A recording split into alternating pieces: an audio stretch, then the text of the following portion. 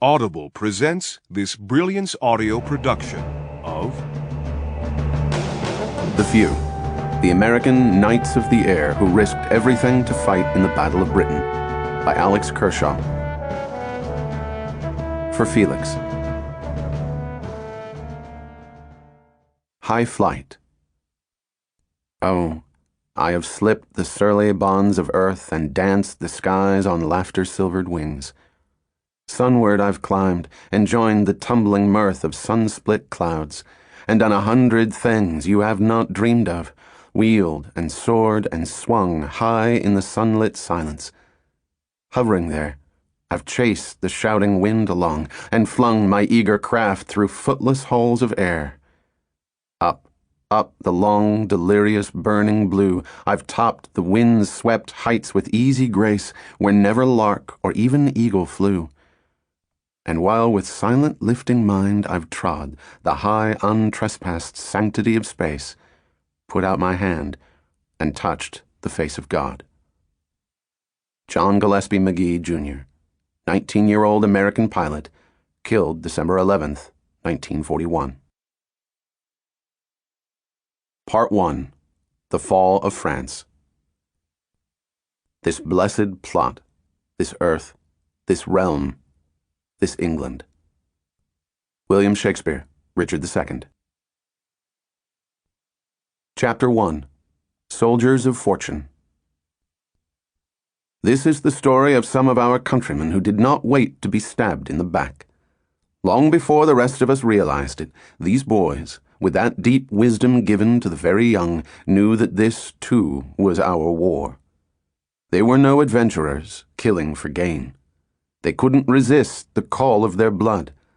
Liberty and tolerance and love for freedom had been bred in them. Quentin Reynolds, radio broadcast. Winston Churchill sat in the back of a black Daimler, dressed in a dark pinstripe suit, late on the afternoon of May 10th, 1940. He was on his way to Buckingham Palace, where he would be officially invited by the King to lead a new government. After a decade in the political wilderness, the 65-year-old statesman's hour had finally arrived. Neville Chamberlain, the Conservative Prime Minister, had stood down that morning, and Churchill had been selected by party bosses as the best man to lead the country in what were bound to be its most trying hours. That morning, just after dawn, it had been reported that Nazi Germany had launched massive surprise attacks on Luxembourg, Holland, and Belgium, and had pierced the French border. More than 1,700 German Luftwaffe bombers had filled the skies above northern Europe, taking so many citizens by surprise that some even waved up at the planes, not seeing the black crosses on the bombers' fuselage. As thousands of panzer tanks continued to storm across northern Europe, Churchill accepted the King's invitation to become Prime Minister. It was drizzling as he was then driven back to his residence at the British Admiralty. His bodyguard, Inspector William Thompson, was also seated in the Daimler as it passed through the heart of Whitehall. He congratulated his new boss on becoming Prime Minister, the culmination of more than 40 years in Parliament. "I hope it is not too late," Churchill replied. "I am very much afraid that it is. We can only do our best." To his amazement, Thompson saw that Churchill was on the verge of tears. Union Station's waiting room was busy, full of passengers bidding farewell to families before boarding trains. Among those holding tickets were two nervous young men. 23-year-old Eugene "Red" Tobin, the son of a real estate broker who had spent most of his wayward youth in Los Angeles, and 27-year-old Andrew Mamedov, a white Russian, inveterate gambler and womanizer. From a distance, Tobin was the more striking with his flaming red hair and lanky frame. Worried that they were being tailed by the FBI, Mamedov and Tobin tried to look calm as they waited that evening of May 10th, the very same day that Winston Churchill became Prime Minister. It was doubly hard given that they were about to embark on what they knew would be the most exciting and dangerous chapter of their lives. The 8:15 p.m. train would eventually take them to Canada, then on, they hoped, to Europe to fight against the Luftwaffe. In so doing, they would break several strict neutrality laws and become outlaws in their own country.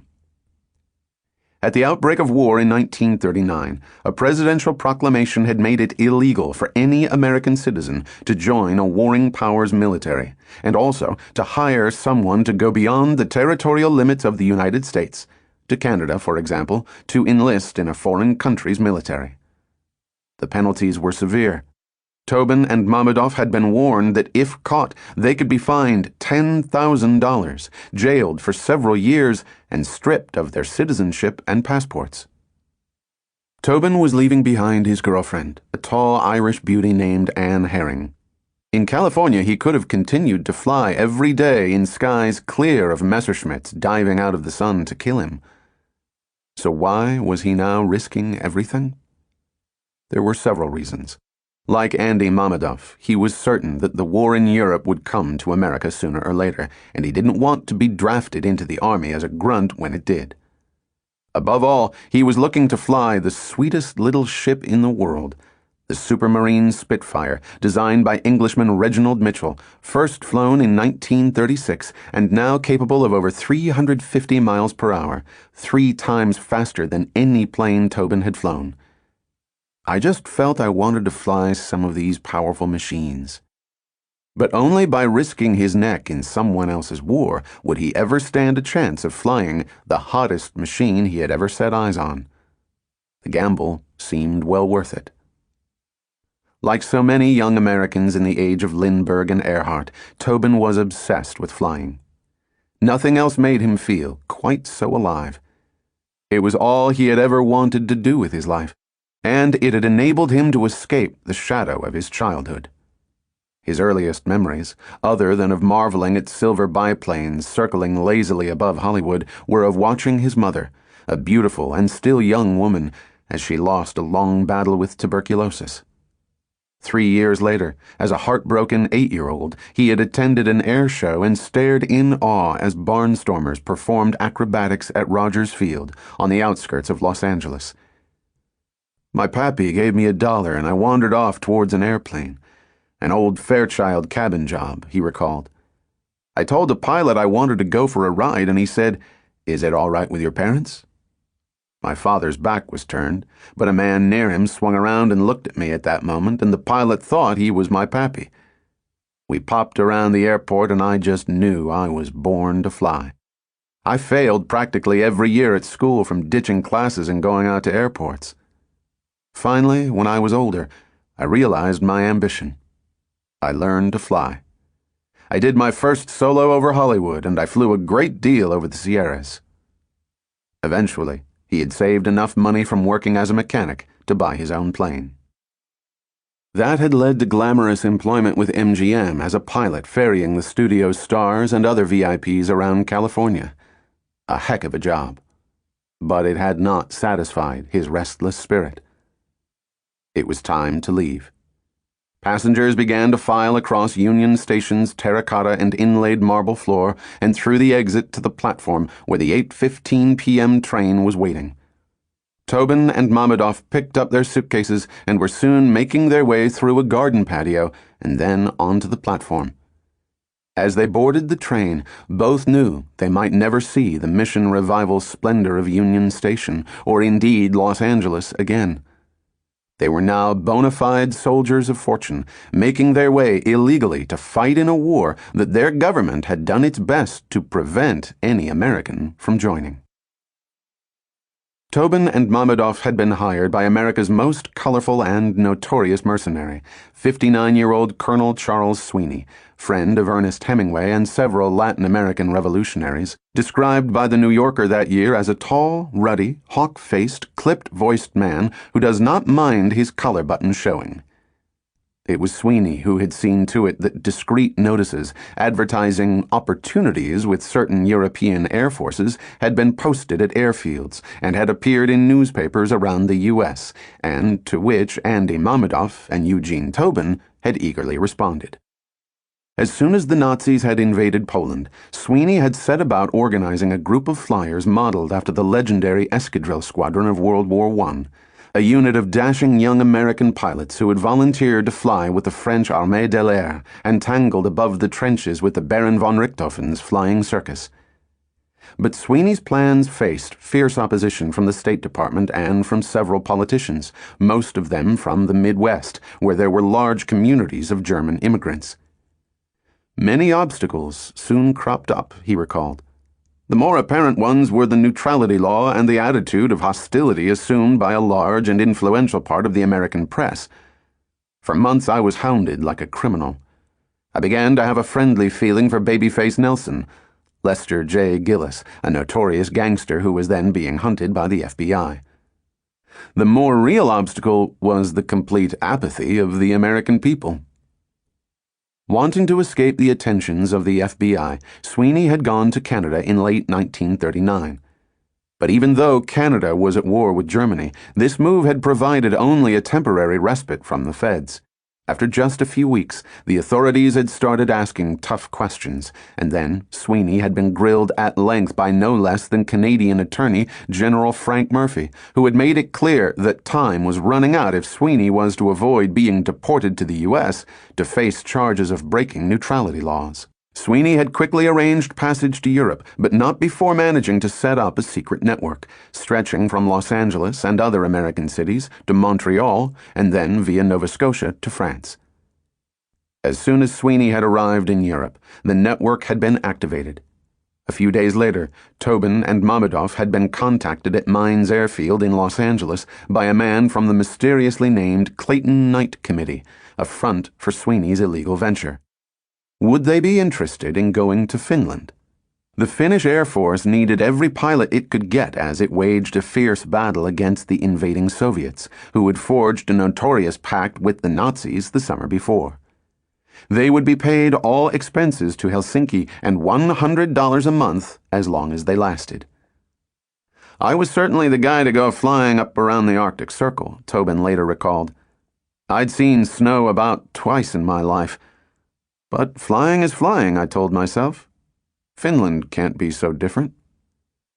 The next day, Tobin had quit his job with MGM and had bought gear for flying in sub-zero temperatures. Mammadov had sold his plane. But less than 48 hours later, the friends had rued their hasty decisions. I was back, trying to talk the boss into putting me on the payroll again, explained Tobin. And he was trying to figure out how he could get another crate. It seemed that something had happened up there in Finland. There wasn't a war anymore. In early April 1940, the Finns had been defeated after a bitter and valiant winter campaign. Tobin and Mammadov would not be going on their great adventure after all. For 3 days, now unemployed and without planes, they had hung around Mines Airfield, trying to work out what to do next. They had been too late to fight for a free Finland. But the forces of repression were on the march elsewhere. There was another war going on, Tobin recalled. Perhaps we could get into that one. They say if you go looking for a fight, you can always find one. A week later, having been contacted by Sweeney himself, Tobin and Mammadov had signed up to join the French Armée de l'Air. Another nameless contact, this time a Frenchman, had then arrived at Mines Airfield and given them each a train ticket to Montreal and a warm, though limp, handshake. The sun was setting above the Pacific as a steam whistle sounded and the 8:15 p.m. Chicago train began to pull out of Union Station. Later that evening of May 10th, 1940, Eugene Tobin opened his diary and jotted, "I don't know what's going to happen, but it's sure as hell going to be an adventure." The journey from Los Angeles to Chicago would take 3 days, plenty of time for him and Mammadov to share their anxieties. If they were caught, would they go straight to jail, or would Sweeney be able to get them off the hook? And if they did get to Canada without being arrested, how would they get to Europe? Would they fly or take a boat across the Atlantic, where Hitler's U-boats were busy sinking dozens of ships each month? The train left California and then headed into the darkness of Nevada. Andy Mammadov had no regrets. Unlike Tobin, he was not leaving loved ones behind. He had no blood ties to the state, nor, for that matter, to America. He belonged instead to a pitiful diaspora, the million-odd whites who had been forced to flee Mother Russia when the Bolsheviks had ruthlessly crushed their forces during the Civil War of the early 1920s. Had he and his parents tried to hide in some far-flung corner of Siberia, as Cossacks and others had, they would have been hunted down and killed. Lev Mamedov, Andy's father, had been a marked man. It was said that in 1908 he had arrested a Georgian Bolshevik called Yosef Djugashvili, later known as Joseph Stalin, in the Caucasus when the future Soviet Union dictator had been nothing but a long-haired petty criminal and rabble-rouser. California's clear skies had lured Mamedov from his previous exile in Thompson, Connecticut, where he had earned a reputation as a foolhardy show-off who had sped around in a flashy Ford convertible, impressing many local girls. Like Tobin, he had not cared much for school and had been expelled several times from Tourtelat Memorial High School, where, according to a classmate, he had been the charismatic leader of a rowdy crew, not necessarily crude, but always looking for action. Winston Churchill stood at the dispatch box in the House of Commons. It was early afternoon on May 13th, 1940, as the chamber fell silent and he began his first speech as Prime Minister by briefing the assembled members on developments in Europe. The news was far from encouraging. The Germans were waging a stunningly successful campaign of blitzkrieg, lightning war, brilliantly coordinating massed tank attacks with strikes from the air, in particular from a new dive bomber, the Junkers 87, which had V-shaped wings and a siren that wailed as it swooped down with incredible accuracy on the Allies' frontline positions. In just 3 days, thanks in large part to the Luftwaffe, the Germans had swept through territory which had been contested for 4 years during the Great War of 1914-18. Hitler's panzers had rolled across France's northern plains, meeting little resistance. Britain faced the greatest threat to her survival in a millennium. Churchill concluded his first speech with words which would set the tone of his oratory in the crucial weeks to come. "I have nothing to offer but blood, toil, tears, and sweat. You ask what is our policy? I will say, it is to wage war, by sea, land, and air, with all our might and with all the strength that God has given us, to wage war against a monstrous tyranny, never surpassed in the dark, lamentable catalogue of human crime. You ask, what is our aim? I can answer in one word. Victory. Victory at all costs. Victory in spite of all terror. Victory, however long and hard the road may be." The train finally pulled into a station near the Canadian border. Officials boarded and began to check the papers of occupants in each carriage. Tobin and Mamedov waited anxiously. An official finally stepped into their compartment. "Where are you boys going and why?" "We're on our way to Montreal to see a cousin who runs a fish hatchery," explained Tobin. "Are either of you flyers?" "Don't be silly. Do we look like flyers?" Another official entered and began to check their luggage. Mamedov and Tobin tried to appear calm. The official examined a top layer of clothing, but delved no deeper. If he had, he would have discovered goggles and logbooks. "That's okay," he said. "Have a good time and tickle a trout for us." Tobin and Mamedov had been given instructions to go to the Queen's Hotel in Montreal, an impressive 7-floor stone building in the city's center. There they were to ask for letters addressed to them, containing cash and train tickets for the next leg of their trip. They arrived at the hotel late the following afternoon, but there were no letters. Exhausted, they decided in any case to check into the hotel. Sooner or later, they would be contacted. Sweeney had assured them of that. In his hotel room that evening, Tobin pulled out a piece of stationery from his bedside table and began to write a letter to his father in Los Angeles. "By the time you get this, I will be well on my way to France. Now hang on, Pa, it's not as bad as that. I am going to get 6 months of the best training possible, and by then I'll get out. Yes, I will. The reason I did not tell you before was because I knew you would be against it, and I didn't want a big argument, Pa. Honest. When I get back, I will be a damn good pilot, and will have no trouble getting a job, because I will have something to offer, whereas now I'm nothing but a nothing. I guarantee you, Pa, I will not take any unnecessary chances. All I want is the training. Nothing more. I can't get in the lousy U.S. Army, Air Force, so I'll go to France where I can. This is no foolhardy stunt. You may think it is, but it isn't. Your little boy, Gene. Later that evening, Tobin and Mamedov asked a lobby clerk if any other Americans had also asked for envelopes and checked into the hotel. The clerk pointed to a man seated a few yards away, looking glum and engrossed in an aviation magazine. It was immediately obvious that he was very small. The man's feet did not even touch the ground. Tobin's younger sister, Helen Mayer, would later vividly recall her brother's first encounter with the shortest man ever to fly in the RAF, 26-year-old Vernon Charles Keogh. Gene thought, I wonder whether this is the guy we are supposed to meet. The more Gene looked at Keogh, the more he thought, I bet that's him. But he surely can't fly. He's too little. He kept looking at Keogh, and Keogh kept looking back. And finally Gene said to him, You're the meanest looking dude I've seen in a long time. That broke the ice. Keogh smiled and the pilots introduced themselves.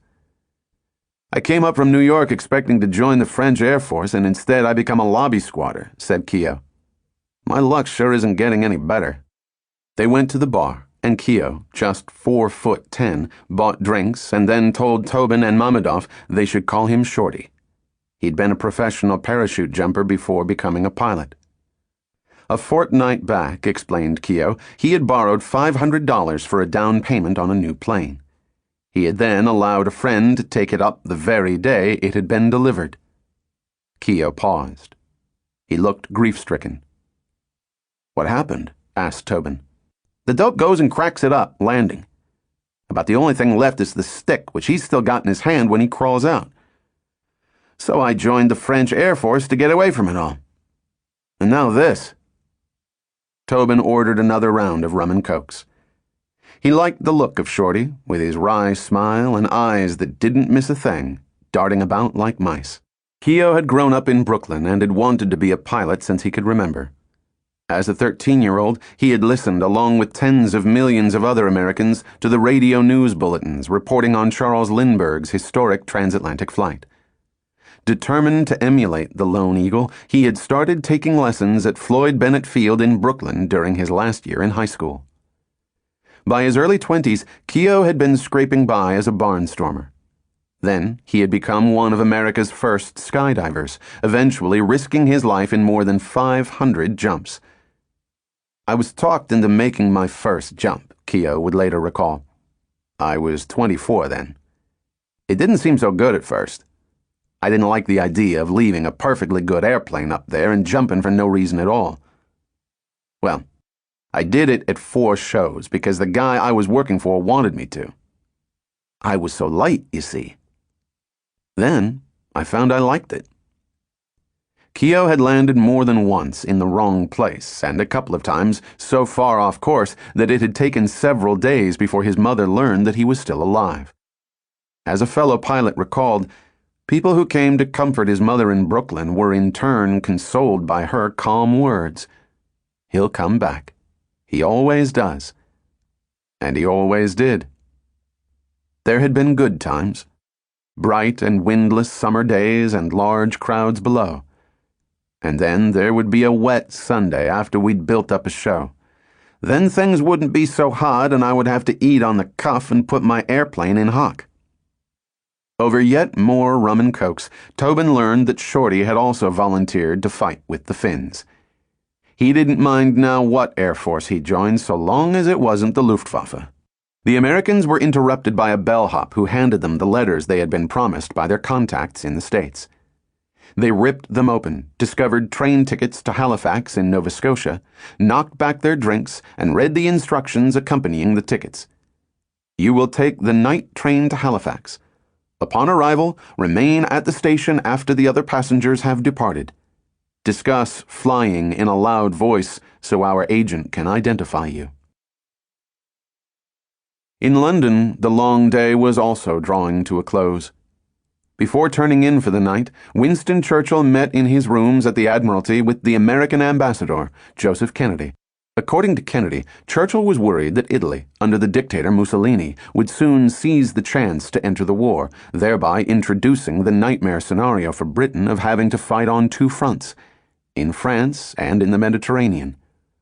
It seemed likely that France would fall quickly to the Germans, and then the Luftwaffe would throw everything it had at Britain in a bloody prelude to invasion. He said that regardless of what Germany does to England and France, Kennedy cabled President Roosevelt after the meeting, England will never give up as long as he remains a power in public life, even if England is burned to the ground. Why, he said, the government would move to Canada and take the fleet and fight on. In the meantime, counseled Kennedy, it was imperative that America not be dragged into the war. It seems to me that if we had to protect our lives, we would do better fighting in our own backyard. This was not what Roosevelt wanted to hear, but it was entirely to be expected from Joseph Kennedy, a defeatist for whom the pursuit of profit and power was all-consuming. To remove him from the domestic political scene, where he was touted by some as a possible presidential candidate, President Roosevelt had sent Kennedy and his photogenic family to London in the late 30s. As a blinkered isolationist, Kennedy had provided one-sided reports on the worsening European situation, missives in which Roosevelt now had begun to place little faith, knowing Kennedy was far more interested in saving his own skin and furthering his political ambitions back in America than in being an effective liaison between the British government and the White House. I thought my daffodils were yellow until I met Joe Kennedy, was one British reaction to the future American president's father. The train to Halifax was crowded with Canadian troops. In his diary, Tobin wrote, "Everybody talks about the war. They ask us why Americans haven't come in the war. We say, pay us the dough and we sure will. They look astonished. Adieu." Finally, the train slowed. Tobin looked at his watch as it pulled into Halifax. It was 1 a.m. A few minutes later, he and his fellow Americans stood shivering on a platform, discussing flying as they had been instructed. After a while, a short, swarthy man introduced himself, claiming he was acting on behalf of the French government. They were soon following him along dark and rainy back streets, ducking into alleys to shake off possible tails until they got to the waterfront. Under his breath, Tobin cursed the weather. He was already starting to miss the balmy California climate. Finally, they arrived in an office on the top floor of an abandoned warehouse. Their contact opened an old safe, the kind Tobin had seen in black and white westerns, and pulled out 3 pink cards. Now shaking from the cold, the Americans watched as their contact scribbled on the cards. "As you cannot travel on an American passport, owing to the terms of your government's neutrality laws, I am giving you these documents," he explained. The pink cards stated that they were of indeterminate nationality and that they were to be given free passage because they had been recruited to the French Armée de l'Air. The man then pulled out some bundles of cash. "This will get you to Paris. You are expected on board the ship at 7 o'clock this morning. Bon voyage, mes enfants. Vive la France." "Vive la France," replied Tobin. By 7 a.m., they were walking along a wharf towards a freighter. A foul smell filled the air. It wasn't the aroma of French perfume, Tobin recalled. Just plain old mule. 500 of them. They boarded and found that no one spoke English, except for the captain, who said he could take only 2 of them, Mamedoff and Keogh. Tobin would have to cross the Atlantic on the Pierre L.D., another freighter belonging to the same convoy of 40 ships bound for France. Across the Atlantic that morning, in his quarters at the British Admiralty, Winston Churchill received a telephone call. It was from his French counterpart, Prime Minister Paul Reynaud, known in France as the Fighting Cock because of his strutting manner and aggression. "We are beaten," Reynaud said. "We have lost the battle. The front is broken near Sedan. They are pouring through in great numbers with tanks and armored cars." Churchill was shocked. He urged Reynaud to fight on, trying to reassure him that all was not lost. But Reynaud was inconsolable. "All right," Churchill concluded. "I will come over to Paris to talk to you." As preparations were made to fly to Paris, escorted by an RAF fighter squadron, another message came from Reynaud. "The way to Paris lies open. Send all the troops and planes you can." Determined to bolster the French premier, Churchill decided it was time to appeal directly to President Roosevelt for help. "I trust you realize, Mr. President, that the voice and force of the United States may count for nothing if they are withheld too long. You may have a completely subjugated, Nazified Europe established with astonishing swiftness, and the weight may be more than we can bear. All I ask now is that you should proclaim non-belligerency, which would mean that you could help us with everything short of actually engaging armed forces." Churchill went on to list specific things that America could provide immediately. 40 or 50 destroyers to help in convoy duties, several hundred new aircraft, and anti-aircraft guns and ammunition. Roosevelt's reply the following day was far from encouraging. The provision of destroyers would, if it became public knowledge, be seized upon by America's many energized isolationists as a contravention of neutrality laws. Only Congress, Roosevelt pointed out, could authorize such provision, and he was not certain that it would be wise for the suggestion to be made to the Congress at this moment. There was even more distressing news when Churchill arrived in Paris that afternoon and met with Reynaud and his generals. The Germans had broken through in northern France near Sedan and were now driving a 50-mile-wide wedge between two French armies. "Where is the strategic reserve?" asked Churchill. There was no reply from the French commanders. Outside, French bureaucrats were burning documents, preparing to flee the capital. "Where is the strategic reserve?" Churchill asked again, this time in French. A senior French general, General Maurice Gamelin, shook his head wearily. "There is none." Churchill was dumbfounded. How could the French have left themselves so vulnerable? Pieces of singed government documents swirled into the sky. Gamelin spoke directly to Churchill. The French were suffering setback after setback, above all because the Luftwaffe dominated in the air. If the RAF could provide more fighter squadrons, this critical disadvantage might be overcome. Then the waves of panzers could at least be delayed, if not halted, as they stormed towards Paris. Churchill promised to provide 6 more squadrons. But when he arrived back in London that evening, he discovered that Air Chief Marshal Sir Hugh Stuffy Dowding, head of Fighter Command, had persuaded the War Cabinet not to send any more squadrons to the French. "If the Home Defense Force is drained away in desperate attempts to remedy the situation in France," Dowding had argued, "defeat in France will involve the final, complete, and irremediable defeat of this country." The French would get no more squadrons. The end was near. There had never been a train quite like it. Asia, the mobile command post of the second most powerful man in the Third Reich, Reich Marshal Hermann Göring, head of the Luftwaffe. On May 20th, 1940, as a security detail led the Italian ambassador, Dino Alfieri, towards the train, he wondered what he would find inside. It was well camouflaged, heavily fortified with anti-aircraft guns, and parked near a tunnel, close to the German town of Polk, in the event of a sudden attack by the RAF. The extravagance of Göring's rolling headquarters seduced Alfieri as soon as he stepped aboard.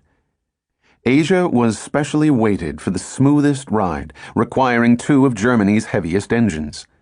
It had bathing facilities, a cinema, an expansive dining car where Germany's finest chefs served only the best wines and haute cuisine, and spare carriages to carry art treasures seized from Europe's finest collections. It was obvious that the man who had formed the Gestapo and organized the first concentration camp who had then become president of the Reichstag and prime minister of Prussia, lacked for little. In fact, he now had everything he had ever desired. Several castles, tens of millions of Reichsmarks stashed in Swiss banks, and an army of servants in silver-buckled shoes at his beck and call back at Karrenhall, his baronial pile. Payback for almost 20 years of fierce loyalty to Hitler. He even boasted the world's largest model railway layout. Goering smiled as Alfieri greeted him, and then beamed as the Italian ambassador presented him with the collar of Annunziata, the highly coveted personal decoration of the Italian king. Goering had not been so flattered since 1918, when he had been awarded the Ordre pour le Mérite, the Blue Max, upon replacing the legendary Baron von Richthofen as commander of JG-1.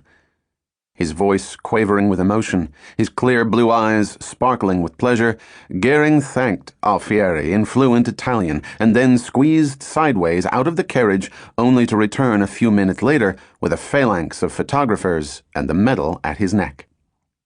Later that day, after Alfieri had been treated to a spectacular luncheon, Goering sat in the shade beneath a clump of trees.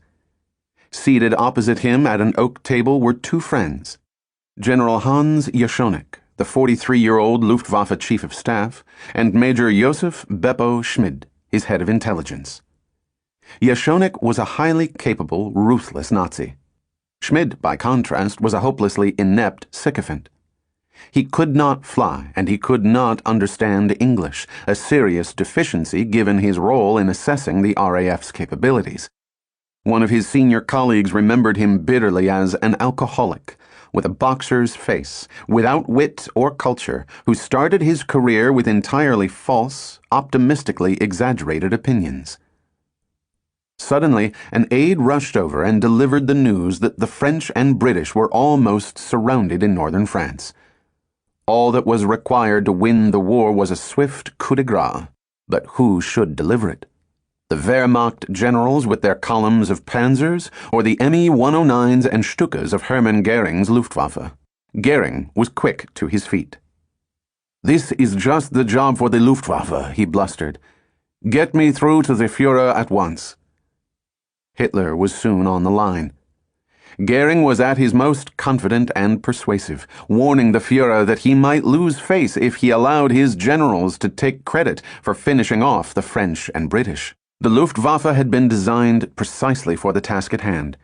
Its medium-range bombers, such as the Dornier Do-17Z, the Henkel HE-111, and the Junkers Ju-87B, known as the Stuka, were ideally suited to paralyzing ground forces with terrifying speed. "Allow the symbol of the new Reich, of the reborn German military, to finish the job," pleaded Goering. "Pull back Hans von Guderian and Erwin Rommel's panzers for a few days. Let the Stukas and Emils, Me-109s, get to work immediately. Leave it to me and the Luftwaffe. I guarantee unconditionally that not a British soldier will escape." Already wary of many of his brilliant commanders in the field, whose loyalty could never be guaranteed, Hitler liked what he heard. "Go right ahead," he told Goering. The commander of what was thought to be the greatest air force in history thanked Adolf Hitler and bid him good day. Grinning, he then handed over the telephone to his chief of staff, Hans Jeschonek, who would arrange a timetable and organize the details of the attack with Hitler's staff. Meanwhile, Eugene Tobin and his fellow American volunteers were crossing the Atlantic, unaware of the developments in France. That night of May 20th, his fourth at sea, a green-gilled Tobin somehow mustered the energy to fill a page in his diary. "I went to the officers' mess and played some records, both American and French. After listening to the French records, I can understand why they are at war. Have 10 more days of this, by then supposed to be in Brest, if we're not torpedoed. Miss the folks at home, especially my little honey, Anne Herring. But what the hell can I do about it out here in the middle of the drink? The French had better have some good plans after all of this, or I'll start a war of my own." A week into the voyage, an escorting British destroyer dropped depth charges. A U-boat had been detected in the area, and Tobin's boat was farthest from the center of the convoy, wide open to attack. For several hours, the crew manned action stations until finally the captain announced that the immediate danger had passed. The U-boat was one of 57 then operating in the Atlantic and sinking more than 50,000 tons of shipping a week, threatening to starve Britain into submission. For Rear Admiral Karl Dönnitz's underwater predators, it was the happy time, when sinking stragglers such as Tobin's boat was an almost daily occurrence. Tobin was soon thoroughly miserable. In his diary, his list of complaints grew longer by the day. Bad food, constant drizzle, a head cold, boredom, anxiety over the U-boat threat, and an ever more sullen French crew. It had been a damn stupid idea to leave his cushy job with MGM, his green-eyed girl Anne, and sunny California to go fight for the French. News that the Germans were storming across northern France only darkened his mood. 2 weeks into the crossing, however, the weather improved, the convoy splintered, and Tobin finally learned that he was going to disembark the following day, May 31st, at Saint-Nazaire in Brittany. The seas became dead calm. Other ships in the convoy took on the appearance of ghosts as a heavy mist shrouded the Bay of Biscay. Somewhere in the murk, only a few miles away, loomed the craggy coast of France. Chapter 2. The Ace of Spades. Enough words have been exchanged. Now, at last, let me see some deeds. Goethe, Faust, Act 1.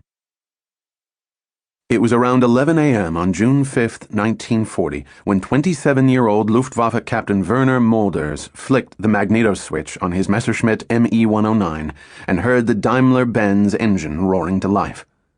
A handsome man of medium height with deep-set eyes, dark, slicked-back hair, and thin lips, he then taxied across the grass runway, and a few minutes later was taking off with his fellow pilots of Jagdgeschwader 53, JG-53, or as their unit was known to pilots in the Luftwaffe, the Ace of Spades. A devout Catholic whose sister was a nun, Mulders was despised by many Nazis for openly talking about his faith and condemning their repression of the Catholic Church. Because of his genius for shooting down enemy planes, however, they could not silence him. The Luftwaffe's chief, Reich Marshal Hermann Goering, himself a First World War ace, had made sure of that.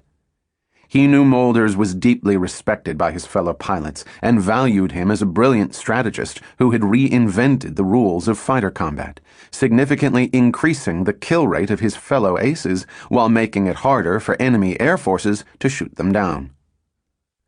Legend had it that Vati, Daddy Mulders, as he was known to his young pilots, had the best eyesight in the Luftwaffe and could spot an enemy plane several seconds before even his wingmen, all of whom had 20/20 vision. Incredibly, it was also said that every time he slipped into a cockpit, he had to beat down his one weakness, a gut-wrenching fear of heights. Enigmatic indeed. Unlike most of his fellow aces, Mulders harbored no deep-seated enmity for his opponents and took little pleasure in watching his victims tumble to the ground, even though his father had been killed by their forebears in the trenches during the First World War. The patchwork farms of northern France were now visible below. Mulders opened the throttle on his Me-109 and checked that his flight of 4 planes, made up of 2 pairs, was flying as he had instructed, around 200 yards apart, with each pair's wingman protecting the flight's tail. The first recipient of the Knight's Cross for shooting down 20 enemy planes in the war, he was, as usual, wearing a fur-collared flying jacket, a leftover from his days as the highest-scoring Condor Legion pilot in Spain, where he had killed at least 14 anti-fascists in as many weeks in 1938. A few minutes later, Mulders was flying ahead of his wingman in clear skies over Compiègne. Below, the enemy was in panic and retreat. The invasion of France had so far gone amazingly well, far better than even Hitler had expected. Britain's decimated Royal Air Force was now evacuating France lest it be completely destroyed, leaving Molders and his fellow pilots to mop up the pitiful remnants of the French Air Force. 2 days before, the Ace of Spades had shot down a grand total of 11 French and British planes, and Molders had made his 22nd and 23rd kills, a Hawk H-75A and what he claimed was a Spitfire. Molders suddenly spied a plane, a Block 152 fighter. Swooping down, he opened fire and then watched as the French fighter spun down, belching smoke and flame. He did not have to wait long to make his next kill, diving again and this time riddling a Poté 63 with cannon shell and bullets. As he always stressed to his newest pilots, the trick was to strike from altitude, out of the sun, bouncing the unsuspecting enemy, and then pull away as fast as possible. Hit and run. Hit and run. That was what the Messerschmitt had been designed for. In a dive, it could not be caught. But in a dogfight, particularly against the RAF's Spitfire, it could be outturned.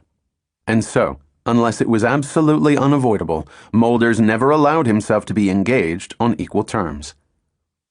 Running low on fuel, Molders led his flight back to base. It was late afternoon when he returned to the skies above France with JG-53. The shadows were lengthening on the grass fields, the sun dipping in the west when he spotted a formation of enemy planes below. They were the best that the French Air Force could put up in defense of their homeland, Dewatin D-520s. Then things started to go wrong. Another German squadron attacked the French planes before Molders could order his men to pounce. It was obvious that the other squadron's pilots were novices from the way they opened fire much too soon, thereby alerting the French to their presence. The enemy formation split in all directions, and then the horizon was suddenly full of vapor trails and planes spitting bright tracers at all angles. The crucial element of surprise had been lost. Now, the Ace of Spades would be in for a real fight. Molders hovered above the fray for a while, choosing his moment. Below, 3 pilots from the overeager German squadron were chasing a solitary French plane without success. It was time to show the neophytes a thing or two. Molders opened the throttle and dived.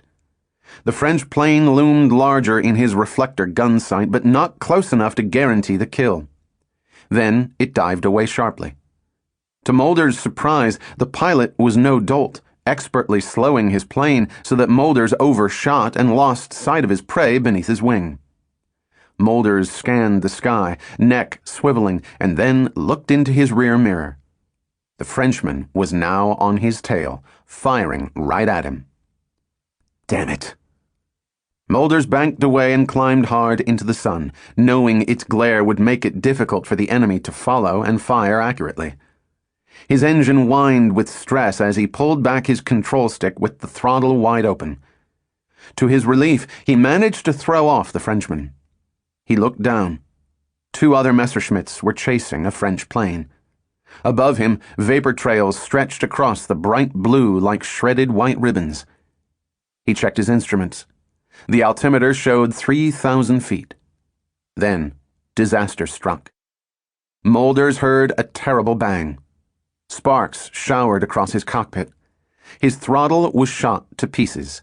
The controls were useless. His plane began to drop like a stone, nose first. Sub-Lieutenant René Pommier-Leraguet, a determined French ace, had taken Molders completely by surprise, hitting him with a long burst of machine gun fire. Molders was lucky to still be alive. Got to get out. Molders grabbed the Me-109's jettison lever, felt the freezing rush of air. Then he released the canopy and glimpsed it flying away. In one fluid motion, he was out of his harness, free of the seat, free of the plane, and tumbling through the sky. Pommier-Leraguet had meanwhile latched onto another Nazi and squeezed off round after round. Again he had scored, bullets tearing into his second victim of the day. Molders pulled on his ripcord. Suddenly, I found it in my hand, torn off. A terrible fright went through me, he recalled. I reached above me, but the chute had already opened. I hung quite peacefully beneath my parachute and searched for my opponent, but there were only MEs circled around me. Only MEs. Quite slowly I drifted toward the ground, and that ground was still occupied by the enemy. 60 kilometers behind the front, west of Compiègne. I drew my pistol and released the safety, then stuck it into my pants pocket. Beneath me, 2 farmers collected their horses and fled. A brief survey of the terrain revealed a small wood, otherwise meadows everywhere. Suddenly, the ground rushed up. I pulled my legs up. Touchdown was relatively gentle. I got clear of my chute at once and ran toward the wood. Frenchmen came running from the sides. I got to the edge of the wood. Bang! A shot whizzed past my ear. I threw away my fur-lined jacket and ran, gasping for breath, to the other side of the wood. A group of French artillerymen spotted him, gave chase, seized him, and then began to beat him with their rifle butts. Fortunately for Molders, a French officer shouted for them to stop. Unlike many other German flyers killed or maimed by the French that spring, he suffered only minor injuries and was soon on his way to a French POW camp. Later that evening, back at base, the young men of JG-53 were stunned when their commander failed to appear. The loss of their charismatic leader, so early in the war, hit many like an electric shock.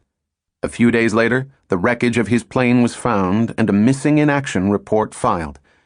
A Bf-109 leaving a trail of smoke was observed in this area at a height of 1,000 meters. A parachute was seen shortly before the machine went into a spin and crashed. No enemy aircraft was seen to attack, apparently hit by ground fire or engine failure. What about Mulder's nemesis, Monsieur Leraguet? From his captors, Werner Mulders learned that one of his pilots from the Ace of Spades had singled out the plane that had attacked him and had shot it down. Monsieur Leraguet had died just a few seconds after Mulder's parachute had opened. The news of Mulder's disappearance spread fast throughout the Luftwaffe. Many of Mulder's acolytes deeply mourned his loss. Others who admired him were not quite so saddened. Pilots such as the burly Karl-Hans Mayer of JG-53 and the urbane Adolf Galland of JG-26, the top guns of the Luftwaffe, fast closing on Mulder's top score of 23. In the pages of Signal and other Nazi propaganda magazines, the question was soon being asked: who among them would now become the war's greatest ace? Chapter 3. Prelude. Look out! Here's another! Watch that bastard. Smack underneath you, man. Under you. He's burning! I got him! I got him, chaps! Bloody hell, I've been hit. Jesus, where are they all coming from? For God's sake, somebody! Larry Forrester, Fly for Your Life. The nightmare crossing was almost over. On May 30th, 1940, Eugene Tobin stood on deck, the color back in his cheeks, watching as the Brittany coastline came into full view. As the last of the morning mist burnt off, he entered the port of Saint-Nazaire, which was larger than he had expected and crowded with ships painted a drab camouflage gray. Wobbling slightly on sea legs, he was soon wandering the narrow streets leading from the docks to Saint-Nazaire's main square. Man alive, he noted in his diary, what a town this is. Everybody wears 1890 clothes, rides bicycles, even old men and women. There's not a woman under 180 pounds. I bet when they're born they have to lift them out with cranes. Tobin soon contacted a local official who offered to help him get the correct travel papers so he could take a train to Paris. Unfortunately, it was already late on a Friday, so he would have to wait until Monday before the travel bureau reopened. Reluctantly, Tobin returned to his ship to wait out the weekend. The next morning, over breakfast, several members of the crew explained that time was fast running out if he was to help save France. Judging by that morning's headlines in the local newspaper, the country's fate now hung in the balance. Since Tobin had left Halifax, everything had gone Hitler's way. On May 20th, the German panzer columns had reached Abbeville on the Channel coast, completing an encirclement of more than 1 million British, French, and Belgian troops. French resistance had been pathetic, causing the commander of the British Expeditionary Force, Lord Gort, to snort contemptuously that it is no uncommon occurrence to agree with the French to retire at, say, 9 p.m., and find that the French troops had in fact started to pull back at 4 p.m. By 26 May, around 250,000 British troops, the rump of what remained of the British Expeditionary Force, BEF, were surrounded in the French port of Dunkirk and being mercilessly attacked by Goering's Stuka dive bombers night and day. From the air it seemed that the nearby beaches swarmed with a huge army of ants that rippled with fear as German pilots made strafing runs. The mood was grim, both on the sand dunes where starving, exhausted Tommies waited for rescue, and in London, where even in Churchill's war cabinet there was talk of a compromise peace with Hitler. Churchill ended all such defeatist sentiment, telling his cabinet in an emotionally charged meeting on May 28th, "I am convinced that every one of you would rise up and tear me down from my place if I were for one moment to contemplate parley or surrender. If this long island story of ours is to come to an end at last, let it end only when each of us lies choking in his own blood upon the ground." Churchill's defiance was met with cheers and hurrahs. It was clear that he now had every one of his cabinet firmly on his side. Quite a number, he recalled, seemed to jump from the table and come running to my chair, shouting and patting me on the back. Had I at this juncture faltered at all in leading the nation, I should have been hurled out of office. I am sure that every minister was ready to be killed quite soon, and have all his family and possessions destroyed, rather than give in. Just as the cabinet had rallied to Churchill, so would the nation. But first, something had to be salvaged from the disaster unfolding at Dunkirk. The outlook was grim. Senior commanders hoped that perhaps 30,000 men, a fraction of the British Expeditionary Force, might be pulled off the Dunkirk beaches. In London, Ambassador Kennedy added his own assessment to the general air of doom, cabling President Roosevelt that only a miracle can save the BEF from being wiped out or, as I said yesterday, surrender. The English people, while they suspect a terrible situation, really do not realize how bad it is. When they do, I don't know what group they will follow, the do or die, or the group that wants a settlement. But all was not yet lost. The seafaring nation was just beginning to respond to a call for all available vessels to make the hazardous channel crossing and evacuate men from the blood-stained beaches. All manner of craft, from private dinghies to Thames tugboats, were headed towards Dunkirk, and some were already rescuing the exhausted and eternally grateful soldiers.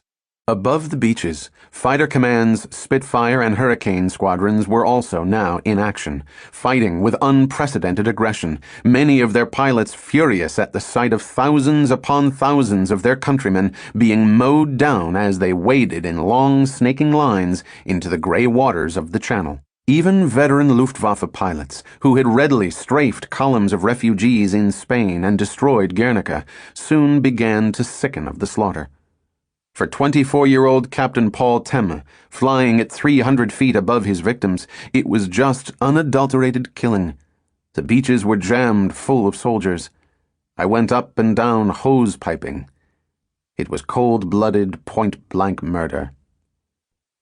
The fighting over Dunkirk would be a prelude to the Battle of Britain, and the Luftwaffe and the RAF took careful measure of each other. For the first time, the Germans encountered the full force of fighter command, and it was soon clear that the RAF's Spitfires and Hurricanes were just as lethal as the Messerschmitt Me-109. Another thing was quickly obvious.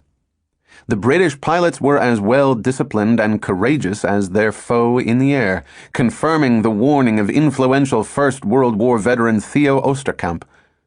Now we fight the Lords, and that is something else again. They are hard fighters, and they are good fighters.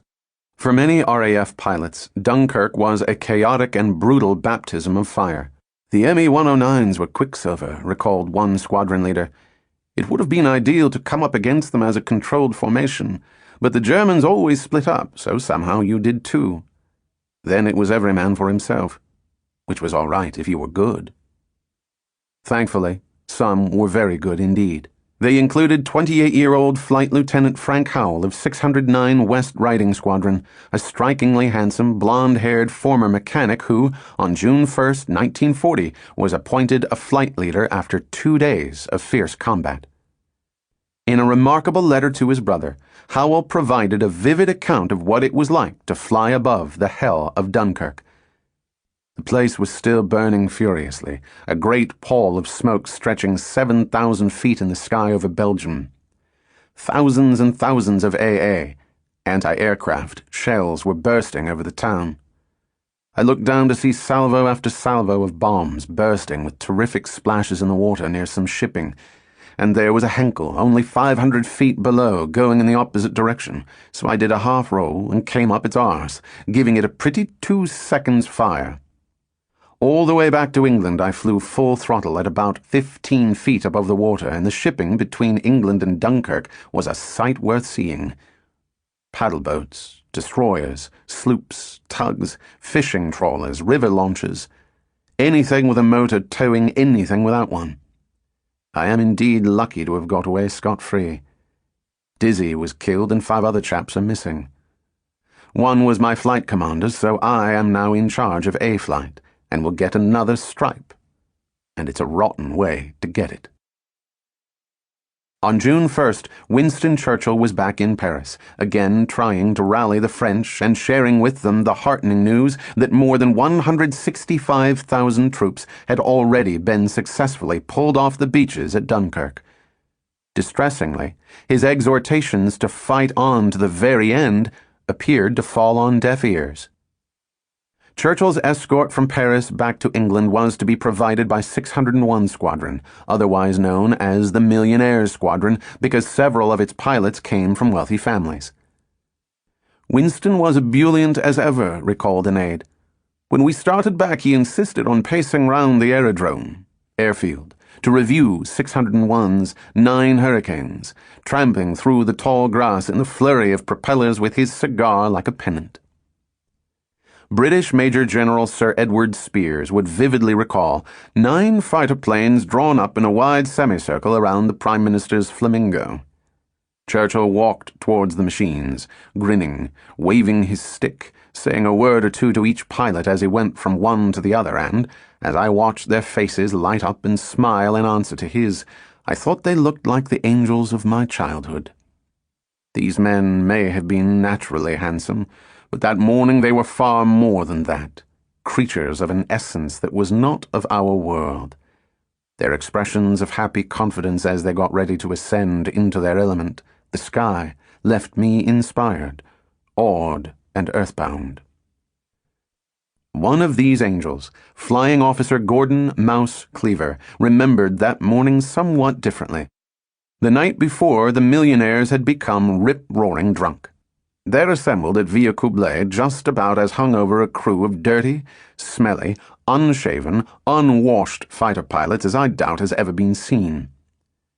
Willie Rhodes Morehouse, if I remember right, was being sick behind his aeroplane when the great man arrived and expressed a desire to meet the escort. We must have appeared vaguely human, at least, as he seemed to accept our appearance without comment, and we took off for England. By June 4th, the evacuation of Dunkirk was officially over, with an incredible 338,226 Allied troops successfully removed from the beaches to England. Goering's promise that not a British soldier will escape had been ludicrous. The Iron Man had simply been talking big again, as General Alfred Jodl, chief of Hitler's general staff, was quick to point out. In a week of almost constant combat above Dunkirk, the RAF had shot down 132 German planes for a loss of 99 of its own fighters, 5 from Flight Lieutenant Frank Howell's 609 Squadron. It was a remarkable performance, or as Churchill described it to his war cabinet, a signal victory which gives cause for high hopes of our successes in the future. The British Expeditionary Force had been saved by some 693 boats of all sizes, many of them little ships, dinghies, pleasure yachts, skiffs, tugboats, a quarter of which were sunk. But now it had nothing to fight with. Almost all the BEF's armor and weapons had been left behind, leaving England practically defenseless. The evacuation of Dunkirk could certainly not be described as a victory, but it was nevertheless a powerful tonic to both the British people and the rest of the free world. Across the Atlantic, many Americans were as inspired as the British themselves by the miracle of Dunkirk. Polls indicated that fewer and fewer Americans remained bitterly opposed to intervention. Seeing the possibility of swaying public opinion in favor of outright support for Britain, Foreign Office officials initiated what would become the most sophisticated and effective propaganda campaign ever waged by the British. Churchill himself would soon add his own weight to the effort to convince America to come to Britain's aid. No matter how long Britain held out, he knew the war could not be won without American intervention. President Roosevelt, above all, was his great star of hope. One morning that early summer, the Prime Minister's son, Randolph, found his father shaving at 10 Downing Street, wearing just a silk undershirt that left nothing to the imagination. "Sit down, dear boy, and read the papers while I finish shaving," said Churchill. Randolph did as he was told. For a few minutes, Churchill scraped away with his valet razor. "I think I see my way through," he finally said, continuing to shave. Randolph was amazed. "Do you mean that we can avoid defeat or beat the bastards?" Churchill tossed his razor into the sink and turned to face his son, towel in hand. "Of course I mean we can beat them." "Well, I'm all for it, but I don't see how you can do it." "I shall drag the United States in." Many Americans, particularly among the powerful East Coast elites, were already willing accomplices, including several of Roosevelt's most powerful intimates and several of the more influential newspaper editors. On June 4th, the day the Dunkirk evacuation formally ended, a New York Times editorial concluded, "So long as the English language survives, the word Dunkirk will be spoken of with reverence. For in that harbor, in such a hell as never blazed on earth before, at the end of a lost battle, the rages and blemishes that have hidden the soul of democracy fell away. There, beaten but not unconquered, in shining splendor, she faced the enemy." Among America's isolationists, there was no such sentiment. Ambassador Joseph Kennedy and others had predicted annihilation for the British at Dunkirk. He and his fellow pessimists had been wrong, but after Dunkirk they were no less convinced of Britain's imminent defeat. Now America's chief representative turned his energies to getting first his family and then himself out of Britain before the Nazis came knocking at his embassy door. In direct contrast, Churchill seized the moment to inspire the whole nation and steel it for the bitter fight to come, telling Parliament in a speech that was printed on front pages around the globe, "We must be very careful not to assign to this deliverance the attributes of a victory. Wars are not won by evacuations. Even though large tracts of Europe and many old and famous states have fallen and may fall into the grip of the Gestapo and all the odious apparatus of Nazi rule, we shall not flag or fail. We shall go on to the end. We shall fight in France. We shall fight in the seas and oceans. We shall fight with growing confidence and growing strength in the air. We shall defend our island whatever the cost may be." And then came immortal words, intended for freedom-loving peoples everywhere, and in particular for Americans. "We shall fight on the beaches. We shall fight on the landing grounds. We shall fight in the hills. We shall never surrender. And even if, which I do not for one moment believe, this island or a large part of it were subjected and starving, then our empire beyond the seas, armed and guarded by the British fleet, would carry on the struggle until, in God's good time, the new world, with all its power and might, steps forward to the rescue and the liberation of the old. Meanwhile, in Saint-Nazaire, 300 miles or so from the beaches of Dunkirk, Eugene Tobin was trying to find a way to get to Paris as fast as possible so that he could reunite with his friend Andy Mammadov and Vernon Keogh. Boy, did I learn about red tape, he recalled. After a 5-hour wrangle with the Immigration and Customs, I found I still needed a special permit from the Commissariat of Police to travel by train to Paris. Lugging a heavy suitcase and an overloaded knapsack, I walked about 5 miles, looking for the right commissariat. There were plenty of them, but each one specialized in something else. The one I wanted, I found last, naturally. Tobin's status of indeterminate nationality was a problem. "Doesn't Monsieur know what his nationality is?" asked an official. "Of course. I'm an American." "Aha, then why does Monsieur not possess an American passport?" "Because they wouldn't give me one," replied Tobin. "The neutrality law doesn't allow it." Aha, then Monsieur is not really an American at all. He is nothing." Tobin had not spent 2 weeks dodging torpedoes only to be treated like an outlaw by the very people he had come to fight for. Tobin banged his fist on the desk. "Listen," he shouted. "I've come here to fight for France. I'm a pilot, see? I'm going to fly one of your airplanes.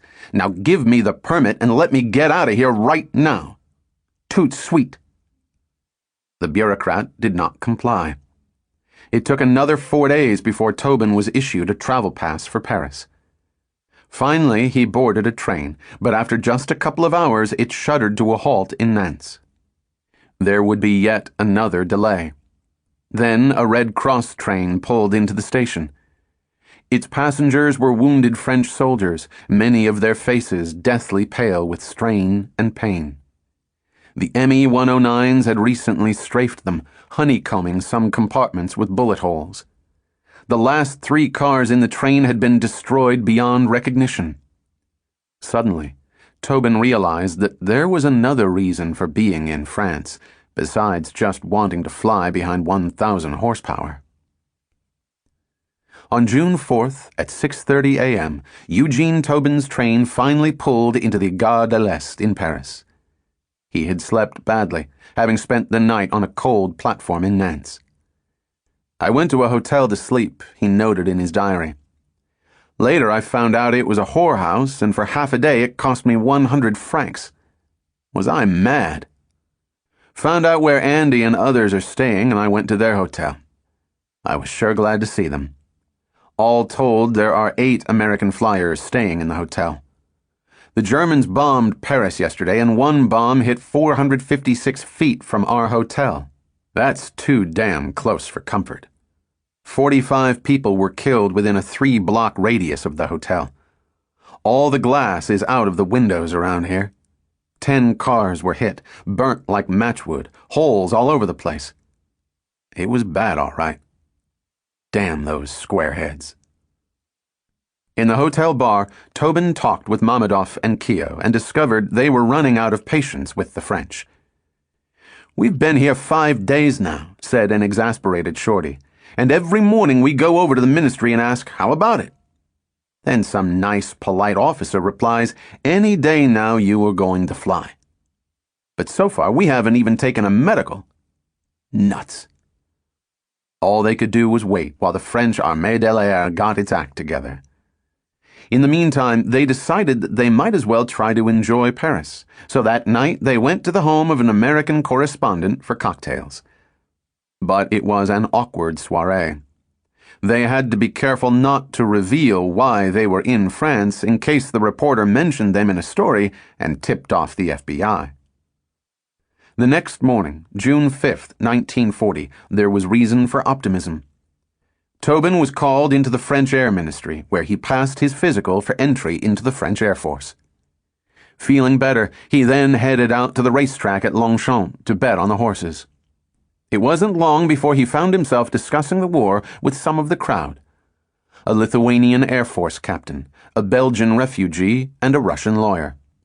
They chattered away in their own languages, but one thing was clearly understood by all. As Tobin put it, if the Allies are to win, America must enter the war. We won the last war for the French and British, and we'll win this one for them. No kidding. That night, the flyers again went in search of fun, ending a drunken tour of the City of Light at the well-stocked bar of the American Legion Club in Paris. According to Tobin, they had a big drinks fest, then home, the boys all got a woman and went to bed. Then things turned sour. The next afternoon, Andy Mammadov was arrested while sitting at a cafe with Tobin and Keogh on the Champs-Élysées.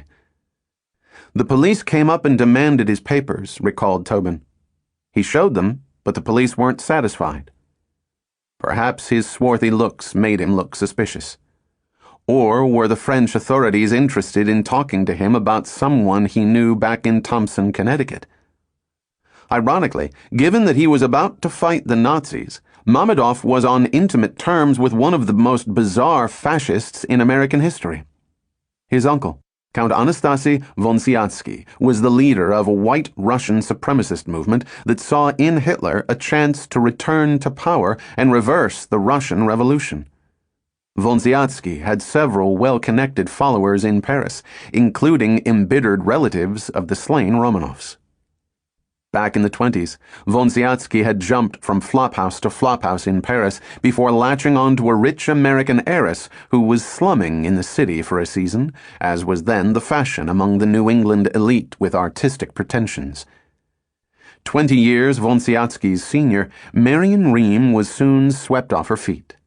To her family's outrage, the émigré and the impressionable heiress were quickly married. In 1924, not long after setting up home in Thompson, Connecticut, on a large estate called 19th Hole, Vonsiatsky had invited his older sister Natasha and her husband, Lev Beck Mammadov, to come join him in Connecticut. It had not been long before the childless Marion and Vonsiatsky began treating the Mammadovs' only son, 13-year-old Andy, as their own.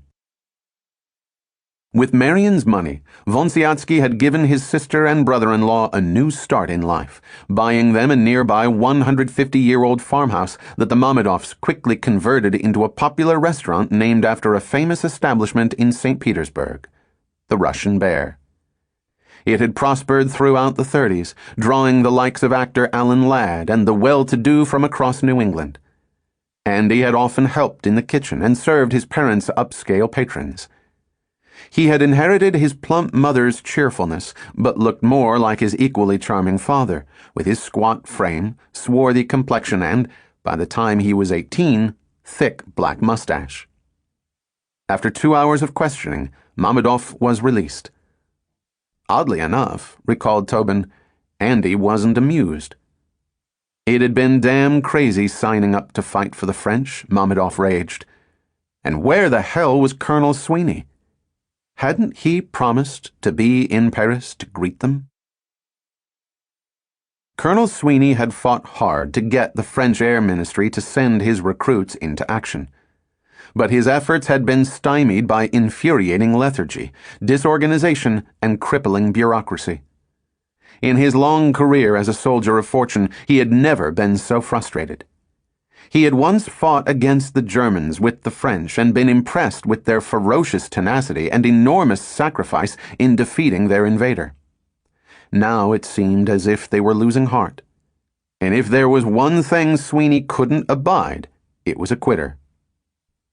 Born in Salt Lake City, from an early age Sweeney had wanted to be a soldier, but had been blessed with neither the temperament nor the patience to follow the conventional route.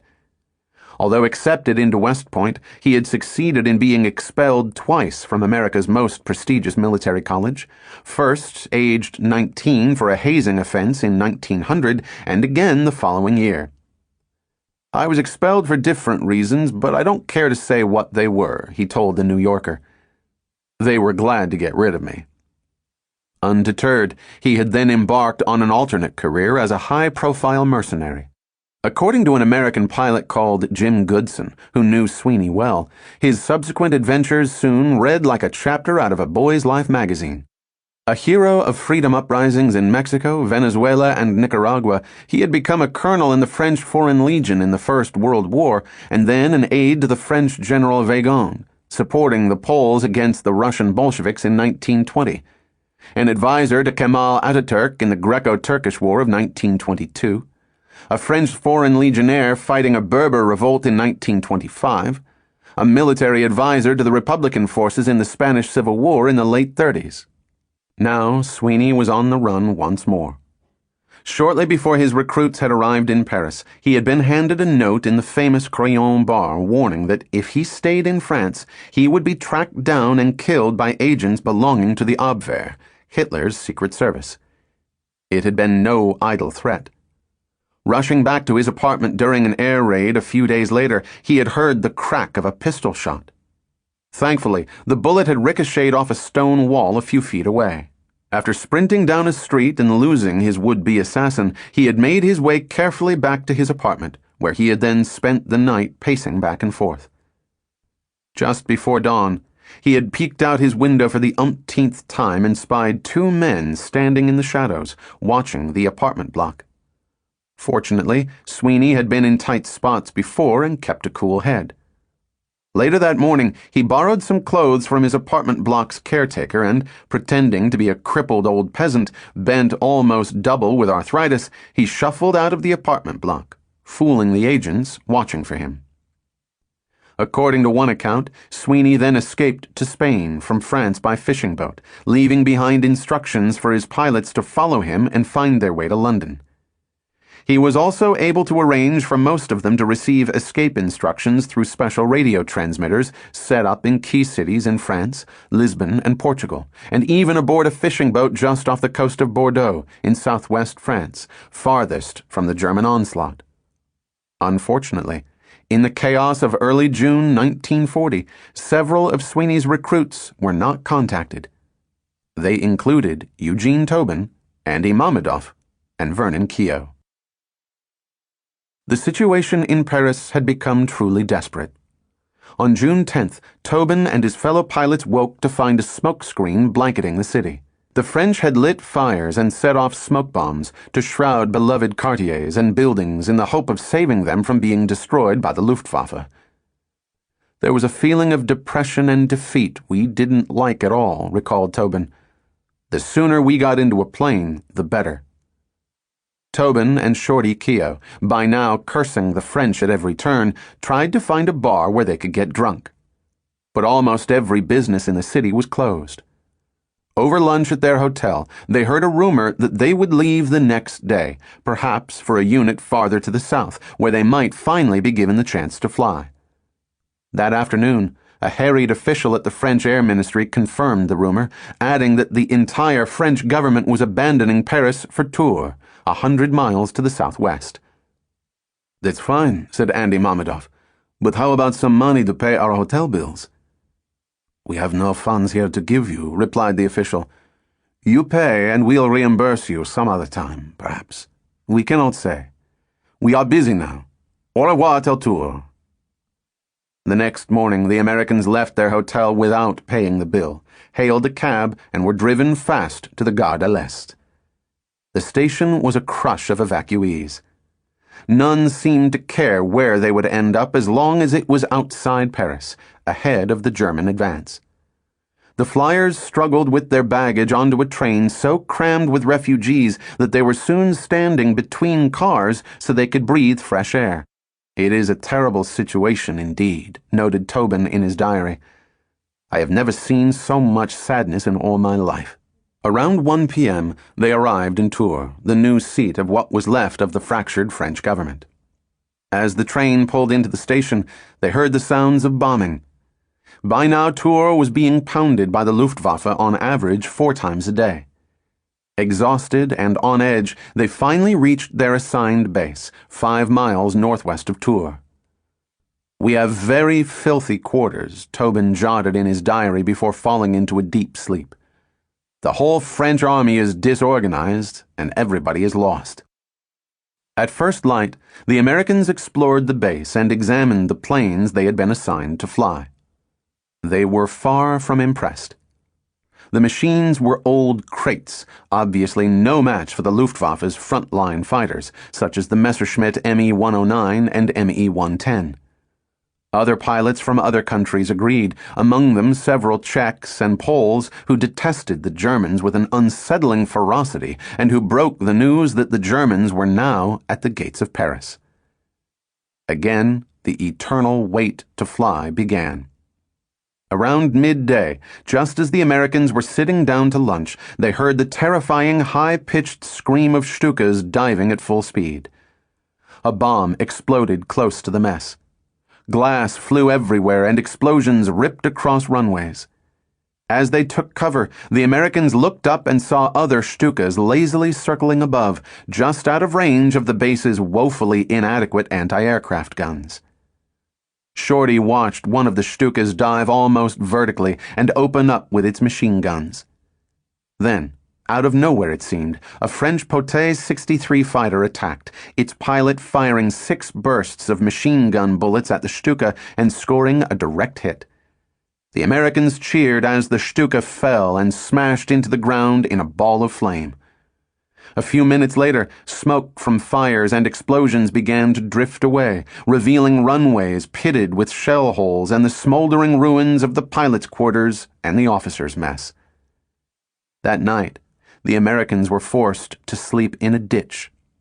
The following morning, as they lay in the sun, wondering what they should do next with just 80 francs between them, they heard the distant drone of German bombers. "Then the bombers came over," recalled Tobin. "About 50 of them, spread out perhaps 20 miles. One of them had a particular yen for our field. The first time he slouched over sort of nonchalantly at 10,000 feet and gave us the business, we stood up to watch him.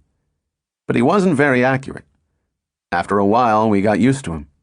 Whenever there was a droning overhead, Shorty would open one eye and say, 'It's only Adolf.' Then we'd go back to sleep again."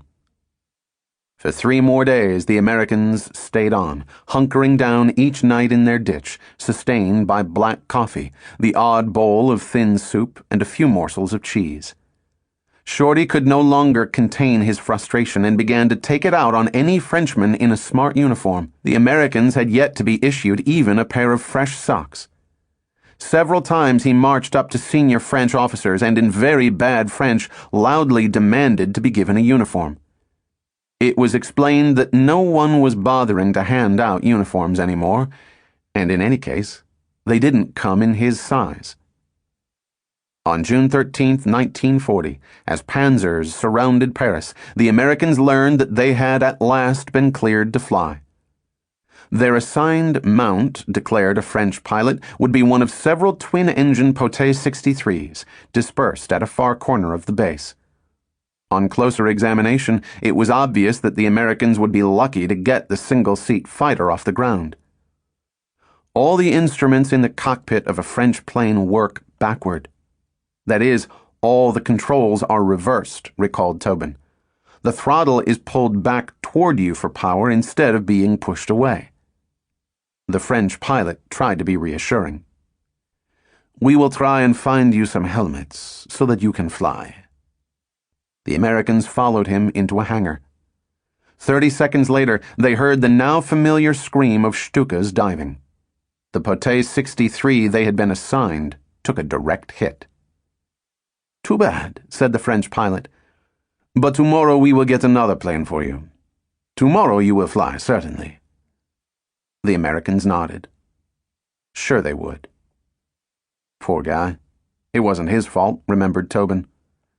So, just to show him there were no hard feelings, we put the bite on him for 100 francs. After agreeing to spend the money in the best restaurant they could find, by mid-afternoon they had set off for nearby Tours. It was unfortunate that they did not stay at the airfield for the rest of that afternoon of June 13th, 1940. Had they done so, they might have been able to meet the British Prime Minister, who was on a last-ditch mission to try to convince the French to carry on the fight. Churchill's plane arrived in a thunderstorm over the pock-marked runway at Tours. With the Prime Minister that day was General Sir Hastings Ismay, Secretary to the War Cabinet. "We landed safely and taxied around craters in search of someone to help us," he recalled. "There was no sign of life, except for groups of French airmen lounging about by the hangars. They did not know who we were and cared less.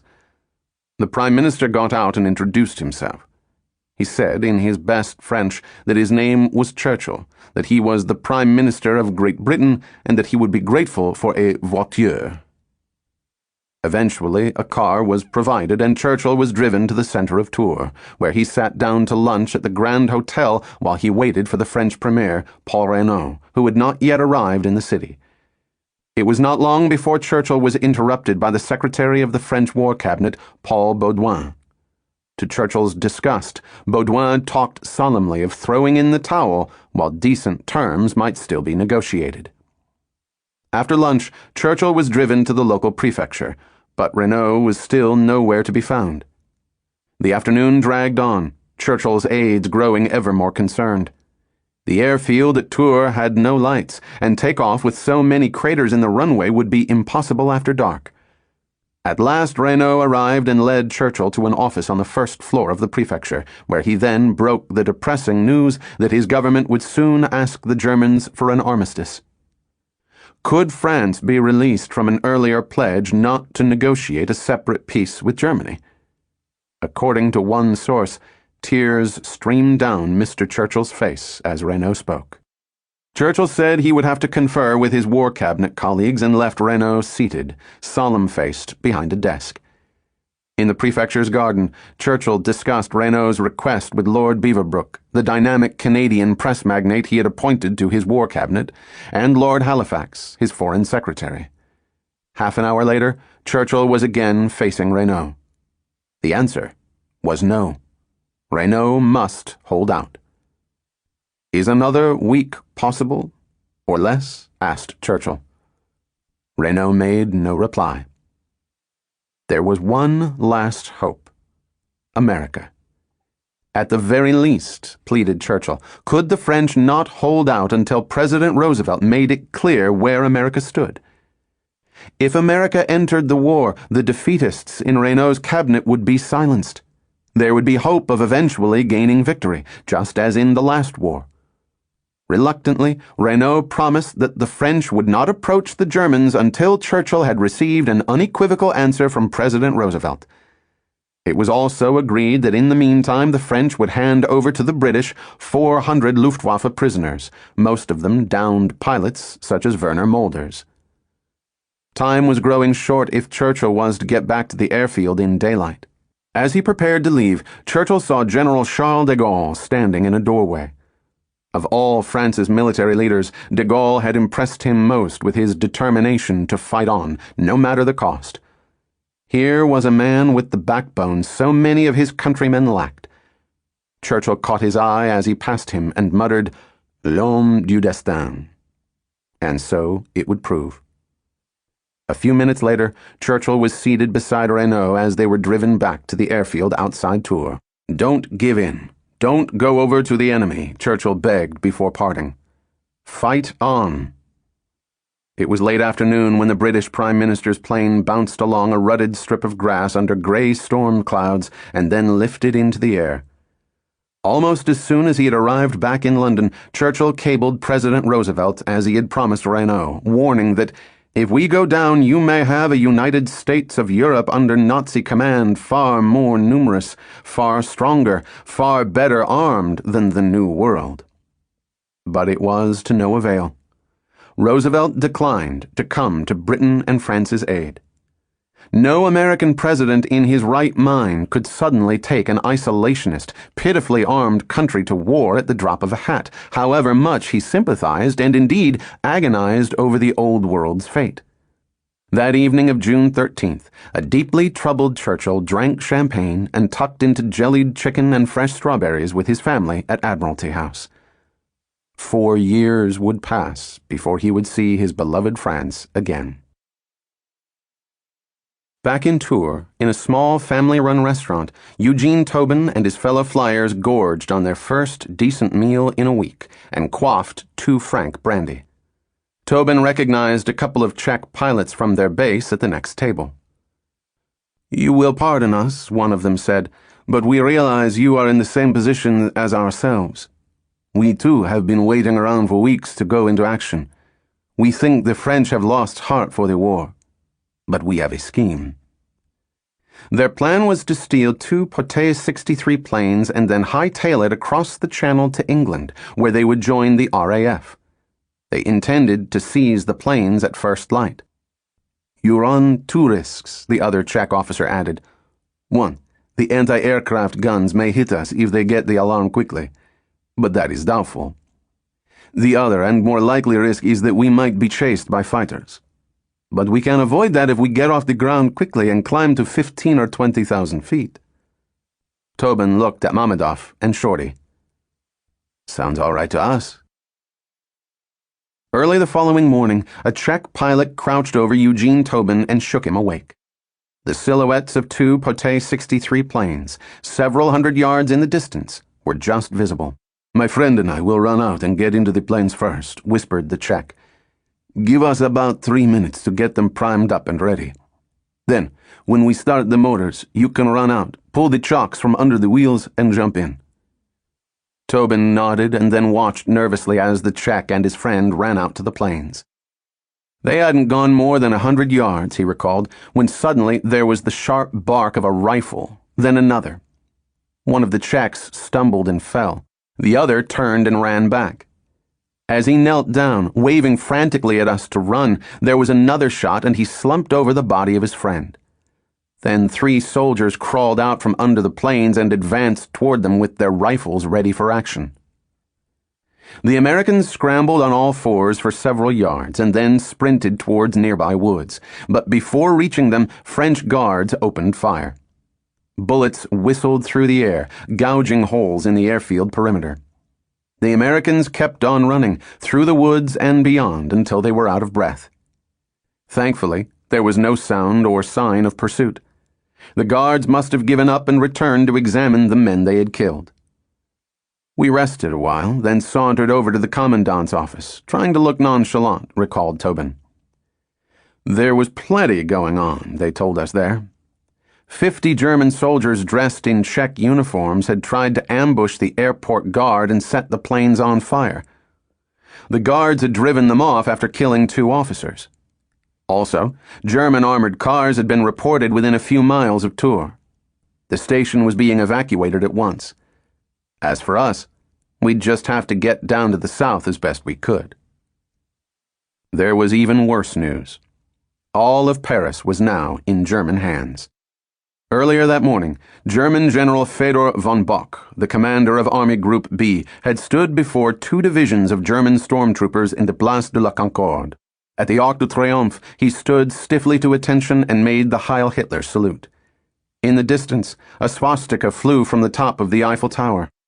Signs declaring "Man spricht Deutsch," German spoken here, were already posted on the entrances to bars and brothels across Paris. The Americans began to walk south through Tours. That night they slept in a hayloft, stomachs rumbling from hunger. The next day they traipsed 17 miles on sore and blistered feet. In every town they went to, Andy found a French girl he wanted to marry, recalled Harry Watts, a film director who would soon befriend the pilots. And all the time, Tobin, the imperturbable, would act as general provider. What he couldn't scrounge, he'd wheedle, using a weird combination of signs, grins, and bad French, even ones throwing in a song and dance routine as good measure. He always got what he wanted. Finally, on June 17, 1940, the Americans staggered into the small town of Arquet in southwest France, 3 men among a throng of tens of thousands of refugees and countless deserters from the French army.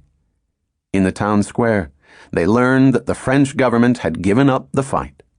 An armistice would soon be signed. France had fallen in less than 6 weeks to the German onslaught. Britain now stood alone. "We shall do our best to be worthy of this high honor," declared Churchill in a short radio broadcast. "We shall defend our island home, and with the British Empire we shall fight on unconquerable until the curse of Hitler is lifted from the brows of mankind." The following day, June 18, 1940, Churchill stood before a packed House of Commons. Big Ben tolled midday as the Prime Minister rose to address his peers. After urging them not to seek scapegoats for the disaster in France, he stated that it would now be the RAF's pilots who would have the glory of saving their native land, their island home, and all they love from the most deadly of all attacks. "What General Weygand called the Battle of France is over," continued Churchill before a deeply subdued House. "I expect that the Battle of Britain is about to begin. The whole fury and might of the enemy must very soon be turned on us. Hitler knows that he will have to break us in this island or lose the war. Let us therefore brace ourselves to our duties, and so bear ourselves that if the British Empire and Commonwealth last for 1,000 years, men will say this was their finest hour." Back in Arquet that afternoon of June 18, 1940, Andy Mamedov suddenly saw a French armored car speed down the main street. Its driver pointed behind him. "Le Boche!" he shouted. "Le Boche!" The Germans were coming. There was pandemonium for several minutes, but then it was announced that the Germans were indeed close, but still several miles away. The driver of the armored car was a collaborator, spreading panic to aid the German advance. Knowing now that they were at most an hour or two ahead of the Nazis, the Americans rushed to the town's station and squeezed aboard the first train to leave, a freight carrying soldiers and supplies. Legs aching, they lay down on a boxcar floor only to discover that it was covered in a thick yellow dust, which soon coated their dirty clothes, clogged their nostrils, and dyed their hair. "We gotta keep moving or we'll be cooked pigeons," Tobin jotted in his diary. "And I ain't kidding. The car we are in has a metallic powder in it from its last trip, and it sure is terrible stuff. It puts a terrible taste in your mouth and makes you sneeze like hell. Your chest feels tight as a drum, and it completely ruined all our clothing. I have never lived under such filthy conditions in my life." The next day, the agonies continued. "We're still on this damned train," Tobin wrote. "We travel about 15 minutes out of every 3 hours. The tracks are packed with trains, and that's why it's so slow. We're traveling in Grapes of Wrath style. No clean clothes. Very little food and practically no water. It's really terrible, but a damn good experience, and I'll never forget it. All of the French soldiers are discouraged, and the morale of the whole train is terrible. Bordeaux, our final destination, was terribly bombed yesterday. Everybody is griping like hell. I sure would like to hear something encouraging for a change." The one thing the Americans were not short of was cigarettes, and they chain-smoked to calm their nerves as the hellish journey continued, stubbing out their butts on sacks filled with the irritating yellow powder. Suddenly, a Frenchman cried for them to stop smoking. The yellow powder was dynamite. On June 22, 1940, the train finally arrived in Bordeaux, where the Americans managed to hitch a lift on a truck to Saint-Jean-de-Luz, a port not far from the Spanish border. Thousands of panicked families choked the town, trying to escape on one of the last boats out of France. Evacuees were dumping their bicycles, carts, and even trucks into the harbor or setting fire to them so the Boche couldn't make use of them. Children screamed. Mothers sobbed as they handed their children to relatives who had managed to secure passage to North Africa or England. For others, time was fast running out if they were to avoid a concentration camp. Several hundred miles to the northeast, the most powerful Nazis in the Third Reich stood in a railway carriage deep in the forest of Compiègne. In 1918, the vanquished leaders of Germany had gathered in the same carriage, preserved and kept at the same spot to commemorate French victory. Now, Adolf Hitler, wearing a dark brown uniform and an iron cross on his chest, Foreign Minister Joachim von Ribbentrop and Luftwaffe Chief Hermann Goering watched in glee as ashen-faced French representatives signed a new armistice and then bowed to their new Führer, the master of all Europe, at last. Part 2. Duel of Eagles. When you come right down to it, flying a fighter in combat is just about the greatest game in the world, even if you are playing for keeps. You're up there patrolling. Suddenly you sight those silvery specks coming toward you from across the channel. You hold them for an instant framed in the circle of your gun sight against a background of blue sky. You can't help admiring the picture made by those 300 planes in tight formations. Then you remember those boys aren't out for a ride, and you start climbing to get above them. From then on, as the old saying goes, you don't have to be crazy, but it helps. Eugene Red Tobin. Chapter 4. Per Ardua ad Astra. Always a flamboyant young man, Billy named his sled Satan and outfitted his teammates with yellow turtleneck sweaters. A few days before the competition was to begin, Fisk added another flourish. Each of the members appeared at a practice session with a single letter sewn to the back of his sweater, spelling out the name Satan. This was too much for U.S. Olympic officials. After threats of barring the team, Billy agreed to wear the official American Olympic uniform and to rechristen his sled USA 2. Bud Greenspan. He was absolutely fearless. All morning they shivered on the dockside in Saint-Jean-de-Luz as a gale blew in from the Bay of Biscay. Finally, Eugene Tobin, Andy Mamedoff, and Shorty Keogh lost patience, forced their way past guards, and clambered aboard a large ship called the Baron Nairn. Shorty was almost blown into the water, so fierce was the wind as he jumped down onto the main deck. Tobin looked at his watch as the Baron Nairn sailed. It was exactly 1:15 p.m. on June 23, 1940, as the British registered boat's crew cast off her moorings and the Baron Nairn began to steam out of the harbor, the last ship containing refugees to leave defeated France. An hour or so later, Eugene Tobin again pushed through a crowd of refugees, this time to attend an impromptu mass. By the grace of God, he had escaped the Nazis just in time. Less than 2 hours after the Baron Nairn left port, the Germans seized Saint-Jean-de-Luz. The Baron Nairn steamed out into the Bay of Biscay and turned southwest, farther and farther into the blustery Atlantic, and then north towards England through ever heavier seas. Conditions aboard were horrendous. 3,000 people filled every gangway and square foot of deck on a boat designed to carry just a few dozen sailors. There were just 4 lifeboats, which meant that if a U-boat attacked, almost all aboard would drown. It was plenty rough and cold, remembered Tobin.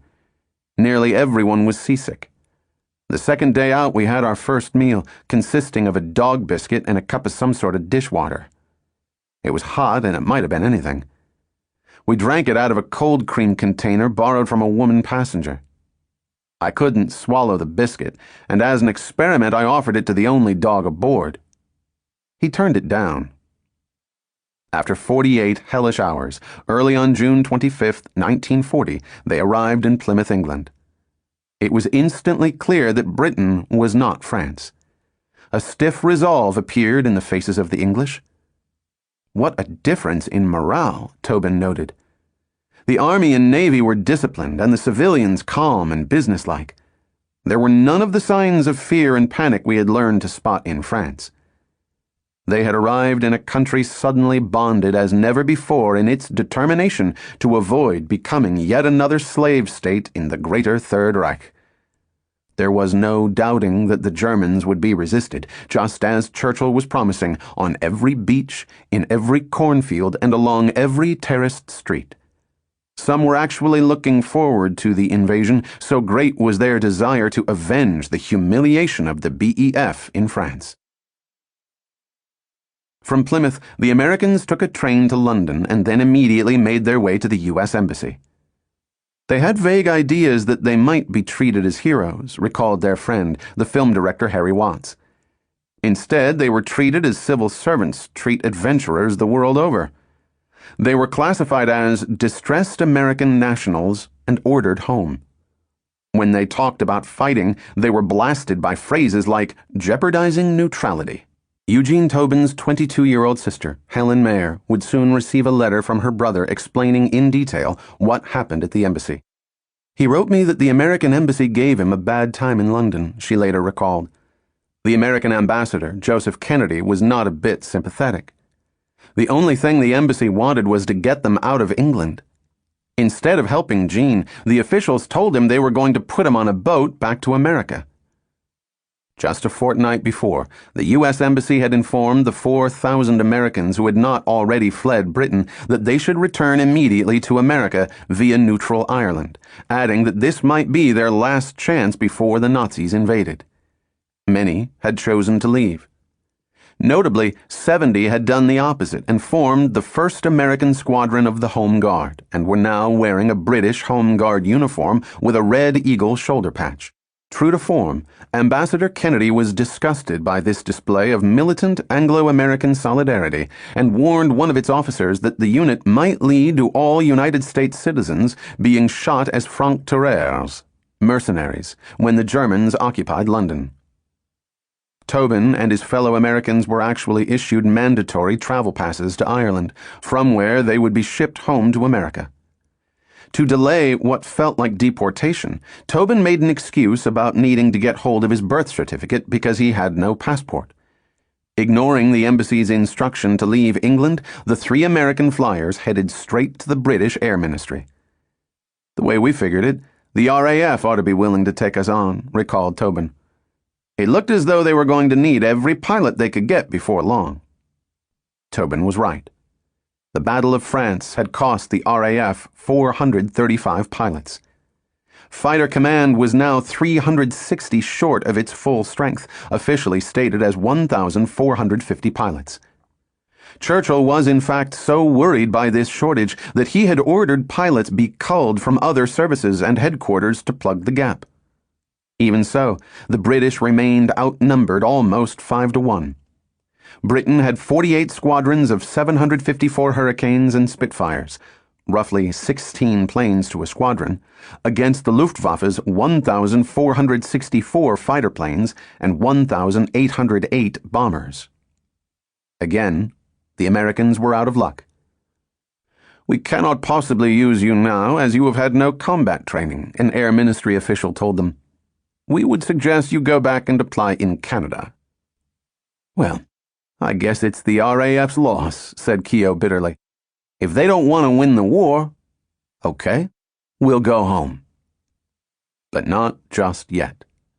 They had one last hope, or as Tobin put it, there was only one ace left in the deck. On the boat coming over, we'd met an English lady who told us to look up a certain member of Parliament, MP, if we ran into any difficulties. The name of that MP, which Tobin did not disclose at the time to protect his identity, was Roland Robbie Robinson, a member of the Conservative Party who had apparently helped other foreign-born pilots get into the RAF. They came out of the embassy into the street feeling pretty sick, recalled Harry Watts. But they'd heard about Robinson, so the 3 American kids who only wanted to fight and fly against the Germans, and who had found it the most difficult job of their lives, went up to a London bobby, policeman, and asked him if he knew a place called the House of Parliament. And the bobby, in his tin hat and gas mask, looked at their tattered and dirty store clothes and no doubt thought it was a funny time and way to sightsee, but he directed them.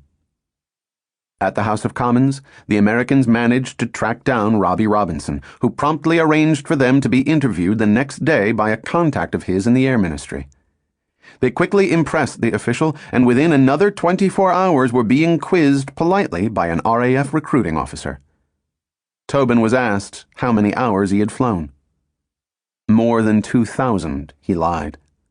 In fact, he had 540 hours solo. Did Tobin have a logbook? "I was in the French Air Corps," Tobin answered. "I had to leave everything, my logbook, my uniform, even my stopwatch, in France." The following morning, they pledged their allegiance to Britain's sovereign, King George VI. No easy thing for any patriotic American to do, given that Americans had won their independence from King George III. Then they were formally sworn into the Royal Air Force. There was no turning back. They were committed to fighting for the British for the duration of hostilities, and they had effectively forfeited their citizenship to do so. According to the 1907 U.S. Citizenship Act, any American citizen shall be deemed to have expatriated himself when he has taken an oath of allegiance to any foreign state. But to the Americans it seemed a fair trade. Their passports and nationality for membership in the best flying club in the world, and the chance to fly a Spitfire. Unlike the French Armée de l'Air, the RAF wasted no time. Within hours they were being fitted with dark blue uniforms, the first they had ever worn. And then they set off to find somewhere to have a celebratory drink. As they sauntered through the heart of London, finally feeling like pilots again, they came across an RAF squadron leader. The Americans saluted for the first time, but the squadron leader looked annoyed. "I guess the salute looked more like a hiya, pal, than a good, snappy military salute," recalled Tobin. The squadron leader eyed the three of them suspiciously and then asked to see their identity papers. He was most perplexed by the 4'10" Keogh. "What is he?" he asked. "A mascot?" "Mascot?" replied Keogh. "I'm a pilot, you mug. Sir." Thankfully, the squadron leader had a sense of humor. Before being posted to a training course, the Americans dined in London with 28-year-old Charles Sweeney, Colonel Sweeney's London-based nephew. The younger Sweeney belonged to the 1st American Squadron of the Home Guard that had drawn Ambassador Joseph Kennedy's ire. Soon he had introduced the Americans to several other blatantly Anglophile compatriots, such as the burly, Brooklyn-born Quentin Reynolds of Collier's Magazine, Scotty Reston of the New York Times, and the ebullient Harry Watts, who would direct the 1942 Hollywood film Eagle Squadron. Watts would vividly recall the 3 American volunteers. They were handsome young animals with curly hair and magnificent teeth who talked a lot in a vivid, cynical vernacular that belied the sentimentality beneath. Andy was massive and broad, a Russian type with pale blue eyes and a puckish Mongol face. Shorty was a tiny dynamo with a shock of fair hair and an Irish temperament. Red was perhaps the most typical young American of the 3. Tall and lanky, he had a grin that split his face in two and a devastating vocabulary of wisecracks that was the delight of his friends and the despair of his seniors. On July 9th, 1940, just a fortnight after arriving in England, the Americans were given rigorous physical tests at the Air Ministry and then informed they were to make their way without delay to Advanced Training Unit No. 7 at RAF Hawarden near the port city of Liverpool. Finally, they were going to get back into the air. "Well, we'd made it," recalled Tobin with immense pride. "We were in at last." Tobin, Mamedoff, and Keogh had arrived in England just in time to fight in the Battle of Britain. But they were not the first from America to cross the Atlantic and enlist with the RAF. That distinction belonged to one of the most remarkable sportsmen in Olympic history, 27-year-old, 2-time gold medal winner William Meade Fisk III. Born on June 4, 1911, in Brooklyn, New York, the son of a wealthy banker whose ancestors came from English aristocracy, Fisk had attended grade school in Chicago before moving with his family to France in 1924. He was then educated in Paris, spending summers in Biarritz and Christmas vacations in Saint-Moritz, the exclusive winter resort where he learned to ski and then earned a reputation as a spectacularly precocious and cool-headed driver of the bobsled. At just 16, he won a place on the U.S. Olympic team, and on February 18, 1928, in one of the most thrilling finals of all time, he made international headlines for the first time by driving USA 2 to victory, becoming the youngest male to win a gold medal in the Winter Games. It would be 64 years before Fisk's record would fall, to finish ski jumper Tony Nieminen at the 1992 Albertville Games. Nieminen, was just a day younger than Fisk. At the Lake Placid Winter Games in 1932, Fisk had carried the Stars and Stripes for the Americans at the opening ceremonies, presided over by Governor Franklin D. Roosevelt of New York. And he again led America to Olympic gold, doing so with chivalry and style. When the two German bobsleds at Lake Placid were involved in a stunning crash that destroyed both and injured some of the German crew, Fisk arranged for the Germans to be loaned sleds while repairs were made. He even went so far as to recruit a couple of German Americans to stand in for the injured German team members. By the time he had graduated from Cambridge University with a degree in economics and history, Fisk was very much a European sophisticate. Handsome, debonair, and sought after by Europe's classiest debutantes. After traveling extensively, particularly in the South Pacific, he decided to try his luck in Hollywood. In 1934, he co-produced the moderately successful White Heat, starring Virginia Cherrill, the fiancée of actor Cary Grant, and began to get a reputation as a ladies' man. According to one biographer, Grant suspected that Virginia was having an affair with Fisk and paid the operators at the Beverly Hills Hotel to listen in to Fisk's calls to Cherrill.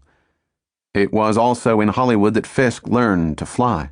One night in 1935, he and a fellow Cambridge graduate, 21-year-old South African Charles Patrick Green, went to a screening of the movie China Clipper and were so inspired by its story of the quest to set up the first trans-Pacific airline that they decided to take flying lessons. The very next morning, they arrived at Mines Airfield and were soon airborne.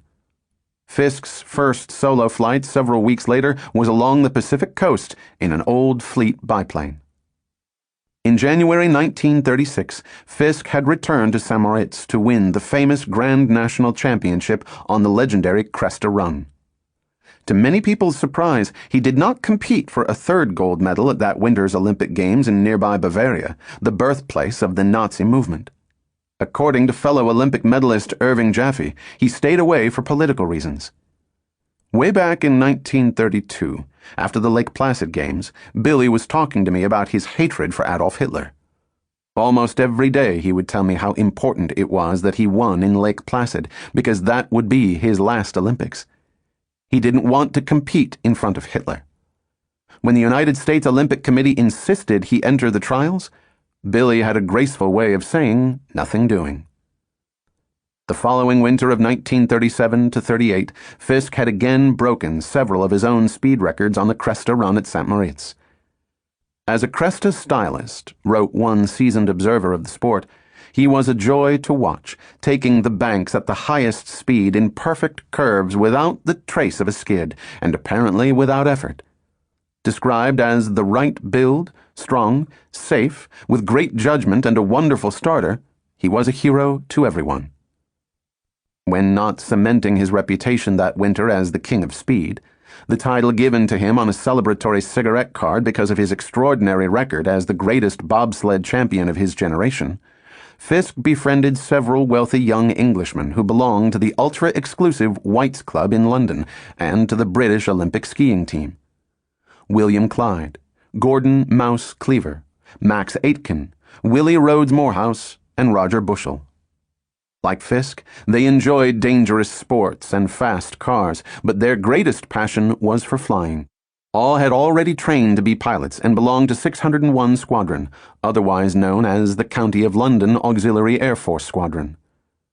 To a man, the Englishmen believed that the policy of appeasement had failed to contain a resurgent Germany and, notably, to prevent Hitler from amassing a vast new air force whose existence directly contravened the Versailles Peace Treaty. It seemed inevitable that they would see action as fighter pilots within the next few years. "If and when it breaks," Fisk told them, "I want to be in it with you, from the start." Following the Munich crisis in late 1938, Fisk had hoped that the fast rearming RAF would allow him to fly with his friends in 601 Squadron as a reservist, or weekend flyer, and he applied to join them. Unfortunately, his own country's recently passed neutrality laws made it illegal for him to serve in any British armed service. The RAF's official response was that it was not yet in the interests of Britain to enlist American citizens. Bitterly disappointed, Fisk had returned late in 1938 to New York and taken a job with his father's company, the stockbrokers Dillon Reed. By coincidence, Fisk's skiing friend from 601 Squadron, William Clyde, was working that winter in nearby New Jersey as a corporate pilot, and he and Fisk stayed in touch, often discussing the growing likelihood of war in Europe. It was Clyde who told Fisk in August 1939 that he and 601's other reservists had been called up to active service. Soon after, the State Department announced that French and British visas on American passports would become invalid if war broke out. Determined now to pass himself off as a Canadian to circumvent U.S. neutrality laws, Fisk had cleared his desk at Dillon Reed and booked passage with Clyde to England on the Aquitania.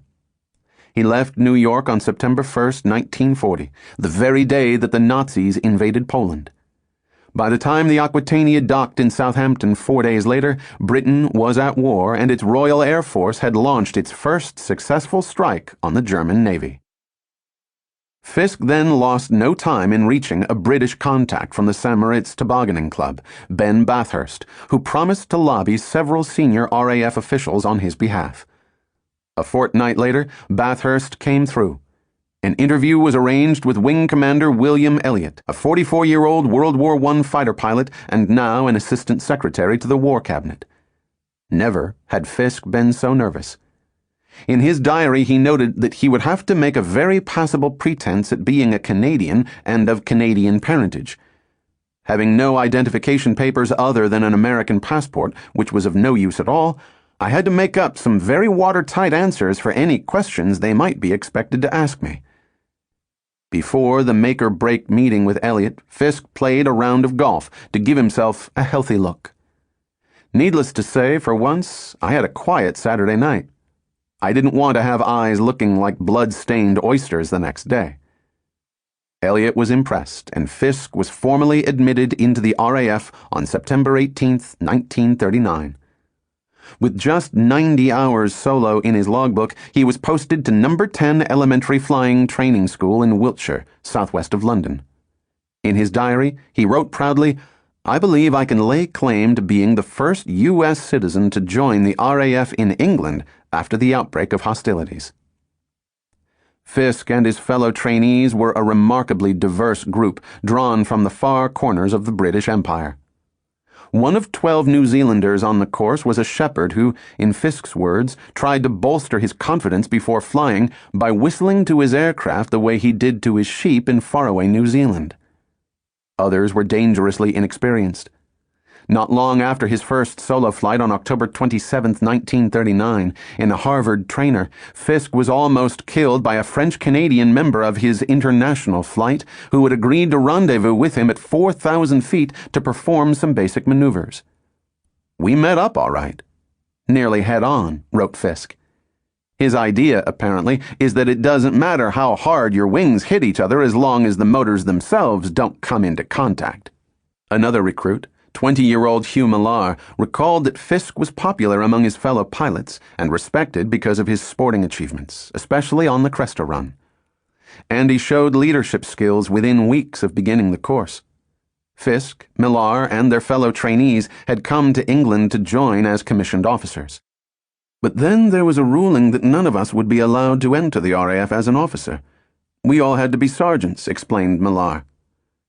Billy and a bunch of Canadians said, "Hey, you can't do this. We came over here to be officers. We don't want to be sergeants." Billy then organized a meeting with a senior RAF official. The ruling was soon reversed. The bitterly cold weather that winter had grounded many training flights, so it wasn't until April 12, 1940, that Fisk gained his wings and became Acting Pilot Officer Fisk. According to one contemporary, he was now very much the golden boy. Good looks, wealth, charm, intelligence. He had it all. He was very American, but completely international at the same time. The English loved him, and he loved them. With his background, it was natural that he got fighters, and that he managed to get himself posted to 601 Auxiliary Squadron, known as the Millionaire Squadron because of all the well-to-do pilots. One other American arrived in Britain just in time to fight in the Battle of Britain. Altogether different from Billy Fisk, though no less remarkable, 27-year-old Arthur Gerald Donahue had crossed the Atlantic that July to fight for England, believing it was his God-given mission to defeat the forces of Nazism, or what he preferred to call barbarism. A soft-spoken Irish Catholic teetotaler, he had grown up in southeast Minnesota at the height of the Depression and had been cultivating corn on his family's dairy farm just days before leaving for Britain. Flying and everything related to it had fast consumed Donahue as a boy. One school friend remembered him fitting an old apple box with flimsy wings and sitting in it, his imagination lifting him to the skies. Another noticed his superb eyesight, especially at night, when Donahue would sometimes shoot hoops in an unlit barn during the winter. At age 15, Donahue befriended a charismatic local pilot called Max Conrad, who had broken several long-distance records. Recognizing Donahue's passion for flying and potential, Conrad agreed to give him free flying lessons at an airfield in Winona, Minnesota. He later recalled his pupil's first solo flight at age 16. We, Conrad and his girlfriend, got Art to take us to Rochester in a dual-control plane, and I threw out my control and put him on his own. He made a perfect cross-country flight and probably one of the best landings of his life, and I complimented him on it. He was sweating profusely. Art hadn't wanted to fly yet.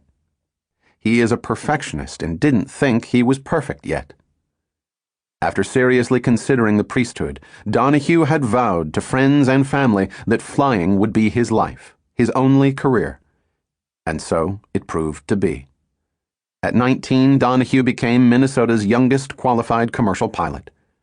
By the mid-30s, he was helping Conrad run a flight training school and scraping enough together as a mechanic and part-time truck driver to keep his first plane in the air. He also worked in Laredo, Texas as an instructor for a while, and all across Minnesota as a barnstormer, landing anywhere that a small crowd gathered, be it a rutted field near a county fair or beside a work camp on payday. As soon as war broke out in Europe, Donahue considered going to England to join the RAF. I felt that this was America's war as much as England's and France's, because America was part of the world which Hitler and his minions were so plainly out to conquer. But not wanting to worry his parents, he applied instead to join the United States Army Air Corps Reserve. Rejected after months of bureaucratic delay, he headed for Canada, where in June 1940, according to a relative, he was offered and accepted a job in England to supervise the assembly of American planes being shipped over, test fly them, and instruct British pilots in their operation. 10 days later, Donahue was aboard a passenger liner, painted a dull gray to protect it from U-boat attack. He had a cabin to himself and top-notch room service and food. After a few days, he had made friends with an attractive English girl who would remain nameless in his memoirs, as would several others. Together, they walked the decks and watched the sun sink each evening into a calm ocean. The prettiest sight of the trip was furnished by a number of icebergs one afternoon, recalled Donahue. The sun was shining brightly, making them appear crystal white and gleaming. There would be many more arresting sights in the months to come. Donahue arrived in Liverpool on July 7, 1940. A dreary, overcast Sunday morning that felt more like winter than summer. He took a train to London and was soon wandering in the blackout around a defiant city that was still the heart of a British Empire encompassing the globe. There were a few very dim stop-and-go lights, and here and there dim blue lights marking the entrances to air raid shelters, he vividly recalled. These and the little lights of cars, the glowing cigarette tips, and an occasional dimmed flashlight were the only breaks in the darkness. Far overhead, the silvery barrage balloons hung silent and motionless, like sentinels. The raids hadn't begun then, nor the devastation, but everyone knew they were coming. And London impressed me so much with its greatness and beauty as it stood awaiting its trial, prepared and unafraid. Everywhere Donahue turned, there were signs of that courage. In the quivering upper lips of mothers saying goodbye to their gas mask-carrying children before being evacuated. in the creased brows of middle-aged veterans of the last war's bloodbaths, sweating in the summer sun as they wielded shovels and filled sandbags that soon scarred Hyde Park. On the tiled walls of underground stations, where patriotic posters had been hastily pasted, "Your courage, your cheerfulness, your resolution will bring us victory." All of it profoundly moved Art Donahue, so much so that he was prepared to die to protect and preserve it. To fight side by side with these people would be the greatest of privileges, he recalled. Inquiries revealed that the way was wide open. I could probably get where the fighting was heaviest if I wished. So in a fateful moment on the day after my arrival, I held my pen poised and then signed on the dotted line. I thereby surrendered my independence for the duration of the war. I also presumed that I was surrendering my citizenship, for I understood that the law was so interpreted at that time. As Art Donahue signed on the dotted line, his compatriot Billy Fisk was making final preparations to join 601 Squadron. At last, he could call himself a fighter pilot, if yet untested. He had gained his wings. But others now had something very different in mind for the famous American. Fisk was already being touted by Lord Lothian, the British ambassador in Washington, and by others looking to undermine American neutrality as an extraordinary asset. In their eyes, his celebrity was now a far more potent weapon than any plane he might fly. If they had their way, Pilot Officer Billy Fisk would not be sitting in a Spitfire's cockpit any time soon. He was far too valuable to waste in combat. On July 11, 1940, the day before he was due to join 601 Squadron, Fisk was summoned to the Air Ministry in London for a top-secret meeting with no less than Air Minister Sir Archibald Sinclair, a close confidant of Winston Churchill and wily veteran of trench warfare. After a few short pleasantries, the 60-year-old Sinclair got down to business. Would Fisk be willing to go on a propaganda tour of the U.S.? It seemed that Fisk was in a double bind. If he refused to do what the Air Minister wanted, his career in the RAF would surely be doomed and he would be barred from joining his friends in 601 Squadron. But if he accepted and returned to America, he could then be arrested for breaking neutrality laws and be out of the war for good. "I've done nothing yet," said Fisk. "Why should the American people want to see me? Wait until I've shot down some Henkels. Then, if you still want me to go, I'll go over." To Fisk's great relief, Sinclair agreed that Lothian's propaganda campaign in America would be better served by a pilot who had actually seen combat. And so, on July 13, 1940, Billy Fisk joined 601 Squadron at RAF Tangmere, a bucolic airfield on the south coast at the front line of Britain's air defense system. Tangmere was also home to 43 Squadron, making it one of Fighter Command's busiest bases, with sometimes more than 100 sorties launched every day.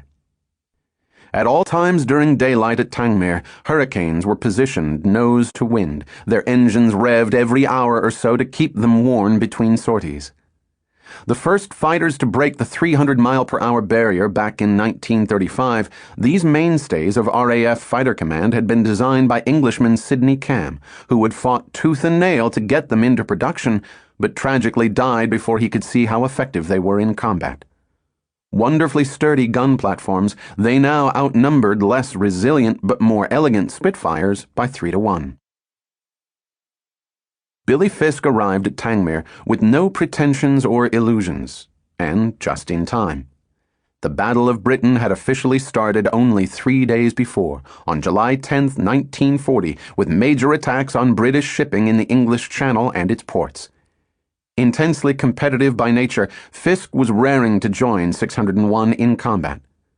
But to go operational, he would first have to pass muster with 601's squadron leader, Max Aitken, son of Lord Beaverbrook, the Minister of Aircraft Production.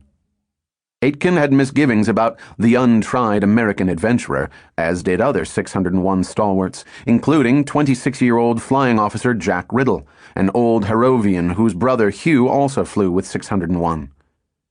"When we heard that the whiz kid from America was coming over to the squadron, we wondered, Is he going to tell us how to fly airplanes and how to shoot down Germans? Soon after his arrival at RAF Tangmere, Fisk moved into an elegant house with beautifully tended gardens near the base with his glamorous 26-year-old wife, Rose Bingham, the prettiest titled lady in England, according to the press. The Fisks had met and fallen quickly in love at St. Moritz in December 1937. Billy had been at the peak of his bobsledding career. Rose had been at her most beguiling and risque, brows plucked and arched perfectly, dark brown hair tucked impishly beneath a ski cap as she cut back and forth across the trails in the latest figure-hugging ski fashions from Paris. Rose Bingham was certainly no innocent when she met Billy, having scandalized London the previous summer by abandoning her wealthy husband, the Earl of Warwick, and their 1-year-old son to pursue an acting career in Hollywood. In September 1938, less than a year after losing custody of her son in a bitter divorce case, she and Billy were married. The nuptials were reported in society pages around the world, and among the hundreds of guests were Fisk's friends from 601. Almost 2 years later, only 2 of them now remained with the squadron at Tangmere. Gordon Mouse Cleaver and William Clyde, both confirmed aces. The others, Paddy Green and Roger Bushell, had transferred to other squadrons. Late in the afternoon of July 20th, 1940, Fisk flew for the first time in a 601 plane, a Hurricane L-1951, making 2 patrols. During the next week, he completed several more over the rolling hills and quaint villages of southern Kent, around Folkestone, Dover, and Limp, a region soon to be known to Fisk and his fellow 601 pilots, who were rarely prone to exaggeration, as Hell's Corner. This area was the closest to France, so the Luftwaffe's aces could engage for longer than they could over London, as much as 20 minutes of dogfighting, because they had more fuel at their disposal. Whatever their nationality, none who fought over Hell's Corner would ever forget the front line of the Battle of Britain. More German and British fighter pilots would lose their lives over this small patch of southern England than over all the rest of the country. For Billy Fisk, however, Hell's Corner proved at first to be a barren hunting ground. The millionaires were scrambled, often several times a day, but not in time to intercept maddeningly elusive Dorniers and Stukas as they hightailed it back across the Channel. As each outing brought no result, not even the chance to get in a squirt, a short burst with machine guns, Fisk began to lose patience. Too early for fun, he jotted in his logbook after yet another uneventful scramble. We never saw one during the whole day. Frustration setting in badly. His old skiing friend, Willie Rhodes Morehouse, Fisk's flight leader, vividly recalled one patrol when Fisk's frustration finally got the better of him. You may talk about the dangers of war, but you can have small idea of what that means until you try coming back across the Channel in tight formation with Fisky. In a rage because the Germans haven't stayed to fight, close on your tail with his jaw stuck out and his finger glued to the button. Impatience aside, after barely a fortnight in the air, Fisk had impressed his British comrades. The commanding officer of 601 Squadron, flight leader Sir Archibald Hope, believed he had the makings of an ace. Unquestionably, Billy Fisk was the best pilot I've ever known, he would later recall. It was unbelievable how good he was. He picked it up so fast it wasn't true. He'd flown a bit before, but he was a natural as a fighter pilot. Fisk had finally found a challenge to consume all his energies, more rewarding than winning Olympic gold on a Cresta run or making a killing on Wall Street. According to contemporaries, he felt intensely alive and savored every new experience in the air and on the ground. Watching dawn rise before it could be seen from the ground, chasing other 601 pilots through the high cumulus and playing hide-and-seek among huge cotton balls of clouds, lounging in a deck chair between scrambles, reading about friends in the society pages of the Times, racing home to Rose each dusk after stand-down and then strolling with her through the grounds of a moss-covered church on his way to the Ship, a pub that overlooked the harbor in the village of Bosham. Other pilots often parked their sports cars on the beach a few yards away. If they had one too many pints, the new lads often returned to find their cars swamped by the incoming tide. As he knocked back cocktails each evening in the ship, Fisk got to know other 601 pilots, such as 24-year-old pilot officer William Dickey, a Scotsman who had shared in the destruction of a Dornier bomber a couple of days before Fisk joined 601, and 26-year-old flying officer James Gillen, a former instructor with colorful tales of postings to Egypt and Iraq in the late 30s. And then there was 26-year-old Jack Riddle, who had shot down an ME-110 on July 11th and who often joined Fisk and Rose for a stiff gin and tonic or two. Whenever we could get away from Tangmere, recalled Riddle, a dashing old Harrovian, we would go over to the ship. My wife said to me one day, "How does Billy manage to get to the ship so quickly? Why don't you get here as quickly as he does?" I had to explain to her that Billy had a supercharged Bentley, painted in British racing green, that went rather faster than my motorcar. Whether racing through country lanes at 100 miles per hour or coasting to victory after victory on the Cresta run, it had always seemed as though Fisk had a split second more than his opponents in which to make winning decisions. To steer one line or another around a bend, when to brake and when to let the sled ride. In combat, this gift would perhaps give him a vital edge.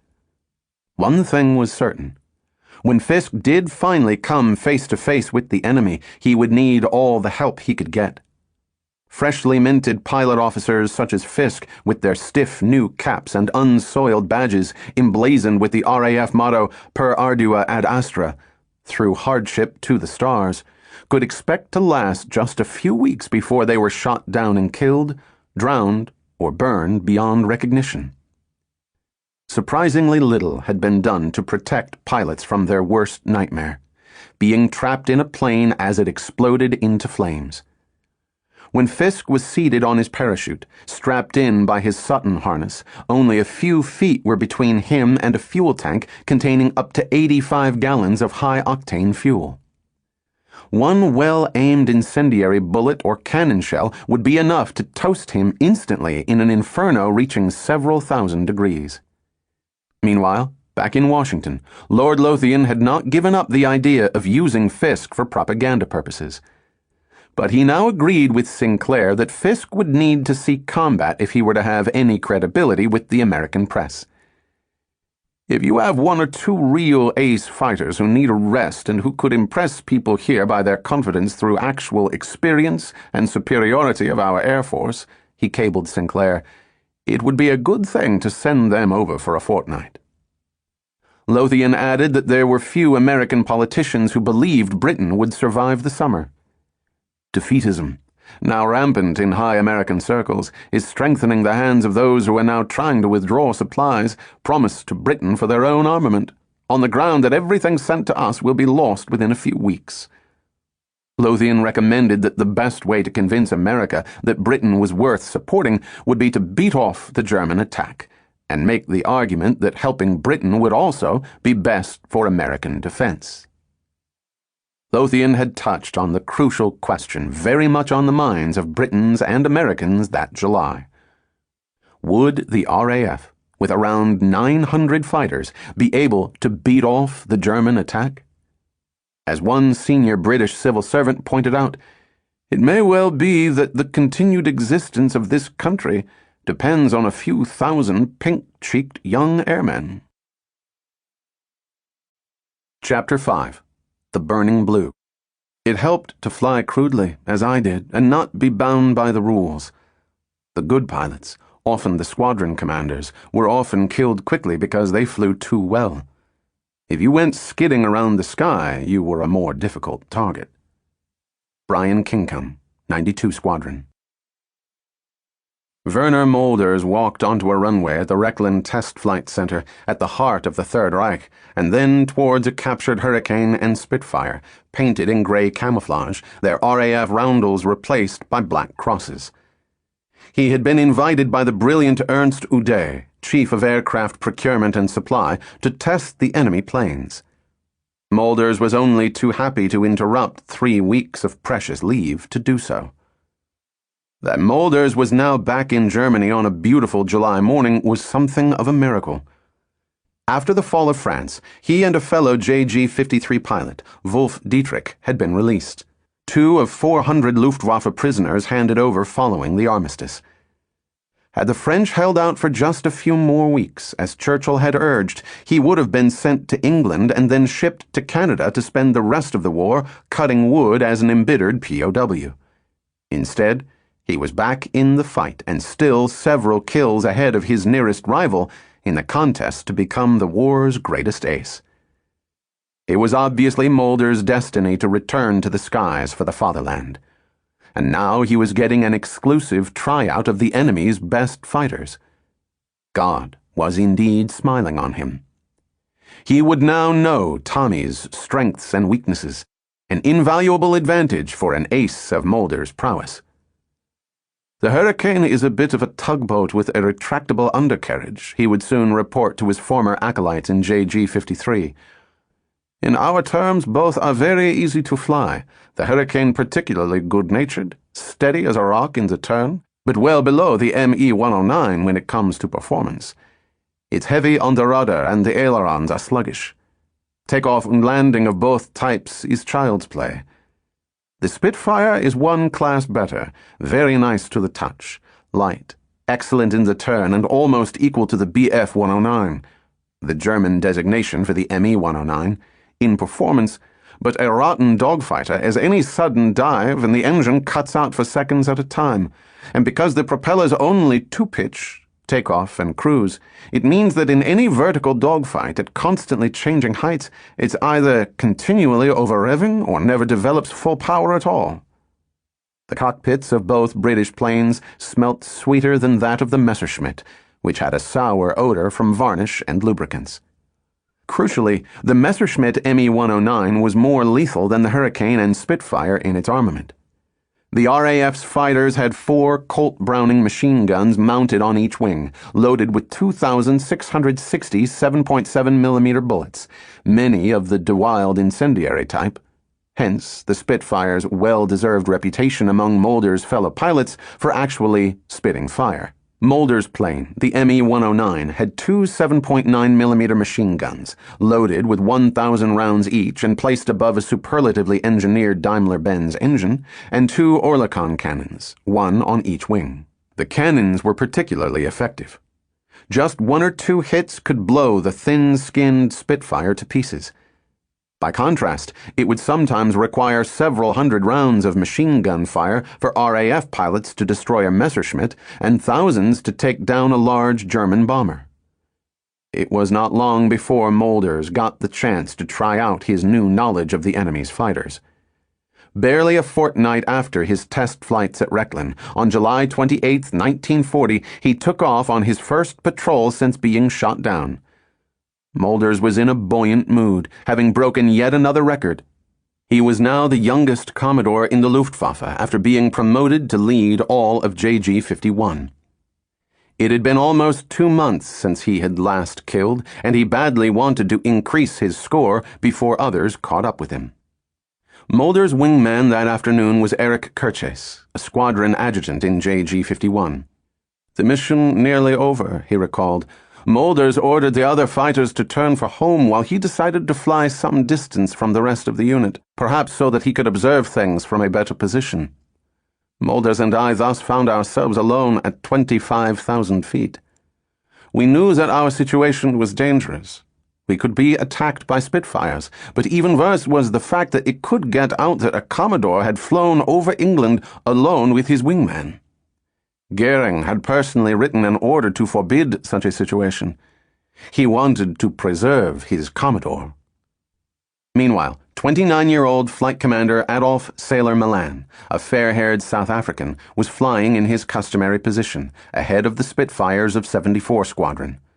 At 1:50 that afternoon, 74 had been scrambled from RAF Manston in 11 Group with orders to intercept JG 51 and other bandits.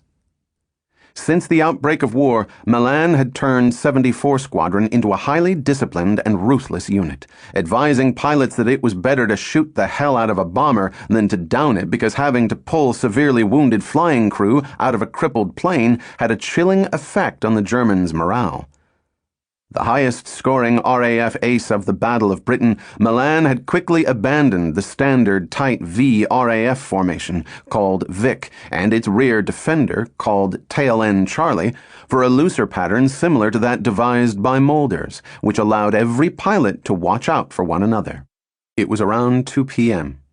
Molders ordered Kershaw to turn back and head for their base at Wisent on the Normandy coast, midway between Calais and Boulogne. A few minutes later, just north of Dover, Kershaw saw a Vic of 3 Spitfires flying 5,000 feet below. His headset crackled to life. "Let's shoot them down," ordered Molders. The Spitfires, with their brightly colored roundels, had not seen Molders and Kershaw coming out of the sun. Kershaw twisted and turned in his Messerschmitt's cramped cockpit, scanning the skies. Suddenly, he glimpsed several other planes far above, dark specks against the sun. He could not tell whether they were German or British. "Achtung!" warned Kershaw. "A unit above us!" "Be quiet," snapped Molders, totally focused on his prey below. Kershaw did as he was told. The legendary Molders could do no wrong. "I trusted him. From afar, aircraft are only small dots and very difficult to identify," Kershaw later explained. A few seconds later, Molders dipped his wing and then dived. Tracers and cannon spat through the air. Molders was back on form. Kershaw watched a Spitfire fall from the sky. It was now around 2:20 p.m. Sailor Milan swooped down, closely followed by the rest of 74 Squadron, and soon Molders and Kershaw were surrounded by Spitfires. There was no time for fancy footwork. Molders opened his throttle and dived one way. Kershaw dropped his nose and went the other, losing 10,000 feet in just a few blood-chilling seconds, and then looked around. There was no sign of his Commodore. But there were still plenty of Spitfires in hot pursuit. Using all the skill he could muster, he dived, turned, dived again, and pushed his plane beyond its specified limits until he was certain he had escaped his attackers. Having lost his wingman, Molders had meanwhile turned to face several Spitfires. Within seconds, an RAF roundel was in his sights. He instinctively fired. It was a perfect deflection shot. A few seconds later, another victim plunged in flames. Molders' 26th kill. "But now I found myself in the middle of a clump of Englishmen, and they were very angry with me," he recalled. "They all rushed at me, and that was my good luck. As they all tried to earn cheap laurels at the expense of one German, they got in each other's way. Well, I managed to maneuver among them and made them even more confused." Molders pulled away and climbed again, intent on taking down another Spitfire. There were still plenty to choose from. According to several accounts, he picked out Sailor Milan and latched onto his tail. But Milan was no novice. He had seen Molders maneuvering, and before the German could line up a deflection shot, he was pulling his Spitfire around, his face creased with G-force. The Rolls-Royce engine roared as Milan kept pulling his stick over and kept the Spitfire turning tight enough to bring Werner Molders into his sights. Milan thumbed his firing button, spraying Molders with a hail of lead. "Bullets bespattered my aircraft," recalled Molders. "The radiator and fuel tank were shot up badly, and I had to make a getaway as quickly as possible." Milan had also hit Molders several times in the leg, but not badly enough to cause serious blood loss. Molders retained consciousness, though he was in considerable pain. He turned towards France, praying that he would not have to ditch in the Shit Canal, as many Luftwaffe pilots called the English Channel. Finally, chalk cliffs appeared below. He'd made it. But then the engine made a heart-stopping cough and began to misfire. Molders checked his instruments. His home base, Wisent, loomed in the distance. He tried to lower his undercarriage, but it was kaput. JG-51's black men, the ground crew, watched with hushed anxiety as their new Commodore approached the airfield, wheels up, gliding towards the grass. To their immense relief, Molders made a smooth belly landing. Molders' wingman, Kershaw, also landed safely and then discovered that his engine had been hit twice. "I was very anxious to know what had happened to my Commodore," he remembered. "As soon as I was on my legs, I was told that Mulders had already landed, but that he was wounded. At that very moment, he was on his way to hospital. Goering had already been informed of his fate. That same day, I was ordered to call him personally. I did it with considerable anxiety, and I received the biggest bawling out of my whole life. Fortunately, Mulders was not long in coming back. We all remember for a long time after that his first sortie with JG-51. Once again, God had been on Mulders' side. He was wounded but alive. My visit to hospital proved that I had 3 splinters in my upper thigh, 1 in the knee joint and 1 in my left foot, recalled Mulders. In the heat of battle, I had not felt a thing. The splinter in my kneecap is still there. On this occasion, I experienced the fatherly solicitude of our Reichsmarshal once more. He had me flown to the Air Force Hospital in Berlin. The 11 days at the hospital were a wonderful convalescence. I believe I was something of the showpiece of the hospital, and the sisters looked after me in a way that my own mother could not have bettered. Later on, I sent the good people a sack of coffee. It would be another month before Mulders would return to the skies, hungrier than ever to increase his score and prove that he was, without doubt, still the Third Reich's top ace. While Werner Mulders was recuperating, Art Donahue arrived at RAF Hawarden, near Liverpool, to join No. 7 Operational Training Unit. A few days later, his fellow American volunteers, Eugene Tobin, Andy Mamedoff, and Vernon Keogh, also turned up at Hawarden, all keener than ever to fly the fabled Spitfire. Because of Donahue's greater experience, he was given the chance to try out the plane first, only a few days after arriving. For any American pilot in 1940, being allowed to take up a Spitfire was an enormous and rare privilege. And for a first-timer, it was also a nerve-wracking challenge. The Spit was much faster than even the best planes operated by civilian pilots. She could top 400 miles per hour if pushed to her limits. Vastly more powerful than anything Donahue had handled before, her Rolls-Royce engine was capable of generating 1,500 horsepower at 7,000 feet. The last plane Donahue had flown, as an instructor in 1939, had boasted just 40 horsepower. Flying the Spitfire was like driving a sports car, wrote one young pilot. It was faster than the old Hurricane, much more delicate. You couldn't roll it very fast, but you could make it go up and down much easier. A perfect lady. It wouldn't do anything wrong. The Hurricane would drop a wing if you stalled it coming in, but a Spitfire would come wafting down. You couldn't snap it into a spin. Beautiful to fly, although very stiff on the ailerons. You had to jam your elbow against the side to get the leverage to move them. And so fast. If you shot the throttle in a Hurricane, you'd come to a grinding halt. In a Spitfire, you'd just go whistling on. One morning that July, Art Donahue climbed nervously into the Spitfire's cockpit and started her up. The sound of the Spitfire's 12-cylinder Rolls-Royce engine was almost deafening, but steadied into a throbbing hum when he closed the canopy and was airborne. Feeling more like a passenger than a pilot, Donahue soon realized that the stories he had heard about the Spitfire were true. She was indeed a beautiful mistress, but treacherous if scorned, and terribly sensitive in the hands of a virgin. I was cruising along at about 280 and drew the control stick back about an inch, rather abruptly, to start my loop, he recalled. Instantly, the airplane surged upward in response, so hard that I was jammed down in the seat, feeling terribly heavy, feeling my cheeks sag downward and my mouth sag open from the centrifugal force on my lower jaw, and a yellowish-gray curtain closed off my vision.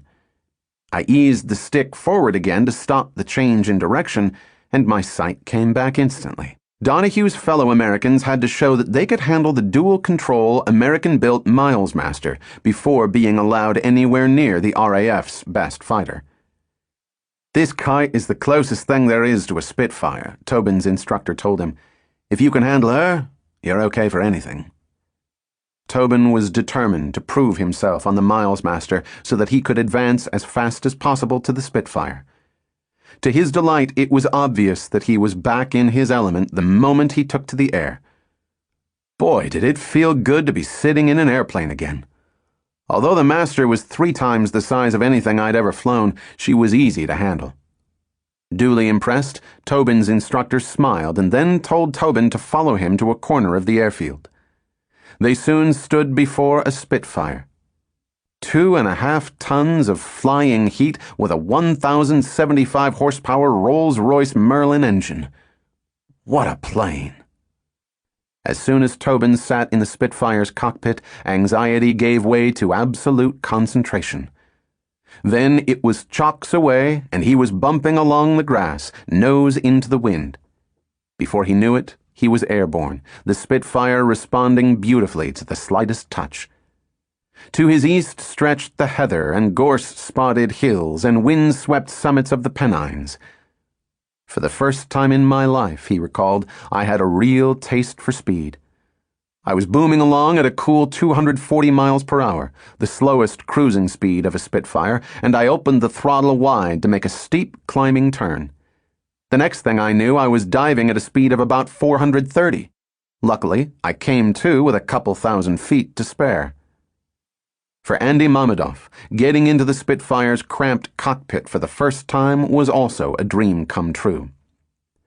Flying one of these warplanes is something you just allowed yourself to think about back home, he later told a British journalist. The first time I was in a Spitfire, I went so fast, I kept getting lost. Those long 3-mile loops and rolling at 240 miles per hour without any trouble. When I saw the narrow landing gear they have, I thought it would be dynamite to land. But it didn't worry me at all when the moment came. Over the next fortnight, the Americans flew the Spitfire on average 5 hours a day, weather permitting. As they learned how best to handle their new mounts, planes, they also bonded with other trainees, many of them drawn from foreign shores, as had been the case on Billy Fisk's training course. We were certainly an international brigade. Belgians, Frenchmen, Czechs, Poles, South Africans, and 2 Englishmen, recalled Tobin. And the English boys didn't like it at all when we dubbed them the foreigners. Of the 2,917 pilots who fought with Fighter Command between July 10th and October 25th, 1940, most were British. But a fifth were not. 145 Poles, 126 New Zealanders, 98 Canadians, 88 Czechs, 33 Australians, 29 Belgians, 25 South Africans, 13 French, 10 Irish, 3 Rhodesians, and even 1 Jamaican pilot. Among these 571 foreigners, 7 were officially Americans, according to RAF rosters released in 1940. Of the many nationalities the Americans fought with, they were the only ones who did so against the laws of their country.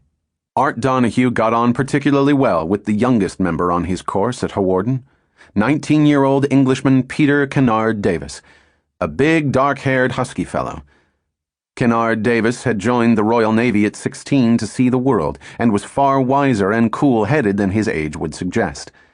Day after day, he and Donahue paired off to practice gunnery and aerobatics, dogfighting and flying in the RAF's tight Vic formations, wingtips sometimes only a few feet apart. Donahue's nationality was not an issue with Kennard Davis, but it was with others. Around 2 weeks into the Hawarden course, Donahue sat reading in the officers' mess. By now, he had been nicknamed America by Kennard Davis and his fellow trainees.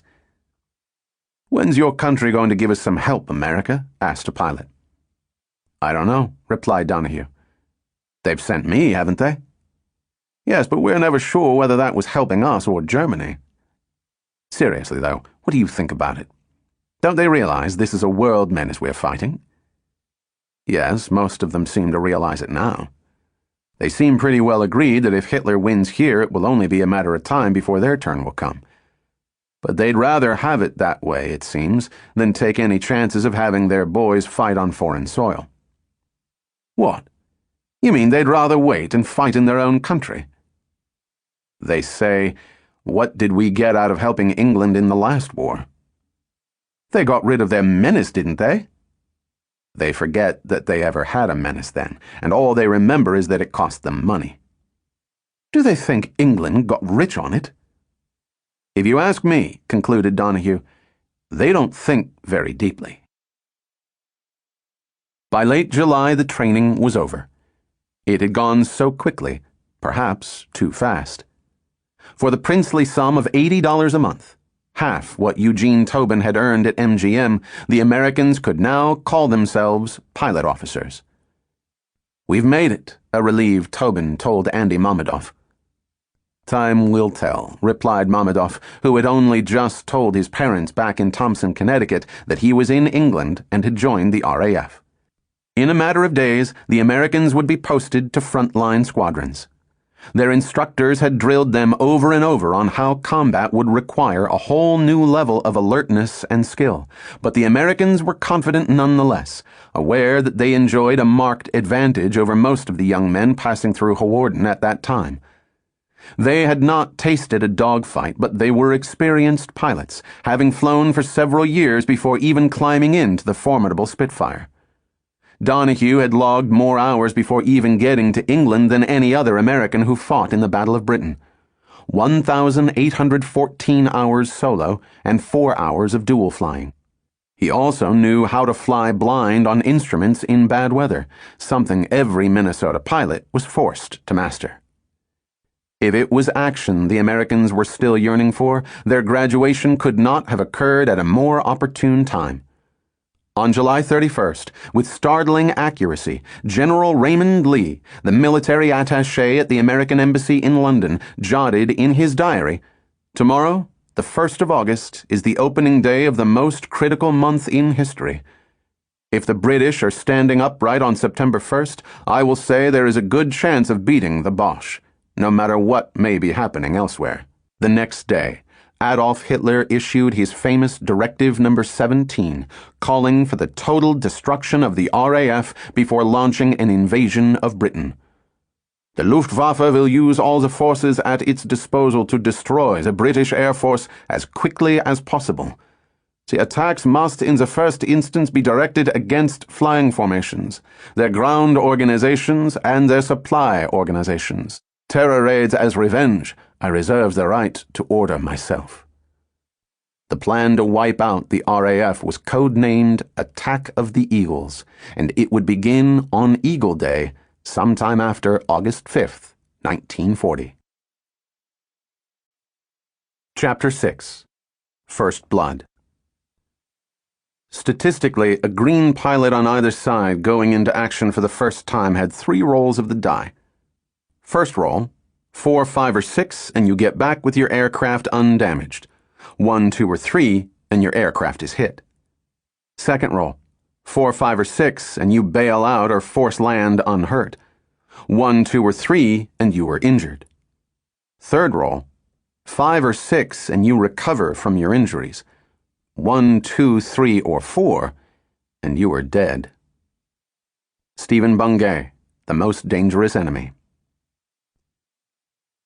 When Art Donahue had signed away his nationality to join the RAF, he had hoped to be sent into combat as soon as possible. That would be his just reward. To his delight, he was not disappointed. On August 3, 1940, less than a month after arriving in England, he was posted to RAF Kenley outside London, at the heart of Fighter Command's No. 12 Group. There was yet more good news. His friend, the young British pilot, Peter Kennard Davis, was also being sent south with him to join 64 Squadron. A charismatic 27-year-old Scotsman called Aeneas MacDonald led 64 Squadron.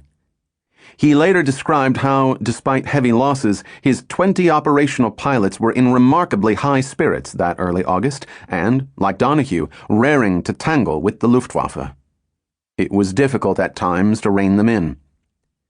"It's like holding a team of wild horses when I keep them in formation when there are Huns near," explained MacDonald, who had taken over command of 64 only a fortnight before. "I'm almost afraid to give the tally-ho because I know I'll be alone about 2 seconds later. They just peel off like banana skins when they get the word to go after the Huns." Slim, with fine wavy hair, a bushy mustache, and unforgettably piercing blue eyes, MacDonald was typical of the RAF's best squadron leaders. Matter-of-fact, unemotional about combat, far wiser than his age indicated, and fast on his way to becoming an ace, with 3 confirmed kills since July 25th, when he had destroyed a Ju-87. Sadly, during the same engagement near Dover, 2 64 pilots had been lost, shot down in flames as they patrolled over British shipping. Understandably, MacDonald's wild horses were now hungry for revenge. MacDonald did his best to prepare Donahue and Kennard Davis for combat, stressing that they should maximize the Spitfire's advantages over the formidable Me-109. The Spitfire could not outclimb or outdive the faster Messerschmitt. On the turn, however, it was quicker, so long as Donahue and Kennard Davis could stand punishing G-forces as they pulled round. In a dogfight, plane against plane, without the advantage of surprise, 64 Squadron had already proved they were the equal of the Luftwaffe's best. As long as they learned fast and kept their eyes peeled at all times, Donahue and Kennard Davis should be able to tune in and joust with Germany's deadliest aces, and live to tell the tale. The same day that Art Donahue arrived at Kenley, his fellow Americans, Tobin, Keogh, and Mamedoff, were posted to Middle Wallop, home to 609 West Riding Squadron, whose motto, Tally-Ho, had been adopted as the RAF's official war cry. Unlike Donahue, the 3 Americans had joined the RAF looking to fly hot machines, make a little money, and have a million laughs, as Tobin often said flippantly. Now their commitment to fighting against the odds to save England, a country they barely knew, would be put to the test. To their relief, they were greeted warmly on the base. The reception we received at the new station made up for everything that had happened in France and then some, recalled Tobin. We were to go operational in the RAF, and the boys figured that called for a celebration. And what a swell bunch of guys. 2 other newly qualified pilots arrived at Middle Wallop with the Americans and brought 609 back up to full strength. Flying officers Tadeusz Nowierski and Piotr Ostrzewski. There was not the slightest doubt about their dedication to the cause. Both had fought to the bitter end with the Polish Air Force the previous September and had only just managed to escape ahead of the Nazis to England. They had undergone so much suffering and hardship, recalled Pilot Officer David Crook, a 609 stalwart, and had lost almost everything in life that mattered to them, homes, families, money, that I think the only thing that concerned them now was to get their revenge and kill as many Germans as possible. 24-year-old Crook also recalled his first impressions of Tobin, Mamedoff, and Keogh. They were typical Americans, amusing, always ready with some devastating wisecrack, frequently at the expense of authority. Andy was dark, tough, and certainly rather good-looking, with his black hair and flashing eyes. Red was very tall and lanky, and possessed the most casual manner and general outlook on life that I ever saw. I don't believe he ever batted an eyelid about anything. Before the war, 609 West Riding Squadron had been an auxiliary unit, comprised mostly of prosperous sons of Yorkshire's factory and mill owners. Barely a year later, it was possible to count on one hand those from the squadron's original 18 pilots who had survived the winter in France and the Dunkirk campaign. In just a week, 4 of 609's pre-war stalwarts had been shot down. 3 more had been lost by June 22nd, when 609 had received a new leader, 27-year-old Horace George Darley, a no-nonsense Londoner who had joined the RAF at age 19. Darley had been sent to command 609, he recalled, because of his awareness of problems peculiar to such squadrons, which were small squadrons of personal friends who had probably grown up together, and in which losses were particularly keenly felt. The general atmosphere in 609 was depressed, which did not help the younger pilots. The best way to raise the men's spirits, he believed, was to vastly improve 609's kill-loss ratio.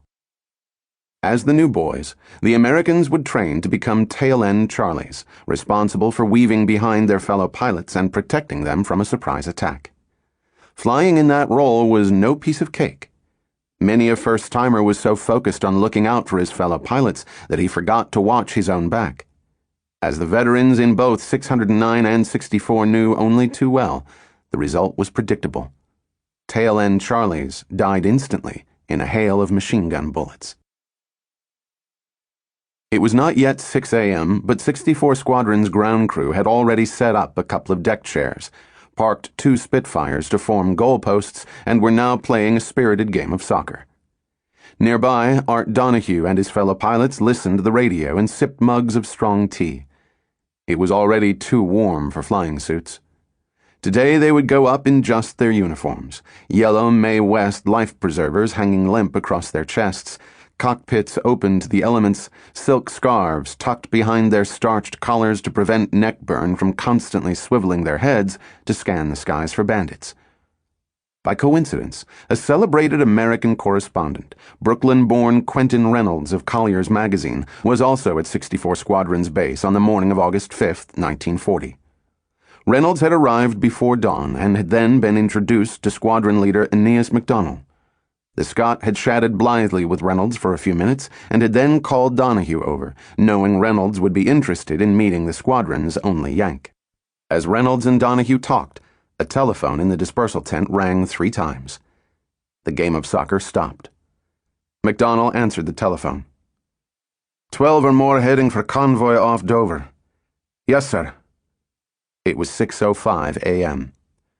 Scramble! Donahue sprinted to his Spitfire and climbed into the cockpit. Before he knew it, his rigger had strapped him into his parachute and Sutton safety harness. Then he was pulling on his mask, turning the oxygen on. After a quick check of his oil pressure and fuel gauge and a thumbs up to the ground staff, Donahue's chocks were away and his engine was roaring as he followed MacDonald across the wind-ripped grass. A few seconds later, Donahue felt a tremendous thrill to be aloft with a fighter squadron for the first time. Soon he was jacking up the undercarriage by hand, correcting his course, climbing at 2,000 feet a minute, throttle open, circling the airfield, waiting for all the flights to take up formation.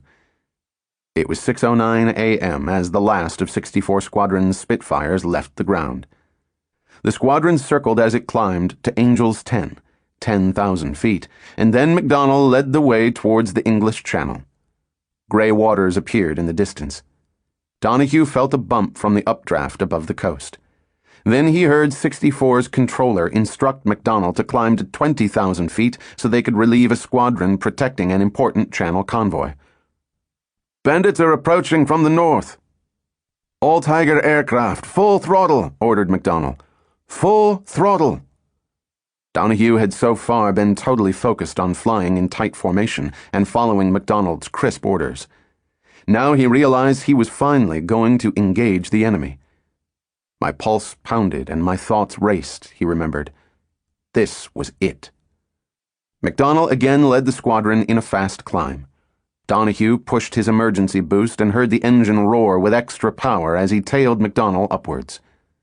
The first rule of combat, MacDonald had stressed, was always to try to gain an advantage in height. Making sure he was not caught unawares by a Hun in the sun was what most concerned every good pilot, and now compelled each member of 64 Squadron to soar towards the thinner air, spurred on by their emergency boosts. Trembling with excitement, trying to realize that this was actually happening and I wasn't dreaming, recalled Donahue, I pulled the guard on my firing button.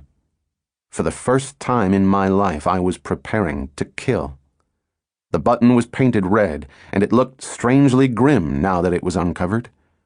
I turned its safety ring, which surrounded it, from the position which read safe to the position which read fire.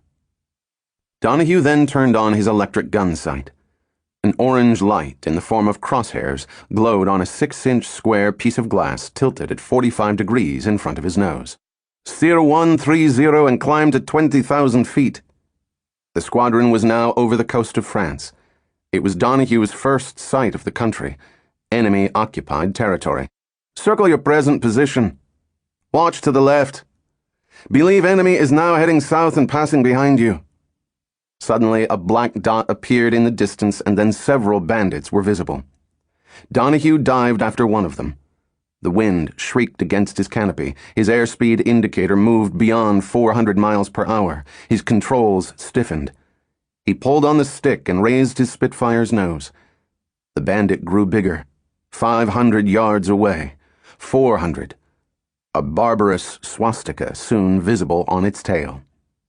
It was Hitler's best fighter, the Me-109E, and it belonged to JG-54's 1 Group, one of the Luftwaffe's most experienced and lethal units, nicknamed the Green Hearts. Then it was swimming into Donahue's reflector sight, and he fired for a second, the rattle of 8 Browning machine guns providing an enormous thrill. But he was still too far from the plane, and his bullets went wide. Donahue saw the German turn abruptly, and then he lost sight of him, but a few moments later he glimpsed him again and dived after him. The German was soon in his reflector sight. Donahue crooked his thumb above the firing button. Pop! There was an explosion. Donahue was stunned. He'd been hit by a cannon shot. Then machine gun fire followed. Swiveling his neck, Donahue saw 2 Germans on his tail, spitting bullets through their propellers.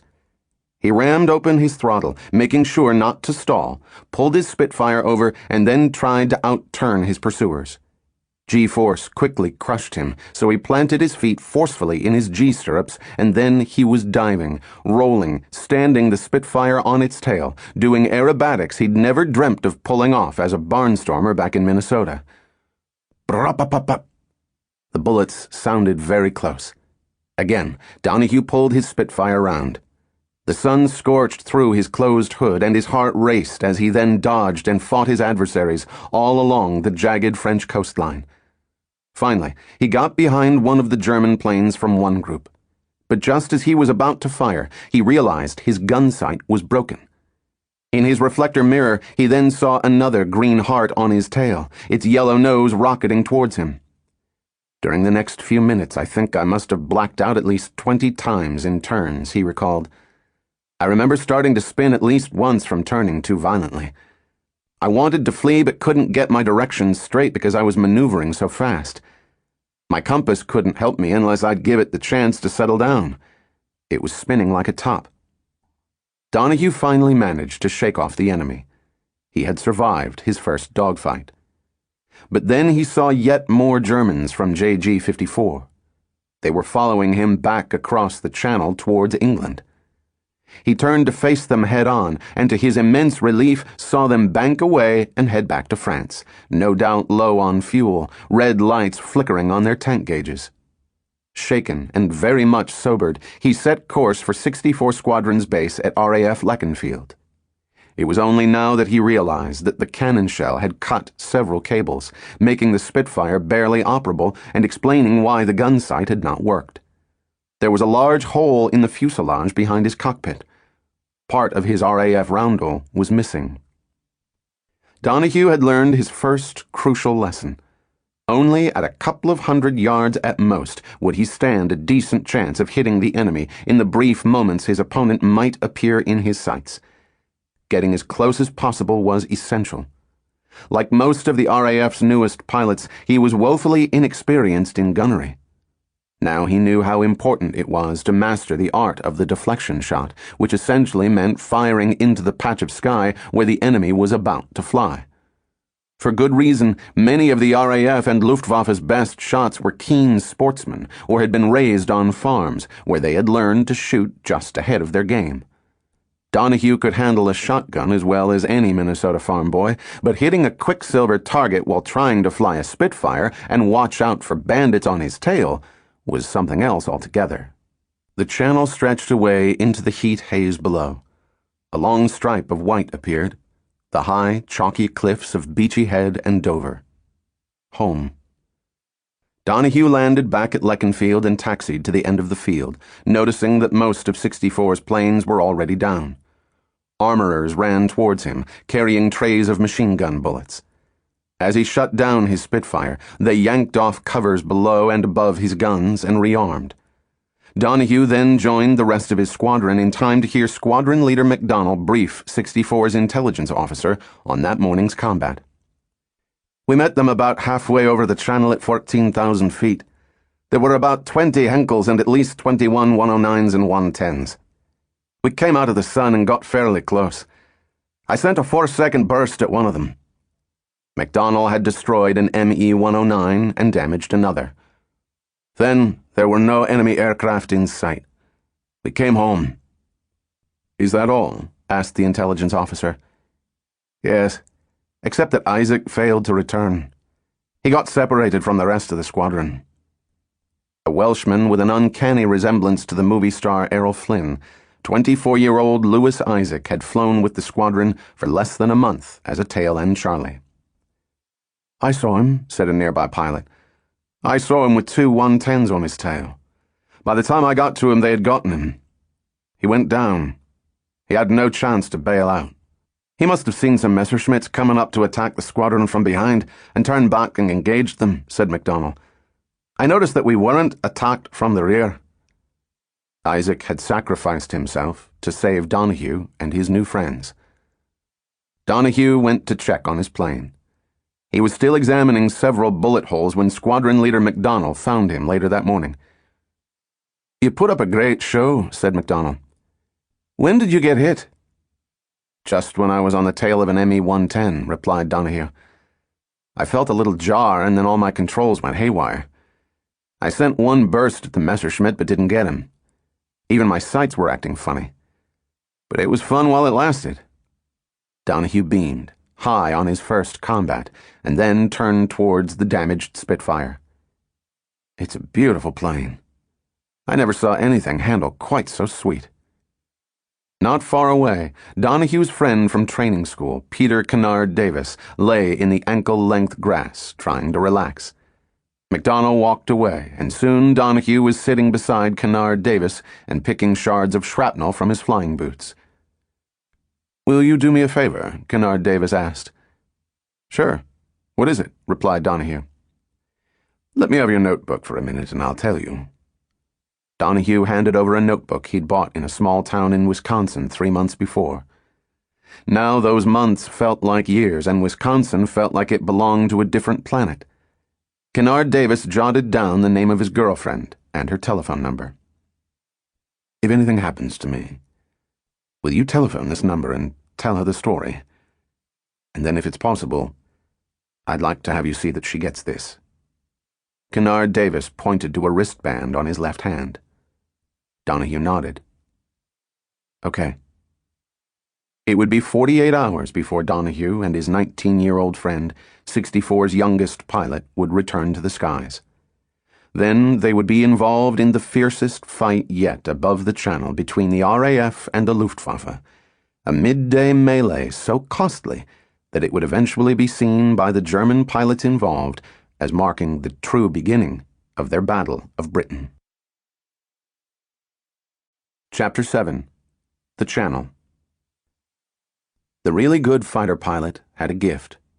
He could scan the skies, take it all in, know how long he had to do something, and then do it. Very few people had that gift. Flight Lieutenant Frederick Rosier, 229 Squadron.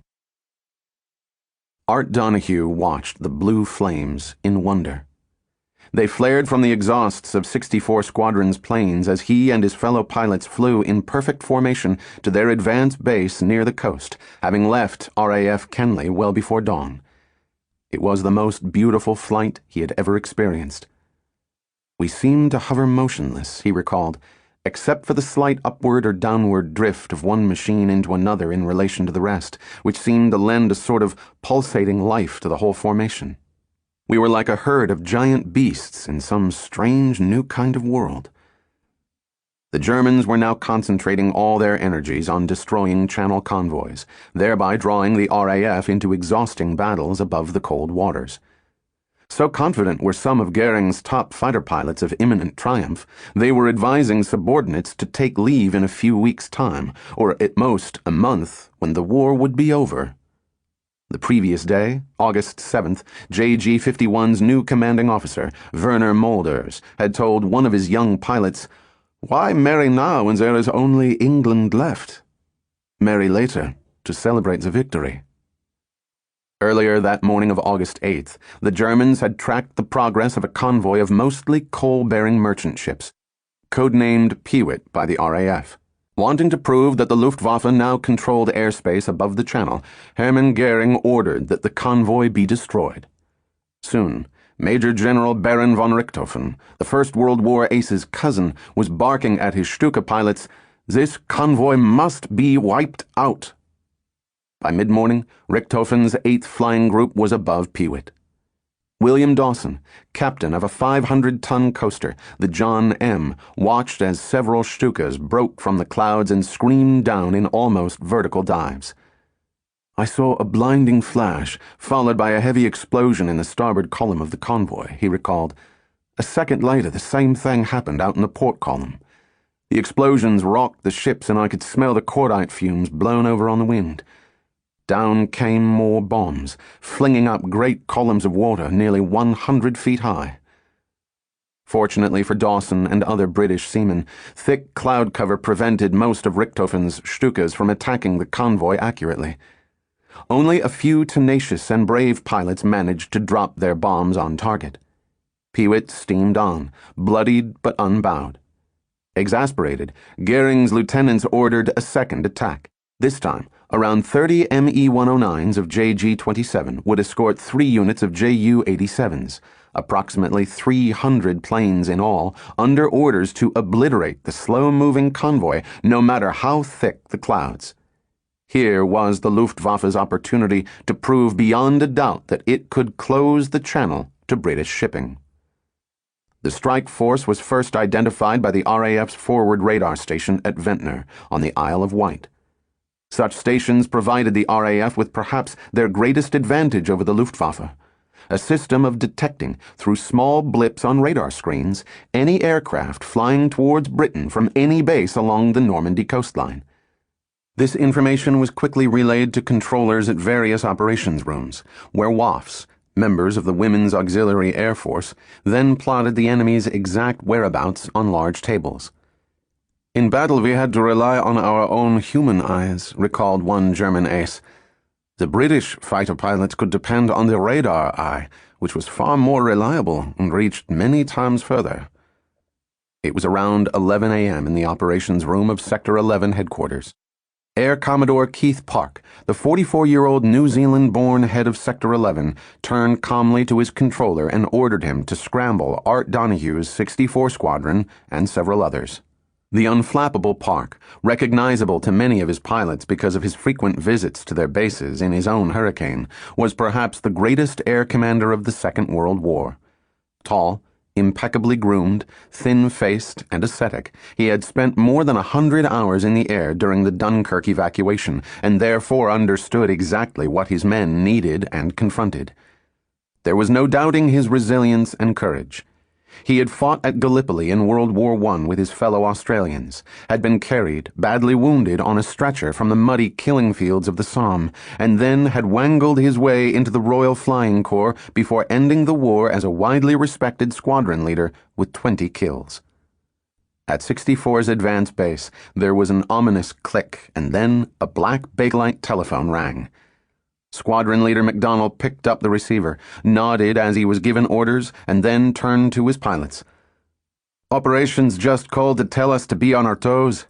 There's a lot of activity on the other side, and they have a 50-plus raid plotted, coming across farther down the coast. It may turn our way, though." Donohue was soon strapped into his Sutton harness and pressing his starter button, trembling with excitement, hearing other Spitfires cough to life as engines turned over. "We roared off like a stampeding herd of buffalo, climbing steeply and wide open," he remembered. 2,000 feet, 4,000.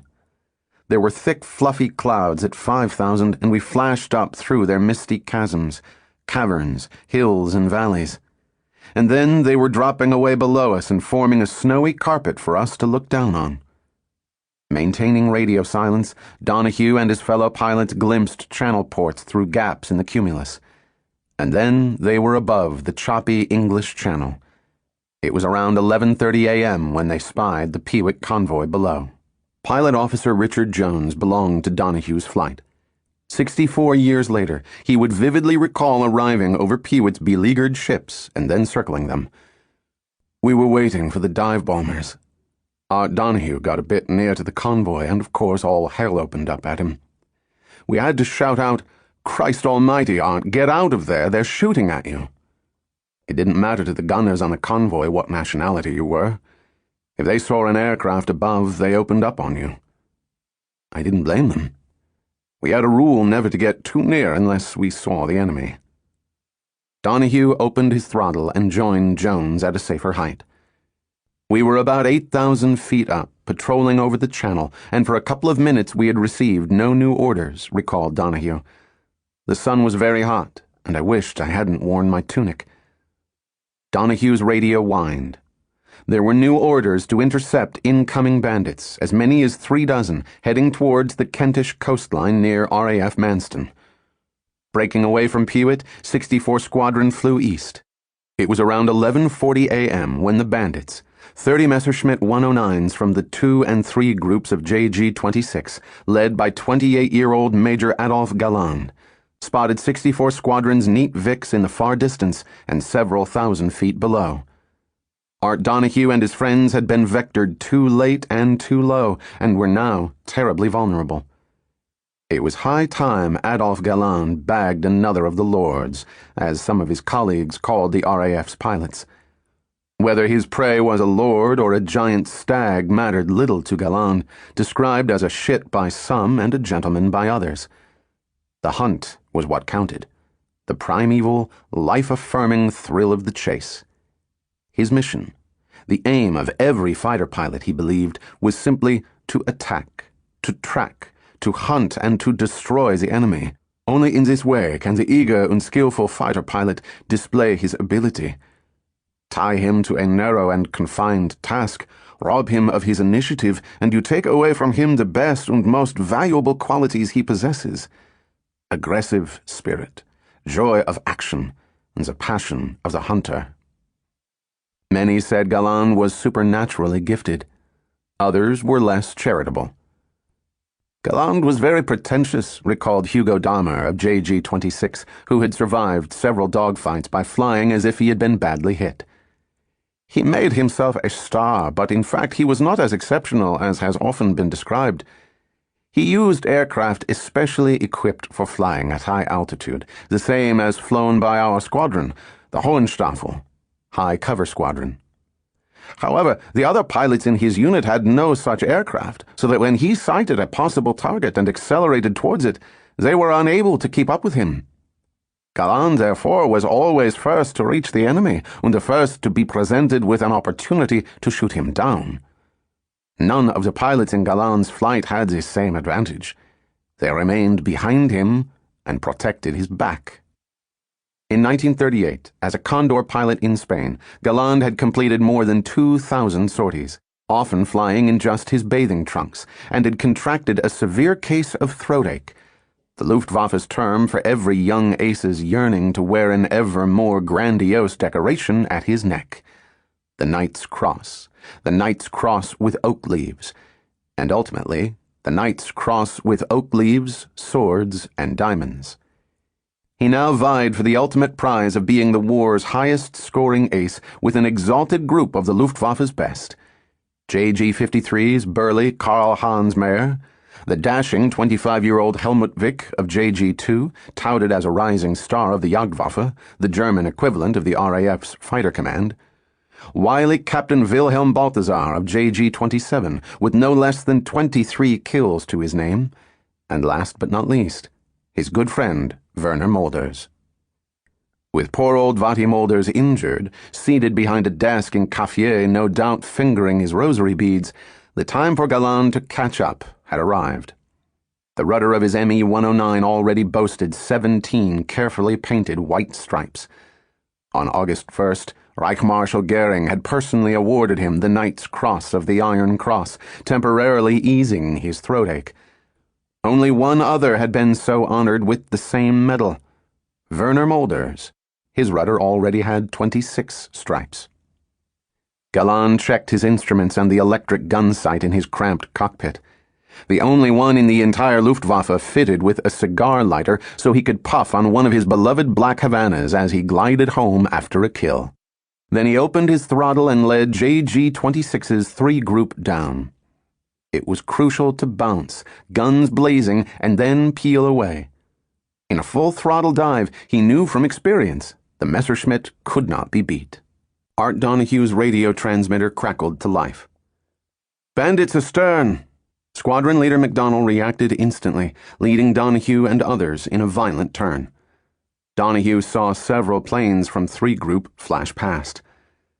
"Tally-ho!" said McDonnell, his voice calm and reassuring, and then he dived after the Germans. An ME-109 appeared in Donohue's reflector sight. He thumbed his firing button and watched as bullets sprayed across the German plane. Then he broke away, afraid that he would be surprised by another bandit. "We had a rule," recalled Donohue's fellow 64 pilot, Richard Jones. "If you were in a dogfight, you never stayed more than a few seconds on the enemy's tail, because there was always someone on your tail. So you kept moving every second, all the time. Invariably you found that those who wanted the kill and followed an enemy plane down ended up with a kill to their credit, but also got shot up in the bargain. Getting a confirmed target did not matter as much as living to fight another day. When Donohue broke off his attack, he was doing the right thing." Another ME-109 was soon in Donohue's crosshairs. Donohue opened fire. At the sound of 8 Brownings letting rip, his confidence surged.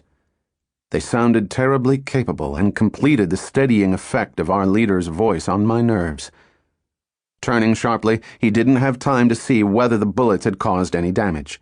Then, suddenly, a Messerschmitt was snarling towards him at over 350 miles per hour, head-on, spitting 4 white tracers. Fortunately, they arced over his head, and then the bandit flashed by. The sky was now crowded with darting and diving machines, glinting like silverfish as they caught the sun. We seemed to be milling about like a swarm of great gnats in this giant, eerie amphitheater above the clouds, recalled Donohue. Sets of long white tracers crisscrossed the air and hung all about, like Christmas decorations. They stay visible for several seconds after they're fired. Donohue twisted and turned, sweltering in his cramped cockpit, looking for his next target and watching his tail. Then another Messerschmitt attacked, again head-on, his guns blazing out their tracers and his cannon firing through a hole in the center of his propeller, puffing blue smoke for all the world like a John Deere tractor. It wasn't a pretty sight. 2 of the tracers erupted from guns on either side of its nose, at the top, and 2 from the wings. Donohue yanked his control stick, turning sharply away from the tracers.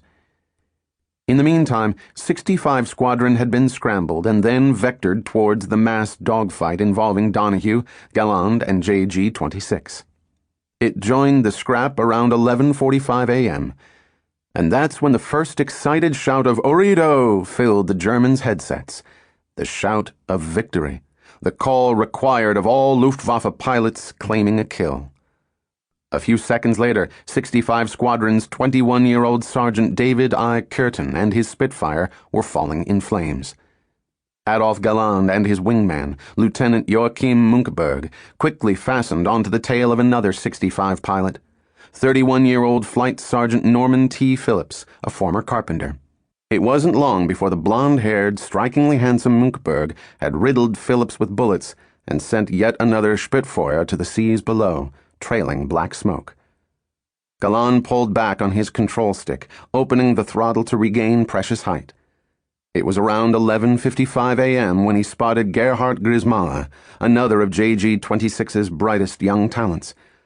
Grismala was glued to another Spitfire's tail, busy peppering it with cannon and machine gun fire. A few minutes later, Galland ordered his flight to break away and follow him up into the sun. Meanwhile, the dogfighting between 64 and 65 squadrons and JG-26's other flights had stretched for more than 20 miles above the Kentish coastline. Over several minutes, Art Donohue managed to get shots in at several of Galland's young JG-26 pilots, aiming at their crosses as they flashed across his glowing gun sight. But he did no significant damage. Then, to his horror, he glimpsed yet another Messerschmitt on his tail, firing tracers at him. Donahue pulled over in a vertical turn, but the black-crossed hunter stayed with him.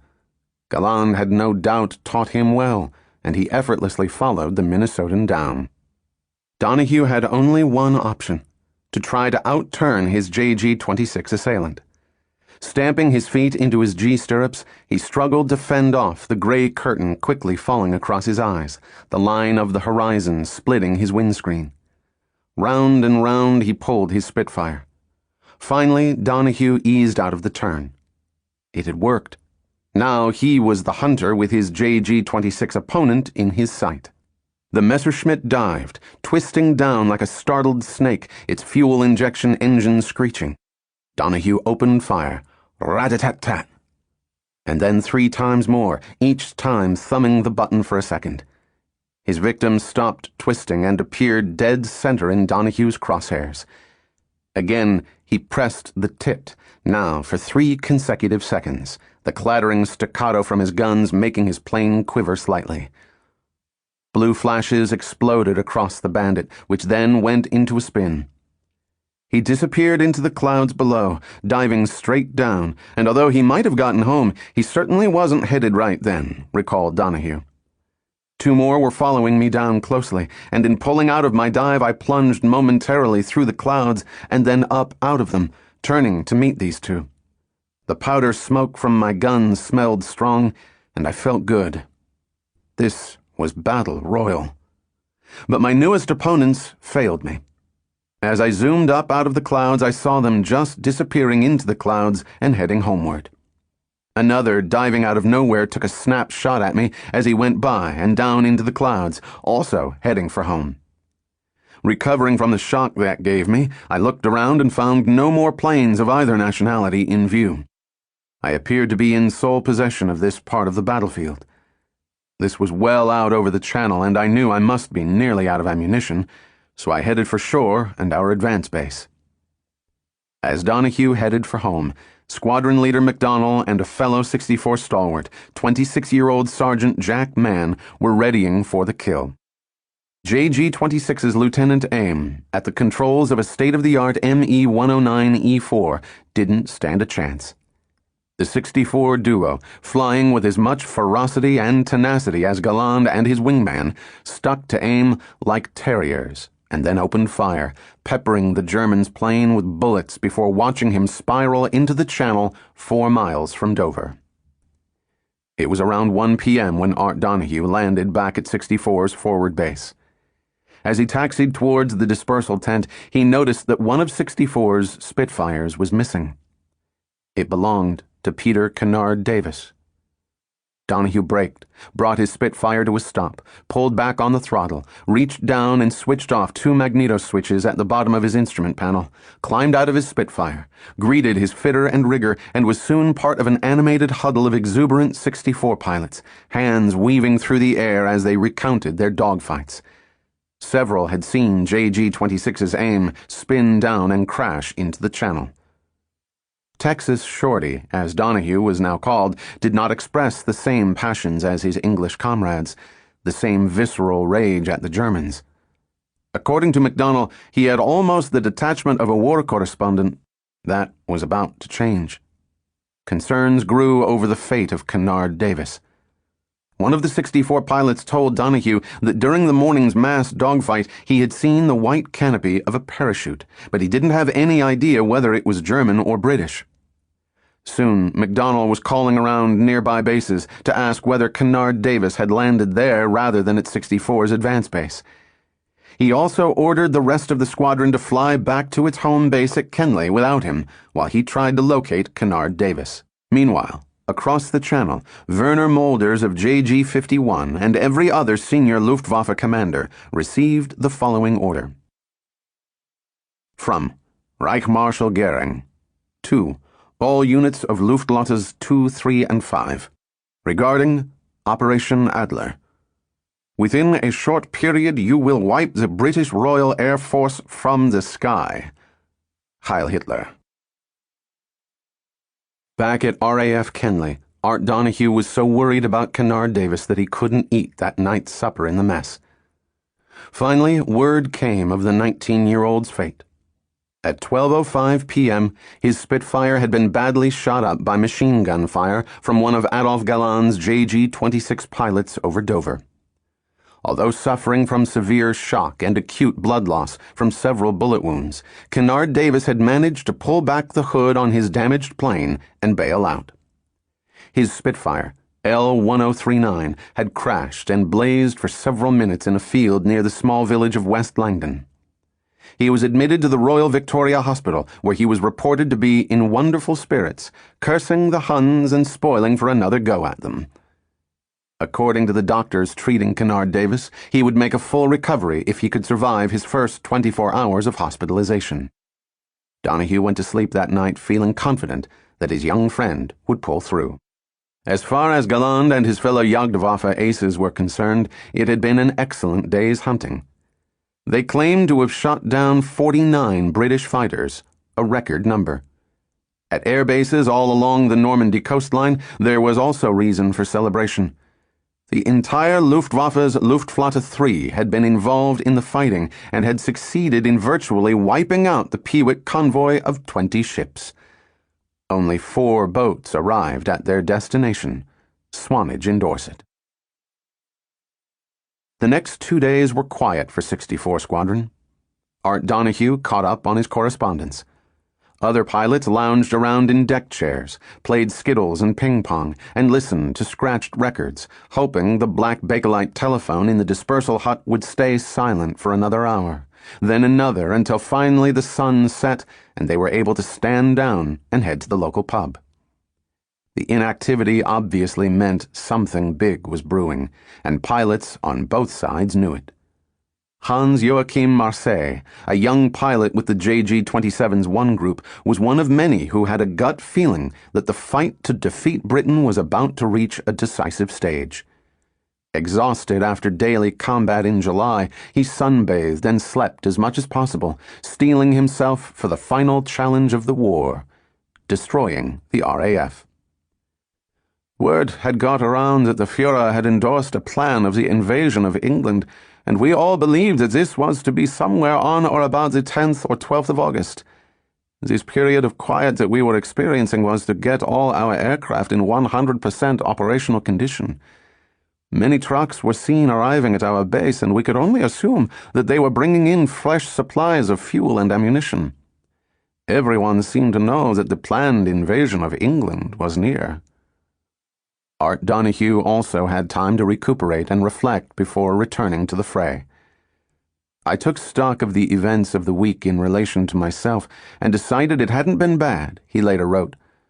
I certainly wasn't sorry I had come here. Although I was pretty scared while on patrol, I felt that, given a little more time to get used to it, I'd be all right. I'd been through 2 good engagements and felt quite sure that I'd already accomplished a little for the flag I was fighting under. Then tragedy struck. Shortly after breakfast on August 10th, 1940, while Donahue was visiting 64 Squadron's adjutant, an orderly arrived carrying a telegram. The adjutant read it and then handed it to Donahue. The telegram was from the Royal Victoria Hospital. 19-year-old Peter Kennard Davis had died from his bullet wounds earlier that morning. His mouth dry and in a state of shock, Donahue struggled to convince himself that this news was just what he needed. It would toughen him for the inevitable losses to come. Somehow, he kept his deep grief in check. I kept trying to tell myself, in the dazed moments that followed, that this was good for me. And somehow that seemed to help me keep control of my pounding heart and wild emotions. When I was alone, I murmured aloud, "I'll make it up for you, pal. I'll get the ones you won't be getting now.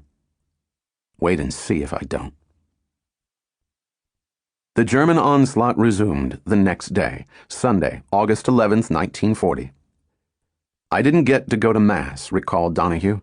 There were some other blood sacrifices being made to the ambitions of a hate-crazed, power-maddened little man who wanted to take the place of God. It was shortly after first light when 64 Squadron was scrambled. Perhaps there was no time to check his instruments properly, or maybe he forgot to do so. But in any case, as Donahue climbed at full throttle, following Squadron Leader McDonnell towards Dover, he realized his oxygen apparatus was not working. He informed McDonnell, who told him he could continue but should leave the formation if it went above 15,000 feet, at which height he would begin to be seriously affected by altitude sickness. For several minutes, Donahue flew on McDonnell's wing at around 10,000 feet in perfectly clear skies. But then Kenley's controller ordered 64 to 15,000 feet, and then to 20,000. A large formation of bandits had been picked up by radar and were climbing fast, heading for home. As the Germans crossed the coast, 64 Squadron was to intercept them. Donahue, hating to do it, had to break away and lose height. He decided not to return to base, however, hoping any fight would work its way lower, where he could then rejoin 64. So he listened carefully to the Kenley controller's crisp orders to McDonnell and followed the same instructions, only at 10,000 feet rather than a brain-starving 20,000. Then it began. Donahue heard one of 64's pilots over his radio. "Many bandits approaching from the starboard." "Look out!" cried another pilot. "There's more of them behind and above." "All right," called McDonnell. "Tally-ho!" Donahue's radio went silent. He knew 64 was engaged in a terrific fight and that it was close, but he could see no sign of it. Puffs from anti-aircraft fire dotted the sky a few miles to the east over Dover. Donahue opened his throttle and closed on them. The Germans had attacked the anti-aircraft balloons, suspended above the port to ward off attack. Donahue looked down and saw scarlet flames rolling upwards from one of the damaged balloons. A few minutes later, having spotted no enemy fighters, he turned back towards Kenley. At around 7,000 feet, as he neared the base, he saw a dot in his rearview mirror. The dot became a plane. It looked like a Spitfire.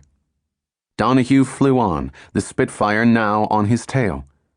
Tracer fire whizzed past him.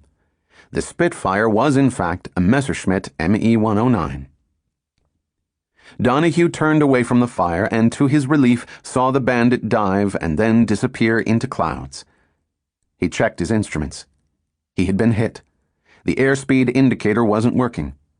A few minutes later, he was on the ground, examining his plane with his ground crew. A bullet had cut through his wing and severed his airspeed indicator pressure tube. Donahue's fellow pilots returned one by one, having split up during a prolonged dogfight with Me-109s over the channel.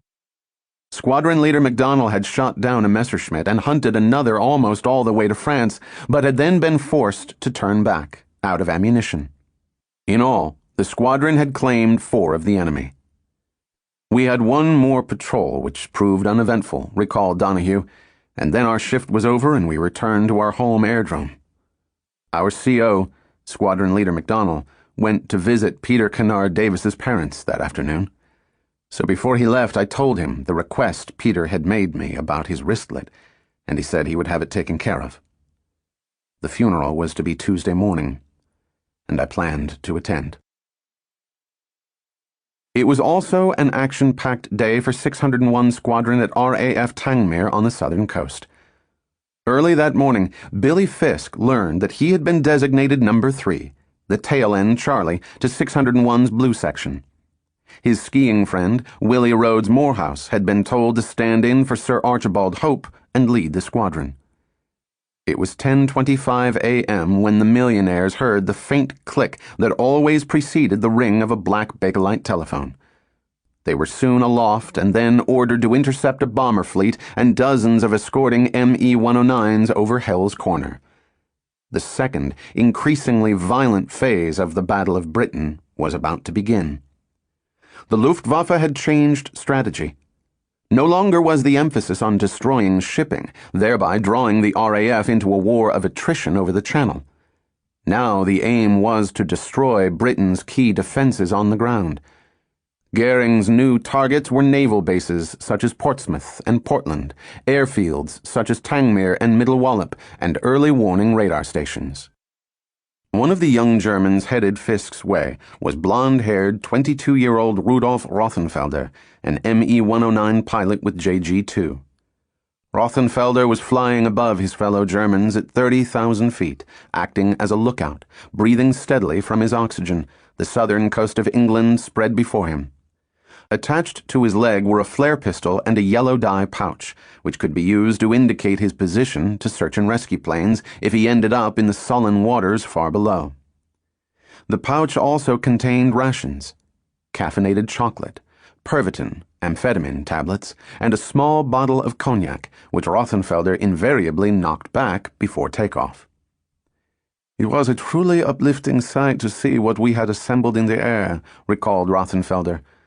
There were fighters, Me-109s, and Zerstorer Me-110s, which were flying at various altitudes towards the Isle of Wight.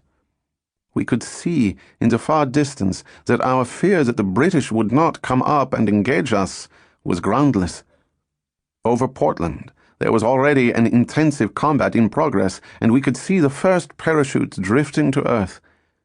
In the water below, we recognized green patches which indicated our pilots. It was around 10:35 a.m. when Tangmir's station controller announced that bandits were close by. A few minutes later, at Angels 20, 15 miles south of Portland, Billy Fisk and his fellow millionaires spotted at least 24 Me-110s and prepared to intercept. Pilot Officer Jack Riddle recalled what happened next. The boys had seen the enemy, were all ready to intercept, but then Willie Rhodes Morehouse's aircraft coughed because of engine trouble, and he had to turn back for Tangmere. It was left to Billy to lead the squadron into combat, which he did without a flinch, of course. Vastly outnumbered, as was increasingly the case, Fisk and his flight attacked and were soon set upon from all directions by Me-109s escorting ZG-2, a heavy fighter unit of around 100 Me-110s, formidably armed with 2 cannon and 5 machine guns, one rear-facing. The sky was quickly latticed with tracer fire and cannon bursts. Fisk's earphones filled with excited shouts and curses as he dived after an Me-110. Then, for the first time, the enemy appeared in the glowing orange crosshairs of his reflector gun sight. He thumbed his firing button, and 8 Vickers 303 burst into life. Fisk saw blue flashes from his bullets as they spattered across the bandit's long wings and 2-man cockpit. It started to fall, one of its 2 engines on fire, and soon looked as if it were a piece of rag soaked in gasoline, lit and then tossed away. But Fisk could not claim it as a confirmed kill because he did not see it crash. He was too busy trying to escape the attention of another Me-110 that was soon fixed on his tail, blazing away with its 4 machine guns. After some frantic maneuvering, Fisk managed to shake off the attacker. Within minutes, 9 RAF squadrons, around 100 planes, were fighting against overwhelming odds. Some 500 German machines, according to JG-2's Rudolf Rothenfelder. The sky over Portland was crisscrossed with vapor trails. Parachutes drifted among falling planes, belching smoke and flame. It was the largest and fiercest fight so far between fighters of the RAF and Luftwaffe in the Battle of Britain. To many of the Spitfire and Hurricane pilots battling Rothenfelder and his comrades, it seemed that the Luftwaffe owned the skies.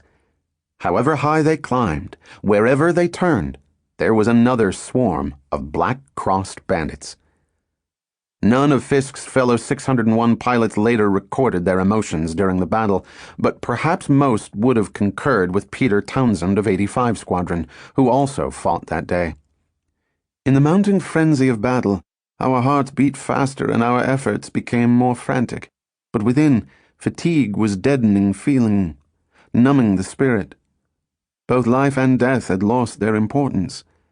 Desire sharpened to a single, savage purpose, to grab the enemy and claw him down from the sky. Fisk and his flight were lucky to escape with their lives. The other flight of 601 Squadron was not so blessed. 24-year-old pilot officer J.L. Smithers, a popular Etonian and stockbroker before the war, was last seen crashing into the sea around 10:45 a.m. 5 minutes later, Flying Officer R.S. Demetriadi, brother-in-law of Willie Rhodes Morehouse, was hit by machine gun fire and instantly killed or so badly wounded that he did not bail out. His Hurricane R-4092 splashed into the channel off Portland and quickly slipped beneath the waves. Even the most skillful pilots did not survive for long. 26-year-old Flying Officer J. Gillen, a former instructor at Bryce Norton, was shot down at the same time. Gillen and his aircraft were never found. 5 minutes later, at 10:55 a.m., William Dickey was also swallowed by the gray waves. All but Gillen had belonged to 601 before the war, back when Willie Rhodes Morehouse had whipped out a checkbook and bought a local gas station so that the millionaires need not worry about filling up their Bentleys and Triumph motorcycles because of strict rationing. Back when Fortnum and Mason had delivered picnic baskets every lunchtime and the weekend flyers had dined on the grass next to their twin-engine Bristol Blenheims. Leading his flight back to Tangmere late that morning, Fisk did not yet know of 601's heavy losses. Jubilant as he landed, he was credited by 601's intelligence officer, Frank Ziegler, with a probable kill. In his flight log, Fisk jotted, "Terrific fight. Terrified but fun. Had to lead the squadron in. Willie's engine failed." Then, one after another, 4 of his friends failed to return. By sundown, Fisk and his fellow millionaires were trying to come to terms with the news that 601 had suffered its greatest one-day loss of the war. Fisk had flown with both Gillen and Dickey only the day before. Across the channel, the day's fighting was regarded as the ideal dress rehearsal for Eagle Day, Goering's planned coup de grace to finish off the RAF. There had been 38 German and 32 British losses. 6 planes from Rudolf Rothenberger's JG-2 and 10 Me-110s had failed to make it back across the channel. Given the extent of the fighting and number of sorties, it was no great blow to the Luftwaffe. For Britain's fighter command, by contrast, the day's score was deeply troubling. 601 Squadron and others had been lured into the kind of dogfights that Adolphe Galland had been arguing for since the fall of France. Freed of its role as escort to lumbering bomber fleets, the Jagdwaffe had jubilantly thrown off its chains and fought as it had been trained, machine against machine, ace against ace. If that bloody Sunday were to become the norm, there would soon be too few RAF pilots, let alone 601 millionaires, to fend off the ever more aggressive Luftwaffe. It seemed that there had never been a summer in England with such glorious weather, day after day of bright sunshine and mostly cloudless skies, with often only the faintest hint of a breeze. The perfect killing season. "You were awake long before daybreak," recalled one pilot, "busy in your cockpit as the first chill slivers of light thrust up out of the enemy's domain in the east. Scramble, climb, vector, buster. Your life was packed with action, the breathless, throbbing sensation of intense danger. You flew and fought the death-long day." Monday, August 12, 1940, was such a day. It was late in the afternoon when Art Donohue's 64 Squadron was scrambled and ordered to intercept 18 DO-17s of KG-2 that had just bombed RAF Manston, causing severe damage and sending clouds of smoke and chalk dust spiraling several thousand feet into the air. "I guess we were all feeling a little subdued," recalled Donohue.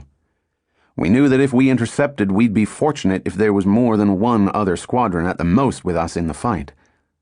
But 64 Squadron did not intercept KG-2. Instead, after just a few minutes in the air, it ran into the bomber's escorts. 30 Me-109s of JG-26, among them Adolphe Galland's acolytes, one or more of whom had killed Peter Kennard Davis. Art Donohue did not know it, but here was his perfect opportunity for revenge. Within seconds, fighters were wheeling and diving, it seemed, across the entire horizon. Donahue closed on a bandit, throttle wide open, thumb crooked over his firing button. But then either Sergeant Gerhard Grismala or Lieutenant Heinz Ebling of JG-26's 3 Group spotted Donahue and swooped down. Both were superb pilots and highly experienced. Ebling had already shot down 2 Hurricanes that day. For a fraction of a second, Donahue saw a yellow-nosed Messerschmitt in his rear mirror. It was belching tracer bullets, stitching the sky with minute glowworms that then zipped into his plane. Pop, pop. The familiar sound of exploding cannon shells racked my eardrums and my plane shook, recalled Donahue. Shrapnel banged and rattled, and white tracers streamed by. The firing lasted only a second, but I expected it would start again. Donahue pushed his stick forward to dive. It flopped onto the instrument panel. His elevator cables had been shot to pieces. He pumped back and forth on the rudder pedals. They, too, had gone limp.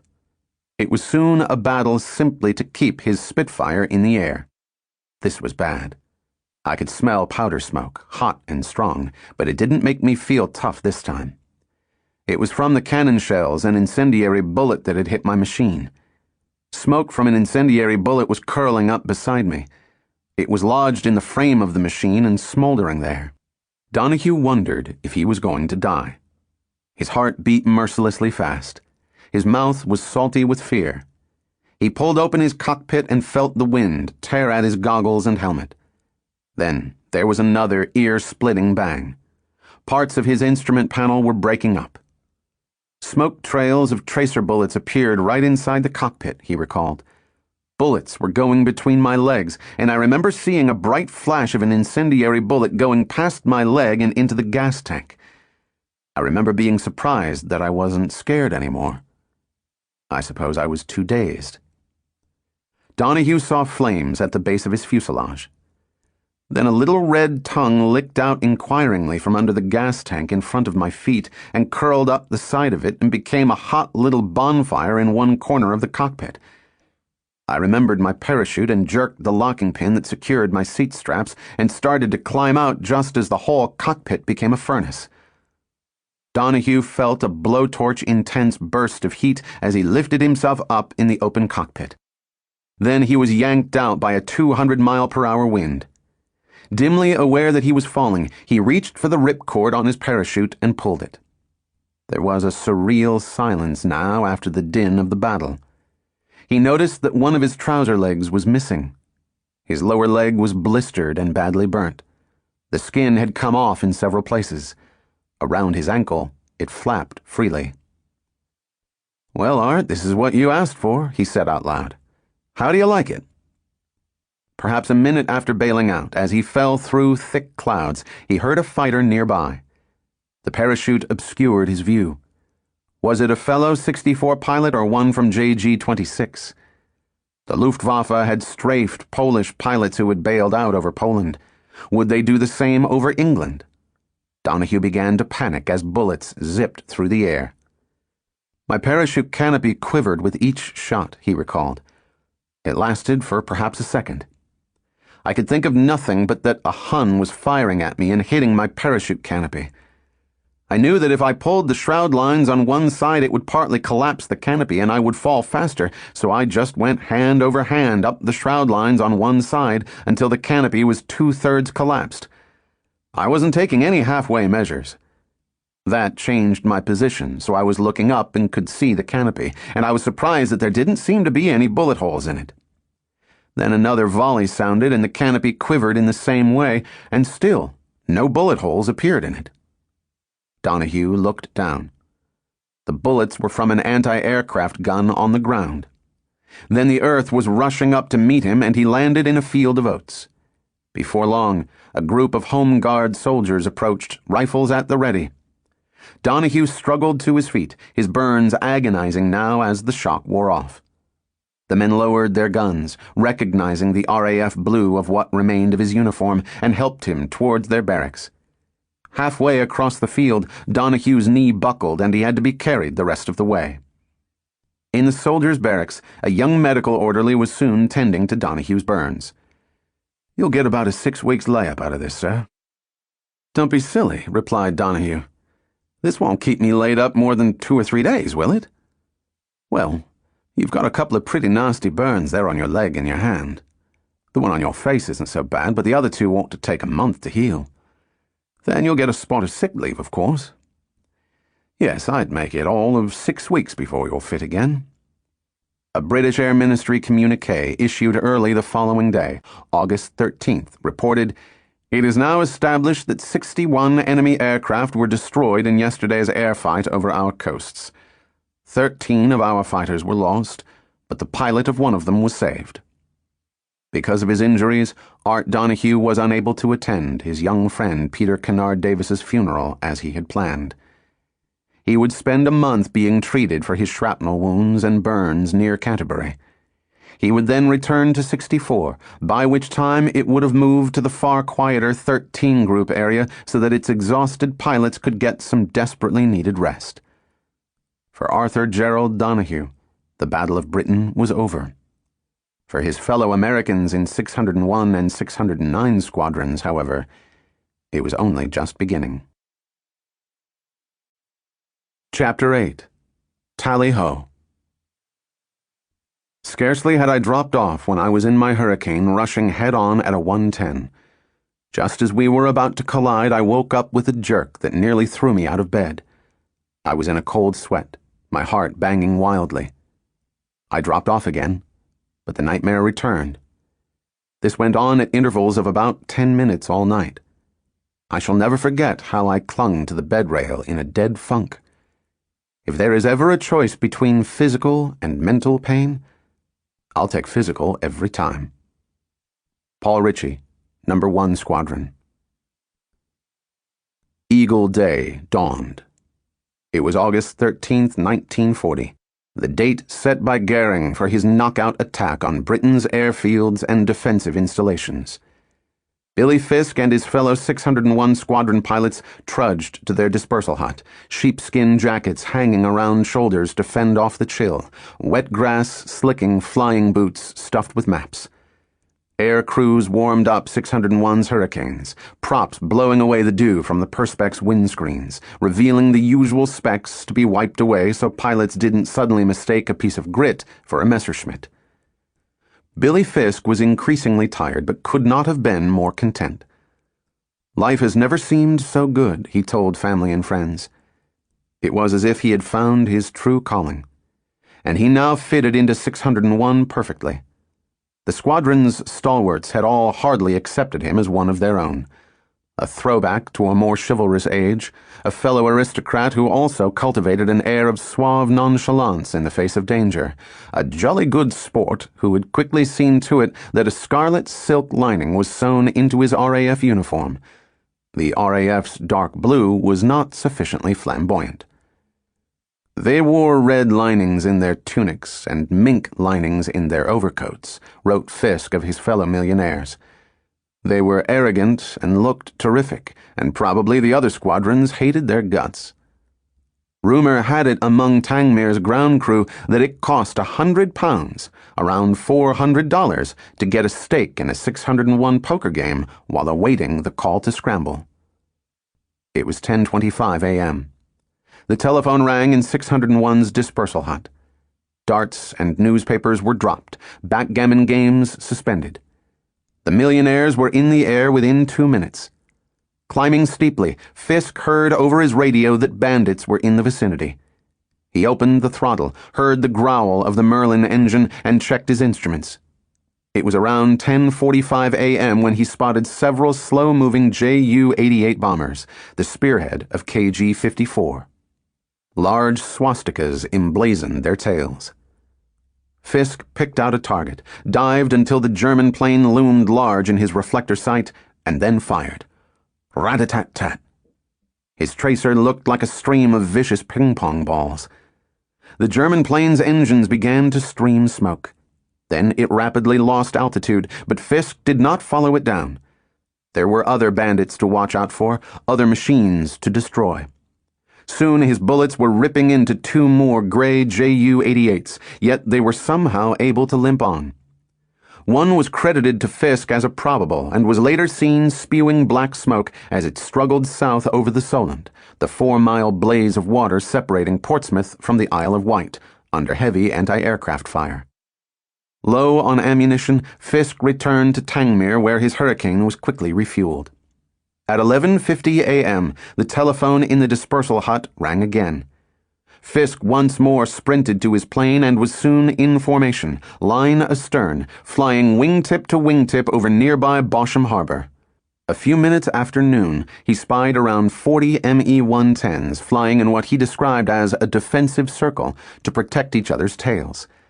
It was the standard tactic for flights of the two-seater fighter touted by Goering as unbeatable. But even though the Me-110s were capable of higher speeds than the Hurricanes, they were so slow to turn that they were highly vulnerable in a dogfight. The German pilots used a different term for the defensive maneuver: the circle of death. And so it proved to be that day. The Millionaires. The 601 Squadron sounds very strange. Let's avoid that at all costs because it really is improper usage. Tore the invaders to pieces. Fisk fired on two Me-110s from LG-1. Then suddenly, perhaps for the first time, he knew real fear as cannon fire smashed into his aileron, jamming it. Perhaps he had flown too straight for too long, making himself an easier target for one of the Me-110s armed with 4 forward-firing machine guns and 2 cannons. Thankfully, his other controls worked fine. Fisk radioed that he had been hit and then set course for Tangmere. Soon, he could see the airfield in the far distance. He eased off on the throttle and saw his clock, airspeed indicator, fall, and then the glow of the green light, which indicated that his undercarriage was down. At last, he was safe, his wheels bumping along the turf. His ground crew sprinted towards him, glad to see him home, and were soon helping slide back the hood. Although he had been in combat for just a few minutes, Fisk was exhausted. The strain of a dogfight was immense, and at 28 he must have felt it more than most of his fellow pilots, whose average age was just 22. It was the kind of fatigue that made even the most experienced pilots feel like simply sitting and staring at flies on the dispersal hut's wall, speechless as they tried to unwind. Fisk's fellow American, Art Donahue, already knew it. I didn't want to sleep, but I didn't want to move, or talk, or fly, or anything else either. Just relax. As nearly as I can describe it, it is a sensation of being drained completely, in every part of your body, though I don't know what of. But you seem to just want to surrender to relaxation, sitting or lying inert and absorbing whatever it is back into your system. I've heard many other pilots say they get the same feeling. The stress of combat was now taking its toll on every fighter pilot, especially those like Fisk who were still learning to master the Hurricane. Throughout fighter command, nerves were fraying and tempers were on a hair trigger. As pilots were strapped into their Sutton harnesses, their cheek and eye muscles twitched.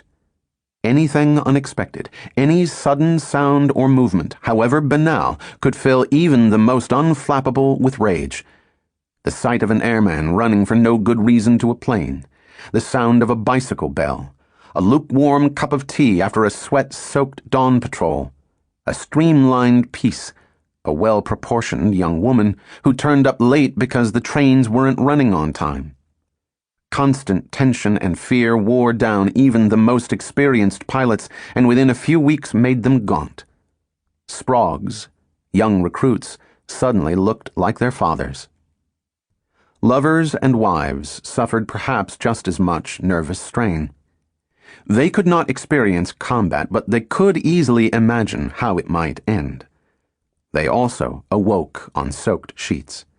They too knew the nightmares. Falling, unable to pull the cockpit hood back, clawing at the perspex, yanking a ripcord and then seeing the parachute not open. Blowtorch flames melting eyebrows, the face leaving soft lips feeling like a beak, mangled limbs amputated after a wreck.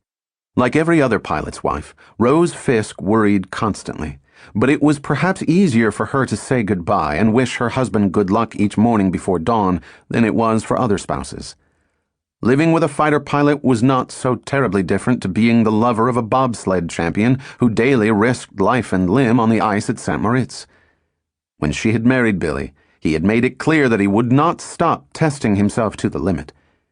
He had always admired men who lived at full blast and wanted to emulate them. Nor was he afraid of death, for he had been brought up to believe that the next life would be even better than this one, so long as one earned one's passage to it through noble sacrifice. So many nice people have died in the last few years, Fisk wrote in a letter to his family that year. One is assured of pleasant company on the other side of the pearly gates. And I bet they are all laughing like buggery at us poor mortals. Rose was one of the top debutantes of her generation, so striking that her portrait was hung in the Royal Academy in London that long, hot summer. But there was no haughtiness about her. She dusted, cooked, cleaned, and dutifully tended a vegetable garden as if she were married to some lowly sergeant pilot rather than the celebrated King of Speed. Rosie is the most efficient settler-inner and housekeeper I've ever seen, Fisk told his family proudly. She works like a Trojan from dawn till dark and is as happy as a clam. On the morning of August 14th, however, Rose Fisk was not up at dawn. It was long after first light when her mother, who had moved down to Tangmere from London to provide emotional support, woke her and told her to jump out of bed, put on a robe, and run outside. A German bomber was passing low overhead, tailed by a hurricane. Rose ignored her, rolled over, and fell back asleep. An hour later, the telephone rang. Rose answered. "Maybe you're not interested, but we fought a terrific battle over the channel," said Billy angrily. "One of the Huns, badly shot up and out of ammunition, headed towards Tangmere to force land. I line up alongside to bring him in, take all the trouble to push him 5 miles off the course in order to bring him over the house and show him to you, and you can't even be bothered to get out of bed and look."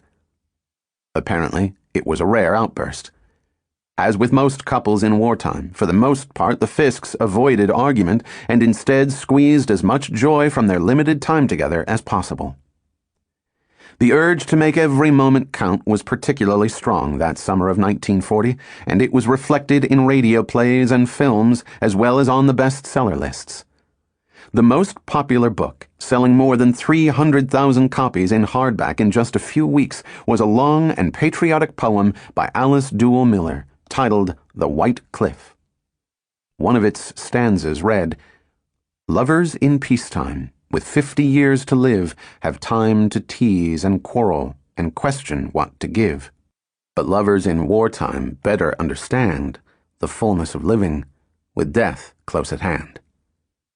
The Fisks understood only too well. Thanks to foul weather, August 14th had so far been a quiet day at RAF Middle Wallop, now dubbed Center Punch by Eugene Tobin. During recent lulls, 609's pilots had tried to distract themselves as best they could. The Polish duo, Tadeusz Nowierski and Piotr Ostojewski, nicknamed Novi and Osti, often lay on their bunks watching flies climb up a wall, working their eye muscles, improving their long-range sight. Andy Mamedov preferred to gamble, wagering any spare cash in seemingly endless bridge and cribbage games. Tobin sometimes joined in, but usually opted to be 609's disc jockey, playing over and over the Bing Crosby records he had brought all the way from California. Around 4 p.m., the black telephone rang in 609's dispersal hut. The squadron's adjutant, Flying Officer Dick Anderson, was on the line, asking for Red Tobin. Tobin soon picked up the receiver. "Hey, Red," Anderson said. "If you hop down to Hangar 5, there's a Spit to deliver to Hamble." Tobin grabbed his flying gear, stuffed a few maps into his boots, and headed out of the hut on yet another ferrying mission. He hoped it would be a more successful flight than his last one on August 9th, when he had taken Squadron Leader Darley's bullet-holed Spitfire to Hamble to get it repaired, but had then wrecked its prop by pushing the stick too far forward on takeoff for the return flight. From Hamble, it had been a long journey back by road to Middle Wallop, where he had had to explain, shamefaced, what he had done to Darley's plane. Blast it, had been Darley's only recorded response. When on earth would he see some real action? The evening before, in the smoky blue haze of the Black Swan pub in nearby Monkston, he had listened to story after story about 609's best day yet in combat. On Eagle Day, August 13, 1940, the squadron had intercepted 52 Ju-87s of Major Graf Schoenberg's STG-77 as they hightailed it back towards France. The pilots of 609 had heard the Germans' terrified shouts of "Achtung! Spitfire!" over their radios as they tore into the infamous hook-winged bombers, whose maximum speed was 250 miles per hour, 100 miles per hour less than the Spitfires. The ensuing Stuka party had been like swatting flies for Osti and Gnovi, who had claimed 2 planes each, and so thrilling that Johnny Dogs Dundas joked that although he had missed the famous glorious 12th grouse shoot in Scotland, the glorious 13th had been the best day's shooting he had ever had. Osti and David Crook had also engaged the Stuka's escorts from the Ace of Spades and given Werner Mulder's boys a bloody nose, shooting down 2 Messerschmitt Me-109s, one crashing into Weymouth Bay, the other into Poole Harbor. Tobin hoped he would soon be able to share in the spoils, but first he would have to convince Squadron Leader Darley that he should go operational.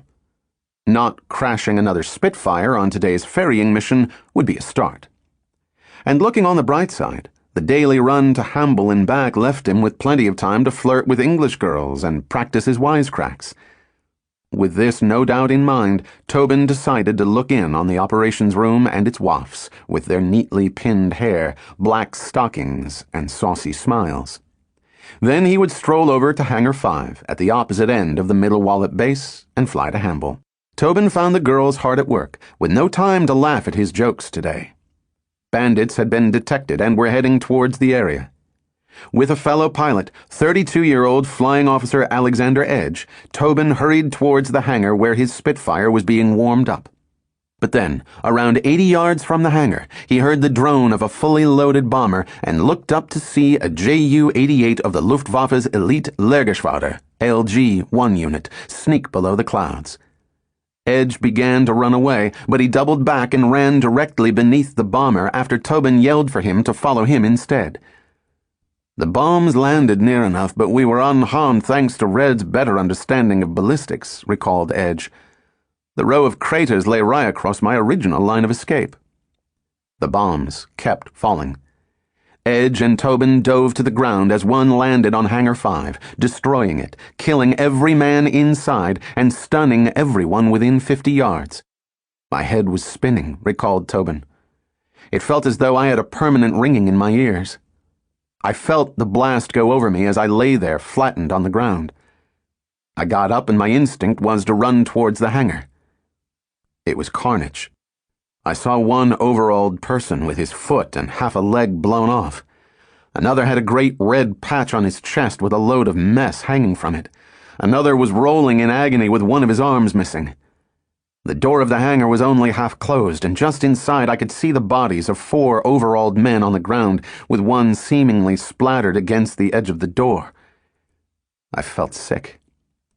I almost threw up there and then. Other Air Force personnel came into the hangar, and they just seemed to go about their business in a respectable and calm manner with no sign of panic. Then I remembered what I was told about the British. No matter how bad the situation, they will always keep that stiff upper lip. Meanwhile, 609's only sergeant pilot, 28-year-old Alan Feary, had managed to get airborne.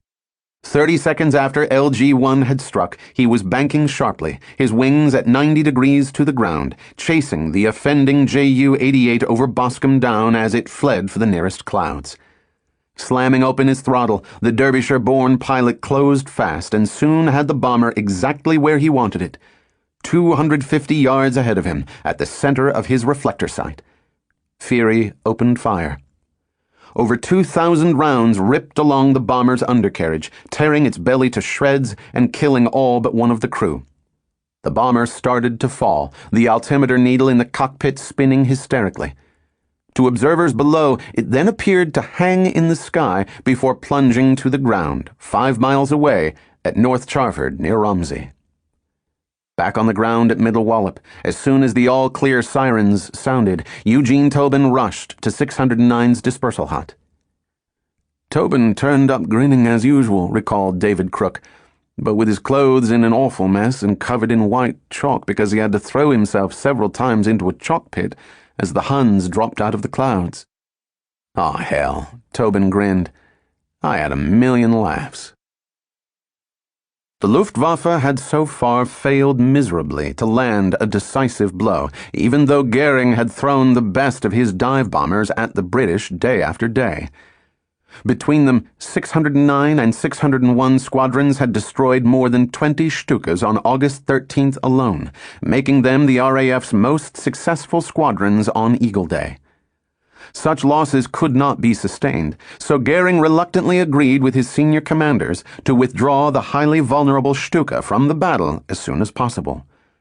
The pride of the Luftwaffe, having terrorized troops and massacred countless civilians from Poland to Plymouth, had finally been neutered. On the evening of August 14th, at Fighter Command Headquarters, Stuffy Dowding and Sector 11 Commander Sir Keith Park pondered the Germans' next move. "They're playing games at the moment," said Dowding. "They're not going to achieve anything by these scant and random attacks. Something is building. What damage they have done to the airfields has been a setback, but they are still operational," replied a confident Park. "Middle Wallop is already back at full strength. We will be ready for them." Chapter 9. That England Might Live. High summer at Tangmere. I shall never forget those stirring days, when it seemed the sky was always blue and the rays of the fierce sun hid the glinting Messerschmitts, or when there was a high layer of cirrus cloud. Although this filtered the sun and lessened the glare, it was dangerous to climb through it, for your grey-green Spitfire stood out against the white backcloth. When the grass was burnt to a light brown color and discolored with dark oil stains where we parked our Spitfires, and when the waters of the Channel looked utterly serene and inviting. Air Vice Marshal Johnny Johnson. It was still dark when Billy Fisk and his fellow pilots sat down the next day, August 15th, 1940, for their usual breakfast. Bacon and eggs and jam on toast, washed down with mugs of piping hot, strong tea. Dawn heralded gray skies, but as the morning wore on, the sun burnt off the cloud cover, and by 10:30 a.m. the conditions were ideal for dropping bombs on England. The first scramble of the day came around 11 a.m. 601 Squadron was ordered to prevent the attack of 60 Ju-88As of LG-1, escorted by 40 Me-110s of ZG-2 on the airfields at Middle Wallop and Worthy Down. By midday, the millionaires had destroyed 5 Ju-88s and returned to Tangmere to refuel. A fine morning's work, but not without cost. Fisk's close friend Billy Clyde and another pilot officer had been shot down but were unhurt. Another of his pre-war skiing friends, Gordon Mouse Cleaver, had been almost blinded from pieces of his Perspex cockpit hood and had only just managed, with great bravery, to nurse his badly damaged Hurricane home to Tangmere. Cleaver would soon be awarded the Distinguished Flying Cross and eventually regain his eyesight, but would not fly again with 601. Fisk himself had been in particularly fine form, managing the difficult task of maneuvering a struggling Ju-88 into the Portsmouth balloon barrage, having exhausted his ammunition, as the squadron records put it. At the ship pub in Bosham that evening, with the sound of engines still roaring in their ears, one thing was understood by even the most intoxicated 601 pilots. The odds were heavily stacked against them if they were to continue fighting as they had all week. "We all knew it was like a game of roulette, backing black all the time," recalled Flight Lieutenant Tom Hubbard, who had shot down a German search-and-rescue seaplane a month before. "Our luck wouldn't come up forever." By nightfall, the Luftwaffe had completed its largest attack to date, hitting targets the length and breadth of England, but at the loss of 75 aircraft, causing its shaken pilots to dub August 15th Black Thursday. Tangmere had been singled out by the Germans for attack, but, just as with the raid on Middle Wallop, only a few bombers had penetrated Fighter Command's defenses, and the base had sustained negligible damage. Undeterred, Goering ordered the Luftwaffe to return en masse and wipe Tangmere and other 11 group bases off the map the following day, August 16, 1940. The Reich Marshal was certain of success this time, so much so that he ridiculed the concerns of escalating losses expressed by his senior commanders, Kesselring and Spörl, and shrugged off the previous day's serious bruising as simply bad luck. He had not been outsmarted by Fighter Command. Only 300 RAF fighters were left, according to Beppo Schmid, the Luftwaffe's chief of intelligence. With the right protection from the Jagdwaffe, his bombers would now finish off Park's force. Conditions were once again ideal as Goering marshaled every available fighter and more than half his bombers. Among the 1,720 German aircraft directed to give the RAF the big lick was a flight of courageous young Stuka pilots. Around noon, they left their base in Normandy with orders to attack Tangmere. 10 minutes later, they were approaching the middle of the English Channel, nervously scanning the skies, painfully aware that at just 200 miles per hour, the Stuka's maximum speed, they were sitting ducks if they came across Spitfires. At Tangmere, meanwhile, an informal party was underway. In the officers' mess, several young wafts mingled with a dozen or so of the base's pilots. Suddenly, the station commander rushed into the room. "Girls, get in your cars and out of here," he shouted. "Leave everything. Get out! 601 Squadron, readiness!" Air crews jumped into action. Among them was 20-year-old Airman William Higgs. He had been on duty for 52 hours at a stretch for several weeks and was so tired these days that he often fell asleep on the grass, head resting on a wheel of an assigned plane as soon as he had serviced it. Now, yet again, he and his mates quickly shrugged off their fatigue as they readied 601's Hurricanes for combat. It was 12:25 p.m. In Tangmere's operations room, a young WAF named Anne Turley George heard a warning of bandits approaching across the channel and went to work. "We felt we were a part of things at last, transmitting directions and logging messages." It usually took no more than 2 minutes to get all 12 of 601's Hurricanes off the ground, but that lunchtime the scramble was twice as long because of craters left in the grass runways from the previous day's raid. Knowing they had lost precious time, Fisk and his fellow pilots then climbed as fast as possible to intercept the incoming German bombers. As 601 soared towards the sun with throttles wide open, one of the most extraordinary episodes of individual heroism during the Battle of Britain was unfolding. At around 1:45 p.m., 249 Hurricane Squadron's Flight Lieutenant James Nicholson spotted 3 Ju-88s and attacked.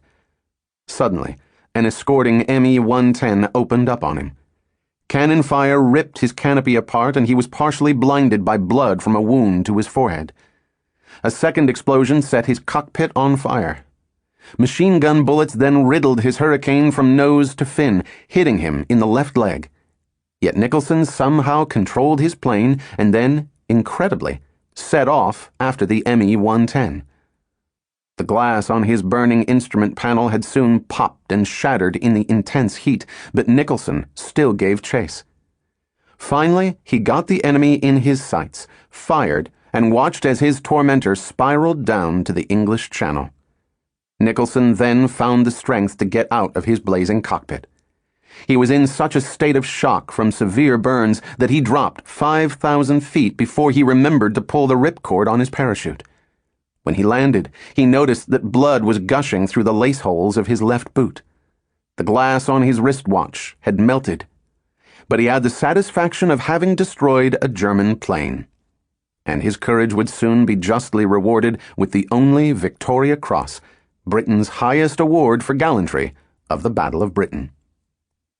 Meanwhile, 601 Squadron had been scouring the skies and listening carefully to the Tangmere controller as he plotted the German advance. Many bandits were now closing fast on Tangmere at 20,000 feet. "You are only to engage the little boys, fighters," the controller instructed. "On no account must you attack the big boys, the Stukas."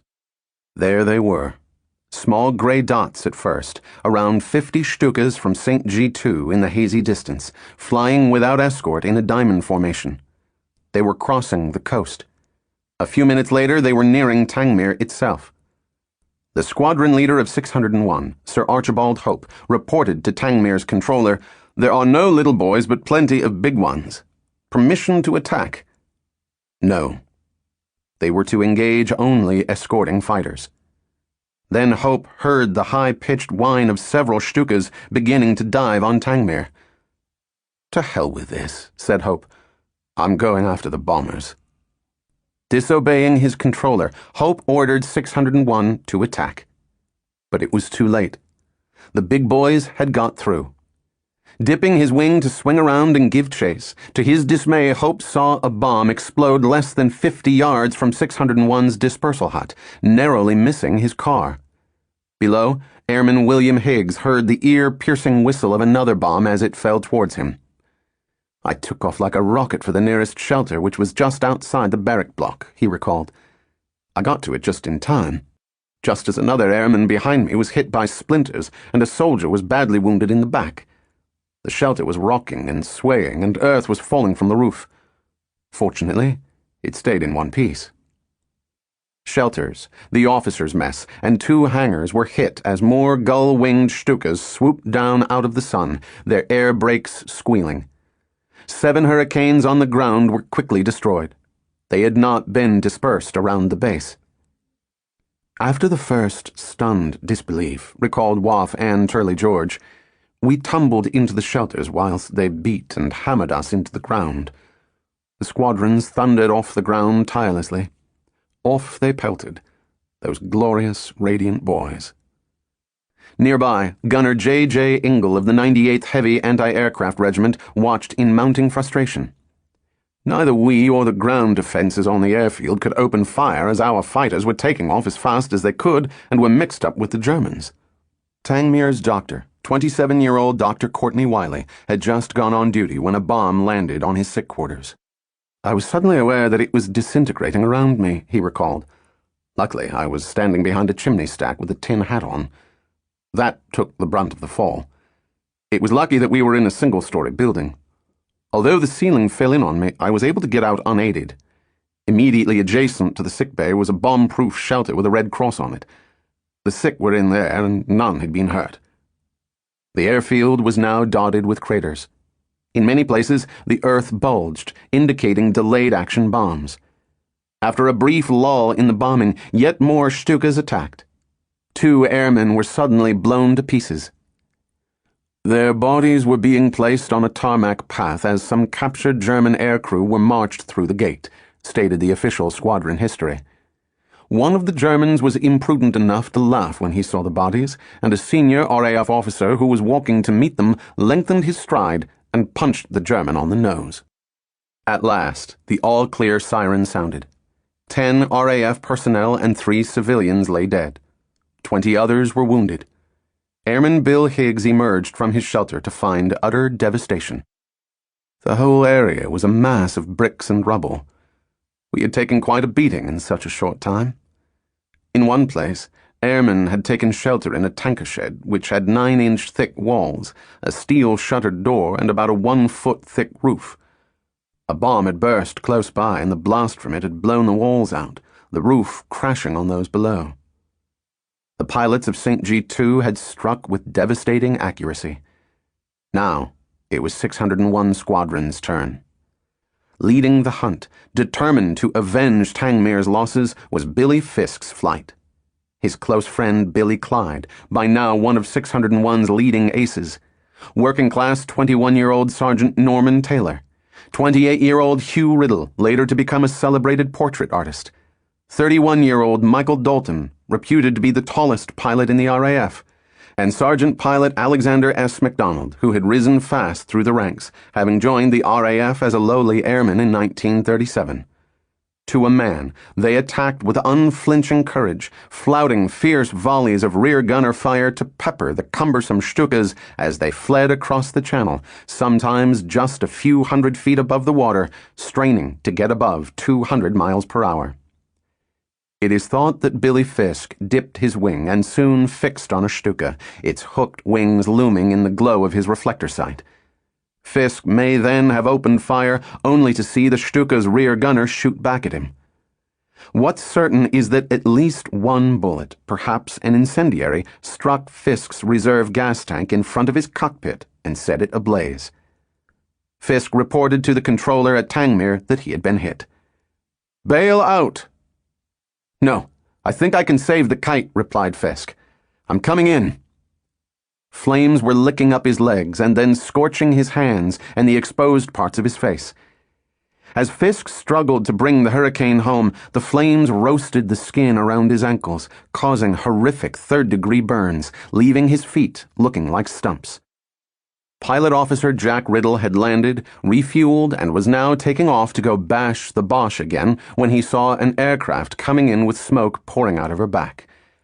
It belonged to Fisk, who somehow managed to fly over the airfield's boundary and then touch down. He had extinguished the fire in the reserve tank, perhaps through a sharp dive. 20-year-old nursing orderly Jeffrey Faulkner and his buddy, Corporal George Jones, set off in an ambulance, a so-called blood bucket, ringing its bell constantly. "We got to Fisk's Hurricane on the western boundary of the airfield," recalled Faulkner. "The plane was damaged, but it wasn't on fire." Fisk was conscious but in a terrible state as Faulkner reached into the cockpit, pulled him out, and then removed his flying jacket, helmet, and earphones. His burns were really horrific. When we took his gloves off, the skin just sort of fell away from his hands. Faulkner knelt close to Fisk and tried to comfort him. It was a marvelous thing that he had brought his plane in. He could have turned upside down and bailed out. But if he had been attacked below 1,000 feet, he probably wouldn't have had time. In which case he may have just torn back to the aerodrome and landed. I noticed that Fisk's plane was shot up and the fabric of the plane was split. The only thing I remember him saying was, "Goddamned thing." He swore at the aircraft in no uncertain way. The next man on the scene was Flight Commander Sir Archibald Hope, who had been returning to refuel and rearm when he spotted Fisk's damaged Hurricane near the airfield's boundary. Fisk's plane was on its belly, belching smoke, he remembered. It must have got a bullet in its engine. There were 2 ambulance men there. They had got Billy Fisk out of the cockpit. He was lying on the ground. They didn't know how to take his parachute off, so I showed them. Billy was burnt about the hands and ankles, so I told them to put on Tanafax, the stuff we were supposed to put on burns. Hope leaned over Fisk. "Don't worry," he said. "You'll be all right." Hope returned to his Hurricane and then taxied towards 601's dispersal hut. Meanwhile, Faulkner placed blankets around Fisk to keep air from his burns, gave him a shot of morphine, lifted him with Jones on a stretcher into his ambulance, and then drove back to the sick quarters, where Dr. Wiley was waiting. "Hello, Billy," said Wiley calmly. "What have you been up to?" Fisk did not reply. Wiley administered another painkiller. "There's nothing more I can do," he told Faulkner. "Get him in the hospital as fast as you can." It was 20 minutes later when an ambulance arrived to take Fisk to the St. Regis Hospital in nearby Chichester. "Some people say that there was a woman in the ambulance," recalled Faulkner. "Perhaps the operations room had phoned his wife Rose, who lived not far from the aerodrome, and she may have come and then sat in the ambulance with him." Fisk was admitted to the St. Regis near death and still wearing his scorched flying boots. There was little hope of him surviving, but then, by some miracle, it must have seemed, he began to make a startling recovery. When 601 Squadron's adjutant visited the hospital later that afternoon, he found Fisk sitting up in bed, perky as hell. The tension was yet again almost too much to bear at Fighter Command's 11 Group Operations Room in Uxbridge. Prime Minister Winston Churchill sat impatiently in the gallery overlooking a large plotting board. It was around 6 p.m. when he saw the wafts below push several markers across the board that dominated the room, and then place them mid-channel. Yet another mass raid was headed England's way. Seated at Churchill's side, sick with fear, was General Sir Hastings Ismay, Secretary to the War Cabinet, and a glum-looking, blue-suited Lord Beaverbrook, the Minister of Aircraft Production. All 3 were soon transfixed by a display panel across the room. Red bulbs indicated that every squadron available to Air Commodore Keith Park was either in the air or unavailable. Britain's fate appeared to hang in the balance, the margin between victory and defeat excruciatingly narrow. The Luftwaffe's targets were now London's perimeter airfields. The minutes passed slowly as Park issued crisp commands. Churchill appeared not to move a muscle. The wall display finally showed that some of Park's squadrons were available and that the German raiders were turning and heading back across the Channel. Visibly weary, Churchill stood up and then walked quickly to his waiting Humber staff car, deep in thought. A few minutes later, he and Ismay were being raced through empty streets towards Chequers, the British Premier's country retreat. Ismay turned towards Churchill. "Don't speak to me," snapped Churchill. "I have never been so moved." They passed neat gardens, suburbia, and leafy parks in the gathering dusk. Several minutes later, Churchill broke the silence. Never in the field of conflict has so much been owed by so many to so few. Ismay was speechless. Back at Tangmere, RAF ground crew and other personnel struggled to get the base operational again. Sandy Johnstone, 602 Squadron Leader, recalled driving to the airfield that evening and finding it in utter shambles, with wisps of smoke still rising from the shattered buildings. Little knots of people were wandering about with dazed looks on their faces, obviously deeply affected by the events of the day. I eventually tracked down the station commander standing on the lawn in front of the officers' mess with a parrot sitting on his shoulder. Jack was covered with grime, and the wretched bird was screeching its imitation of a Stuka at the height of the attack. The once immaculate grass was littered with personal belongings that had been blasted from the wing which had received a direct hit. Shirts, towels, socks, and a portable gramophone. A little private world for all to see. Rubble was everywhere, and all 3 hangars had been wrecked. At the St. Regis Hospital in Chichester, the blackout blinds came down as Rose sat beside her husband, trying to comfort him as best she could. Meanwhile, at the officers' mess at Tangmere and at the ship pub in Bosham, Fisk's fellow pilots waited for news about his condition. He was no longer as perky as hell.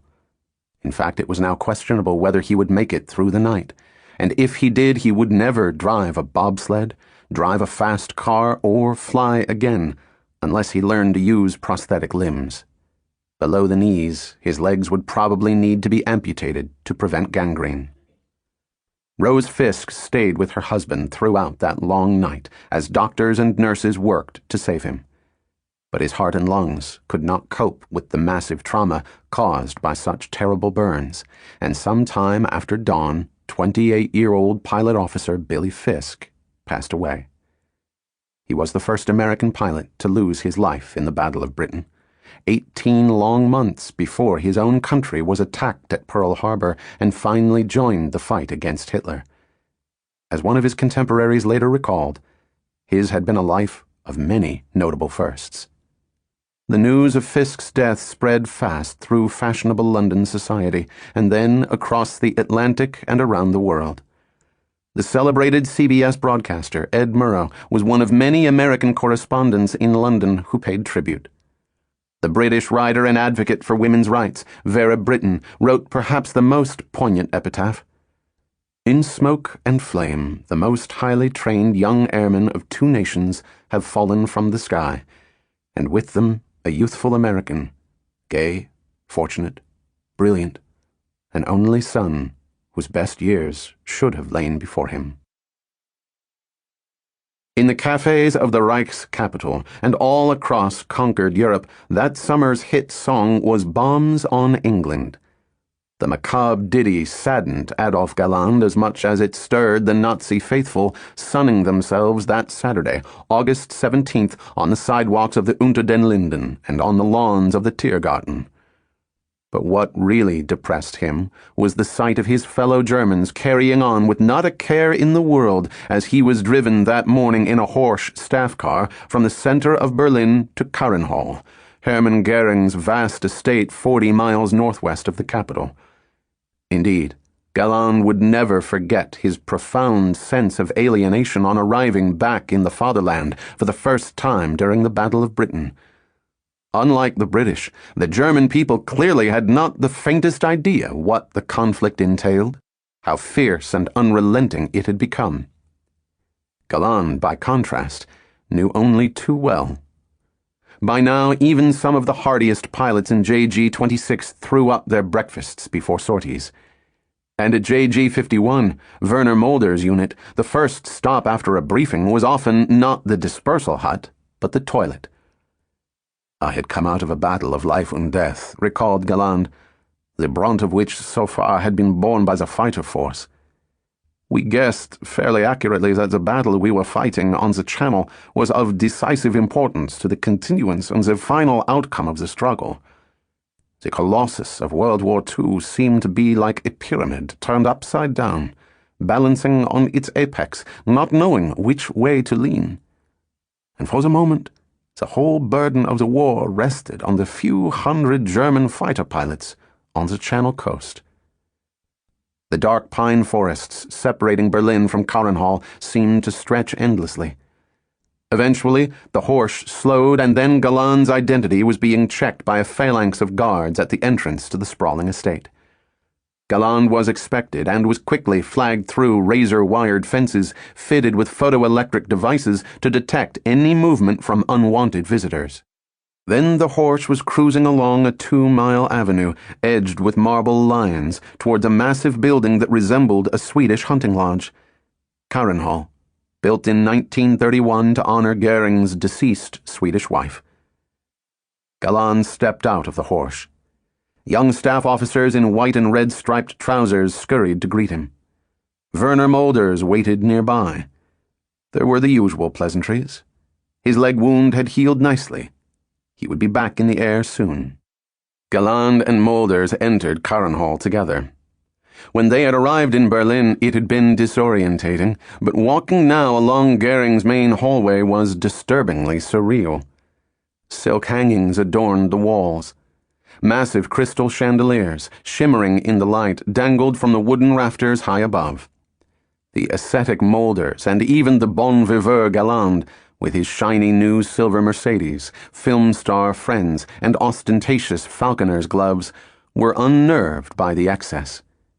It was grotesque, too far removed from reality. The mud and sandbags of Caffier Airfield, dubbed Devil's Village by Galland's fellow JG-26 aces. It was not the place from which great men ran wars. There were too many monuments to Goering's ego. Too many hunting trophies, too many pelts strewn across the marble floors, too many biographies of his idol Genghis Khan in the library. Mulders and Galland hurried on down the entrance hall, flanked by long carved tables bearing decanters filled with France's best vintages. Their commander arrived to welcome them, dressed in one of his specially tailored uniforms. He pointed to the decanters. "Fine wine for my bold eagles," Goering quipped, and then belly-laughed. Galland looked at Mulders, who remained silent. The 5'9" Reich Marshal had a powerful handshake. Up close, his clear blue eyes were equally forceful. There was no doubting his formidable charm. Servants dressed like medieval courtiers were soon at the aces' sides, holding silver trays bearing Havana cigars and flutes of champagne. Galland took a cigar. Goering appeared mildly euphoric. Little did Galland know that his commander was now taking 30 paracodeine tablets a day, his addiction to the narcotic as hard to shake as his reliance on morphine in the 1920s. And Goering was also his usual loquacious self. The decanters held fine wines, he explained, but far inferior to cases now on their way from Bordeaux and Lyon. If the Luftwaffe hadn't been so busy recently, the best vintages would have already been flown in. Again, the belly laugh as Goering rocked back and forth on his heels. Galland and Mulders took their place in Karrenhall's vast banquet hall with a group of high-spirited Luftwaffe officers. Goering was soon holding court. As Hitler often did, he began a rambling lecture on the battle, on its broader implications for the Reich, and how Britain could be best defeated in the air. The other officers nodded, not one daring to interject. Mulders and Galland hid their boredom. Goering was telling them nothing they didn't know already. But the atmosphere of confidence and enthusiasm was somehow seductive. Galland began to wonder whether he had too narrow a view of the battle. Perhaps Goering made sense. Maybe Galland had spent too long analyzing the war from a cockpit. Goering announced a break in proceedings. To their surprise, Mulders and Galland were then invited into the Reich Marshal's library and awarded the pilot's badge in gold with diamonds, the most prestigious award they could hope for, devised by Goering himself. Only 38 others received this utmost honor during the entire span of the Third Reich. Having softened up his eagles, Goering now began to berate them, imitating the primitive tactics that Hitler used on the Reich Marshal himself to great effect. Cruel words followed. The Luftwaffe was not trying hard enough. Its tactics were far too cautious. Too many bombers were being shot down, and it was all the fighter escorts' fault. The bombers were what mattered, not the fighters. When Goering finally ended his rant, Mulders tried to explain the operational difficulties he and his men faced. They were flying over enemy territory with only 10 to 20 minutes supply of fuel. London was the limit of their operational range. Engine failure, a broken aileron, often the smallest malfunction could lead to the loss of plane and pilot. Having to get back across the channel after a sortie was often as treacherous as combat, and sticking close to bombers made the Luftwaffe a slow-moving, easy target. Shooting down Spitfires and Hurricanes was what really mattered. After they had been destroyed, Goering's precious bombers would always get through. Goering again tried to blame the fighters for the failure to bring the RAF quickly to its knees. Galland had heard enough and was about to speak his mind when Mulders cut in quickly, explaining diplomatically that dogfights at 400 miles per hour were different from combat with the Richthofen squadron, the Red Baron's flying circus, back in the good old days when Goering had been the squadron's leader. Goering nodded in agreement. Yes, of course, it was different now. But some things never changed. Just like in the last war, the ablest pilots needed to be promoted to high command to ensure victory. What the Luftwaffe needed was new blood, new leadership. Men like Mulders and Galland would now take the reins. Mulders had already done a fine job commanding JG-51. Galland would be just as successful in charge of JG-26. Galland protested. He was already in the best position, leading his squadron. He didn't want an entire wing of 9 squadrons and a desk job ordering around 100 fellow pilots. He was a fighter pilot, not a pen pusher. "My group is a pleasure to me, and the responsibility is sufficient," said Galland. "I am also scared of being tied to the ground and not seeing enough action." "Don't worry," said Goering. Galland could still fly with his squadron. Of course he could. But he would also lead all of JG-26. Goering concluded the meeting by asking whether Mulders and Galland had any requests. "Ja, Herr Reichsmarschall," said Galland, "to remain a group commander." Goering refused. It was pointless to argue further. Galland had been promoted and could still fly. It was best to leave it at that. By late afternoon, Galland and Mulders were in the Horsch, winding its way back through the suburbs of Berlin. Galland complained to Mulders about his new role. It would inevitably hamper him. He would not be as free to hunt and kill. Mulders was not in the least sympathetic. He relished the role of fighter pilot, but also high command. Here was his chance to influence strategy and the broader development of the Luftwaffe. Brilliant though Mulders was as a fighter, recalled Galland, his actual abilities and ambitions lay more in the field of tactics and organization. Galland said that Mulders could be the Oswald Boelcke, the grand tactician of the last war, of this conflict. Galland would be the ace of aces, the Richthofen of the Second World War. "Well," said an indignant Mulders, You can be the Richthofen. I prefer to one day be its Boker. As long as Galland focused his anger on the enemy and not on his superiors, added Mulders, he might even go one better than Richthofen by actually surviving the war. A veil hid Rose Fisk's pale beauty as she followed behind young men in dark blue uniforms. At Rose's side was her mother, Lady Rosabelle Brand. It was all too easy for her to imagine how her daughter was feeling. Her first husband, an officer in the Coldstream Guards, had been killed in action in 1914 when Rose was a baby. Her second husband had passed away in 1929, leaving mother and daughter twice bereaved. And now, it was happening all over again. The Central Band of the Royal Air Force accompanied the funeral cortege as it wound its way through the small village of Boxgrove. Locals bowed their heads. An old man was seen to salute as the bier carrying Fisk's coffin, draped in the Stars and Stripes and Union Jack, moved into the moss-covered churchyard of St. Mary and St. Blaise. The service that followed was short, but packed with emotion as 28-year-old William Meade Fisk, America's youngest ever Olympic gold medal winner, was lauded as a selfless American as well as a skilled fighter pilot. Then, Billy Fisk began his last journey. His fellow pilots carried him into the graveyard, to a spot at its far corner, a stone's throw from the airfield he had died protecting. It was thought that this was where he would have wanted to be interred, his headstone overlooking Tangmere Airfield. Buglers played a final farewell for the supreme artist of the run, and then a firing party cracked the silence with parting shots. Among the wreaths then placed on Fisk's grave was one from Lord Beaverbrook, the Minister of Aircraft Production, and another delivered that very morning to the station headquarters at Tangmere. There was a card with it, recalled Geoffrey Faulkner, the airman who had pulled Fisk from his Hurricane. I can't remember exactly how it was worded, but it was definitely from Winston Churchill.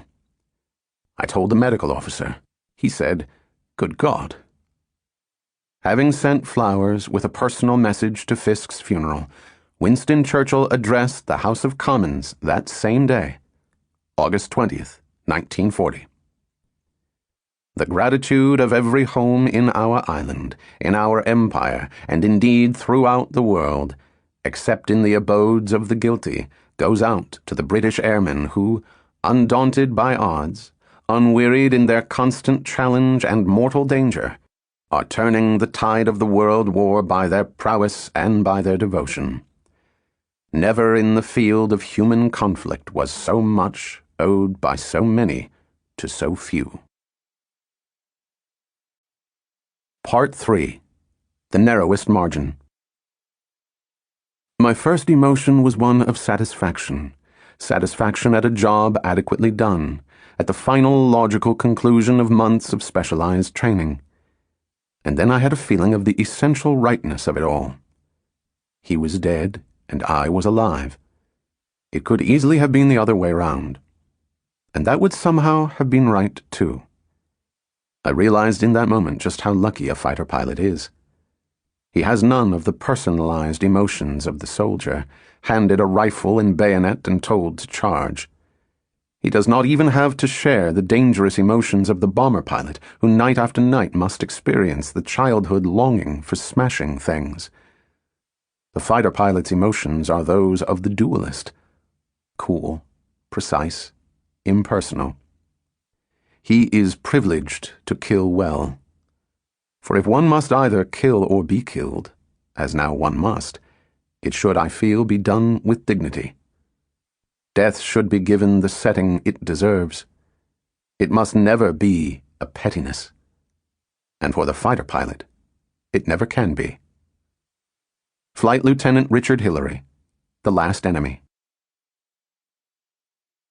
Chapter 10. Huns in the Sun. Hardly a day was now passing without some striking event taking place. The death of a friend or enemy provided food for a few moments' thought, before the next swirling dogfight began to distract the cogitating mind from stupid thoughts such as sadness or pity. Remorse had long since died. It was the act of living that perhaps became the most exciting form of occupation. Any fool could be killed. That was being proved all the time. No, the art was to cheat the reaper and merely blunt his scythe a little. After all, it was only a game, and he was bound to win. But it was fun while it lasted. Jeffrey Page, DSO, OBE, DFC, and BAR. The long wait was over. Finally, the 609 Yanks were to go operational. On August 16, 1940, the same day Billy Fisk was shot down, his fellow Americans in 609 Squadron learned that they were to alternate weaving behind 609's two flights, A and B, watching for surprise attacks by the swarms of German Me-109s that were now escorting bombing raids on Fighter Command's 11 group bases. "If you want to go chasing a DFC all over the deck, go somewhere else," Squadron Leader Darley warned them. "We go up as 12 and we come down as 12. If we lose even 2, the odds are shortened immediately." Tobin had been assigned to be the tail-end Charlie to A Flight's commander, Frank Howell, a Dunkirk veteran, and his wingman, Jeffrey Gaunt, a tall and gregarious character brimming with humor and life. "He was one of the best-looking fellows I've ever met," recalled Tobin. "He had a rosy complexion, a big set of white teeth, blonde wavy hair, and a perfect English accent."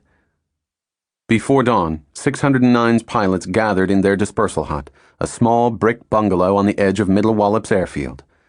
It was always the worst time of day on the airfield.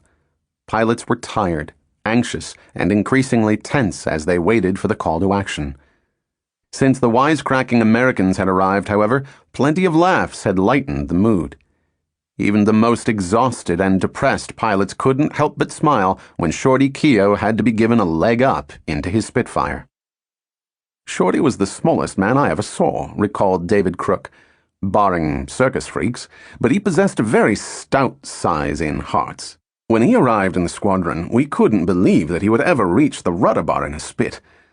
Apparently the medical board thought the same and refused to have him at first, as he was much shorter than RAF minimum requirements. However, Shorty insisted on having a trial, and he produced 2 cushions which he had brought all the way from the States via France, especially for this purpose.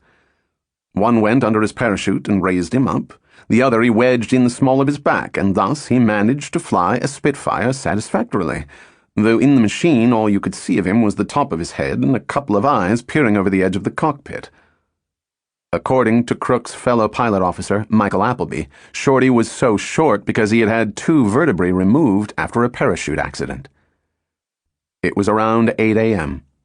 The telephone in the dispersal hut rang like some monstrous alarm clock, jolting dozing pilots awake. A few seconds later, they were sprinting to their planes. "Saddle her up! I'm riding!" shouted Tobin to his ground crew. Tobin jumped up onto the wing and climbed into his cockpit. Quickly, with the engine roaring, he fitted his oxygen mask and checked his fuel gauges, headset, and instruments. Undercarriage light on. Okay. Oil pressure. Okay. Then he adjusted his helmet and made sure he plugged it into the radio transmission set in the Spitfire. Suddenly, he could hear the Middle Wallop controller, Squadron Leader Gavin Anderson. "Many, many bandits headed southeast. 20,000 feet. Tobin taxied to take off, his eyes glued to his A-section leader, Frank Howell, the 28-year-old ace who through hard-won experience had learned how to maximize his chances of survival. If Tobin could stick with him, he might also stay alive long enough to learn the basics of successful air combat. How to hunt without becoming the hunted. Howell's long-nosed Spitfire lifted off the grass and was closely followed by that of Jeffrey Gaunt, Howell's number 2.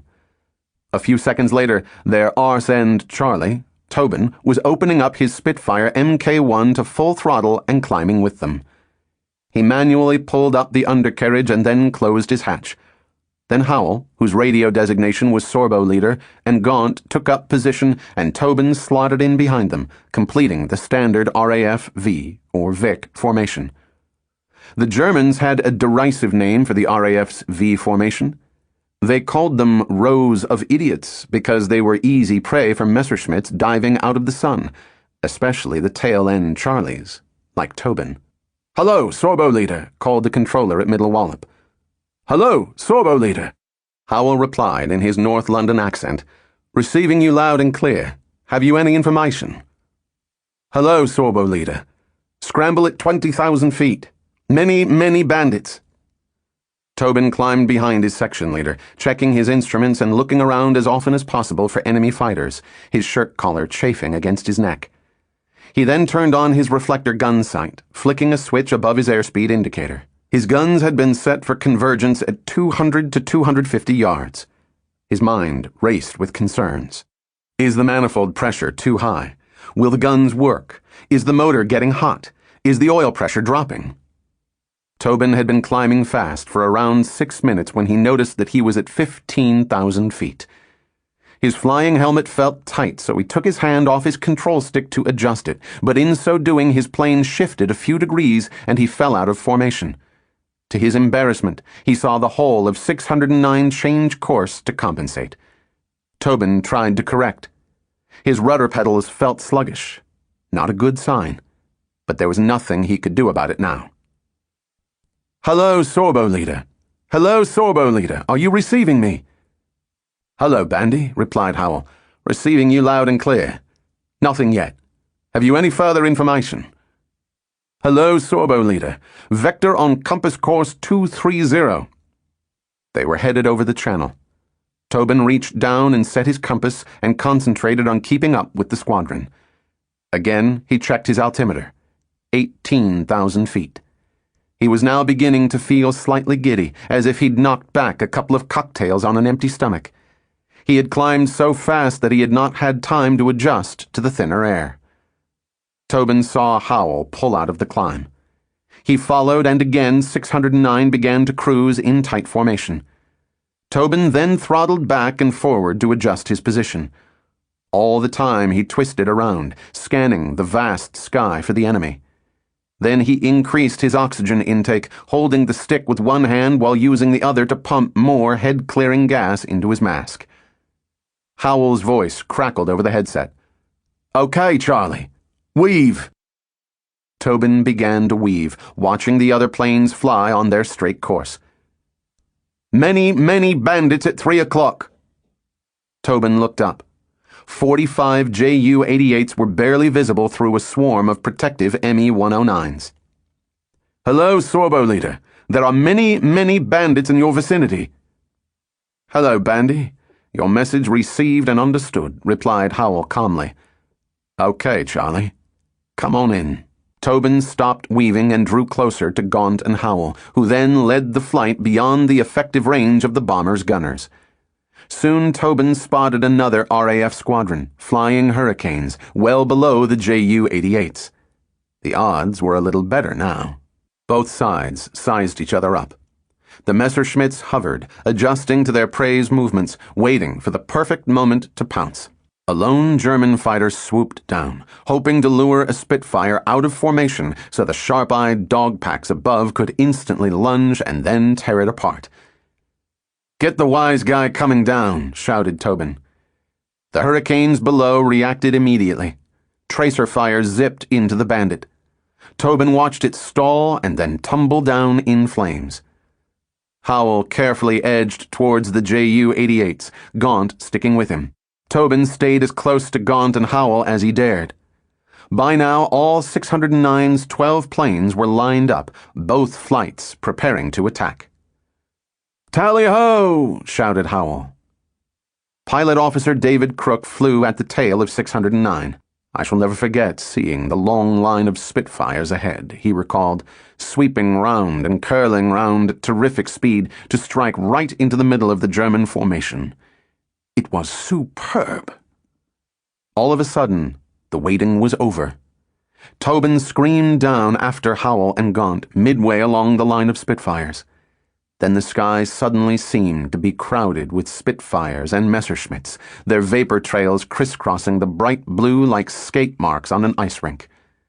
Tobin caught sight of an Me-110 and was soon chasing it. The German went into a climbing turn and Tobin followed, gradually closing. Yellow tracer fire flashed past. The Me-110's rear gunner was blasting away at him. It was mesmerizing. Bullets left the bandit so slowly, it seemed, arcing across the sky with elegant precision. They looked as if they were moving away, but then curled violently towards him, skipping over his head. "Get the rear gunner," Tobin said to himself. Tracers again zipped past him, uncomfortably close.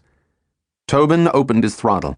The Spitfire seemed to leap forward as if he'd given it the spur. He gained fast, and then the rear gunner was clearly in his reflector sight. Tobin thumbed his firing button and felt the Spitfire shudder. Rat-a-tat-tat. Tobin saw his tracers go far wide and tried to adjust, but in his excitement he pulled the stick too hard. Gravity punished him, G-force ramming him back into his harness, yanking at his jaw muscles. A gray curtain began to fall across his vision. Just in time, he righted the Spitfire and then swore at himself for being so clumsy. A few seconds later, he again had the German in his sight. Tobin thumbed the button. 1, 2, 3. But again, he missed. Tobin glanced at his airspeed indicator, a few inches above his stick. He didn't want to overshoot the slower-moving ME-110. He eased back on the throttle, and again the bandit was in his crosshairs. Thumb to button. Finally, he had his man. Tobin saw the fuselage around the German pilot's cockpit fly away. He had killed for the first time. He knew it. He saw the plane fall away, out of control, down to his right. The pilot made no attempt to hit the silk. Bail out. Adrenaline coursing, Tobin took a deep breath and then remembered to scan the sky for enemy fighters. There were no more fighters on his tail. He checked his plane, wings first. He'd been hit. In some places they looked like a sieve. Light pinpricked through the fuselage only a few feet from him. Where did they come from? Tobin asked himself. Maybe his victim's rear gunner had got him. Or had the bullets come from a bandit he'd not even seen? Tobin looked around. No sign of Howell or Gaunt. Far above, the indigo haze was scarred with the tracers and smoke of dogfighting planes. Then a Messerschmitt 110 was spinning down, belching flames. Tobin saw the pilot crawl out and jump. A white silk parachute snapped open. A couple of seconds passed.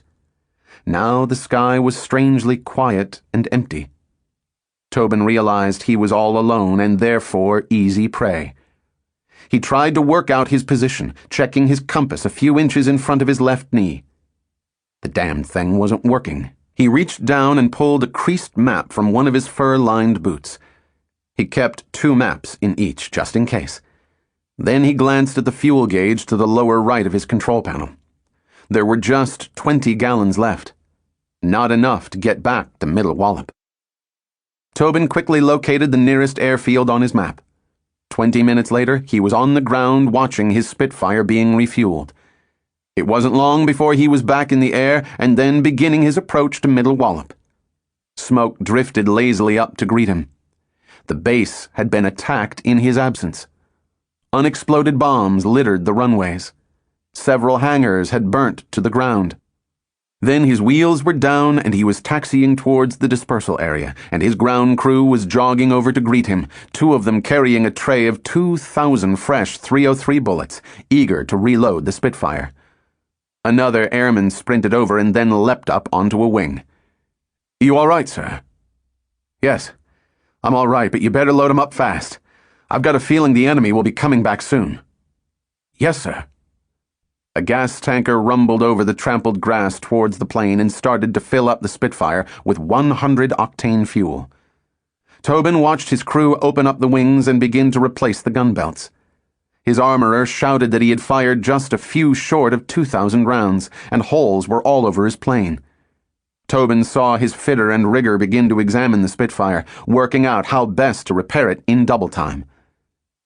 "They may have hit something vital," one of them said. "Afraid you'll have to take one of the spare machines today if you go up again." Tobin's ground crew took his plane to a hangar for repair. Next, they moved another one out for him to use if he was again scrambled. Tobin checked it over and then went to the dispersal hut to find out what had happened to the rest of 609. To his relief, a jubilant Howell and a grinning Gaunt were waiting for him. Howell had shot down a Ju-88. In all, the squadron had claimed 3 bombers, one of them confirmed, Howell's Ju-88, and another 2 as probables. Tobin sat down with 609's intelligence officer, Frank Ziegler, and made out his combat report. He was suddenly ravenous, but just as lunchtime neared, 609 was scrambled again. The patrol was uneventful, and by nightfall Tobin was headed for drinks in the Black Swan pub, now dubbed the Mucky Duck by the Americans. Even though Tobin, Mamedoff, and Keogh had all fired more than 2,000 rounds, none had made a confirmed kill. Nevertheless, there was reason to celebrate. They had survived the most intense, terrifying hour of their lives. Pilot Officer David Crook later recalled that Tobin was surprisingly calm after his first combat. He never showed the slightest trace of excitement. Tobin had yet to master the art of the deflection shot, but he had learned one thing very fast: how to hide his fear and exhaustion. Back at Tangmere, 601's pilots were determined to avenge the attack on their home base, in whose defense Billy Fisk had been killed. On August 18th, late in the afternoon, the squadron was directed to intercept 80 or so dive bombers from St. G-77, which were heading to attack radar stations and airfields along the southern coast. Pilot Officer Carl Davis, a South African born of American parents, was on superb form, taking down a Stuka and an escorting ME-109E. But that day's combat also saw the loss of 2 more 601 pilots, both sergeants, who had fallen prey to the German fighters. There were also unsustainable losses in several other frontline squadrons. 27 planes shot down, 10 pilots killed, and 18 badly wounded. In fact, 601 Squadron was now nearing the breaking point, having been in continuous action since the spring. The chain of reactions from scramble, takeoff, to pancake, landing, which were the fabric of the pilots' lives, was taking its toll of their ability to remain constantly alert and responsive to danger, recalled the squadron's official history. On August 19th, therefore, in exchange for No. 17 Squadron, 601 was withdrawn from the southern battle skies to Debden, just north of the inner ring of fighter stations around London. Here, the fighter pilot's life, though active, was more peaceful than over Hell's Corner. But there was to be little respite for the badly battered unit. A few days after the exhausted pilots got to Debden, the Germans intensified their attacks on bases in 11 Group, so 601 was once again in the thick of things, protecting other airfields farther south. Now began the hardest time for both sides, a battle of attrition above England that would soon be decided by simple numbers. The victor would be the Air Force that shot down more than it lost. At a similarly critical period at the Battle of Waterloo, the Duke of Wellington had urged the British to greater feats with the famous words, "Hard pounding, gentlemen. Let us see who pounds the longest." By the last week of August 1940, both sides were pounding harder and harder. But it was the Luftwaffe who looked like they would pound the longest. More RAF pilots were being lost than could be replaced. In some squadrons, the veterans were too tired to be effective. With novice pilots now being lost at 5 times the rate of veterans, the strain felt by flight commanders and squadron leaders was immense, and no relief was in sight. Every one of them knew that they would have to fly on to the bitter end, which could not be far off. For 609 Squadron, the last week of August started with a visit from royalty in the form of the Duke of Kent. "The Americans were very intrigued," recalled David Crook. "Being good Republicans, they are always much impressed by royalty." Shorty said, "Say, what do we call this guy? Duke?" We hastily assured him that Sir would be sufficient. Anyway, the Duke arrived, shook hands with each of us, and spoke to us, and had a particularly long chat with Shorty, who was immensely gratified. In his diary that night, Tobin wrote, "He seemed like a nice guy, but he looked mighty tired. We had one scramble at 25,000 feet over Portsmouth, but we didn't see anything. went to the Mucky Duck and had a good time drinking and listening to some Crosby records. The following morning, August 24th, promised another sultry day as 609 gathered in the dispersal hut. The mood was far from upbeat. As David Crook recalled, the pilots felt only intense disgust. The fine weather meant the Germans would again have the advantage of flying out of the sun. It was also Andy Mamedov's 28th birthday. Tobin had decided not to give him a present, perhaps having lost to him at poker. 27-year-old Flight Lieutenant James Butch MacArthur, leading Mamedov's flight, looked up into the sky. There were no clouds, not even a wisp of cirrus.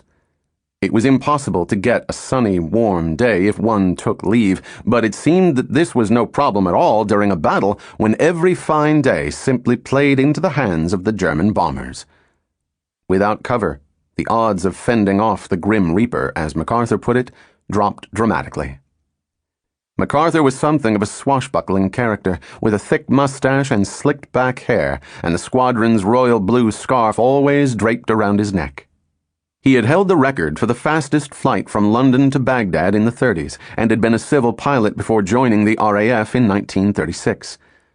Posted to Middle Wallop on August 1st as B Flight Commander, he had already taken down 2 Ju-87s and several Messerschmitts, making him one of the squadron's deadliest aces. As the morning wore on, 609's pilots grew more anxious as they lounged in their deck chairs and tried to lose themselves in games of cards or a newspaper. It was around 1 p.m. across the channel when several young German pilots belonging to JG-53 gathered around and listened to the crisp commands of their squadron leader, 29-year-old Hans Karl Mayer, one of the leading aces of the battle with 15 white stripes on his Me-109's tail fin. For the last week, the Ace of Spades had not seen much action, mostly because of adverse weather. There had been plenty of time to catch up on much-needed sleep, write letters home, and gorge on lobster and oysters in Mayer's favorite seafood restaurant in Rennes. Hans Karl Mayer had learned how to fight in the air from none other than Werner Mulders. Like his mentor, he had served in the Condor Legion in Spain, gaining vital experience. A fellow JG-53 pilot, Werner Karl, recalled that Mayer was so tall that he used to cram himself in his cockpit, and when on missions used twice as much oxygen as the rest of us. Karl had fought before with Mayer and respected him for his humanity and the example he set of chivalry in combat. He had recently seen Mayer shoot down an RAF fighter. The British pilot had bailed out, to Mayer's delight, but then Karl had seen the pilot fall and an orange glow getting bigger and bigger. The parachute was on fire and soon collapsed, and the British pilot fell to his death. On landing, I told Captain Mayer what he had not seen. He was genuinely upset. Today's mission would be a big one. JG-53 would be part of a huge escort of 300 German fighters, protecting 50 bombers bound for Portsmouth. They would fly to the airfield at Cherbourg East and refuel, so the fighters would be able to fly at their maximum range, before meeting up with the bombers over the Channel. The British were certain to pick up the raid as it crossed the Channel, so Mayer's pilots were more than likely to be engaged by several squadrons of Spitfires. It was crucial that they maintained their height above the bombers. Mayer would choose when to attack. The very moment they started to get thirsty, low on fuel, they were to turn around and head for home. The briefing over, several pilots joined a long line waiting to use the latrine. Others swigged back the brandy in their emergency pouches and holstered pistols in case they ditched and could stand the cold of the Channel no more. There was just time for a last cigarette, and then Mayer led his men to their Messerschmitts. It was 1:30 p.m. as Mayer and his men then took off from their base in Rennes and headed towards Cherbourg East to refuel. At Cherbourg East, Mayer again gathered his flight, his so-called dog pack around him. He assigned 2 pilots the role of lookout pair. Then he asked his men to synchronize their watches. 22-year-old Josef Broker made certain he was in time with his leader. He was about to go on his first operational sortie with the Ace of Spades' highest-scoring squadron, which he had joined just over a week ago. Moreover, he was to fly as Mayer's wingman. Mayer would expect him to stay with him at all times, watching for Tommies, protecting his tail. In all, 81 Messerschmitts from the 3 groups of JG-53 now stood, their engines idling, in neat rows on Cherbourg East's airfield. Sun-tanned and shirtless, the ground crew crawled over the planes, starting batteries, cleaning canopies, making sure the fuel tanks were full to the last drop and their warning lights were working. The aces of spades went to their planes. Props whirred and dust flew as the German pilots climbed into their cockpits.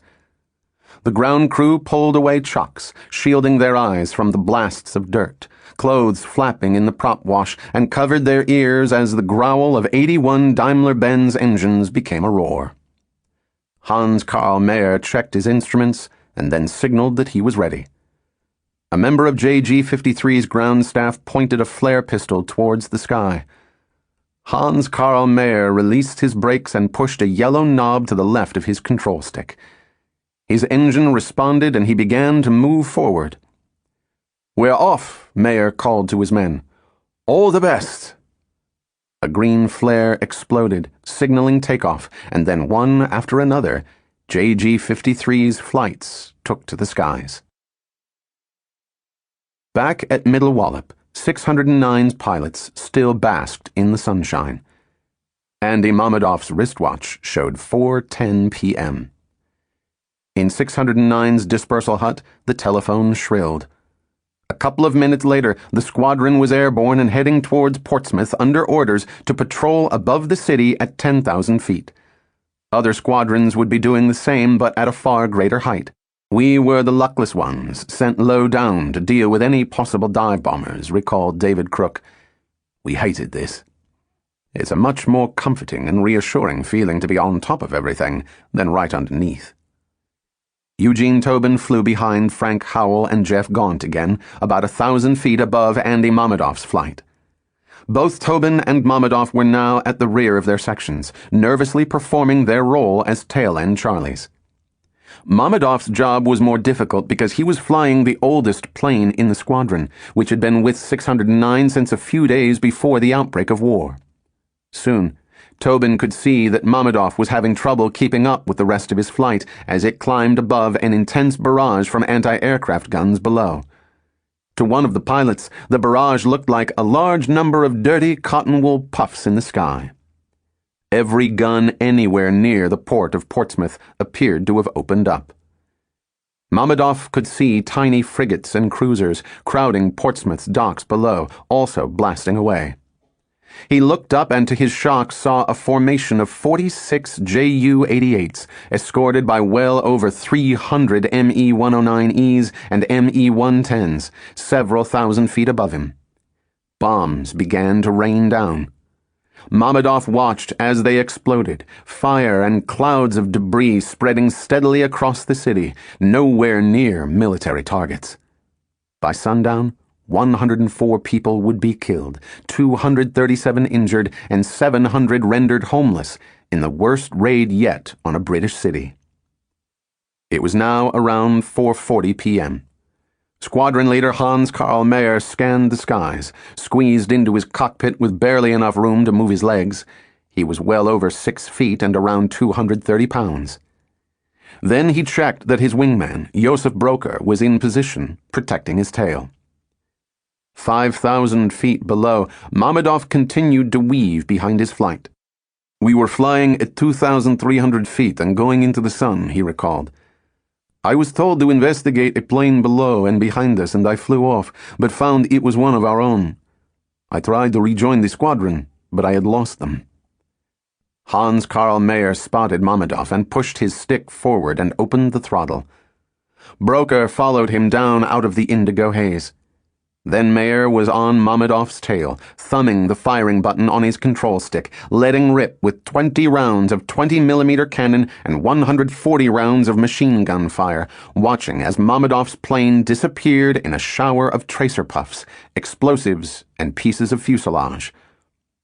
There was just one burst, but it was enough, recalled Mamedov.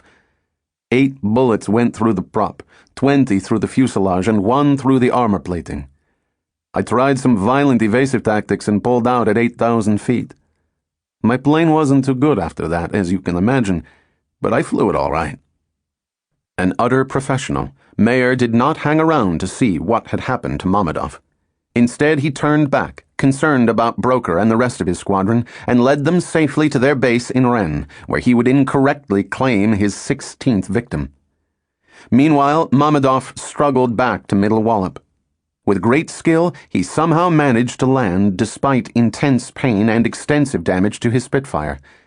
His rigger, Flight Sergeant Titch Cloves, was soon running over to him. Mammadov looked badly shaken and complained of a bad backache.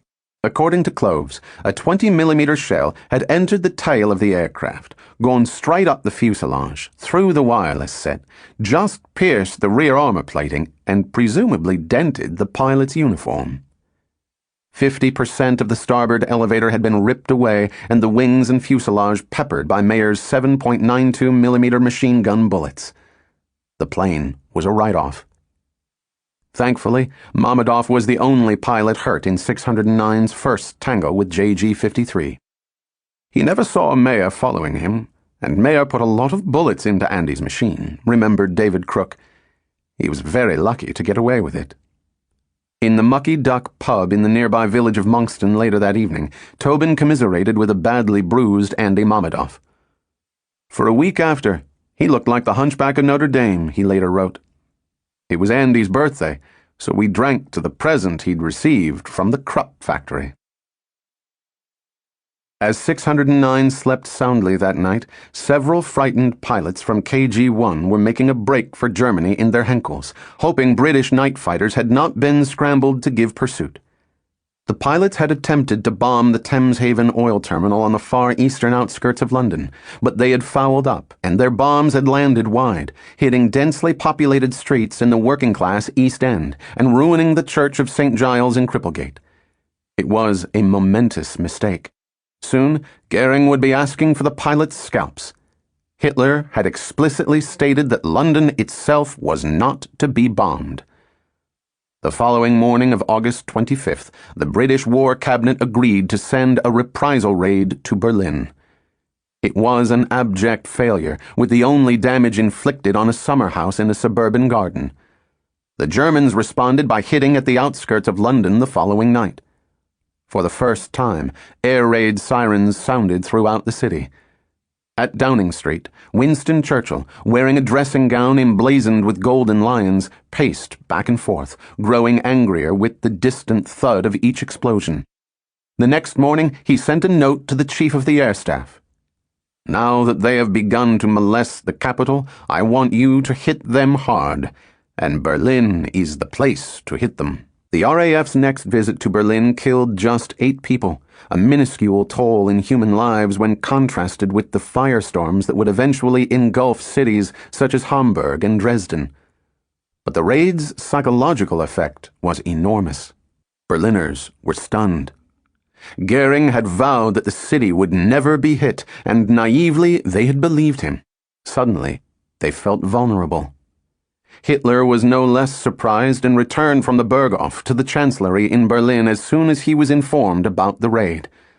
The following day, he lifted his restriction on terror bombing of London. The Luftwaffe's next targets would be millions of defenseless civilians. Chapter 11. Achtung! Spitfire! If you are on fire, do not open the hood until the last moment, as it will draw flames into the cockpit. If your clothes are soaked in petrol, switch off the engine switches and leave the throttle open. Otherwise, as you get out, sparks from the exhaust may act like the flint in your cigarette lighter. Air Ministry Instructions to Pilots on Bailing Out, 1940. Among Eugene Tobin's fellow pilots, there had been a lot of bellyaching of late. Life at Warmwell, 609's advance base, was awful. The accommodations were so pitiful that Tobin and others had opted to sleep under dirty blankets in the dispersal tent, a long walk from running water and toilets. A road ran close to the tent, and most of the pilots now relieved themselves there rather than be caught short in the officers' mess. One risked either prosecution for indecent exposure, recalled Squadron Leader Darley, or returning too late for a scramble. The station commander had been less than helpful. When Darley had asked him to improve 609's living arrangements, he had responded by locking the officers' mess except at assigned mealtimes, hoping this would encourage 609's pilots to arrive on time for supper. All our efforts to get the Luftwaffe to respect mealtimes having failed, deadlock occurred, recalled Darley. To make matters worse, the civilian cooks had then gone on strike, refusing to get up at 3 a.m. to prepare breakfast. That morning, some of the ground crew had used a Primus stove at the dispersal tent and done a first-class job with the bacon and eggs. Later on, another airman had gone over to the cookhouse to scrounge a cup of tea and to his amazement had found a mountain of eggs, tea, sugar, tins of Nestle's milk, and packets of Kellogg's cornflakes waiting for him. It had taken 3 trips in Pilot Officer Johnny Dogs Dundas's flashy Lagonda to cart the booty over to the dispersal tent. Several airmen working in the cookhouse had pooled their rations to show that they thought 609's pilots were bloody marvelous, even if the civilian cooks did not. Rumor had it they'd also procured barrels of beer. It was now late afternoon on August 25th, and once again Eugene Tobin had had nothing to do all day except bask in the sunshine and crack jokes about Andy Mamadov's bruised back. With any luck, the damn station commander would call through in a couple of hours and order 609 to stand down. Then Tobin could retire to the pub for a pint with the chaps. It was too much to hope for. Suddenly, 609 Squadron was scrambled. Tobin was soon seated nervously in his baking cockpit, as if trapped in a sauna, waiting for Squadron Leader Darley to open his throttle and taxi across the sunburnt grass. Finally, RAF ground crews pulled away the chocks. Darley's Spitfire shuddered for an instant and then sped across the airfield. Tobin and the rest of 609's pilots followed in sections of 3. "Patrol channel at 25,000 feet, announced the middle wallop operator. The squadron climbed fast, throttles wide open, knowing every angel, 1,000 feet, gained could be invaluable. Tobin looked out of his cockpit as they reached the assigned height above the English Channel. Below, a convoy showed as minute specks in the middle of a stretch of grey separating southern England from the French coast. Such convoys usually attracted plenty of German attention. Heading towards Tobin were around 350 bandits, some intent on destroying RAF Warmwell, 609's advance base. They included Hans Karl Mayer's JG-53, more than 100 of Goering's much-vaunted Me-110s, and 35 bomb-laden Ju-88s. Mayer was once more with young Josef Broker as his wingman. After the previous afternoon's nerve-jangling combat, Broker was glad to be at his squadron leader's side. The sound of the burly, paternal Mayer snapping instructions over his radio set calmed his nerves. Flying with the huge formation of twin-engine Me-110s were ZG-2's Lieutenant Westphal and his rear gunner, Corporal Brief. In recent weeks, their unit's morale had plunged as the RAF had ripped them apart. Now, every time they left their base in Guillencourt, they knew the odds of returning were less than 50-50. The heavy Me-110 was simply no match for the more maneuverable Spitfires and Hurricanes. Pulling an Me-110 around in a tight turn, Westphal knew only too well, took enormous strength. The controls went infuriatingly stiff at relatively low levels of G-force. Meanwhile, Eugene Tobin was doing a fine job of weaving behind his section as it climbed higher and higher above the Solent. He looked at his clock. 15,000 feet, high enough for him to be breathing oxygen. He reached to turn on his supply, but nothing happened. There was no head-clearing whiff, just a grogginess that grew as he flew to 25,000 feet. If he dropped back behind Darley, he could soon find himself unable to catch up and flying alone. Darley had drummed into his head that sticking together was paramount. Stragglers never lasted long. What should he do? Fly on and perhaps black out with altitude sickness, or break off and risk being bounced by some Messerschmitt prowling several thousand feet above, its better-designed prop biting the even thinner air with ease? Tobin now felt lightheaded. Thankfully, he heard Darley order 609 to drop down to 19,000 feet. The loss of altitude cleared his head a little, but he was still too high. He had better ask Darley if he could break for home. Breathing the thin air at that altitude wasn't very pleasant, he recalled, but it didn't bother me for long. More than 50 Me-110s of ZG-2 emerged from clouds 2 miles away.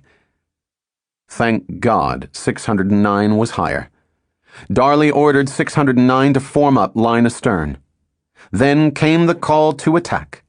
The squadron dived. "Break left!" screamed a German rear gunner, Corporal Walter Wotzel, as he opened fire. Wotzel's pilot, Staff Sergeant Siegfried Becker, reacted, but not quickly enough. A split second later, 609 pilots Jeffrey Gaunt and Noel Agazarian snapped off the first of several quick bursts, riddling the German's plane. The port engine caught fire. The other jammed. Then Becker and Wotzel were bailing out. Tobin and squadron leader Darley picked out another bandit, the Me-110 of ZG-2's Lieutenant Westphal and his rear gunner, Corporal Brief. In a few seconds, Tobin and Darley were on their tail, the Me-110's 56-foot wingspan soon appearing in the orange glow of their reflector sights. Tobin opened fire, aiming just ahead of the Me-110's nose.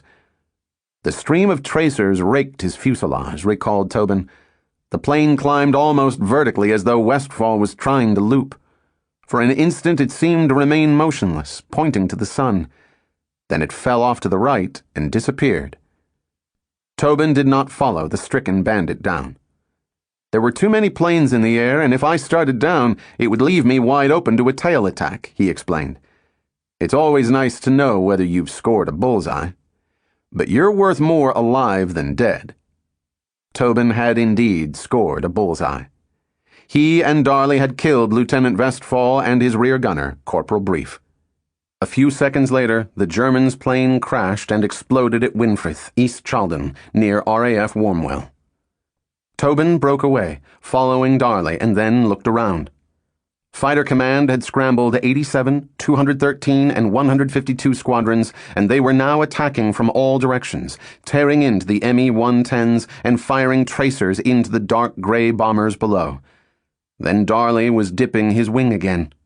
Tobin did the same and was soon diving through the swarms of Me-110s and towards the real prizes. The heavily laden Ju-88s trying to obliterate 609's forward base at Warmwell. High above, Hans Karl Mayer watched as Tobin and others tried to break up the bomber fleet. "Everyone attack!" ordered Mayer. It was around 5:25 p.m. as Mayer dropped like a hawk onto the tail of a Hurricane and let rip with his cannon and 7.9mm machine guns. "Orido!" The Hurricane exploded in flames and Mayer saw its pilot bail out, apparently unharmed. The sky was now a chaos of diving fighters and panicked Ju-88 bombers, breaking formation, turning tail, and diving low, throttles open, their crews praying they would make it home. Mayer's radio crackled. It was his wingman, 22-year-old Josef Broker. "Achtung!" There were bandits above and behind. Mayer took evasive action. A few seconds later, his radio hissed to life again. "I've been hit!" cried Broker. "I've been hit!" Broker was spinning as he called out, burning planes falling past him, and then there were glimpses of water and suddenly green fields surging towards him. "Bail out or crash land," Mayer replied calmly. Then the radio went dead. Busy watching Mayer's tail, Broker had not seen a Hurricane from 152 Squadron behind him.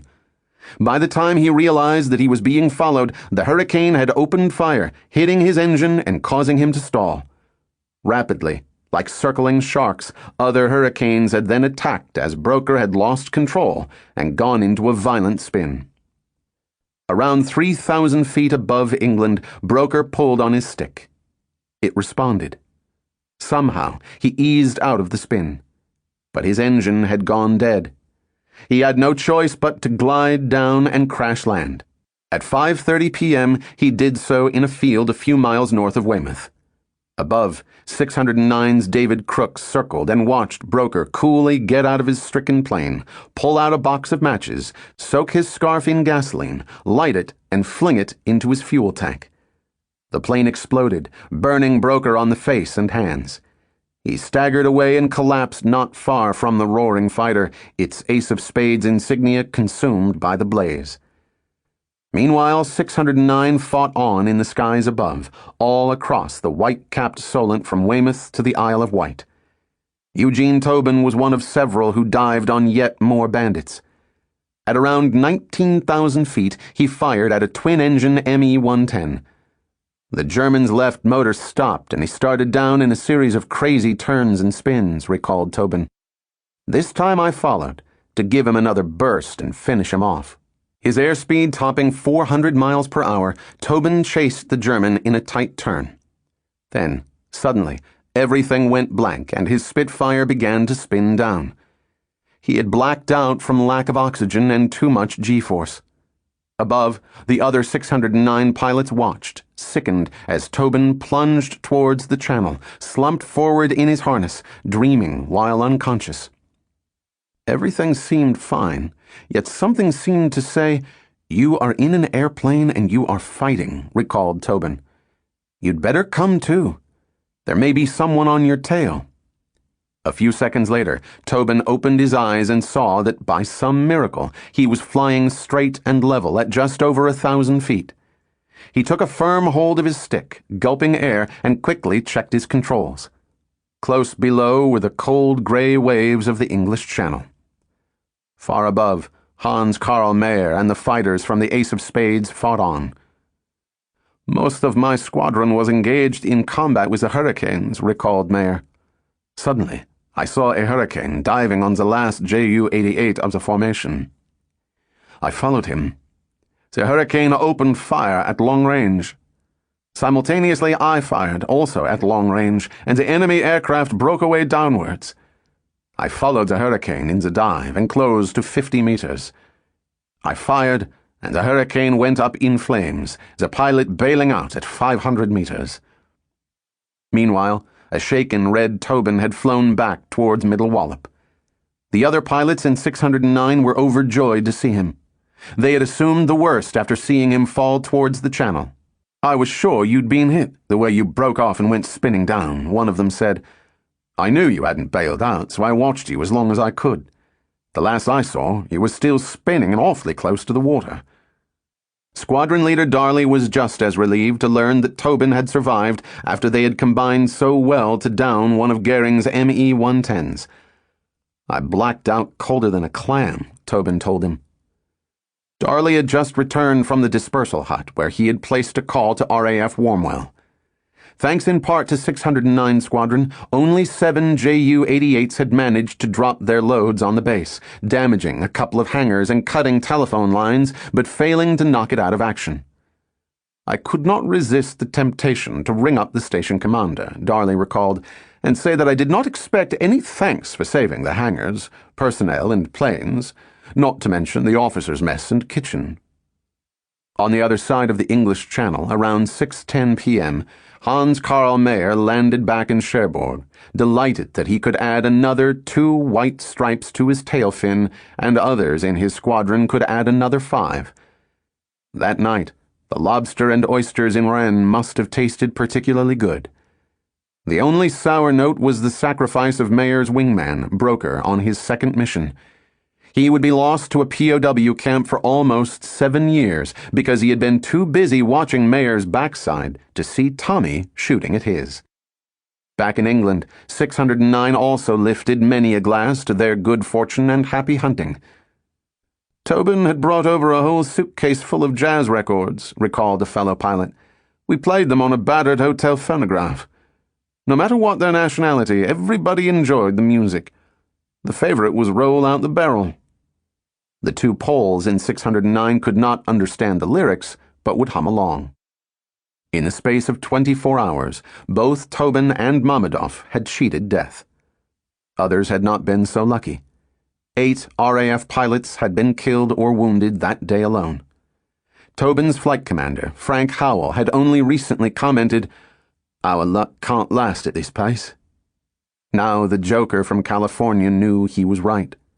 Indeed, flying the sweetest ship he had ever seen was no longer a million laughs. Later that night, before turning in, Tobin scribbled in his diary, "Today at 6 p.m. I had my first combat, and I probably shot down 2 Messerschmitt 110s, but I don't know for sure because I did not actually see them go in. I dove after one from 19,000 feet and blacked out and had a funny dream. I came to at 1,000 feet over Bournemouth, doing better than 500 miles per hour, and it was all I could do to keep the plane under control. It was one of the scariest days I have ever had in my life, but I learned plenty about combat." Berlin was again the target. On the night of August 28th, Bomber Command hit civilian areas in the vicinity of the Görlitzer rail station. The following morning, Hitler ordered yet more reprisals. He also sent an urgent message to the Commander-in-Chief of his Air Force, Hermann Goering. It was brutally simple.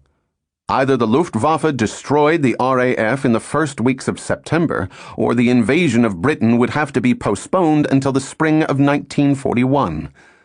The stakes were now set for the climax of the greatest air battle in history. At Middle Wallet, meanwhile, the end of August was duly noted by 609's diarist, Johnny Doggs Dundas. The squadron was becoming cosmopolitan, he wrote in his final entry for the month. One might think that this heterogeneity would interfere with teamwork or morale, but this was not so.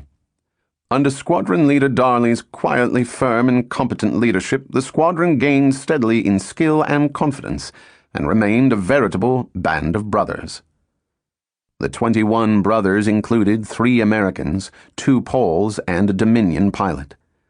As the squadron's official history records, between 8th and 18th August alone, the Phase 2 period during which Fighter Command destroyed 367 enemy aircraft at a cost of 154 of its own pilots killed, missing, or severely wounded, this band had been credited with 34 confirmed victories plus 10 probables for the loss of a single pilot. It was the best performance of any squadron, and because of it, 609 bubbled with enthusiasm and radiated confidence. Whenever in the future the squadron went into action, recalled David Crook, I think the only question in everybody's mind was not, shall we get any Huns today, but rather, how many shall we get today? There was never any doubt about it. Nor was there any doubt, as that summer waned, that 609 had been extraordinarily fortunate. For the rest of Fighter Command, that August had been a bloody, enervating month, the deadliest in its history. The endless round of fear, anxiety, heart-stopping excitement, and primal elation followed by loss or relief was gnawing at every pilot, no matter how experienced. Several aces now tucked their feet under their rudder bars to stop their knees knocking. You dragged yourself into the air more exhausted each morning, recalled one pilot, and you came back at nightfall too keyed up to rest. Long after you landed there was a roaring in your ears, so you shouted and drank, with your pals in the mess or at the local pub.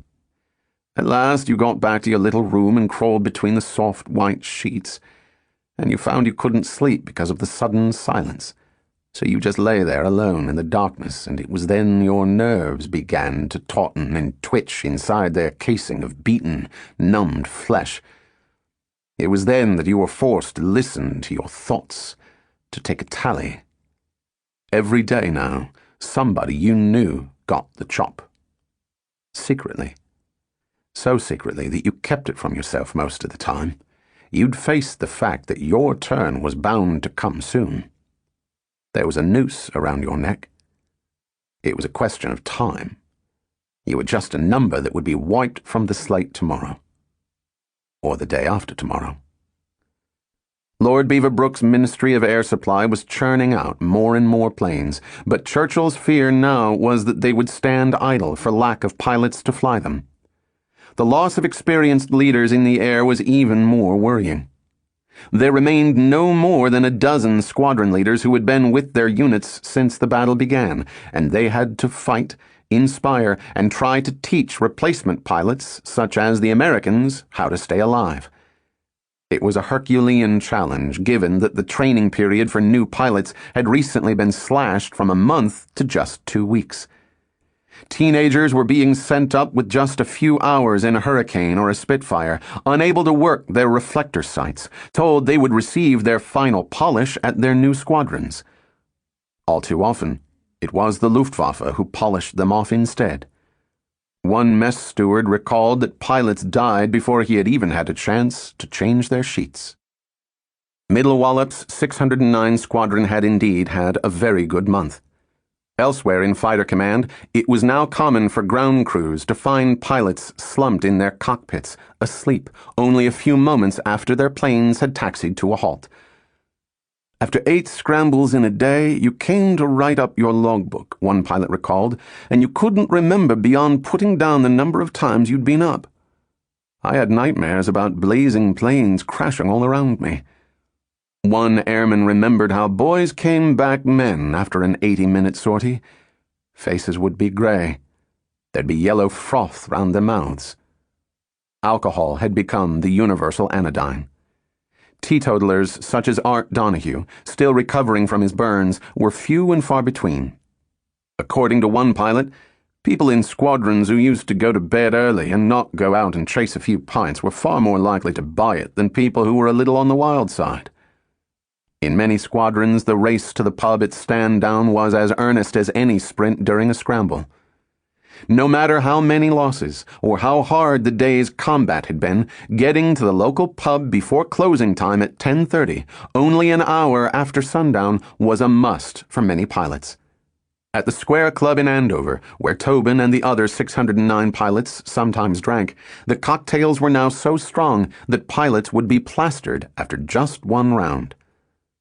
Sometimes, pilots would stay in London's West End all night, getting back to their dispersal huts around 4 a.m. and napping in deck chairs, flying jackets draped over their beer-stained uniforms until a greasy breakfast of bacon, eggs, and baked beans arrived just before dawn. A few strong whiffs of oxygen and gut-wrenching fear were remarkably effective cures for even the heaviest hangover. By contrast, other pilots now lived on such taut nerves that they could no longer tolerate even a half pint, vomiting several times before every sortie. On the German side, the strain was just as great, perhaps more so. Pilots were not rotated and remained in combat until they were either promoted or became casualties. 24-year-old Captain Helmut Wick, the young star of JG2 fast closing on Mulder's and Galland's scores, now survived on English cigarettes and black coffee, unable to keep solids down. "As long as I can shoot down the enemy," he declared, "adding to the honor of J.G. Richthofen and the success of the fatherland, I am a happy man. I want to fight and die fighting, taking with me as many of the enemy as possible." Some German bomber crews were so drained that they were starting to turn back at the first sight of Spitfires, dropping their deadly loads into the Channel. In one Junkers 88 outfit, 25% of air crews had mysteriously reported sick. Forced to escort these lumbering targets, much to their bitter frustration, even the Jagdwaffe's highest-scoring units, such as Galland's JG-26 and Werner Mulder's JG-51, were starting to crack. Only foul weather was their friend, calling a time-out in a daily grind of often 5 sorties before sundown. "You could count on your fingers when your turn would come," recalled Adolf Galland. "The logic of the theory of probabilities showed us incontestably that one's number was up after a certain amount of sorties. For some it was sooner, for some later." Protected by his 2 loyal wingmen, Galland hoped it would be the latter. Superstition reigned all along the Normandy coast, from Mulder's base at Guisnes to the heavily camouflaged dispersal areas at Adolf Galland's base in Caffier, where every morning now, it seemed, there was an empty chair at the breakfast table and extra hot rolls and coffee for the weary survivors. Some German pilots even refused to have their photograph taken, remembering that Baron von Richthofen in World War I had died only minutes after he'd been snapped. Among Mulder's former comrades in JG-53, it now seemed that their fate was to be attacked, no matter how low they flew to avoid being detected by radar. "It often happens that some of us came home with bent propeller tips after having touched the water," recalled Eric Bodendick of JG-53. "Red lamp!" screamed others in their nightmares, echoing the cry of many a Luftwaffe pilot halfway across the channel when his fuel gauge suddenly showed that his tank was almost empty. "Red lamp!" On both sides of the channel, pilots knew they were in a desperate battle of attrition. From their inner resources, all but a very few found the will to keep flying, scramble after scramble, attack after attack. From his hospital bed, one badly wounded RAF pilot wrote to his parents late that summer, "I go forth into battle light of heart.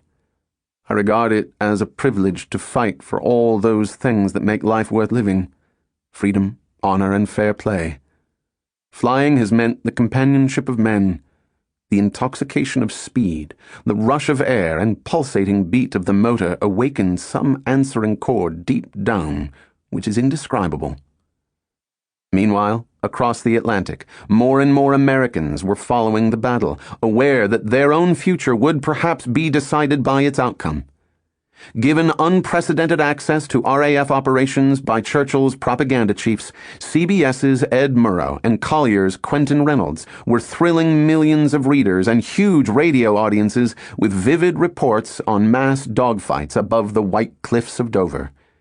Meanwhile, German propagandists in Washington spread stories that the RAF's claims of downed planes were vastly overstated, giving the false impression that Britain was not yet on the ropes. But these faded fast from the public consciousness thanks to the cinematic prose of eyewitnesses such as Ben Robertson from the New York Daily PM. In Robertson's eyes, all Americans should know about a new frontier: the skies above Britain, where the future was being decided by the RAF's Knights of the Air, soaring and diving with breathtaking elegance, like the white birds you see in far-off parts of the Pacific Ocean, like the white birds you see off Pitcairn. In Britain, every newspaper had adopted 609 and the RAF's other fighter boys as the men of the hour, the potential saviors of England and of far more, according to some editorial writers who echoed Churchill's rhetoric about civilization itself being on the line. Pilots seldom had to buy a drink in pubs. Young women, humming the hit of the summer, "A Nightingale Sang in Berkeley Square," flocked around them in nightclubs in Mayfair's Shepherd's Market, a popular stomping ground for off-duty pilots. With the popular press splashing each day's score across front pages as if the battle was a celestial cricket match, the boys in blue batting for England became enormously attractive. Losing one's virginity in the back row of some Piccadilly cinema, shrouded by blue cigarette smoke, was almost as easy as losing one's life. Art Donahue, fast recovering from his burns, wrote his folks in St. Charles, Minnesota, "My uniform has become the key to the best hospitality everywhere. These people almost worship the Royal Air Force pilots. Conductors on buses, policemen in the streets just fall over themselves to help me find my way about. A number of times I've had just ordinary people say to me, 'Words can't express how we feel toward you boys. You're wonderful. You're the greatest heroes we've ever had.' They meant every word. As never before, the British people felt intensely alive and proud. Memories of that late summer of 1940 would never wane. Rebecca West, one of the period's finest reporters, would write, "Under the unstained heaven of that perfect summer, curiously starred with the silver elephantines of the balloon barrage, the people sat on their seats among the roses in London's Regent's Park, their faces white. Some of them walked among the rose beds with a special earnestness, looking down on the bright flowers and inhaling the scent, as if to say, 'That is what roses are like. That is how they smell. We must remember that, down in the darkness.' Most of these people believed that they were presently to be subjected to a form of attack more horrible than had ever been directed against the common man. They were right. On September 3rd, Goering and his deputies, Field Marshals Albert Kesselring and Hugo Sperl, met to discuss how best to finish off the British. Sperl was all for continuing the offensive against the RAF's bases and communications. Fighter Command was now almost on its knees. In fact, all but one of 11 groups' sector airfields had been badly hit. Several operations rooms had been put out of action. And although Goering had ordered a halt to the bombing of radar stations, arguing that they had little effect, such strikes had caused considerable chaos. Kesselring was far from convinced. "We have no chance," he countered, "of destroying the British fighters on the ground. We must force their last reserve of Spitfires and Hurricanes into combat in the air." Only by luring the RAF's remaining pilots into the crosshairs of Galland, Molders, and their like could the battle be won. If Goering sent huge bomber fleets to flatten London, argued Kesselring, the British pilots would have no option but to defend their capital in large numbers, thereby exposing themselves to the Luftwaffe's best. Much to Sperl's frustration, Goering agreed with Kesselring. And so the date for the first mass attack on the city was set. Saturday, September 7th. The change in strategy would be codenamed Target Switch. For the second time in 25 years, 85 Squadron's Peter Townsend would later write, the Germans were out to subdue the British with their own Teutonic invention, murder from the sky. The following day, September 4th, Adolf Hitler made it chillingly clear what he now had in store for the buffoon Churchill and his deluded people. But first, before a vast audience in Berlin's sports stadium of mostly female nurses and social workers, Hitler addressed the question everyone was asking: when would Germany invade England? "The British are just as anxious to find out," Hitler quipped.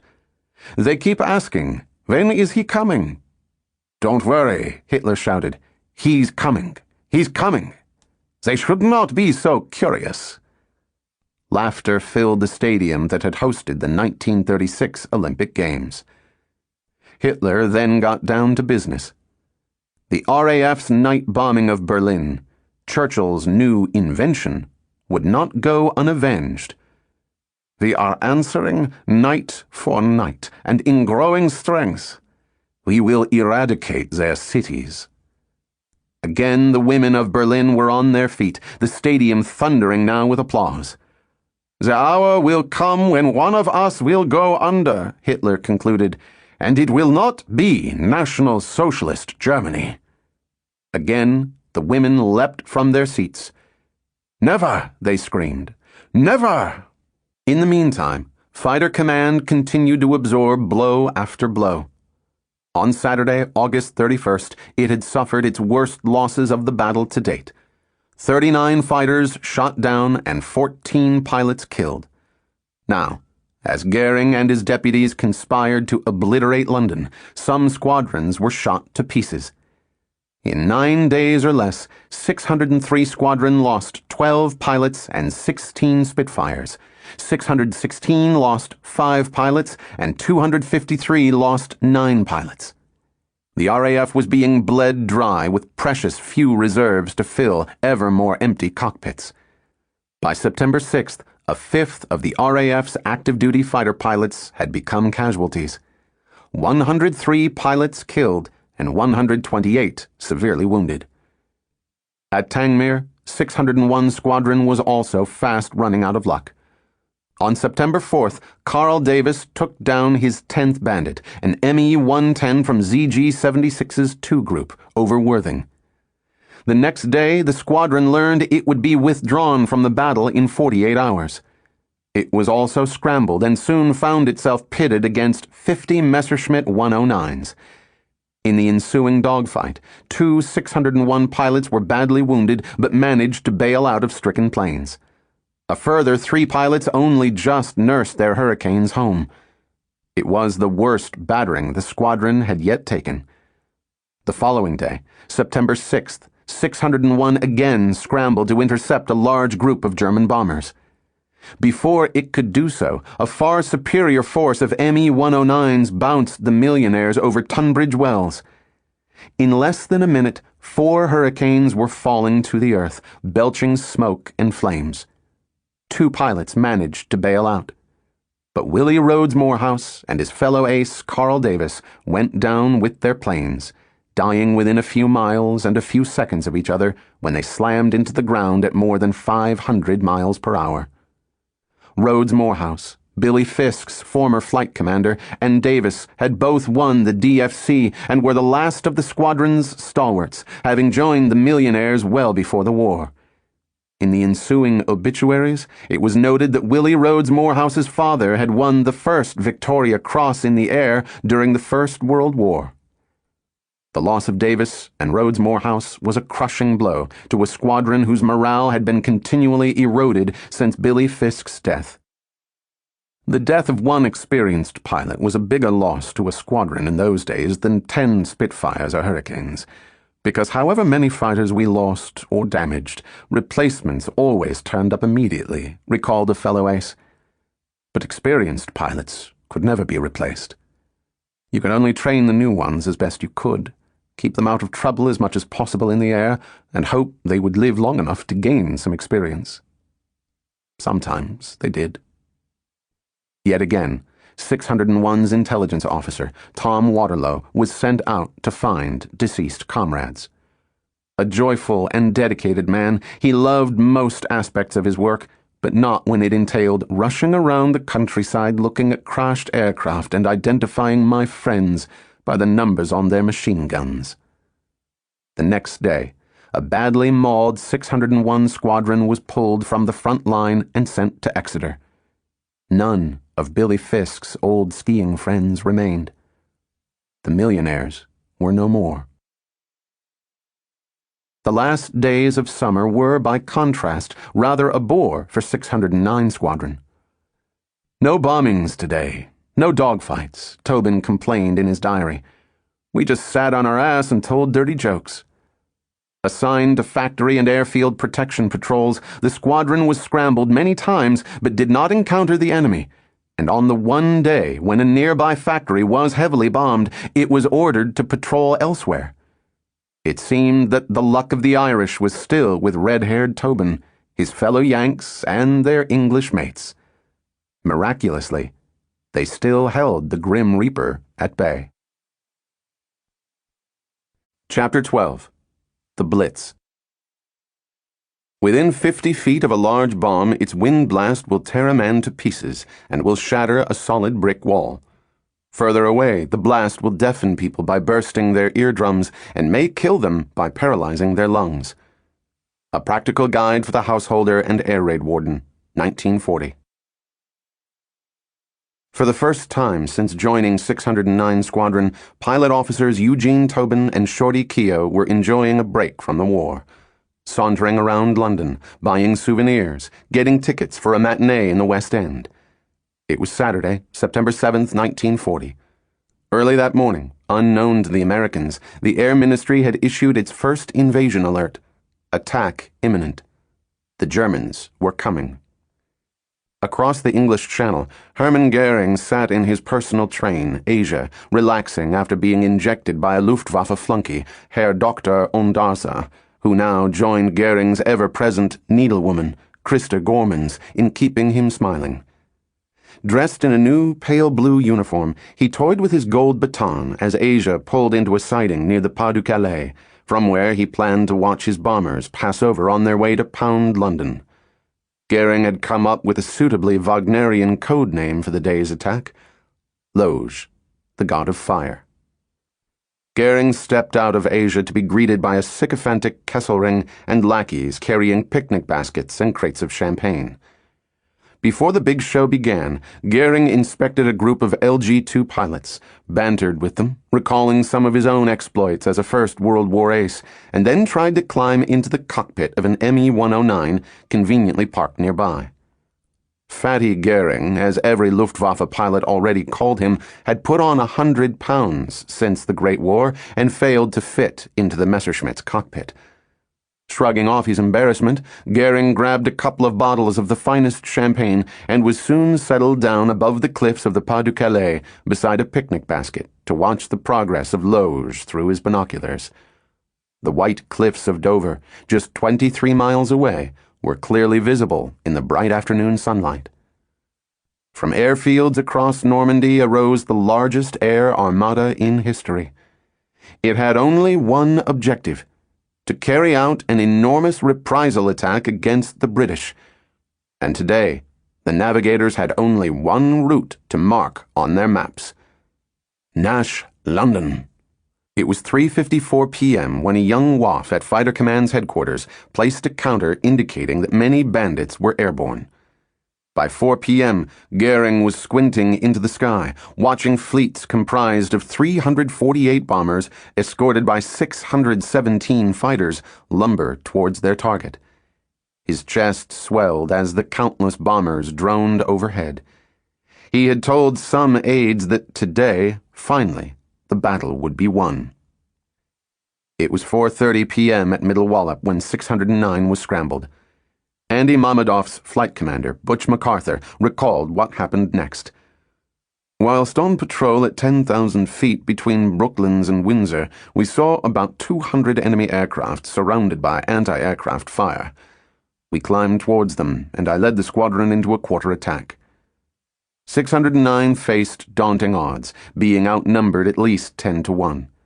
25-year-old Flying Officer Keith Ogilvie, a Canadian who had joined 609 on August 20th, recalled that there were so many 109s in the air that day that they seemed to be zooming and dancing round us like masses of ping-pong balls. Meanwhile, Eugene Tobin and Shorty were seated in a posh hotel in London's West End, the Regent Palace, chatting with Colonel Charles Sweeney. After sharing their stories of escape from France, the American flyers and Sweeney got around to the dough angle, as Tobin put it. When would they receive the money owed them from their time in France? Sweeney promised he would sort things out and get back to them within days.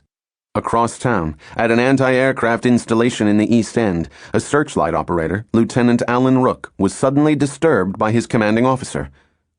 "My God, they've started!" Rook ran out of his office and looked up into the clear skies. It was a wonderful summer's day, he recalled. Coming up the river in close order was the biggest fleet of aeroplanes I have ever seen. White against the blue sky, like cherry blossoms seen from below, in level rows of squadrons, hundreds strong, filling the air with a throbbing roar. They came very slowly, following the river towards London. It was around 5 p.m. when Eugene Tobin, Shorty Keogh, and millions of Londoners heard the sound of sirens. Then bombs began to whistle down. The Blitz had begun. There would be no respite for almost 3 months. Within minutes, the sun looked as if it was setting in the east, a violent red tinge spreading across London's docklands. Watching from St. Paul's Cathedral, the Reverend William Matthews heard a frightened worshipper mutter, "It's the end of the world." "It's the end of a world," said another. It certainly felt that way in Poplar, at the heart of the Luftwaffe's target zone, where 18-year-old Len Jones was pulled and pushed by the suction and compression from the high explosive blasts. You could actually feel your eyeballs being sucked out. I was holding my eyes to try and stop them from going. I thought, well, I must be dead. So I struck a match and tried to burn my finger. I kept doing this to see if I was alive. Back at Cap Gris-Nez, Hermann Goering's wife was on the line. "Yes, it has been a wonderful day, Emmy," said the Reich Marshal. "I've sent my bombers to London. London's in flames." 25,000 feet above the city, JG-26's Adolf Galland gazed down in awe as the flames leapt into the evening sky. According to his biographer, he felt a pang of horror at the thought that such punishment could ever be meted out to a German city. Above the chalk cliffs of Cap Gris-Nez, Goering could no longer control himself. The sight of his bombers crowding the skies had gone to his head. Suddenly, the pink-booted Luftwaffe chief grabbed the microphone of a radio reporter standing nearby. "I have heard the roar of victorious German squadrons," Goering told his fellow Germans. which have for the first time struck the enemy right to the heart." Now the River Thames itself was on fire. Far above, the middle-aged pilot of Hurricane OK-1 looked down on a vast column of smoke rising towards him and sighed with relief. "Now London is taking it," thought Sector 11's Air Vice Marshal Keith Park. "We shall be saved." The Germans had switched targets, and not a moment too soon. Had they continued to attack Park's airfields, the fighter defense of London would have been in a perilous state. Now his Sector 11 might be able to recover from the previous week's hard pounding and repair its ravaged communications. Indeed, the Luftwaffe's new focus on the capital, then the largest city in the world, was bad news for the people of London, but offered a much-needed respite for fighter command. Park hoped there would now be time to train more pilots, refresh others, and bring new planes into the front line. And while doing so, Park knew he would enjoy a critical advantage. Thanks to radar, he could more easily pinpoint the enemy flocks of bombers because his observers would know where they were all headed: towards London. Below, the fires raged on, soon spreading for a continuous 9 miles across the East End, designated Sector A by the Luftwaffe. Not since the Great Fire of London in 1666 had an inferno so engulfed the city. People coming out of a performance of Faust at Sadler's Wells looked into the sky and saw a real hell reddening the sky to east. Later that evening, when the all-clear sirens had sounded, Tobin and Shorty returned to Middle Wallop. The officers' mess was strangely quiet.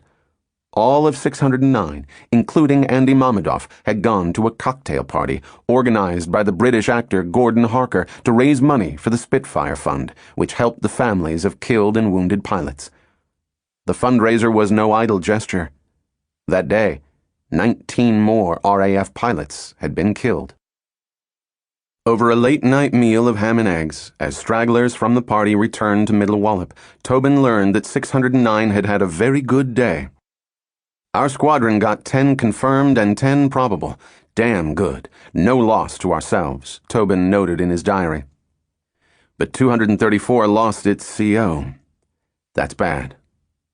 In fact, 609 had claimed 2 DO-17s, 3 ME-110s, and 1 ME-109 destroyed, and 5 others damaged. 11 of the squadron's 12 pilots in the air that day had fired on the enemy, with MacArthur, Howell, and the squadron's sole sergeant pilot, Alan Feary, inflicting particularly heavy damage. The next day, September 8th, 609 was ordered with all other 11 group squadrons to concentrate its energies on the defense of the capital. Once more it would fly into the eye of the storm, now centered over London. That morning, Winston Churchill toured the bombed-out areas of the East End where just hours before 430 Londoners had lost their lives. The bombing had continued through the night. Churchill was seated in the back of his staff car beside his brother Jack and Lord Ismay, his chief of staff. The car moved slowly, avoiding still smoldering ruins and rubble, and then stopped at an air raid shelter that had been hit. When Churchill learned that 40 people had been killed, he could contain his emotions no more and began to cry. As he got out of the car, he was quickly surrounded by a crowd of onlookers. "It was good of you to come, Winnie. We thought you'd come. We can take it. Give it 'em back." The tears did not stop. "You see," said an old woman, "he really cares. He's crying." Churchill moved on, through smoke, past children whose homes and parents were gone forever and whose lips twitched with the trauma. To one teenage bystander he looked invincible, tough, bulldogged, piercing. Despite the devastation, Londoners were trying to get to work, to carry on as if as normal, bonded as never before by rage and dread. Churchill's aides tried to get him to return to the car. Sirens sounded. Churchill would not be budged. "Good old Winston. Give 'em socks." Churchill cried out in his deep baritone, "Are we downhearted?" "No!" As he finally returned to his car, Churchill turned to Ismay. "Did you hear them?" he said. They cheered me as if I'd given them victory, instead of getting their houses bombed to bits. That night, the Luftwaffe returned, and by dawn the next day, another 412 Londoners would be dead. Only 100 less than the total for RAF fighter pilot losses during the entire Battle of Britain. By September 11th, more than 1,000 civilians had perished. That day, Churchill made a radio broadcast which was heard by an estimated 70% of the nation as it gathered silently around radio sets in factories, pubs, and bomb-damaged homes. The next week may be one of the most important in British history. It ranks with the days when the Spanish Armada was approaching the Channel and Drake was finishing his game of bowls, or when Nelson stood between us and Napoleon's Grand Army at Boulogne. We have read all about this in the history books. But what is happening now is on a far greater scale and of far more consequence to the life of the world and its civilization than these brave old days of past. These cruel, wanton, indiscriminate bombings of London are, of course, a part of Hitler's invasion plans. He hopes, by killing large numbers of civilians and women and children, that he will terrorize and cow the people of this mighty imperiled city and make them a burden and anxiety to the government and thus distract our attention unduly from the ferocious onslaught he is preparing. Little does he know the spirit of the British nation or the tough fiber of Londoners who have been bred to value freedom far above their lives. This wicked man, the repository and embodiment of many forms of soul-destroying hatreds, this monstrous product of former wrongs and shame, has now resolved to try to break our famous island race by a process of indiscriminate slaughter and destruction. What he has done is to kindle a fire in British hearts, here and all over the world, which will glow long after the traces of the conflagration he has caused in London have been removed. He has lighted a fire which will burn with a steady and consuming flame until the last vestiges of Nazi tyranny have been burnt out of Europe, and until the old world and the new can join hands to rebuild the temples of man's freedom and man's honor upon foundations which will not soon or easily be overthrown. Among those profoundly moved by Churchill's defiant words was Eugene Tobin, now determined to kick the living hell out of the German bombers. Today will be a day that will go down in history, he noted in his diary after hearing Churchill's speech. Churchill gave a speech. He summoned everybody to do his part. Every night the Germans drop their damn bombs anywhere and run like cowards. There have been many casualties, mostly harmless civilians, but everybody is going on just as though nothing happened. We are bombing the Germans much more, though. I wonder who will hold out the longest. Chapter 13. Their Finest Hour. You catch him right smack in the middle of your sights and give him a complete burst. The Brownings go to work, and brother, when they are working, they're not kidding. 8 guns, 1,400 rounds per minute. Figure it out for yourself. Eugene Tobin, 609 Squadron. Air crews stretched away their fatigue and hooked starter batteries to 609 Squadron's Spitfires, standing silhouetted in the dawn light near the bungalow that doubled as the dispersal hut. A few hundred yards away, Eugene Tobin lay in deep slumber in his quarters. I say, old boy, better wake up.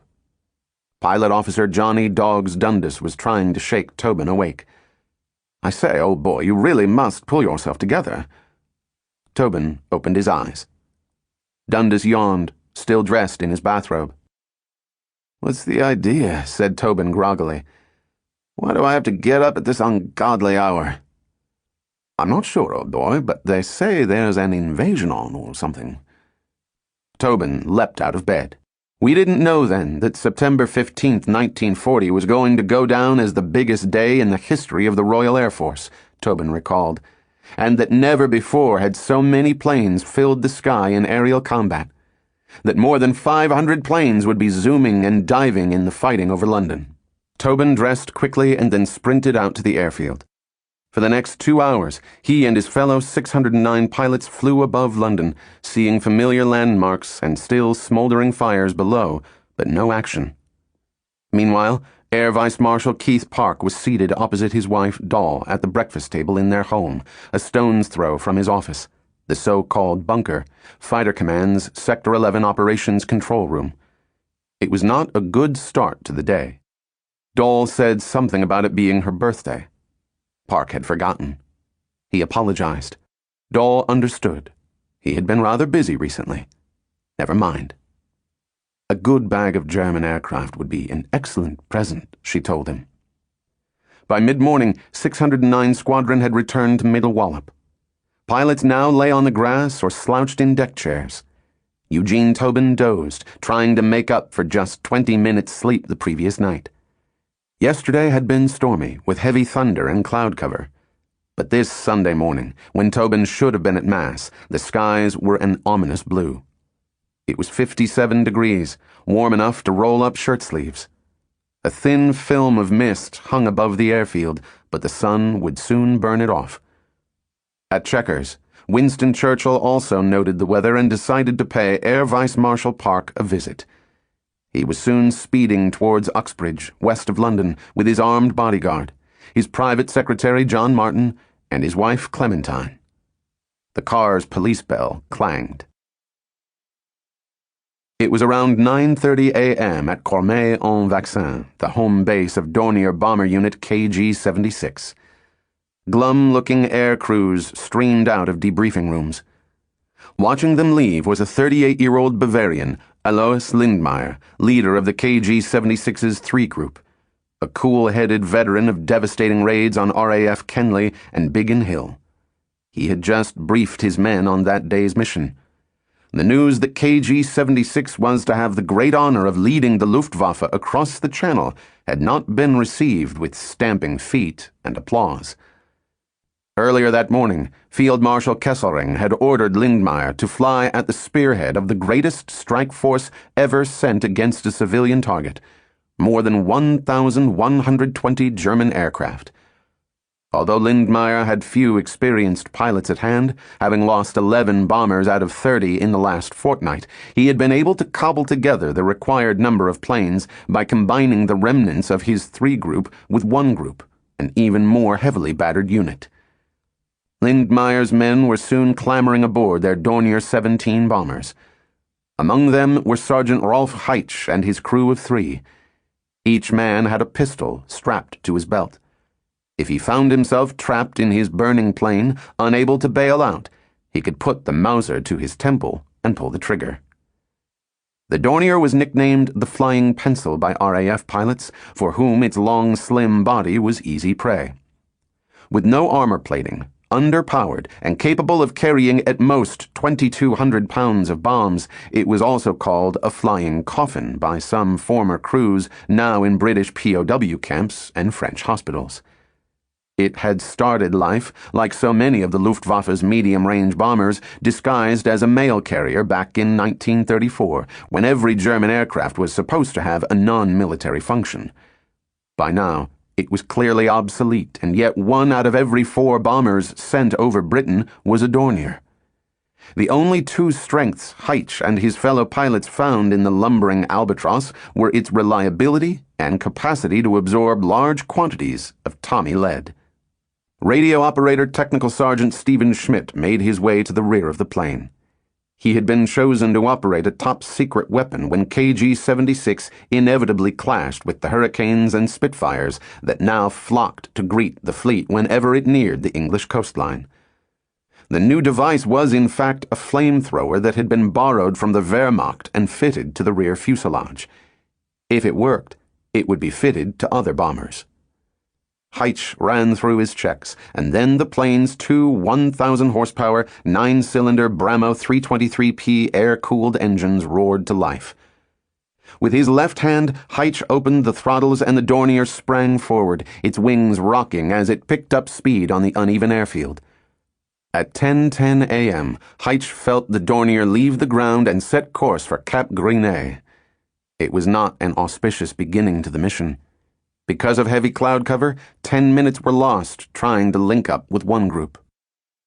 Back in England, it was around 10:30 a.m. when Keith Park learned that the Prime Minister was about to arrive at the bunker. Fighter Command's Sector 11 Operations Control Room. Sure enough, Churchill and his party soon filed in. Park greeted them and once again had to explain diplomatically that the Prime Minister could not smoke inside the bunker. Churchill grunted and then bit down on his unlit Cuban. "I don't know whether anything will happen today, sir," said Park. "At present, all is quiet." Churchill and his party took their seats in the gallery above a plotting table and several wafts. Around 11 a.m., over the chalk cliffs of Cap Grinet, Technical Sergeant Heitch breathed a little easier. He spotted his escorts above. ME-109s from Hans Karl Mayer's Ace of Spades and several squadrons from JG-3, who would stick as close as possible to the Dorniers. It was 11:04 a.m. in the bunker at Uxbridge. Radar reports indicated that KG-76 and its escorts were stacking up over Boulogne and Calais. Then a young waff put down her knitting and walked calmly over to the plotting table and placed a wooden block on it. The block indicated that at least 30 bandits were heading towards England. A few minutes later, 2 more blocks were on the plotting table. "There appear to be many aircraft coming in," said Churchill. Park looked calm. "There'll be someone there to meet them." More blocks appeared on the plotting table. "Northolt, Kenley, Debden," Park called out. Bulbs on panels covering a wall opposite the gallery began to light up, indicating each squadron's status: at readiness, scrambled, or engaged. More blocks appeared on the table. There was now a palpable sense of crisis in the 60-foot square room, 50 feet below ground. At 11:20 a.m., Park ordered the rest of his squadrons into the air and told 10 Group to alert Middle Wallop. A few minutes later, 609 Squadron was scrambled.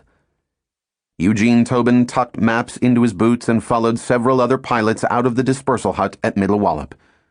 Shorty Keogh did the same, 2 cushions under his arm, and was soon being helped up onto the wing of his Spitfire by his ground crew. Andy Mamedoff climbed into his cockpit and was quickly strapped into his safety harness. At 11:30 a.m., 609 reached 20,000 feet, the best performance altitude for the Spitfire. Tobin checked that his oxygen supply was working. London was below, terraced housing stretching far into the distance, skirting the Thames. Barrage balloons hung like giant grey sausages over the charred East End. "Climb to 25,000 and maintain patrol." Back at the Uxbridge bunker, Winston Churchill looked with mounting concern at the wall of bulbs facing him. All but a few of the bulbs now glowed, indicating that most of Fighter Command was in the air or intercepting the enemy. It was around midday when the Dorniers of KG-76, led by Alois Lindmeier, began a flak waltz, zigzagging to avoid anti-aircraft fire as they crossed over the southern outskirts of London. In a few minutes, they would begin their bombing runs. Then the flak stopped and Hurricanes and Spitfires began to attack. At the rear of the Dornier formation were Rolf Heitch and his crew. In his headset, Heitch suddenly heard the excited voice of Stephen Schmidt, who was manning the flamethrower. A Hurricane was fast closing in on them from astern. At 400 yards, its pilot let rip. Bullets tore into the Dornier. Schmidt grabbed the flamethrower and sent a giant squirt of burning gasoline towards the Hurricane.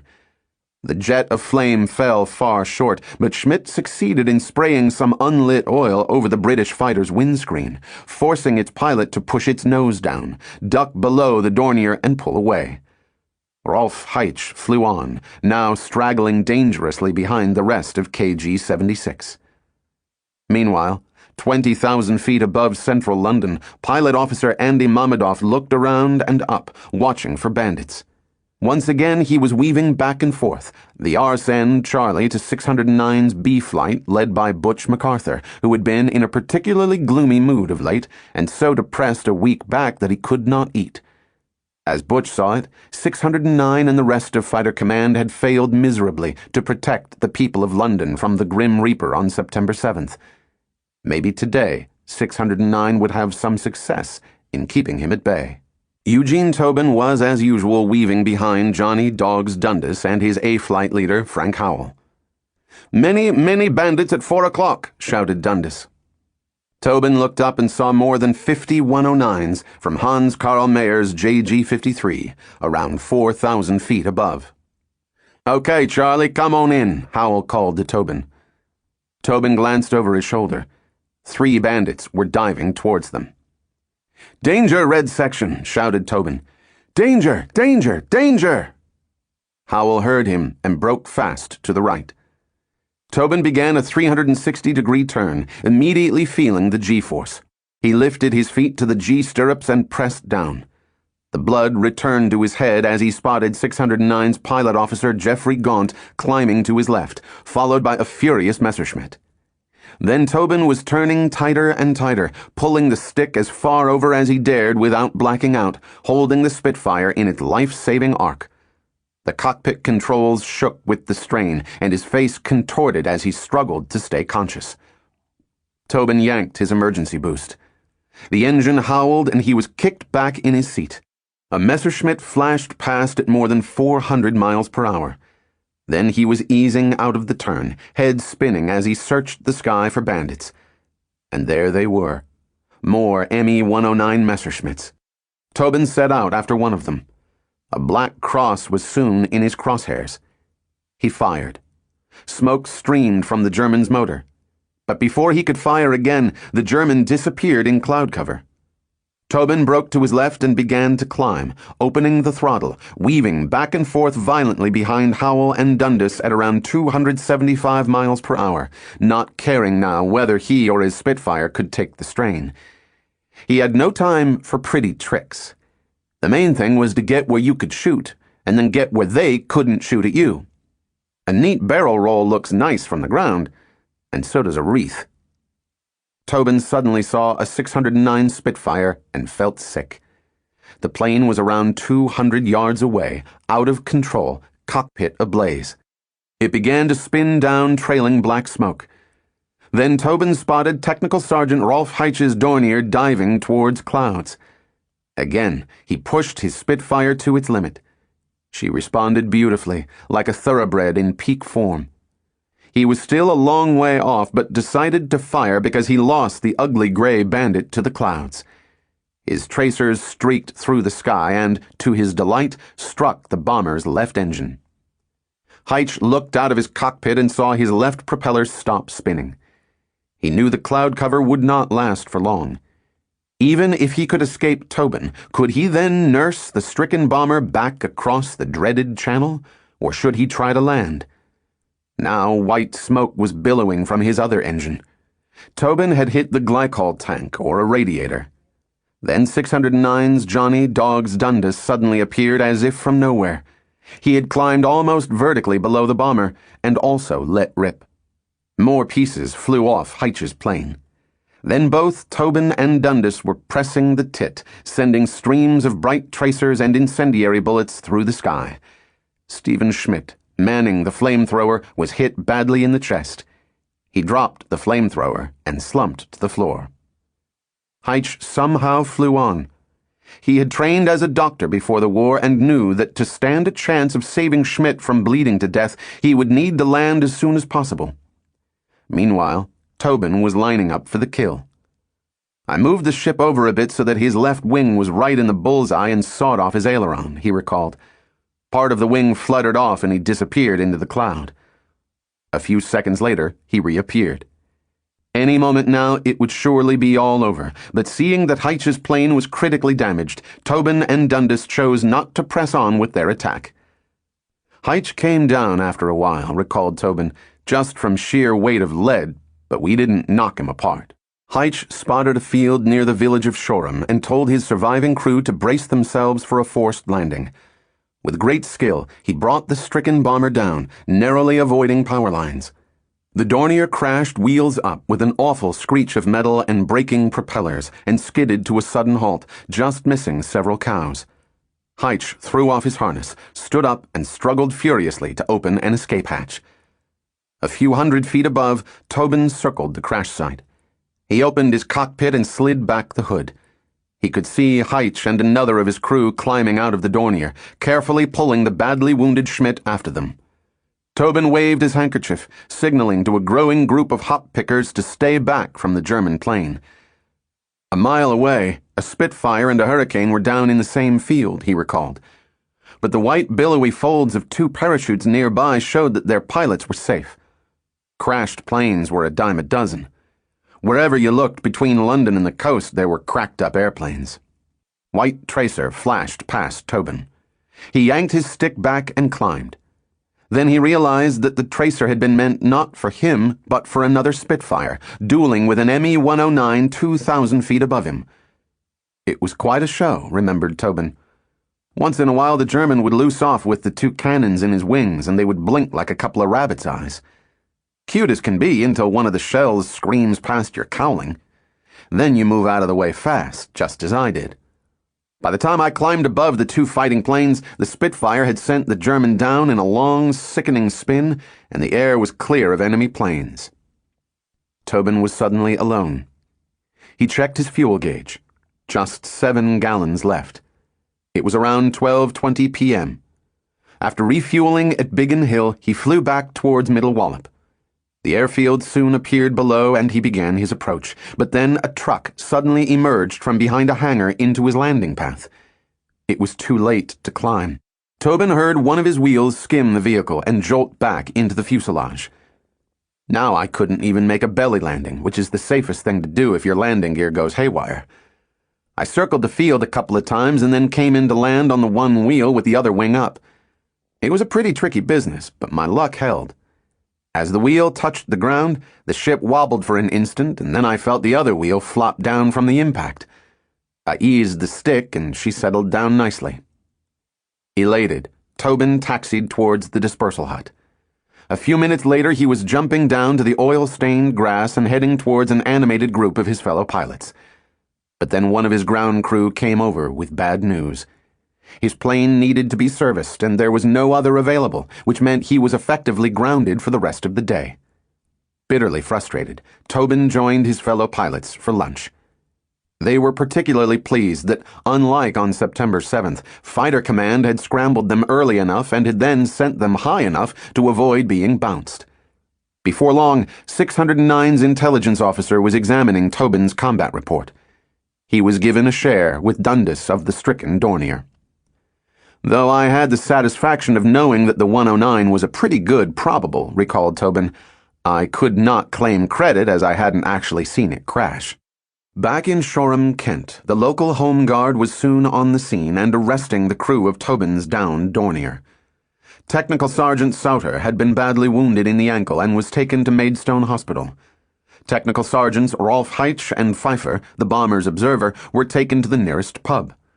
Someone bought the two trembling German airmen a couple of brandies to calm their nerves. Then they were driven to Sevenoaks Police Station. Their other comrade, Technical Sergeant Stephen Schmidt, did not go with them. He was pronounced dead on arrival at Sevenoaks Hospital, his chest torn apart. According to one subsequent news report, the hospital also admitted a hop picker with a bullet wound in the leg. Allegedly, one of two circling Spitfires, either Dundas or Tobin, had opened fire on the grounded bomber and hit the man in the leg. Meanwhile, Heitch's fellow KG-76 pilots struggled back across the unforgiving channel. Just 15 of Alois Lindmeier's Dorniers were still in formation. 10 were missing. It was a pitiful sight. The flying pencils limping across the dark waters, full of dead and wounded, cockpits holed and smeared with blood, engines coughing, props flailing, gashed fuselages letting in gushes of freezing salty air, white glycol smoke trailing several as if they were signaling surrender. Many of the surviving pilots were resentful and angry. Had Goering not claimed that the RAF had just 50 Spitfires left? That it would take just a few days in early September to finish the Lords off? The chilling truth was that the Lords were stronger than ever and better organized, attacking from higher than before out of the sun. The change of targets from airfields to London had been a disastrous mistake, allowing them time to recover. They had been out for the count. Now they were surely ahead on points. Alois Lindmeier had only to glance out his cockpit to see how they had won this round. Very soon, another round would begin. Kesselring had gathered an even greater force for an afternoon attack on the capital. 150 bombers escorted by 3 times as many fighters. Once again, the bombers would simply be bait to draw up Park's squadrons so that the Luftwaffe could then tear them apart, thereby dealing Fighter Command the death blow. Or so Goering hoped. Among the flocks of Messerschmitts would be 2 of the most lethal Jagdwaffe units, JG-54 and JG-26, led by an increasingly ill-tempered Adolf Galland. Just a few days ago, Galland had been forced to stand between his 2 greatest rivals, Mulders and Helmut Wick, and listen as Goering had yet again upbraided him over his Jagdwaffe's lack of aggression. "The bombers are more important than a fighter pilot's record of kills," Goering had complained. "Your job is to protect them, and each time you fall down on it." Galland had defended his men, but Goering had dismissively ignored him. Then Goering had asked what the group commanders needed. Werner Mulders had said he would like as many Me-109E4N planes as possible. Their new engines would allow JG-51 to outperform the Spitfire. Goering had begun to walk away when he had suddenly turned around and looked at Galland. "And you?" Galland had looked straight into Goering's bright blue eyes. "I'd like some Spitfires." Goering had sighed, his cheeks reddening with anger, and walked off. It was now early afternoon on September 15th as Galland made his way towards his Messerschmitt at Caffier, black Havana clenched between his lips, wrapping a yellow scarf around his neck. Yet again he was suffering from throat ache.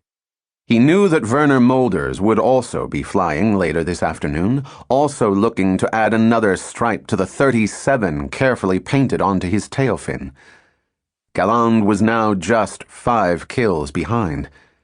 But at the rate Mulders was taking down planes, it wouldn't take long for him to hit 40, and then he, not Galland, would be off to have tea with the Führer at the Chancellery, his beaming, bony face splashed across the front pages, the oak leaves, added to his Knight's Cross, clear for everyone to see. At 1:45 p.m., back in the bunker in Uxbridge, a young Waff placed a marker on the plotting table. Several more soon followed. From the gallery, Winston Churchill again watched intently as Park once more marshaled his forces, scrambling several squadrons. Gambling that the Germans were all headed towards London, just as on September 7th, Park decided not to intercept until Kesselring's armada had reached its most vulnerable position, the big turn over London. By then, the German pilots would be getting nervous, glancing at their fuel gauges, able to fight for only a few minutes at the limit of the Messerschmitt Me-109's range. Luck was on Park's side. The German bombers were forced to circle over Maidstone because they missed their rendezvous with their escorts. From Maidstone, it was 60 miles to London, a heart-pounding journey now dubbed the racecourse by many a rattled German pilot. That afternoon, it took the bombers and their escorts 30 very long minutes, more than enough time for Park to direct his forces towards them. It was 2:15 p.m. when the first 2 squadrons intercepted. "Mitre and Gannick squadrons, tally-ho, tally-ho!" 27 British fighters dived out of the sun into Kesselring's armada of 450 planes. "Achtung, Spitfire!" Churchill's few had the sun and height on their side, and some had learned how to fight like Galland's hunting packs. A screaming dive, with the target in sights and guns blazing, and then break away in a flash. Minute by minute, more RAF squadrons followed. Soon the bright blue sky was scarred by tracer bursts and the oily smoke of burning planes. At Middle Wallop, the telephone rang. Within seconds, pilots were grabbing their flying gear. Eugene Tobin watched in frustration as Shorty Keogh grabbed his 2 cushions and then sprinted with Andy Mamedoff and the rest of 609 towards Spitfires waiting close by, their engines warm. Meanwhile, Goering's bombers lumbered on. But not for long. Over the east end, 13 more RAF squadrons pounced on them, ripping several to shreds in seconds as pilots literally lined up to wait their turn to open fire. The formations finally broke up, and the German pilots then turned tail, dropping their loads over leafy suburbs, and began the desperate journey back to France. 1 in 4 would not make it home. High over London, meanwhile, JG-26's Adolphe Galland was on the hunt once again. He had only a few minutes of fuel left before he would have to turn back for France. Suddenly, he spotted 310 Hurricane Squadron, tightly bunched below, cockpits glinting in the sun. "I dove from about 2,500 feet above them, approached at high speed," recalled Galland, "and fired at the far left aircraft in the rear flight, continuing fire until point-blank range." Finally, large pieces of metal flew off the Hurricane.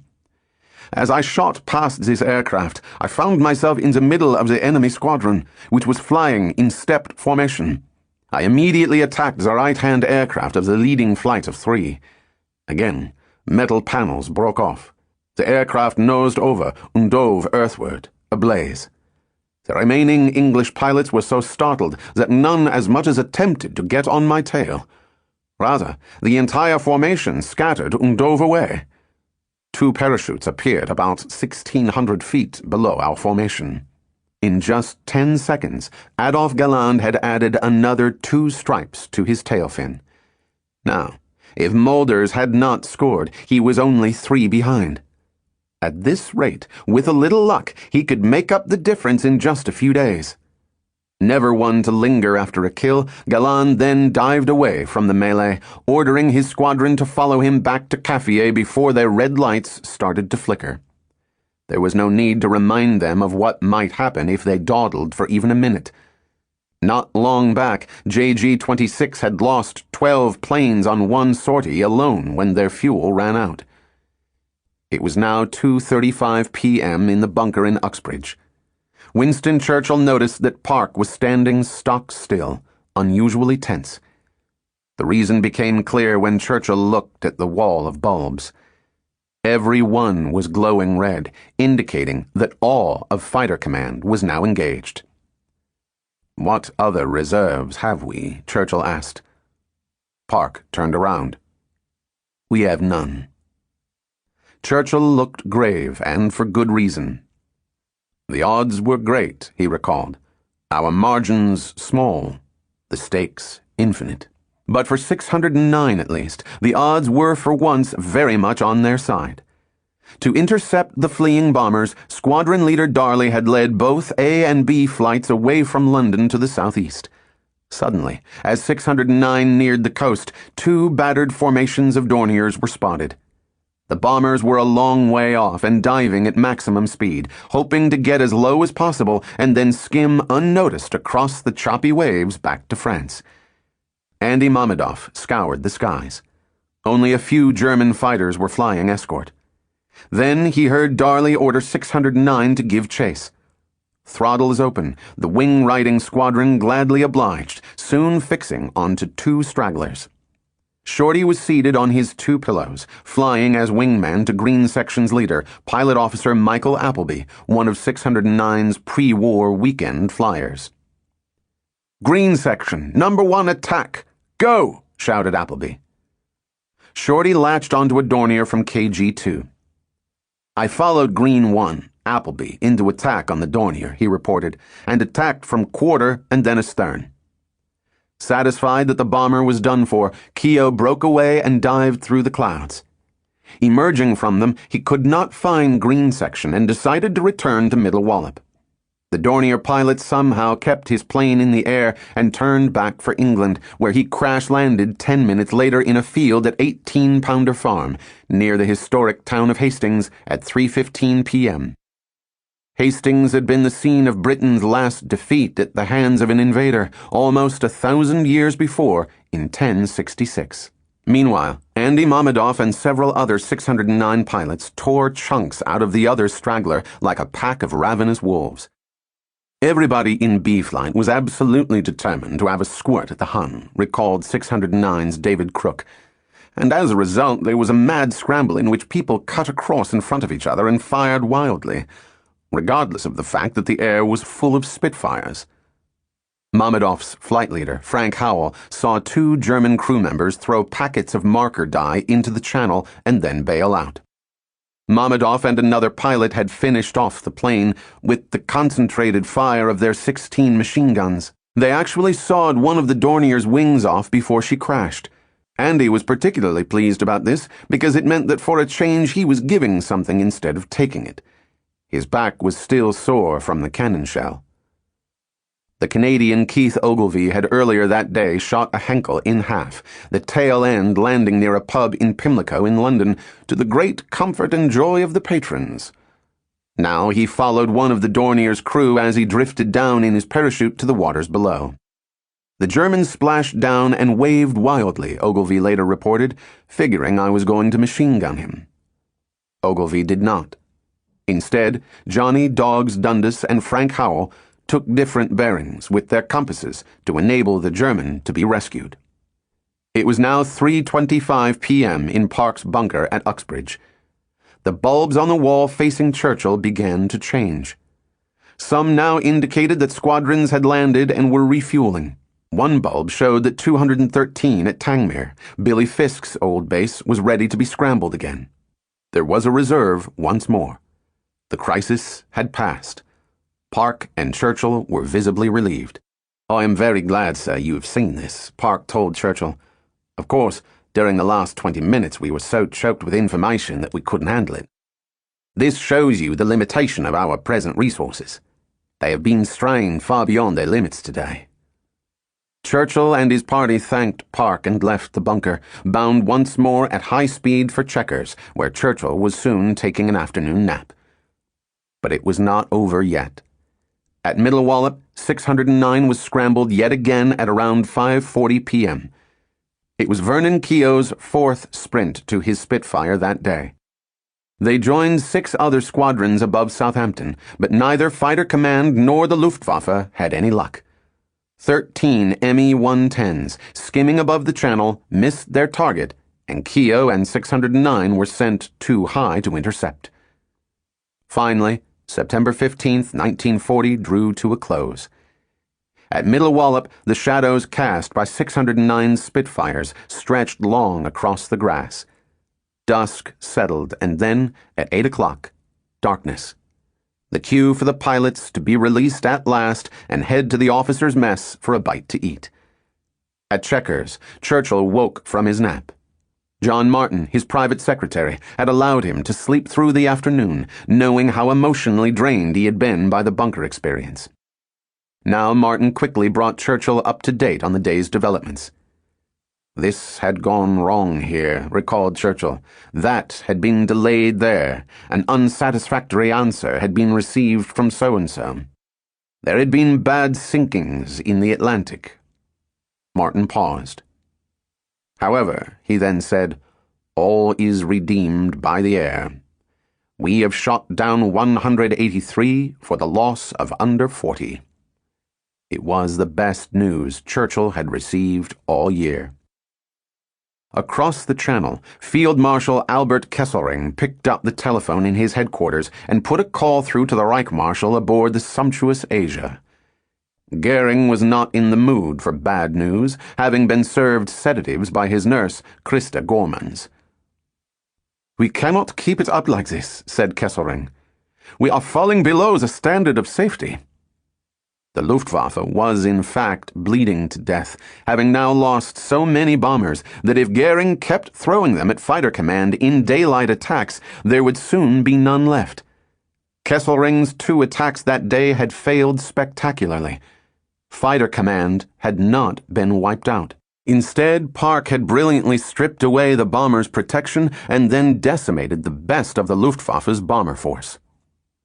As the sirens began to wail in London, signaling the onset of yet another night of air raids, the presses on Fleet Street began to roll.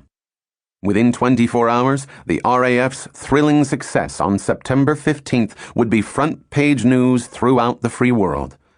In America, newspapers and radio would repeat the RAF's inflated claim of 183 downed German planes, prompting an outpouring of support and sympathy across the nation for the plucky British. A full-page advertisement in the New York Times would even call for immediate union with Britain. The first round in the propaganda campaign aimed at drawing America into the war had been won. For 609 Squadron, the night was still young. There was time to sink several pints before closing time at the Mucky Duck pub in nearby Monkston. The squadron had shot down 7 confirmed and 5 probables, which isn't bad for a couple of hours' work, recalled Tobin. My friend Jeff Gaunt was the only one not there to share in the victory. The pilots of 609 drank long and hard. On the surface, Tobin was his old red self, joking about taking down yellow-nosed boys and tapping his wings with a grin and then saying ruefully, "I guess these are a one-way ticket, pal." But inside he was full of concern. Gaunt was not at the brass rail with him, not asking about the film stars he knew, not creasing up at his wisecracks, not singing along to Tobin's favorite Bing Crosby records. Then, after a few more drinks, he started to feel better. "Hell, Tobin, why don't you quit your beefing? You'll live through it." David Crook was also deeply troubled by Gaunt's disappearance. "We had known each other all our lives and been at school together for about 12 years, he recalled.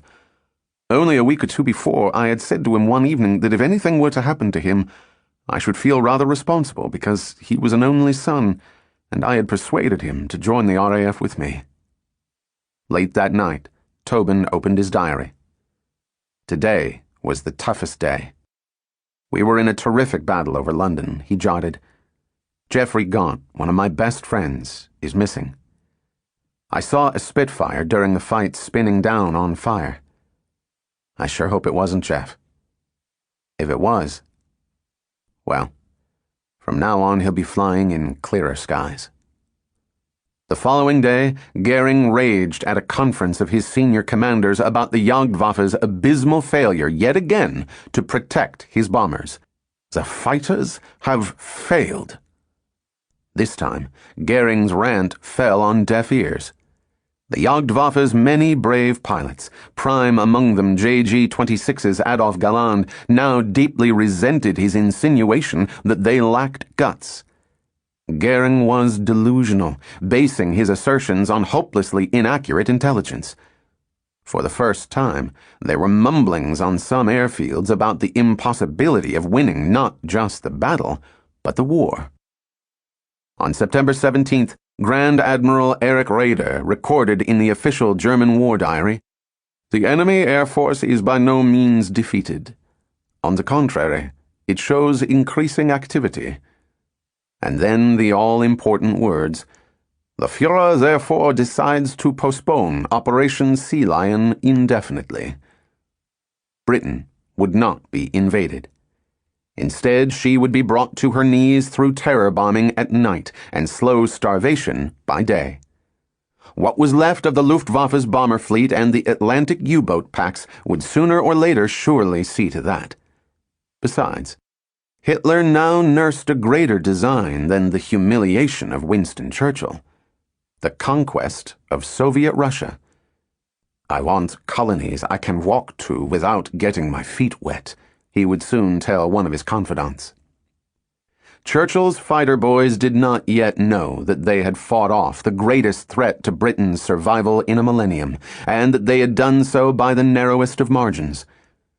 Only with the passage of time would it become clear that on September 15th, 1940, the hardest day, they had made possible a far greater victory. As an official RAF historian would write, "When the details of the fighting grow dim and the names of its heroes are forgotten, men will still remember that civilization was saved by 1,000 British boys. And a few Americans." Part 4. Last Flights. Sooner or later came the moment when we, the surviving witnesses of this gay, sporting carnage, had had our fill, and fatigue, with its byproducts, fear and revolt, blunted or destroyed our natural, or should we say professional, impulses. And we became infected instead with a morbid terror of dying, filled with the same of killing, saddened with the endless departure of friends to their lone home, repulsed by the futile, boasting claims of the wiping out, the annihilation of the enemy. Lauded as heroes, hung with medals, we only longed to withdraw into the mountains or the marshes, there to forget yesterday and tomorrow. Peter Townsend, 85 Squadron. Chapter 14. Orito. One is not in London 48 hours before being extremely conscious of the fact that one is living with a people who are fighting for their lives. Whether they fight by sleeping uncomfortably in a shelter so that they can work again tomorrow, or fight by putting out fires or by sucking oxygen out of a mask so that they do not lose their depth perception when aiming a machine gun at high altitudes. And one feels there is a quality of indecency in the eagerness of one's curiosity, an intrusion on something personal and intimate of which one is not really a part. Ralph Ingersoll, American visitor to London in September 1940. The Germans had taken a good licking on September 15th, but they were far from down for the count. There was still a great deal of hard pounding left to do, as 609's David Crook put it. But not for his American friends. Just 4 days later, on September 19th, 1940, they were posted to 71 Eagle Squadron, the first men to join the first American unit in the RAF's history. Mammadov, Tobin, and Keogh would be much missed by their fellow 609 pilots. The entry in 609's operational record book for September 19th reads, "The 3 American pilots left us with evident reluctance and to our great regret. Both in the air and on the ground they had contributed color, variety, and vocabulary to the squadron, and their wisecracking will be missed." David Crook was particularly sad to see his American friends go. Just as they were becoming really good, they were posted away, he recalled. We were very sorry to lose them, because they were grand fellows. The Americans' new outfit, 71 Squadron, would not have existed had it not been for Colonel Charles Sweeney's nephew, confusingly also called Charles, who in April 1940 had contacted Lord Beaverbrook, the Minister of Aircraft Production, with the idea of an all-American squadron, whose shoulder patch would resemble the insignia of the eagle on his American passport. Beaverbrook, whose own son Max Aitken had at the time been 601's squadron leader, had liked the idea of such an Eagle squadron and had recommended that Sweeney contact Brendan Bracken, personal assistant to Winston Churchill. Bracken was an old friend of the Sweeney family and had quickly forwarded the idea to Churchill, who was also immediately enthusiastic. The potential for positive propaganda was unrivaled. Here were America's finest young airmen, ready to lay their lives on the line for democracy while their own country slept. An all-American squadron flying in the RAF would powerfully and symbolically undermine the notion of American neutrality. Over the summer, other Americans had arrived in Britain, having made the dangerous crossing from America, and some were now posted to other squadrons in the RAF because the newly formed Eagle Squadron could not take them all. One of these intrepid volunteers was 19-year-old John Kenneth Haviland, who was sent to RAF Digby, home to 151 Squadron, in time to fly in the Battle of Britain. Haviland had been born in Mount Kisco, New York, the son of an American Navy officer and an English mother. Unlike his fellow Americans now forming the Eagle Squadron, Haviland had been largely educated in England, having attended Nottingham University, where he had learned to fly. He had joined the RAF Volunteer Reserve in July 1939, only weeks before the Germans had invaded Poland.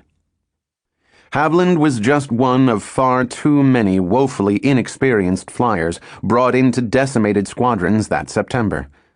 Pilots who had not even practiced deflection shooting and had less than 20 hours flying fighters.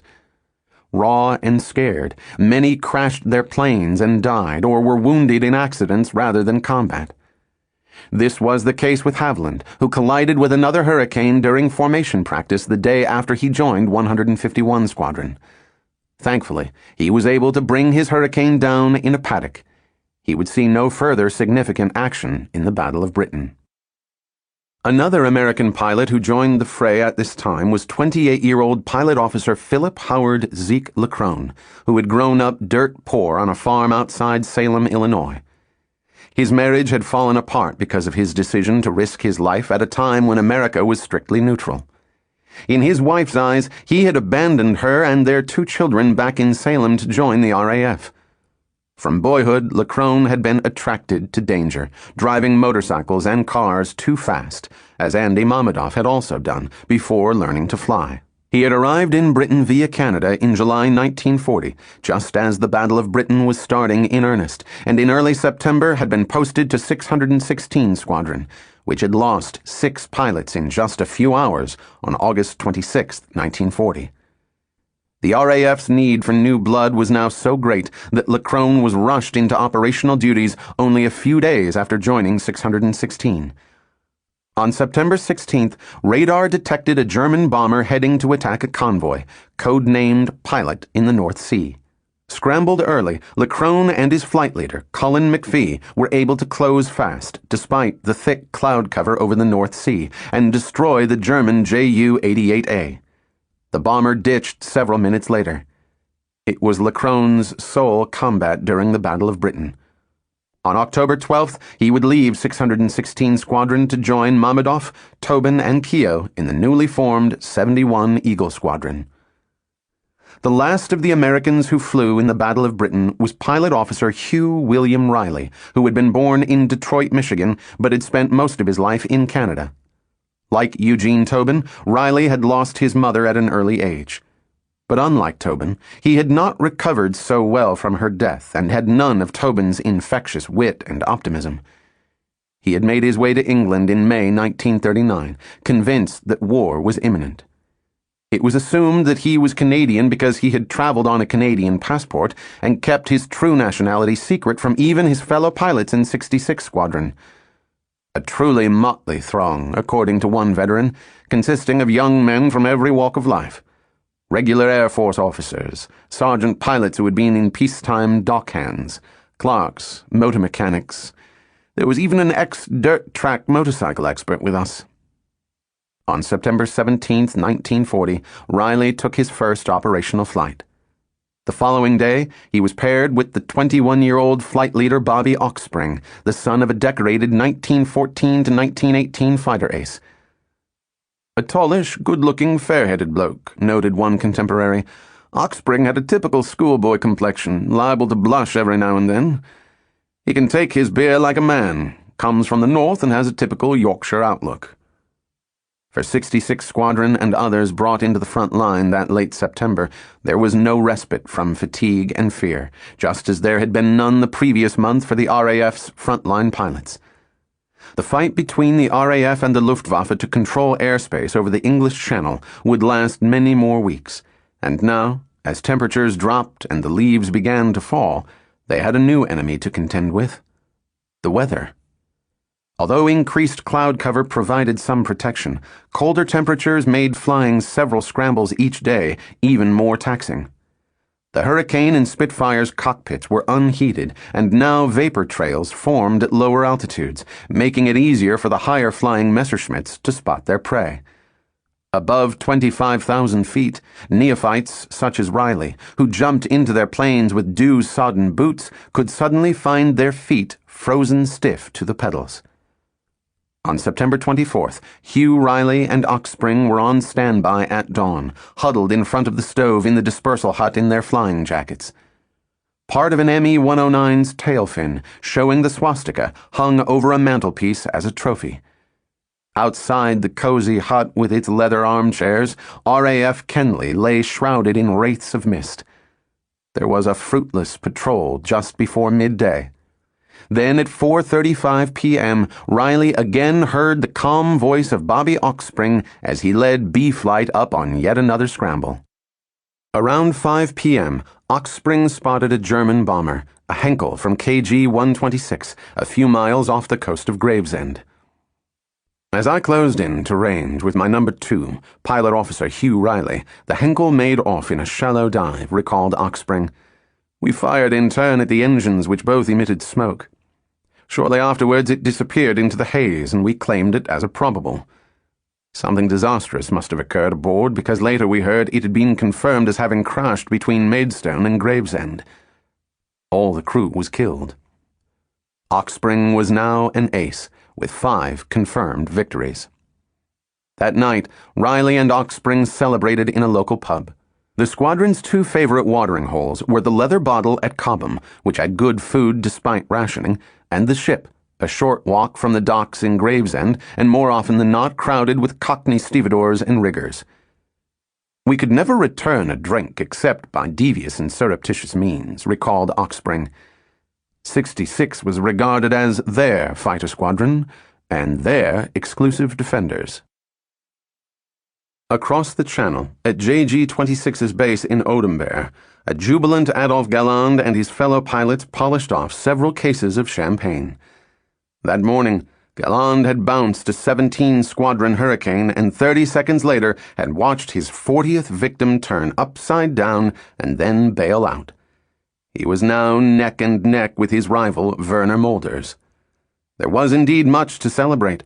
His name was back in the headlines, and he had earned the highly coveted oak leaves to the Knight's Cross of the Iron Cross.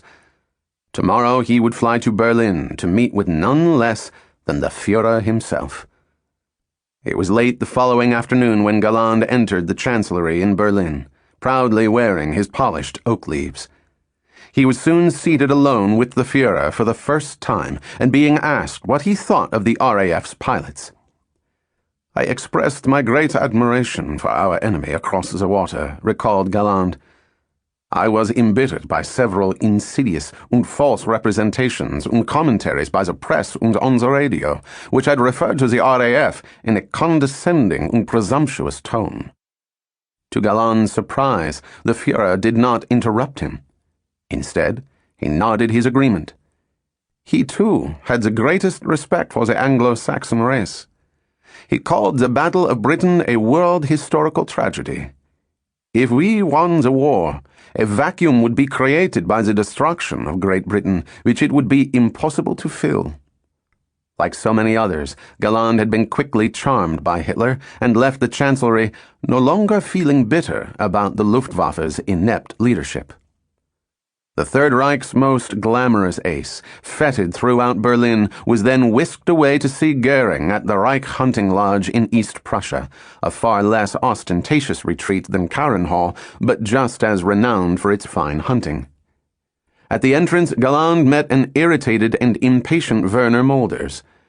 Goering and Hitler had kept him away from JG 51 for 3 days, and he was eager to get back into the air and increase his score. The oak leaves had not cured his throat ache. Quite the opposite.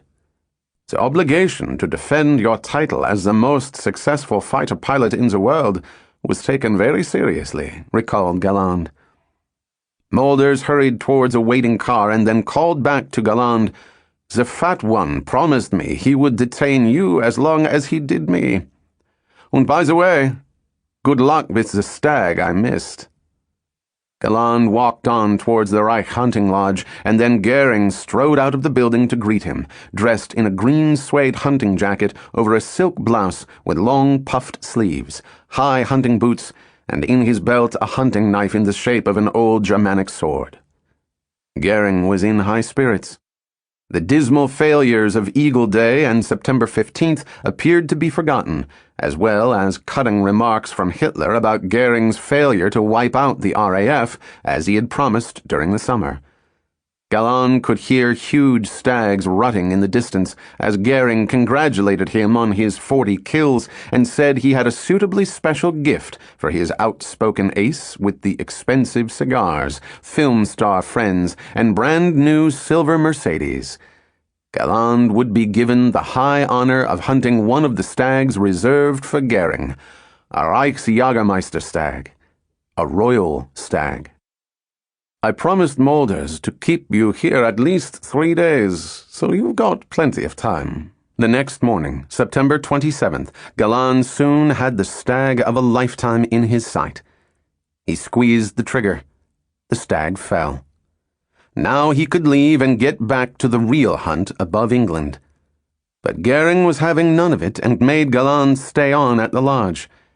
He had promised Mulders, and he was a man of his word.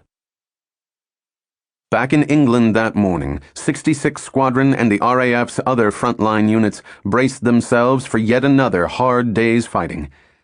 It was now so cold at higher altitudes that some of Hugh Riley's fellow 66th Squadron cut up potatoes and smeared the juice over their cockpits to prevent them from icing up. Others wore their cricket sweaters under their flying jackets to add a layer of warmth. Meanwhile, on the other side of the channel, the exhausted pilots of JG-53, the Ace of Spades, attended briefings at their bases in Normandy. Today, they were to escort Ju-88 and Me-110 attacks on aircraft factories. The Ace of Spades was now led by Captain Hans Karl Mayer, the burly pilot who had nearly killed Andy Mamedoff on August 24th. Mayer was at his zenith. On September 5th, he had been awarded the Knight's Cross for 20 kills, and soon after he had been promoted to Group Commander. As JG-53's new leader, he had rapidly increased his tally. Below the swastika on his tail fin, there were now 29 white stripes. It was around 5 p.m., with the light fading, when Fighter Command scrambled 66th Squadron and several others to meet the incoming bombers escorted by JG-53. 20 minutes later, 66th Squadron's pilots spotted a formation of Ju-88s near Ashford in Kent. Far above was an escorting cloud of Me-109s. One was flown by Lieutenant Eric Bodendijk of 2 Group from JG-53. "We had received orders for the entire group to once again carry out a fighter sweep over England," he recalled. A total of 18 machines were still serviceable. The rest had bullet holes and other damage that needed repair. We had crossed the English coast when Spitfires, obviously under radar control, suddenly emerged from a cloud bank below us and to the right. The Spitfires were in fact 66th Squadron.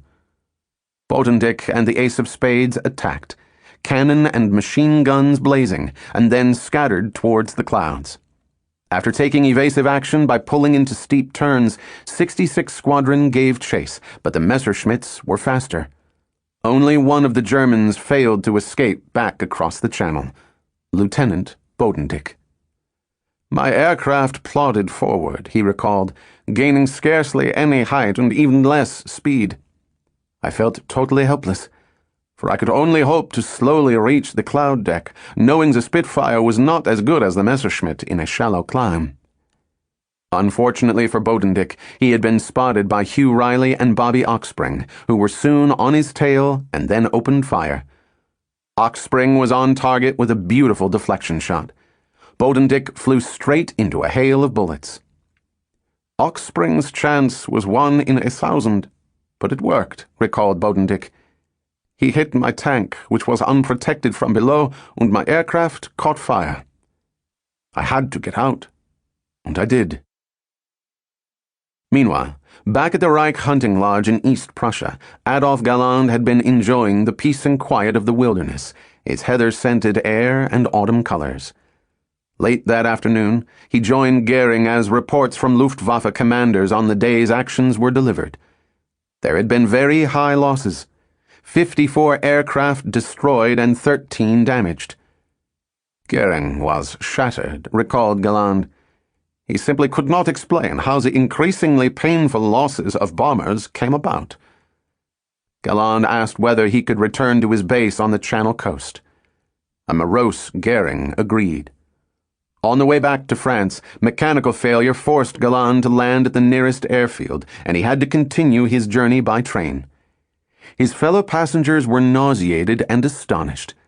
Galland had brought his royal stag with him, eager to show his men the bounty he had collected: oak leaves and a truly massive set of antlers. September drew to a close. For the Luftwaffe's bomber units, it had been a disastrous month, with a quarter of the force destroyed. For the fighter wings, it ended just as badly. On the final day of that month, they lost 28 Me-109s, the highest number in one day so far. It was clearly time for a change of strategy, and in early October, Goering ordered that a third of the Jagdwaffe be adapted to carry bombs so that they could perform hit-and-run sorties while the remainder of the fighter units carried out Jagdfreie, or free hunts. No longer would he send over massive daylight raids escorted by every fighter Kesselring could muster. The losses involved were unsustainable. Instead, the British would be bombed into submission at night. Goering's new plan of attack delighted his finest pilots. Free hunts were what the Jagdwaffe's highest-scoring pilots had wanted all along, and JG-2's Helmut Wick, JG-26's Adolf Galland, JG-51's Werner Molders, and JG-53's Hans-Karl Mayer were now all competing to end the year as the Luftwaffe's leading ace. On October 5th, Wick had shot down no fewer than 5 RAF fighters in 2 sorties, ripping apart 3 Hurricanes from 607 Squadron in just a few ferocious seconds, and bringing his total to 42. Now, the handsome J.G. Richthofen's young star also had the oak leaves, and Molders and Galland were in danger of being quickly overtaken. By the second week in October 1940, the skies above the Channel and southern England were more dangerous than ever for Hugh Riley and the RAF's hundreds of other newly minted fighter pilots. The Luftwaffe's leading aces had free rein, no longer shackled to fleets of slow-moving bombers. The marauding German fighter squadrons were soon operating as hunting packs, recalled 66 Squadron's Bobby Oxspring, and their numbers varied from half a dozen or so to formations of 200 plus. Freed from our backs-to-the-wall role against the bomber menace, we were hunting too. We were living under considerable tension. Each of us wondered when it would be our turn to stop a pack of lead. On October 17th, around 2:30 p.m., 66 Squadron was vectored to intercept Me-109s flying as Yabos, fighter bombers, each carrying a single 250-kilogram bomb. Bobby Oxspring ordered his pilots to follow him up as high as possible. The temperature plunged as they groped higher and higher, throttles wide open and their Merlin engines struggling above 25,000 feet, windscreens starting to ice over, vapor trails stretching ominously for miles behind them. Riley flew in his usual position, out to the starboard of Oxspring and slightly behind so that he could protect his flight leader and also quickly follow him into the attack. He had to concentrate. One mistake at high altitude could cause a pilot to fall dangerously behind. Even higher than Riley, Wing Commander Werner Molders cruised at the head of his squadron, his latest model Messerschmitt 109FO easily coping with the thin air because of its powerful fuel injection engine. Molders may have had the sun on his side, flying out of the south, when suddenly he spotted Bobby Oxspring's flight and pounced on Hugh Riley at 30,000 feet, opening up with his cannon and machine guns.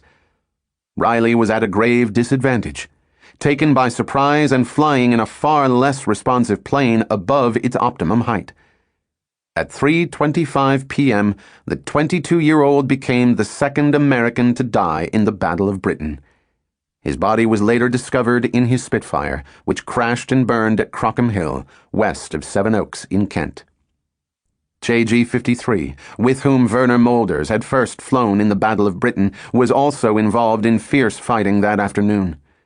Back at the German unit's base, its leader, Hans-Karl Mayer, listened to the radio in alarm as his 2 most senior pilots were shot up. 5 days before, on October 12th, he had scored his 31st kill, the 500th for JG-53. Determined to help his surviving pilots get back across the Channel safely, Mayer now jumped into the nearest available plane, a new Me-109E7, and was soon heading towards England. Unfortunately, the Messerschmitt had not been fitted with a working radio or a life raft, and its gun breeches were empty. Mayer did not meet up with his hard-pressed pilots. 10 days later, his bloated body washed up on the beach at Littlestone in Kent. Mayor's Ace of Spades pilots were deeply shocked at the loss of their leader, a father figure and inspiration to so many of them. Mayor had come to personify the now legendary JG-53, and after his death, the unit would never be quite as successful or as confident again. Back at RAF Kenley, flight leader Bobby Oxspring and 66 Squadron were also deeply affected by Hugh Riley's death. He had been a popular, unassuming man whose single but great misfortune had been to be surprised by the greatest German fighter pilot of his generation, Werner Mulders. Oxspring recalled that when Riley was buried, the families of dockers in Gravesend lined the streets and the town's graveyard in large numbers to pay their respects as the cortege went by. Only now was it revealed that Riley had been an American, and his name was eventually added to the RAF's list of U.S. citizens who fought for England in the greatest aerial conflict in history. On October 31st, 1940, just 2 weeks after Mulders had killed Riley, the Battle of Britain finally ended. Its highest-scoring pilots were both German, Adolf Galland and Mulders, tied with 50 kills each. Chapter 15. The Eagles. Somehow I nursed her across the channel, past the golf courses of Sandwich Bay and down to the longest runway in England at Manston. There wasn't much left of the fabric or the tailplane. Before they took me off to the hospital, I hobbled over and patted what was left of the fuselage. Thanks, old girl. You were a real lady. James A. Goodson, Eagle pilot. The Battle of Britain was over. Now began the hard slog of taking the war to the enemy by hitting targets across the Channel in northern France. But doing so posed an ever greater challenge as winter set in, even for the pilots who could fly blind in bad weather. Not surprisingly, only the very best of the few were now able to increase their scores, and even they rarely got to France and back without skipping a heartbeat or two. Meanwhile, the newly formed American Eagle Squadron, arguably the least experienced and most ill-disciplined unit in the RAF, struggled to get airborne, let alone launch hit-and-run raids on German defenses. It was clear early on that the first Eagles badly needed skillful leadership, so a decorated Battle of Britain veteran, 33-year-old Walter Churchill, was quickly posted to RAF Church Fenton to command the fledgling unit. "They're a mad bunch of wild Westerners," Colonel Charles Sweeney warned him. "They need licking into shape, and it's no use being easy with them just because they are Americans. You must be tough from the word go, but you can justify your toughness by your record. Remember, you've fought in the Battle of Britain. You've seen action. Just let that message sink in." Churchill had his work cut out for him. The Eagles did not lack the courage and moral fiber to get the job done, recalled Royce Wilkinson, a British flight commander posted to Church Fenton with Churchill. But they were indeed a wild bunch. In the eyes of the old RAF hands at the base, they acted like saboteurs of military tradition. Most had no idea about discipline or RAF customs, and it showed. They drank heavily, shocked mess sergeants with their table manners, played intense games of craps on the wool carpet in the officers' mess, and were described even by other Americans as a bunch of renegades. Churchill did his best to rein in the more undisciplined among the first Eagles, but he knew full well that only when they were back in the air and undergoing difficult and dangerous combat training would they start to truly gel as a squadron. Fortunately, the challenge of turning the Americans into a first-class unit became a little easier with the arrival at Church Fenton of a new intelligence officer, 26-year-old J. Rowland "Robbie" Robinson, who would later become Lord Martin-Mayor, Governor and Commander-in-Chief of Bermuda. It was none other than Robinson who had helped Tobin, Keogh, and Mamadov gain acceptance into the RAF earlier that year.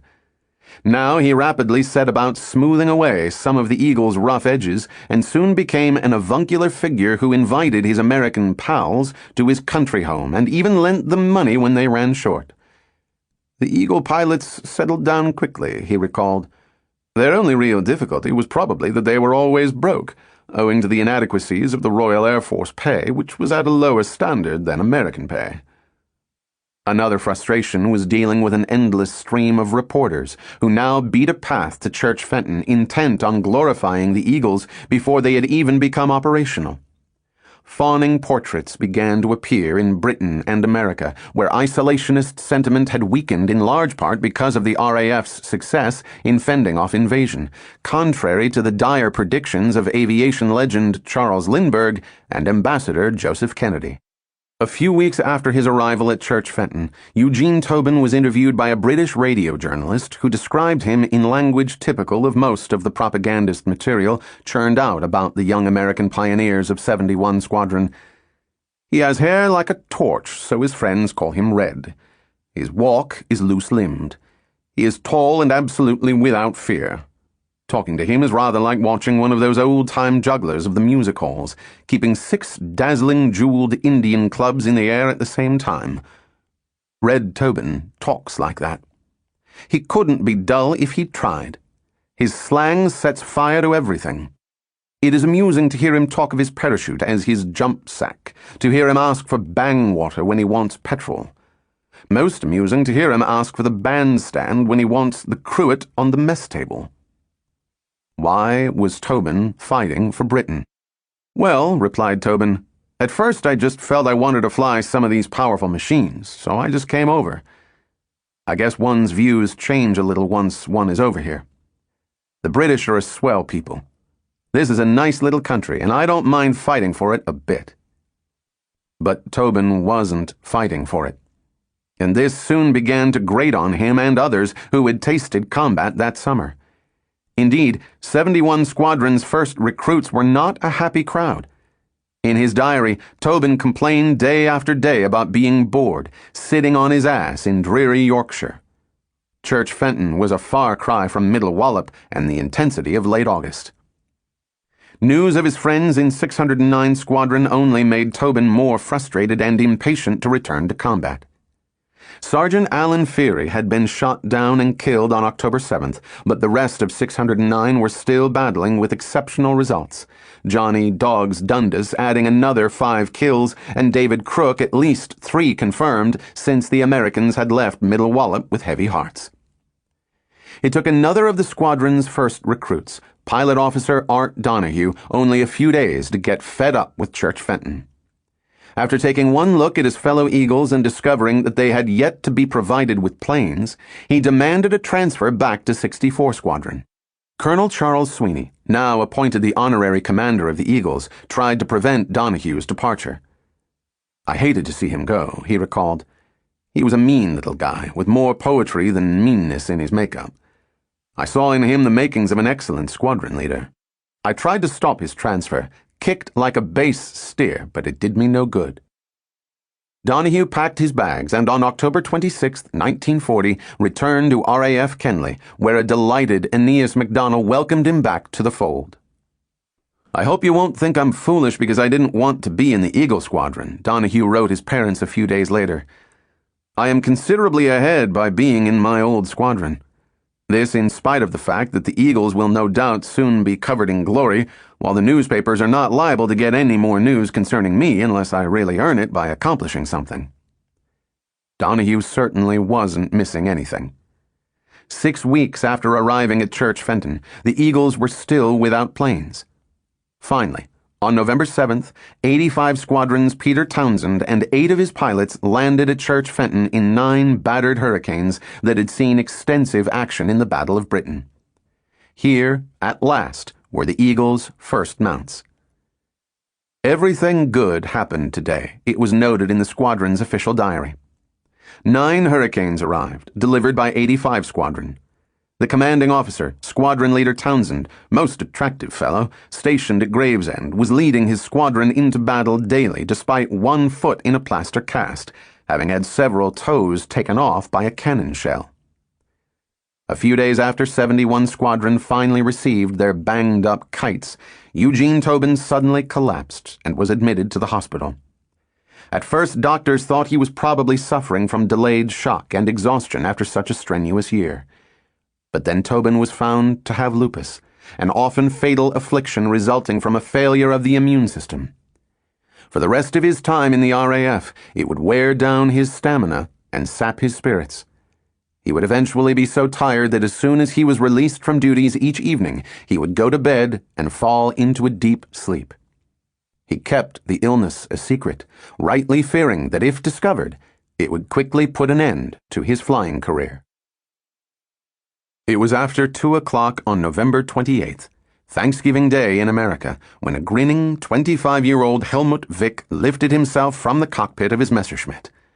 His ground crew quickly gathered around and Wick beamed with pride. Near the Isle of Wight, he had just seen his 55th victim fall to the waters below. The competition to be the Luftwaffe's highest-scoring pilot of 1940 was reaching its climax. On October 29th, Werner Mulders had downed his 54th plane. Incredibly, on November 5th and 6th, Wick had then shot down 8 RAF pilots and drawn level with Mulders.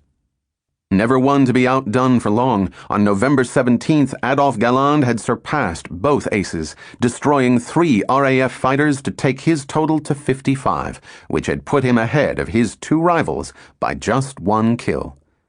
Now, Wick had drawn level again. With the onset of winter and rumors that the entire Jagdwaffe would soon be pulled back to Germany to be refitted, the pressure was more intense than ever. Only a few hours of hunting remained.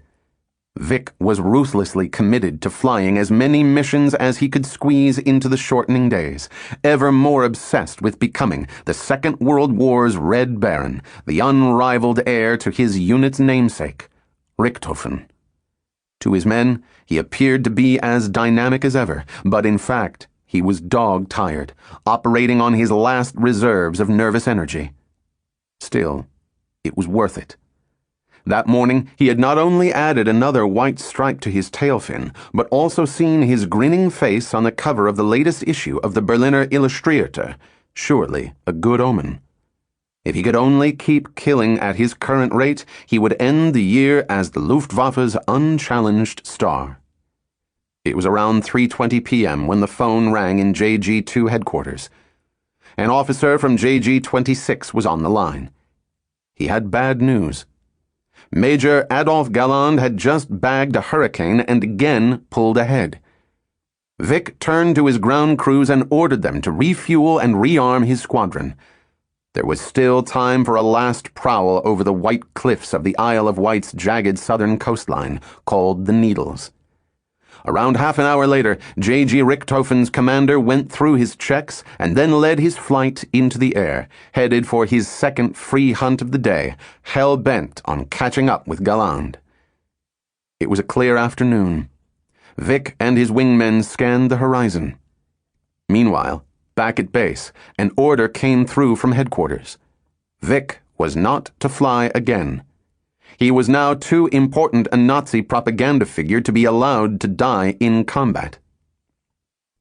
Across the channel, Fighter Command's radar stations detected Wick and his squadron as they flew towards the Isle of Wight.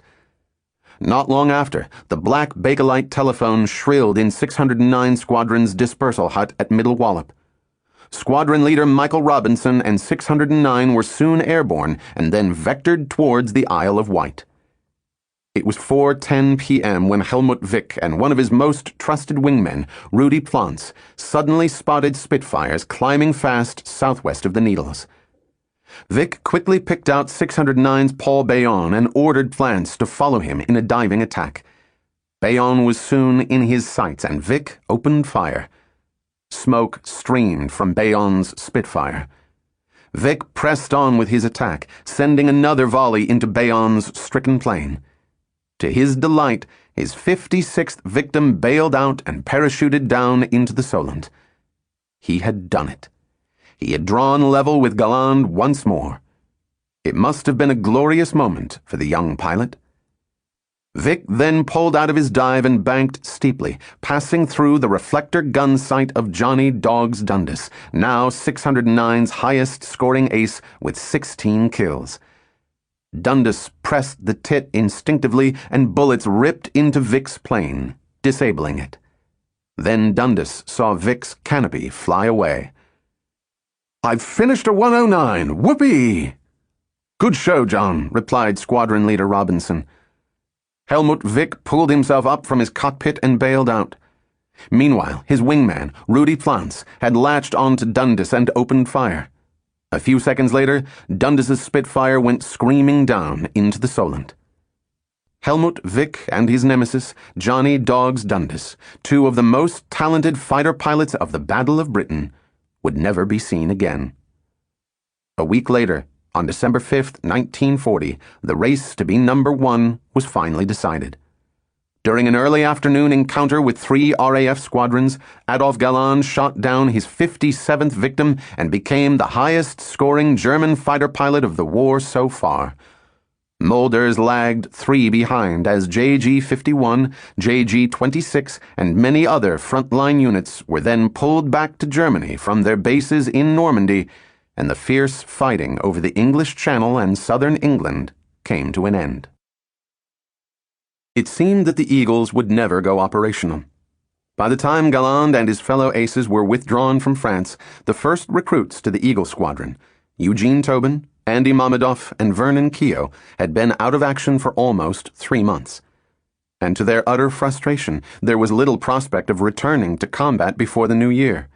Their fellow Americans in 71 Squadron needed a lot more time in the air if they were going to stand a chance in a dogfight. After moving the squadron to RAF Curtin Lindsay, 10 miles from Scunthorpe on a wind-swept Lincolnshire plain, Squadron Leader Churchill began a grueling schedule of formation flying and gunnery exercises. Cameras mounted on their Hurricanes recorded a pilot's first efforts at deflection shots. The results were not impressive. Most of the Americans had never used a reflector gun sight, let alone fired at a moving target while flying at more than 300 miles per hour. Even the most gifted found the training tough going. The simplest mistake could be fatal. On October 28th, after losing control in a power dive from 10,000 feet, Philip Zeke Leckrone, the Illinois pilot who had fought in the Battle of Britain, blacked out, but then came to in time to crash land, sustaining minor back injuries and severe shock. Zeke and I were flying in formation, Eugene Tobin recorded in his diary. We came in for a landing and Zeke overshot and dumped the thing on its back. I jumped out of my plane and ran over and helped him get out. He was out colder than a clam, and when he came to, he didn't remember anything. As Christmas approached, the Eagles were full of thoughts of home. Eugene Tobin wondered what his little honey, Anne Herring, was doing back in Los Angeles. It was his first Christmas away from his family, and he vowed he would be with Pa and sisters and all his friends in America for the next. His fellow Eagles were happy despite the foggy and damp weather. "Merry Christmas, everybody," Tobin wrote in his diary on Christmas Eve. Except for Hitler, the bastard. At the end of his diary for 1940, Tobin listed all the places he had visited, and in its cash ledger he entered the names of 6 friends who had been killed in as many months. On New Year's Eve, Tobin danced the night away until 6 the following morning at the Trocadero Club in London. "I hope this goddamn war is over this time next year," he wrote in the first entry to a new diary for 1941. "I have made a lot of friends, but some of my pals are here no more. They're flying in clearer skies. Great guys, every damn one of them. So, boys, till we meet again." Finally, on January 4th, 1941, the Eagles officially became operational. The following day, they took off from Curtin Lindsay, flying together for the first time as a fully fledged RAF squadron. Morale was high. At 20,000 feet, they split into 4 sections to practice tight formation flying. One of the sections comprised Shorty Keogh, Pilot Officer Edwin Bud Orbison, and Philip Leckrone. Seated on his 2 customary cushions, Shorty watched, aghast, as the wingtip of Bud Orbison's Hurricane suddenly collided with Lecrone's plane, chopping off its tail. Orbison was able to return to Curtin Lindsay and land without injury, but Leckrone went into a tailspin and plunged towards the ground. Keogh followed Leckrone down, shouting at him over the radio transmitter. "Bail out! Bail out!" Leckrone did not reply and made no attempt to bail out. He died instantly on impact, the first Eagle to lose his life, and the 3rd fatality among the Americans who had flown in the Battle of Britain. He had received his private pilot's license less than a year before in Salem, Illinois, where the local airport today bears his name. The operations book for 71 reported Zeke LeCrone was quiet and reserved. His death will help this unit, for, if nothing else, it will tend to impress on the other pilots the attention they must pay to detail in these practice flights. It is true of this squadron, as of most others in the RAF, that they are inclined to treat all this practice flying as a bit of a bore. LeCrone had joined the RAF for the highest of motives, not for the glamour, if any, or the thrills, but to defend our way of life. Eager to escape the dreary confines of Curtin Lindsay, especially after LeCrone's death, the Eagles were soon seizing every opportunity to visit London. In the capital, they now enjoyed celebrity status among their fellow expatriates and were often the star guests of boisterous parties hosted by journalists such as Quentin Reynolds of Collier's and Robert Casey of the New York Herald Tribune, who both got on particularly well with Eugene Tobin. When the Eagles ventured into villages near their airfield, they were made to feel just as welcome. Most British people had only seen Americans in a movie. Meeting a Yank in real life was a rare occurrence. The sight of Tobin and his pals in RAF blue, with eagle patches on their shoulders, was at the very least intriguing and more often than not worth toasting. It was common knowledge that they had broken their country's strict neutrality laws to come to Britain's aid. Very often, recalled 21-year-old Eagle pilot Bill Geiger, a bartender would say, "You don't pay for drinks here, Yank." While other fighter pilots often got the same kind of treatment, the Americans got it more often. They also didn't lack for girlfriends, and it wasn't long before several had fallen hard for numerous English roses. One night, Andy Mamedoff met a young aristocrat named Penny Craven, who had a cut-glass accent and an infectious laugh. One of the most eligible young women in England, she was due to inherit millions from her family, which had made a fortune in the cigarette business. Quite a catch for the swashbuckling but penniless white Russian émigré. So began a whirlwind romance. Within weeks, Mamedoff and Craven were planning to get married and to visit his parents back in Connecticut as soon as he was granted some extended leave. Penny would then get to enjoy true Cossack hospitality, dance with Andy to gypsy music at the Russian Bear restaurant his parents owned, and taste his mother's home cooking: beef stroganoff, mocha rum cake, and borscht fit for a czar. In late January, the Eagles began patrolling over the treacherous North Sea as convoy escorts. There was little danger of being bounced by Messerschmitts. Most of the time they were beyond the German fighters' range. The thick blanket of cloud just above the swells worried most of the Americans far more. In such conditions, even the best pilots were prone to vertigo, losing track of altitude and direction, with often deadly results. The first to fall victim was 22-year-old Californian Bud Orbison, who had been involved in the fatal accident with Philip LeCrone.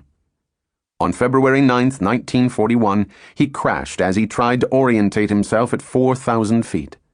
Yet again, Eugene Tobin and his fellow Americans mourned the loss of a popular pilot, killed like LeCrone on a Sunday. "I don't know of a better day to go," jotted Tobin in his diary that night. "So to my great pals Phil and Bud, happy landings in your new hunting grounds."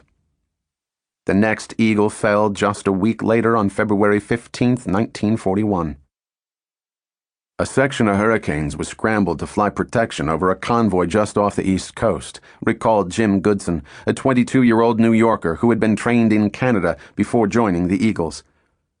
Pilot Officer Nat Morans and Shorty dove into cloud.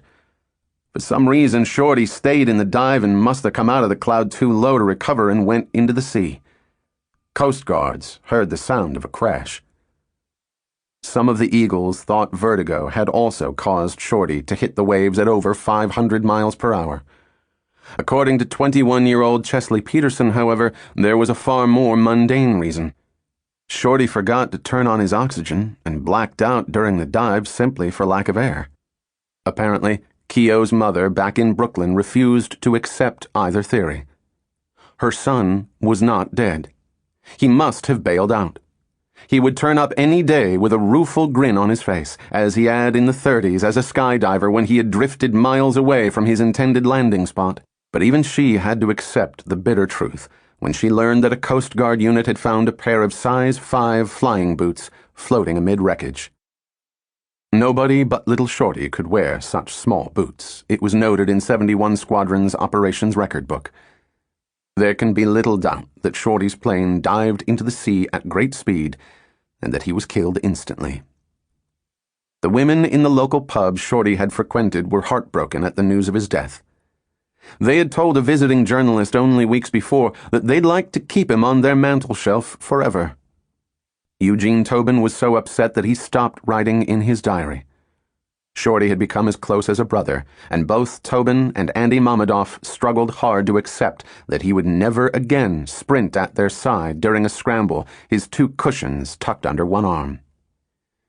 The fates are being most unkind, noted Robbie Robinson in the squadron diary. A much-needed visit from Charles Sweeney lifted the Eagles' spirits for a few days, but soon they were even more downcast. It was rumored that because of the flying accidents, the squadron was to be disbanded and the Eagles sent back to America. No less than the head of Fighter Command, Sholto Douglas, had called them a bunch of prima donnas. Immediately, the Eagles chose Chesley Peterson, one of the most able of the squadron's pilots, to make their case before Air Marshal Hugh Sanders, the commander of 12 Group. Peterson asked that the Eagles be moved south to 11 Group, where there was a much greater likelihood of engaging the enemy. If we were to be prima donnas, the squadron resolved to be the best prima donnas in the entire RAF, recalled Peterson. Before Peterson's request was passed on to Sholto Douglas, however, it was decided in any case to move the Eagles into the front line in 11 Group. Finally, 71 Squadron would see combat. After all the setbacks, the Eagles finally had something to celebrate. Also based at Curtin Lindsay that spring was 616 Squadron's Johnny Johnson, destined to become World War II's highest-scoring British fighter pilot. He recalled a particularly raucous party, even by the RAF's standards, before the Eagles moved south. The champagne corks were popping, and along the length of one corridor the defeat of Cornwallis at Yorktown was being reenacted with some spirit. Numerous fire extinguishers were deployed by the Americans, whilst the inferior British fire was restricted to soda siphons from behind a defensive screen of potted palms. Once again, as in 1776, the Americans had the upper hand, and both the palms and the British were decidedly the worse for wear. On April 9, 1941, the Eagles arrived at Martlesham Heath in Suffolk. They did not have to wait long to sight the enemy, chasing a Ju-88 on April 13th, shooting at a Dornier 17 a few days later, and finally getting into their first real dogfight with Me-109s on May 15th without loss. By July, they were being scrambled almost daily and claiming their fair share of kills. A congratulatory telegram from 11 Group headquarters came towards the end of the month. The American prima donnas were finally earning the RAF top brass's admiration and respect. Soon, the high and mighty were turning up in person to shake their hands. Air Minister Sir Archibald Sinclair, the actor Noel Coward, Air Marshal Sir Sholto Douglas, head of Fighter Command, and even the American ambassador John Winant, who had replaced Joe Kennedy earlier that year. Kennedy had not been missed. Badly shaken by the Blitz, he had fled London the previous October, but not before telling his mistress, Claire Booth Luce, "There is a popular song called There'll Always Be an England. There always will be, but you'll hardly recognize it. And I know damn well I'll not be around to be in it." Not long after Kennedy's arrival back in America, on November 5th, President Roosevelt had been re-elected to an unprecedented third term. The next day, Kennedy had met with Roosevelt for 5 minutes at the White House. According to Kennedy, Roosevelt had said he would not accept his resignation until he had found a replacement. Roosevelt's second son, Elliot, later claimed just the opposite. His father had asked Kennedy to resign. Roosevelt had finally had enough of his anti-Semitic and defeatist ambassador. He would soon introduce several wide-ranging measures, most famously Lend-Lease, to provide Britain with all possible support short of declaring war on Germany. They formed a solemn line as they entered the cathedral in their dark blue uniforms and then took their seats to pay respects to the first of them to fall. Eugene Tobin and Andy Mamedoff were both among the dozens of pilots soon sitting in pews that Independence Day afternoon of 1941. Indeed, most of 71 Squadron's pilots had been given leave to attend the memorial service for Billy Fisk at St. Paul's in London. The service was a propaganda coup. The perfect opportunity, on the perfect date, to remind Americans that some of its citizens were already dying for freedom, that the isolationist course was inevitably doomed. The new American ambassador, John Winant, attended, as did Air Minister Sir Archibald Sinclair, who had met with Fisk the previous summer and asked him to go to America to recruit pilots. As cameras from NBC rolled, Sinclair eulogized Fisk as the first American airman to die in the Second World War. Here was a young man for whom life held much. Under no kind of compulsion he came to fight for Britain. He came, and he fought, and he died. Many more Americans in the RAF would soon follow Fisk to the grave, but none would have a plaque bearing their name placed in St. Paul's crypt only a few yards from a statue of America's first president, George Washington. The following month, August 1941, brought big changes to 71 Eagle Squadron. So many American volunteers were now in Britain that several stalwarts were posted away to form the nucleus of a new Eagle Squadron, 133 Squadron. Andy Mamedoff was selected to lead one of its flights, thereby becoming the first American to be so honored by the RAF. The promotion surprised some of his fellow Eagles. 21-year-old Californian Bill Geiger would later vividly recall Mamedoff during this period. He was a damn good pilot. But you couldn't have said to Andy Mamedoff, "Look, you're supposed to address the squadron leader as Sir and salute him the first time you see him in the morning." Mamedoff would have said, "Ha ha ha," and forget that. Shortly before leaving 71 Squadron in late August 1941 for his new assignment with 133, 24-year-old Mamedoff also became the first of the American few to take a war bride. Penny Craven, the fun-loving aristocrat who stood to inherit a vast fortune. The lavish wedding reception was too tempting a target for some of his fellow Eagles to pass up. "The day Mamedoff got married, we were due to have gunnery training," recalled Bill Geiger. But just as the rest of the squadron was due to head off for training, another Eagle pilot called Ed Bateman and I were ordered to make a convoy patrol. The patrol was uneventful. As we returned, Bateman said, "Let's see what's going on at Mamedoff's wedding." So we flew towards Epping. We knew where the reception was. Sure enough, when we came in low, we saw the wedding party in a back garden. So we buzzed it. I'm pretty sure we actually went in so low that Andy ducked down. To make matters worse, when the rest of the squadron returned from gunnery practice, they buzzed the town itself. There was all hell to pay because of all the complaints. The mayor of Epping finally said, "Look, these people are risking their lives for us. If they want to celebrate a comrade's wedding, then so they should." On September 7th, not long after Mamedoff's wedding, Eugene Tobin joined 8 other pilots for 71 Squadron's first mission over enemy territory. The idea was to fly over in poor weather in sections of 2 or perhaps 4 and shoot up anything that looked German, recalled Eagle pilot Jim Goodson. If they got into trouble, they could nip into cloud and head for home. That was the theory, anyway. The main problem, however, was that one generally had to fly low, and if caught by ground fire, one was often too low to do much but hit the deck. Setting out for northern France, 3 planes in 71 Squadron soon had mechanical problems and were forced to return home. Tobin and others flew on. Around 75 miles inland, radar announced bandits to their rear, between them and the channel. The bandits turned out to be 100 ME-109s. Squadron leader Stanley Mears, who had joined the Eagles only a few weeks before, suddenly called out over the radio, "Every man for himself now, chaps." From 29,000 feet, the Messerschmitts screamed down at more than 400 miles per hour, suddenly bouncing several Eagles, flashing past others, spitting tracer and cannon. One of the bandits was soon tumbling down in flames. Pieces flew off another. Bill Geiger then watched as Tobin's Spitfire broke formation and went after yet another. In ensuing dogfights, a recently married young pilot called Hillard Fenlaw was killed, and pilot officer Bill Nichols was shot up badly, forced to crash land, and soon captured.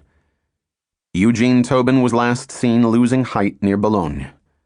There were unconfirmed reports that he gave the thumbs up, indicating that he was unharmed as he took his plane in for a forced landing.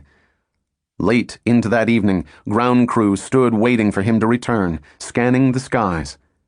In recent weeks, they had heard Tobin call out time and again, "Saddle her up! The great lover and adventurer is gonna ride high again today." It is not known how Andy Mamedoff reacted to the disappearance of the friend with whom he had gambled so often through the high cirrus above California's Sierra Nevada. But he must have felt terribly vulnerable and alone, now that his two closest friends were dead. Over 60 years later, Eugene Tobin's sister, Helen Mayer, vividly recalled hearing that her brother had gone missing. She was visiting her in-laws in Denver when she received a call from her uncle, who owned a local radio station. He had seen a wire report stating that Tobin had been shot down over enemy territory. "Helen, have you heard from your father?" "No.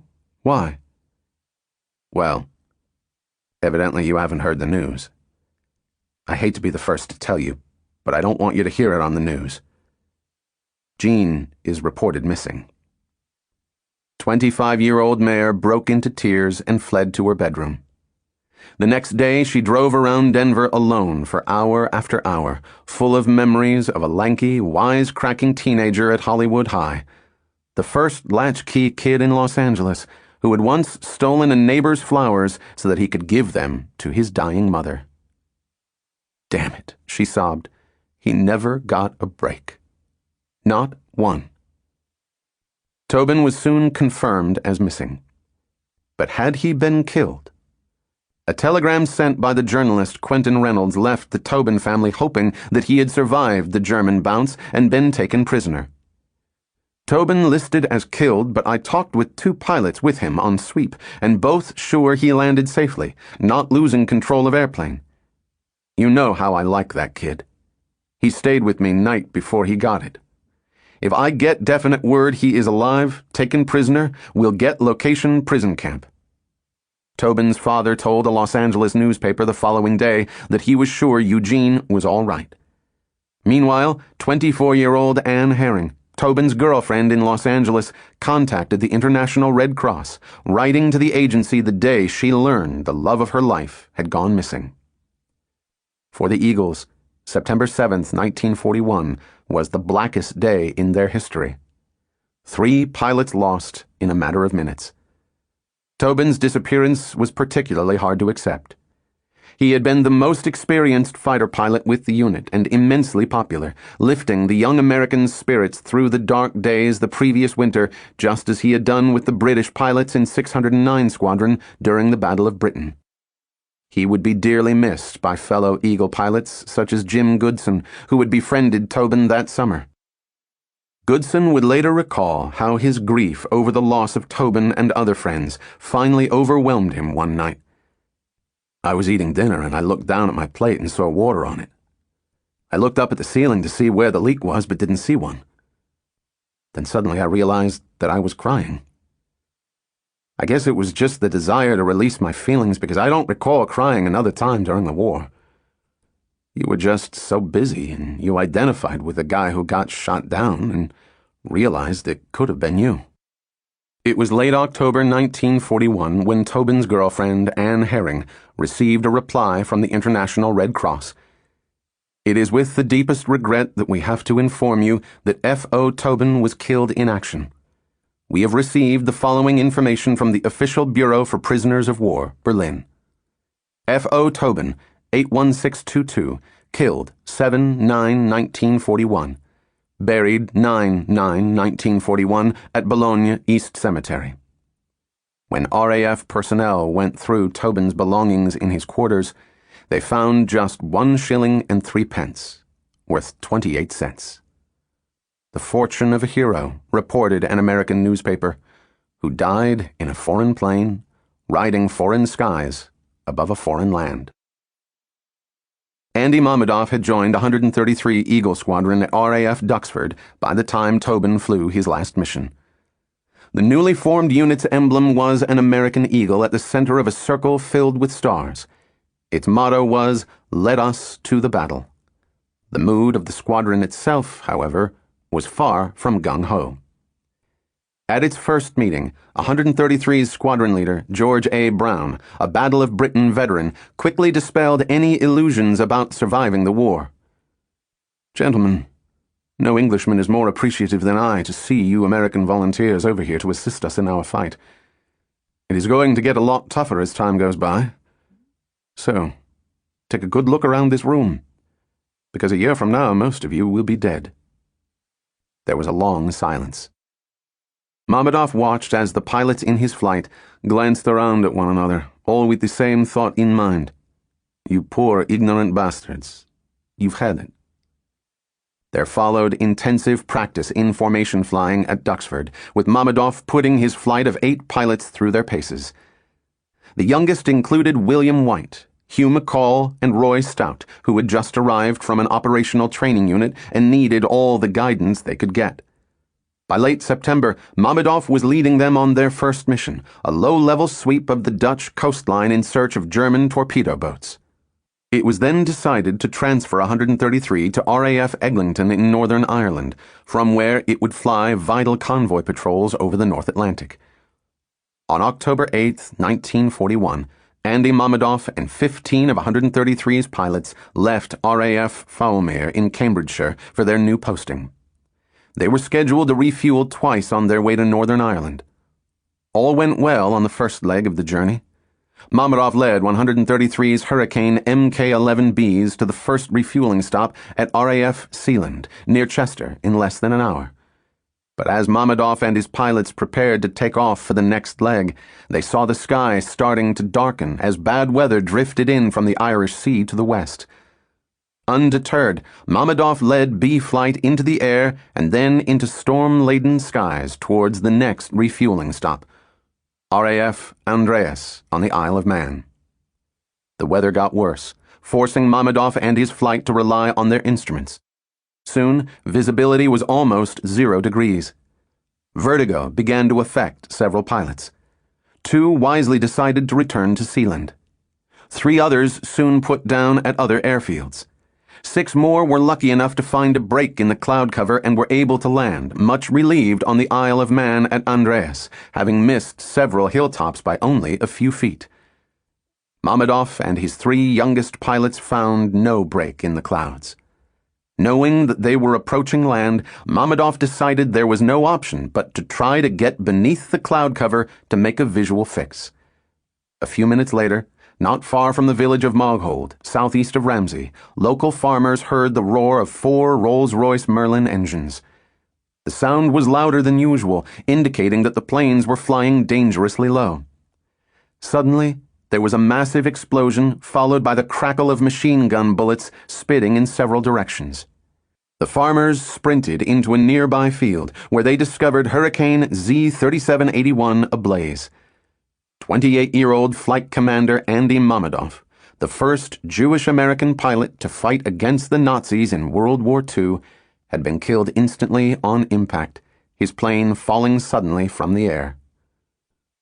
On October 14, 1941, Mamedoff's parents, Lev and Natasha, were busy as usual managing their Russian Bear restaurant, filled with vacationers touring Connecticut to peek at the fall leaves, when they learned that their only son had died. He would soon be buried in Brookwood Military Cemetery in Woking, England, in a special plot reserved for American volunteers in the RAF. Devastated by his nephew's loss, the Nazi supporter Count Anastase told a Norwich Bulletin reporter the following day that Mamedoff's death was unnecessary. The thoughtless remark would never be forgotten nor forgiven in Thompson, and from that moment on he was quickly isolated within the community. Mamedoff's parents were permanently heartbroken and would soon leave Connecticut and try to start over in St. Petersburg, Florida. In time, all 3 Eagle squadrons, 71, 121, and the luckless 133, would be folded into the U.S. Army Air Force, becoming the 4th Fighter Group. This group would eventually destroy more than 1,000 enemy aircraft by war's end, a phenomenal success based on tactics first learned by Mammadov and his friends, the few who had fought so valiantly during the Battle of Britain. Chapter 16. Dawn Patrol. I had a rather bad night of it, as I usually do when I have a particular operation planned for the morning, because I can't keep it out of the back of my mind, and so I got to sleep thinking about it. Then after I'd been asleep a while, at the time when one's normal defenses are way down and nerves and feelings all bared and sensitive, the dread sets in, and all the dangers seem vivid and terrifying. Art Donahue, 258 Squadron. Banking towards the low-lying mist, the Spitfire throttled back, its engine quieting to a steady roam, roam, roam. In a split second, the fog was gone, and there, bright and welcoming, was the early morning sun. Looking down from his cockpit, Pilot Officer Art Donahue saw the sun's shimmering reflection on the cold waves. Opening his throttle, he set course for England. After recuperating from his burns, Donahue had spent the winter of 1940-41 flying channel patrols with 64 Squadron, skimming only a few feet above swells before landing out of the setting sun and then looking up to see his vapor trail still etched in the sky. "Please, don't ever waste any sympathy on me," he wrote to his family back in St. Charles, Minnesota. "I'm having the time of my life, happier than I've ever been. You can't imagine the joy I've got out of the few meetings I've had with those barbarians, and the joy I get out of patrolling and hunting for them. I have yet to meet up with one of them whom I couldn't easily outfly." As spring beckoned and the days grew longer, Art Donahue was posted to 91 Squadron on the South Coast. In late March 1941, he took a much-deserved break from the war, making a brief visit to Minnesota, where he was greeted as a returning hero at St. Paul's train station by his weeping mother and hundreds of proud Minnesotans. Thankfully, the FBI was not waiting to arrest him for breaking neutrality laws. The U.S. State Department had decided not to prosecute Americans who now fought with the RAF. Donahue barely had a moment to relax in St. Charles, such was his newfound celebrity. "I had more invitations than I could possibly accept to speak at various gatherings and over the radio," he recalled. "The Commercial Club of St. Charles gave a banquet in my honor and presented me with a wonderful gold wristwatch, and my mother with a bouquet of flowers. Most of the week I was in a daze. Everyone was so good to me." It was bizarre and unnerving to be in a country so far removed from the war. He had been away for just 8 months, but had changed so much in that time that he felt as if he had been absent for far longer. Donahue was bewildered by the bright lights. There was no blackout. Upset that he could not wear his uniform because of America's official position as a neutral country. Disgusted by the isolationist stance of his fellow Minnesotan, Charles Lindbergh, and outraged by striking aircraft workers, earning more than the finest RAF fighter pilots and now jeopardizing England's chances. Donahue arrived back in London on a bright April morning. The paper boys' cries outside the train station were depressing. The headlines were again all about the Blitz. The previous night, the Luftwaffe had launched the greatest bombardment the city had yet suffered. The sun was a red ball glowing feebly through the haze of brown smoke that covered the city, he recalled. It was a painful, though dramatic, contrast with America. When he got back to his base at Hawking on the south coast, even worse news awaited. 2 pilots he had flown with the previous summer had been killed, and his former squadron leader, Aeneas MacDonald, whom Donahue idolized and who had made his trip home possible, was now a prisoner of war. On March 13th, he had been shot down by no less than Werner Molders, becoming the German ace's 62nd victim. MacDonald had bailed out above the channel and had eventually been picked up by a German motorboat. For the next 6 months, Donahue flew sweeps across the channel as the RAF stepped up its offensive over northern France. Then, in October 1941, at the invitation of squadron leader Jock Thompson, Donahue joined 258 Squadron, which was being posted abroad. He could not tell his family where he was going, even if he had known, because of censorship. But he did explain why he wanted to leave England. While I may be a little farther away from you in miles, I expect to be closer to home in time, because one of the attractions of this posting is that I'll have a better chance to work a trip back to the States. Another reason for going abroad is the thought of getting away from the lousy English winter fogs and other flying hazards. Jock Thompson would later write, "Perhaps one of the surest measures of Donohue's character is that he came to us at my invitation, the only person to do so, and as such was branded by all as the commanding officer's friend, and not unnaturally was resented. Suffice it to say that before he left the squadron he was by far its most popular member. To achieve this in the face of Australians, New Zealanders, Canadians, South Africans, and Americans is quite a feat. Because he always wore a toppy, pith helmet, rather too large for him, of an old-fashioned design, he was known as Dr. Livingston by his fellow officers. This, of course, was abbreviated into Doc. Unfortunately, Donohue was forced to wait in Gibraltar en route to his foreign posting because of the sinking of the British aircraft carrier Ark Royal, which had been scheduled to transport 258 Squadron to warmer climes. 20-year-old John A. Red Campbell, a fellow American, recalled one evening in Gibraltar when Donohue joined him and other pilots in a bar popular with British servicemen. "I remember Donohue standing at the bar with one hand tucked into his tunic. Some people thought it was a war hero pose, but it wasn't. He had to hold his hand that way because of his Battle of Britain injuries. Art was an idealist, one of the few real ones in the squadron. It was the first chance he had for a lot of time to think about what the war meant to the parents of fighter pilots on both sides. He said he felt like weeping for the mothers of the German airmen he had killed. Art wrote a series of articles about air combat for a magazine. I think it was the Saturday Evening Post. Someone suggested he do a book. I was with him when he bought a typewriter. Donohue turned out to be as talented a writer as he was an aviator, one of that rare breed who can elegantly evoke in pristine prose the high-octane mix of emotions that pilots experience in combat. According to the highly literate British fighter pilot Peter Townsend, the best airmen are mostly simple people who have been so overwhelmed by their love for flying that it has driven some of them to drink, others to silence, as great love often does.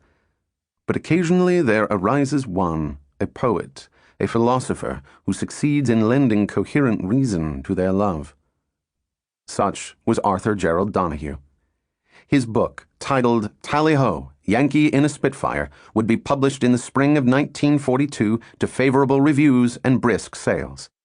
It described his experiences with 64 Squadron during the Battle of Britain, but made no reference to his brief stay with the by now famous 71 Eagle Squadron. According to Red Campbell, Donohue had been far from impressed by the 1st Eagles, describing the unit to Campbell as a motley crew that would never amount to anything. For once, Donohue had been wrong.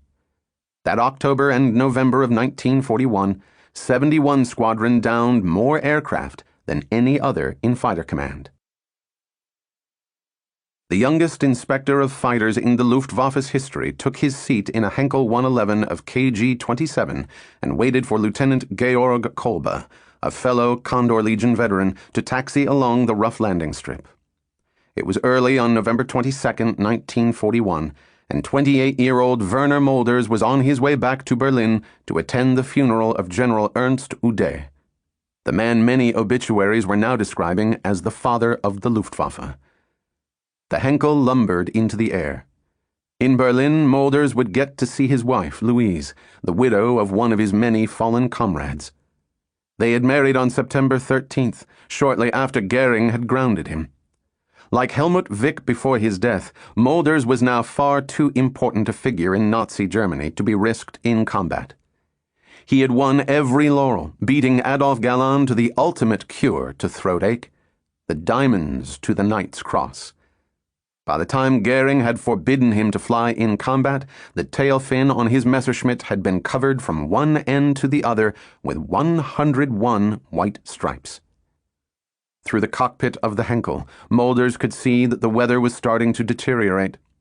He watched intently as Kolbe put down at Lemberg to refuel. Before long, the Henkel's two 1,100-horsepower Daimler-Benz engines were roaring to life once more, and they were lifting off the ground again. The weather got worse. Near Breslau, Kolbe told Mulders that the port engine had failed. He was going to try to land at the closest airfield, Schmiedefeld. Kolbe brought the Henkel down through the thick cloud cover, glancing at his clock every few seconds. Then, disaster struck. It was 11:30 a.m. when the second engine failed, and the Henkel fell to the ground like a stone, killing all aboard. News of Werner Vati Mulder's death plunged the entire Third Reich, it seemed, into mourning. JG-51 was quickly named Jagdgeschwader Mulders in his honor. His funeral brought Berlin to a standstill as countless admirers pressed against barriers to watch a gun carriage bearing Mulder's coffin pass on its way to the Invalidenfriedhof, the last resting place of Baron Manfred von Richthofen, the greatest ace of the last war. Among the mourners was Mulder's great rival Adolf Galland, now his replacement as Inspector of Fighters. Although he had not achieved Mulder's mythical status, fate would deal him a far kinder hand. He would go on to fly the Luftwaffe's first jet fighter, bring down his last bandits only days before the end of the war, and die an old man. Finally, the gun carriage drew to a halt before the cemetery. The massive crowds fell silent, arms outstretched in the Nazi salute. A few yards from the swastika-draped coffin stood Hermann Goering. He, too, had come to pay his final respects to the finest fighter pilot he and Germany had ever known. The Mediterranean flashed below the hurricanes, whitecaps sparkling in the winter light. It was a relief to be back in a cockpit rather than in some dingy Gibraltar bar trying to kill time playing darts. The smell of oil, burnished metal, and leather always made Art Donahue feel better. It had been his balm since his first solo flight above the Minnesota town of Winona, nestled on the banks of the Mississippi River. From the air, an endless, shining artery through the Midwest's rolling hills, bluffs, and patchwork of cornfields and dairy farms. Although he was still waiting to ship out to the Far East, Donahue was able that December to keep his flying skills honed through low-level patrols along the Spanish coast. And there was always the off chance that he might run into easy prey. German Focke-Wulf condors flying out of Cadiz to attack Allied convoys in the Atlantic. On December 7, 1941, Donahue returned to his billet after watching a movie. Before turning in for the night, he switched on his radio. At 11 p.m., he heard his first news report on the bombing of Pearl Harbor. Many of his fellow Americans serving in the RAF were deeply shocked, but they also celebrated the news of the Japanese attack until the early hours, because it signaled the end of American neutrality. Donahue described his reaction in a letter to his parents. For the first few hours after I heard the news of the attack on Hawaii, I seemed to take it quite casually. Then when it really began to sink home, I found myself more really and truly mad at the Japs than I have ever been able to be towards the Germans, with all their crimes. Somehow, the fact that it's your own people who have been attacked seems to make a tremendous difference. Donahue was in fact so enraged that he decided to apply for a posting to the Far East. But before he could do so, he and 258 Squadron received orders to fly part of the way to their new posting, which was still a secret. Just before Christmas, they set out on a long journey across North Africa. In Nigeria, early in the new year, Donahue finally learned of his final destination, Singapore, then under attack by the Japanese. Donahue could not have been more pleased. Now he would have a chance to strike back at the Japanese. On January 29, 1942, 258 Squadron finally arrived in the British colonial outpost, finishing its marathon journey aboard a transport ship. There was no time for rest. Within 48 hours, 258 Squadron was in action, defending the island from Japanese dive bombers. The squadron faced overwhelming odds and had to operate in terrible humidity without adequate fuel supplies, spare parts, or reserves of ammunition. By February 16th, barely a fortnight later, 258 Squadron had been reduced to a few bone-tired pilots and battered planes. Early that morning, Donahue led a search for Japanese invasion barges that had been spotted heading towards the mainland of Singapore. flying as Donohue's number 2. His wingman was British pilot Terence Kelly. "You know what I need?" Donohue had asked Kelly just a few days before. "Just a nick. Just something that'll get me home to an American squadron now we're in the war." Donohue, Kelly, and 4 other pilots from 258 flew north towards the port of Plagio. Oil wells nearby had been set alight to prevent the Japanese from exploiting them. The smoke rose for several thousand feet before, catching some air current, it spread away like a signpost, a huge black swath across the sky pointing to the target, and we flew under it as cover, recalled Kelly. It was a strange atmosphere. Above the queer black cloud, below the darkened jungle broken only by the turgid brown swaths of many rivers which made the Moise Delta. Donohue and Kelly spotted a small group of boats and attacked. But then they learned that their victims were not part of the invasion armada that had been reported. I kept close to Donohue, and he was puzzled too, looking this way and that, recalled Kelly. And then we came upon the barges. Donohue had never seen so many enemy troops so vulnerable to attack. Often I had machine-gunned German soldiers, sailors, or airmen on the ground or in ships, but always where they either had a little shelter or concealment, or at least could scatter and throw themselves flat, he explained. These fellows had no shelter or concealment except the thin sides of their boats, no better than paper for stopping our bullets, and they were jammed in so tight that they couldn't scatter or throw themselves flat or do anything, except just sit up and take it. Donohue came in low, around 100 feet above the water. He made a last check for Japanese fighters, Navy Zeros. The barges loomed larger in the amber glow of his reflector sight. He moved his thumb over to his firing button, wanting to send his first bullets a little high, knowing they would dip a little. Then he opened fire.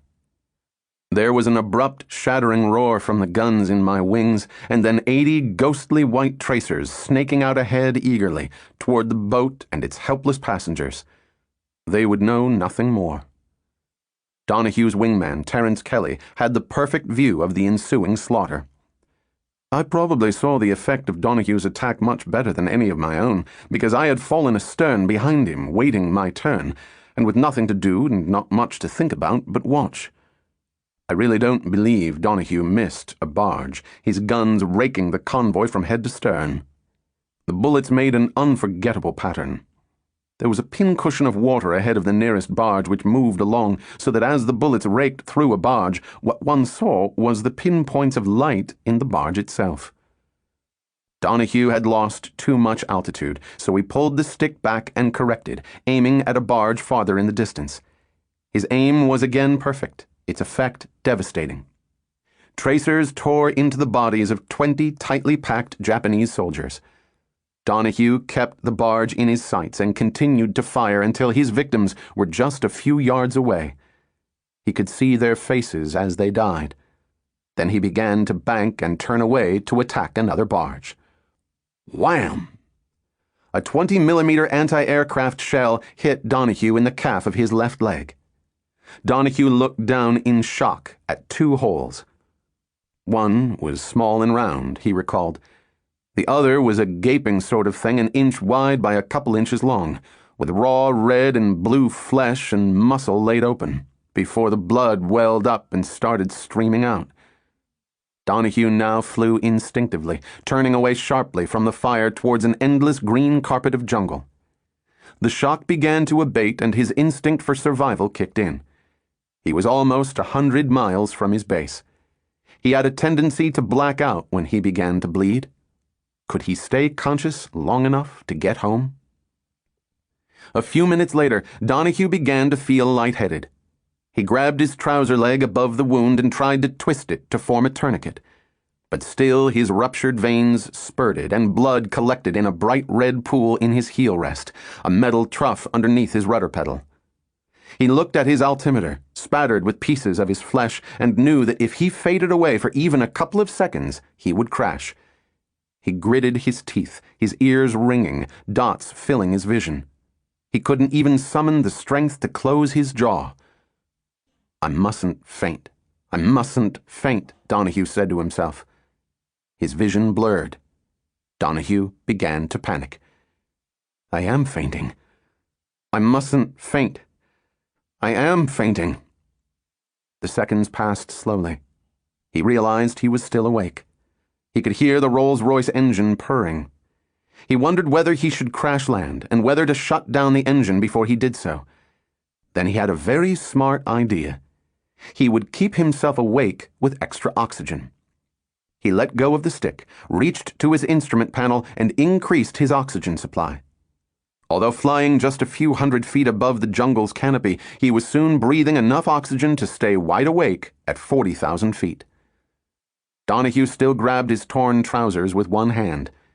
He opened his throttle, letting go of the stick again for a second or two, and then checked his wound. He was losing blood just as fast. There was only one thing for it. It seemed easy, he later recalled. I let go of the hold I had of my trouser leg above the wound, grabbed up the torn cloth right over it, twisted it, and then jammed my gloved fist, knuckles first, as deep as I could into the large hole, and held it that way. Donahue almost blacked out. He tried to breathe more slowly so he could stay conscious. His oil and temperature gauges showed normal. They had not been hit. His reserve fuel tank was still full. Constantly he turned his head, looking out for Japanese Navy Zeros, flying as low as he could above the trees. Finally, the jungle gave way to rice fields and waterways. He was getting close to his home base in Palembang. He then saw a tall column of smoke and realized it marked the city itself, only a few miles ahead. Donahue looked down. His wound had stopped bleeding. The red rivulets down my leg and shoe seemed to be stationary, and the puddle of blood in the heel rest was no longer bright but dark, which meant that there couldn't be any fresh blood on it, he recalled. The pain, which never had been agonizing, had settled into a heavy ache as from a badly bruised muscle. My hopes of making it really soared. Donahue flew south of Palembang, unable to recognize city landmarks because they were obscured by the smoke from bombings and many fires. If only he could spot a familiar railway line to lead him home. The weather had now closed in, and he had to concentrate hard to avoid several rainstorms. Suddenly, there were the blessed rail tracks. Donahue banked slightly and followed them. Only 10 minutes more now, he told himself. The lines shone silver in the reflected sun as they curved lazily through the jungle. And then, there it was, his airfield. Now he would have to land with one hand. He dared not pull his gloved one out of the hole in his leg. Donahue came in low, slowly wagging his wings to show that he was hurt. He let go of the stick for a second to lower his wheels for landing. From instinct, drawing on all his experience in Minnesota with unruly plains and bad weather, he eased off the throttle. Still too much speed. He used his left elbow to throttle back even more. Then the wheels hit the ground and he bounced violently for 100 yards. The feeling of triumph at having made it safely made the bad landing seem inconsequential. I felt almost boisterous as I taxied up to the watch office. The surviving pilots and ground crew of 258 Squadron ran out to Donahue's plane and helped him out of the cockpit. A fellow officer dressed his wound, and he was rushed to the nearest aid station. Donahue suddenly feared that if he was hospitalized, he would inevitably become a prisoner of the Japanese, who in a matter of hours would seize all of Singapore. To his immense relief, after a quick call was put through to his squadron, he was carried to an ambulance and driven back to his base. A Lockheed bomber bound for Java was held up waiting for me at Squadron Leader Thompson's intercession, recalled Donahue.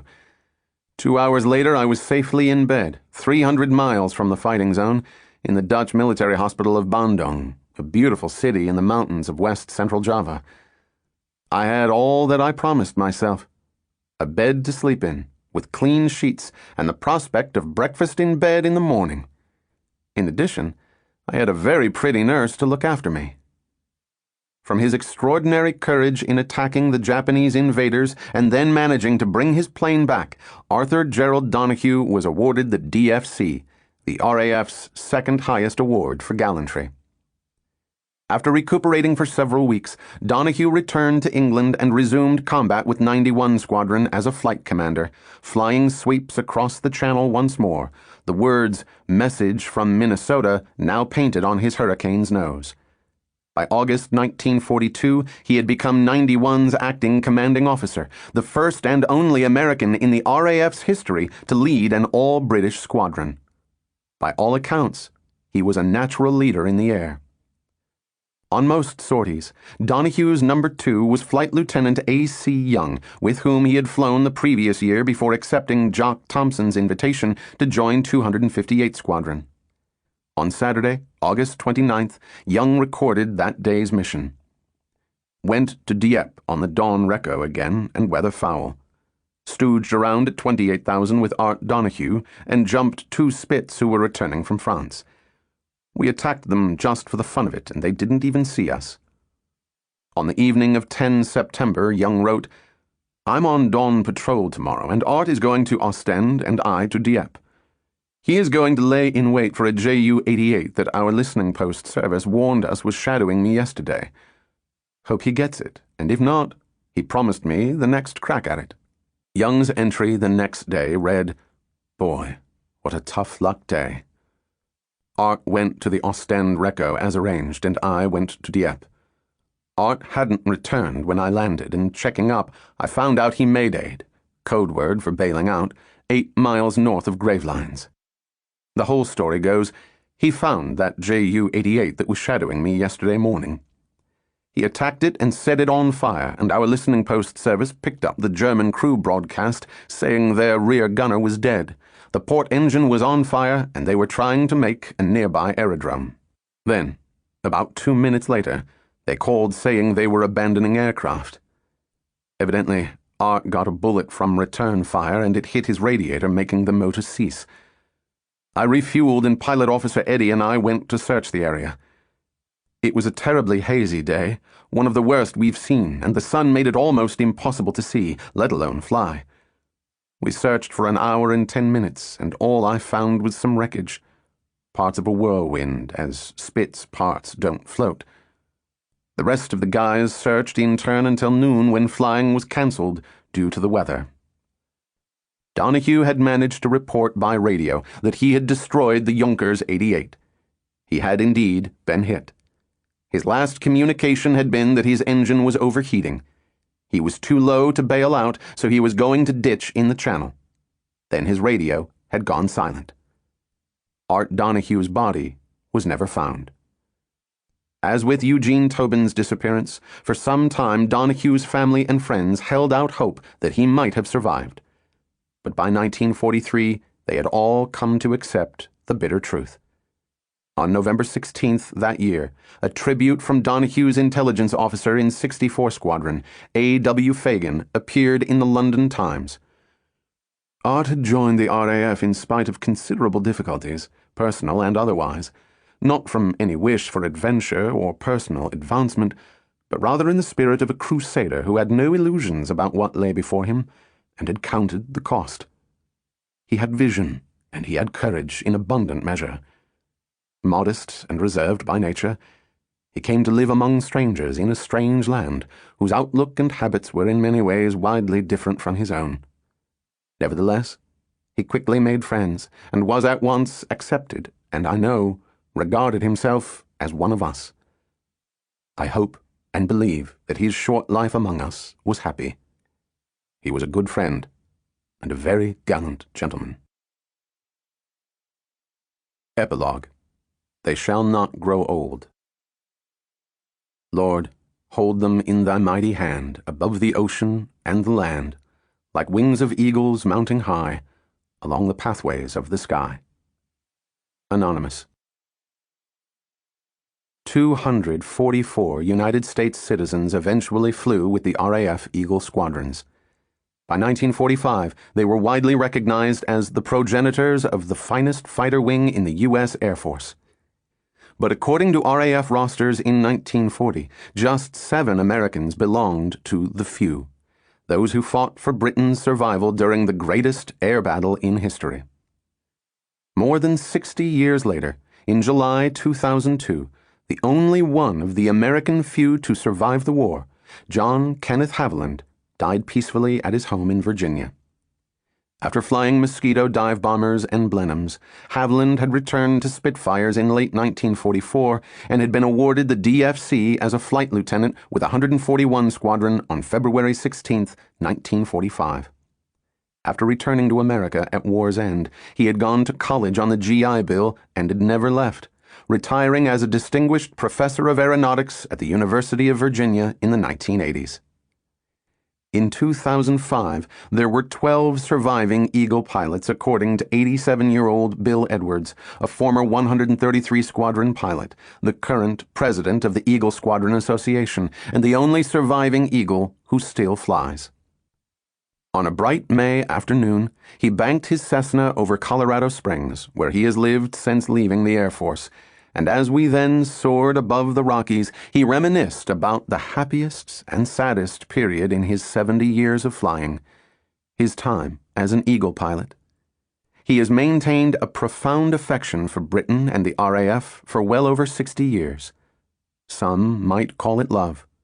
Whenever he gets the chance, he returns to England to look up old chums. Perhaps the most moving of his visits occurred in 1976, when he attended a reunion in London for the Eagle squadrons.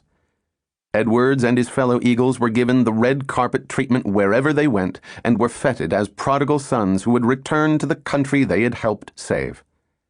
On September 15th that year, they attended a Battle of Britain memorial service at Westminster Abbey, taking their seats beside Winston Churchill's widow. They also sent Queen Elizabeth their best wishes and the following message: "We flew with pride under the flag of England in your superb Hurricanes and Spitfires. We shared in battle the defeats, the victories, and the glory of the Royal Air Force. The Eagle squadrons were a result of the force that motivates men who believe in freedom to join in the fight for it regardless of when and where it is threatened. Let those who would challenge our way of life be warned that this force is enduring and will characterize the relationship of Great Britain and the United States for all time."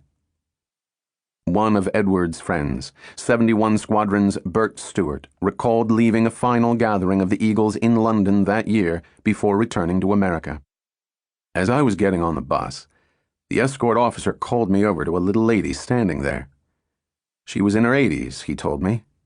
He said, 'Stu, here is a little lady who has walked 12 miles just to say thank you to an Eagle.' It grabbed me by the throat and still does. I said, 'Ma'am, you don't have to thank us. We thank you for holding the line.' She was so small I could have held out my arm and she could have walked under it.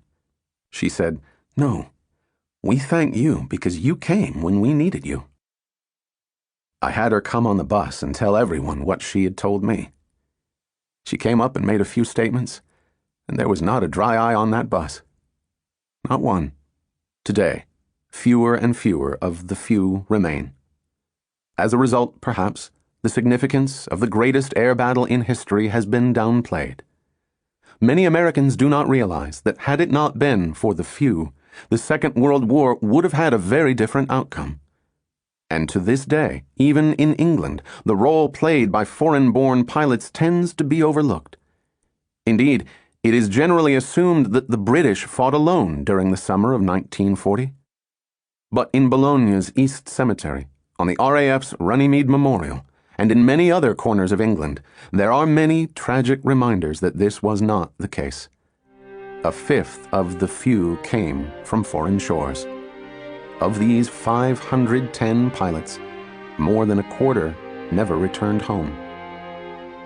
On July 4th of most years, in a corner of Boxgrove graveyard in Sussex, fresh flowers lie on the grave of one of these foreigners, Pilot Officer Billy Fisk, the first American to die in the Battle of Britain. The King of Speed lies between two British soldiers, a sapper in the Royal Engineers and a corporal in the East Lancashire Regiment. Depending on the season, a small Stars and Stripes flag sometimes snaps in the wind above his final resting place. On his headstone, the following words are inscribed for all to see: "An American citizen who died that England might live."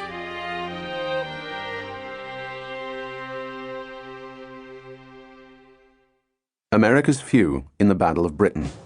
It is impossible to know exactly how many Americans served in the Battle of Britain. It is very likely that several more Americans enlisted in the RAF as Canadians or other nationalities. Pilot Officer Arthur Gerald Donahue, 64 Squadron, killed September 11, 1942. Pilot Officer John Kenneth Haviland, 151 Squadron, survived the war. Pilot Officer Vernon Charles Keogh, 609 Squadron, killed February 15, 1941. Pilot Officer Philip Howard Lacrone, 616 Squadron, killed January 5, 1941. Pilot Officer William Meade Lindsley Fisk, 601 Squadron, died August 17, 1940. Pilot Officer Andrew Mamedoff, 609 Squadron, killed October 8, 1941. Pilot Officer Hugh William Riley, 66 Squadron, killed October 17, 1940, listed as Canadian in the 1940 RAF roster. Pilot Officer Eugene Quimby Tobin, 609 Squadron, killed September 7, 1941.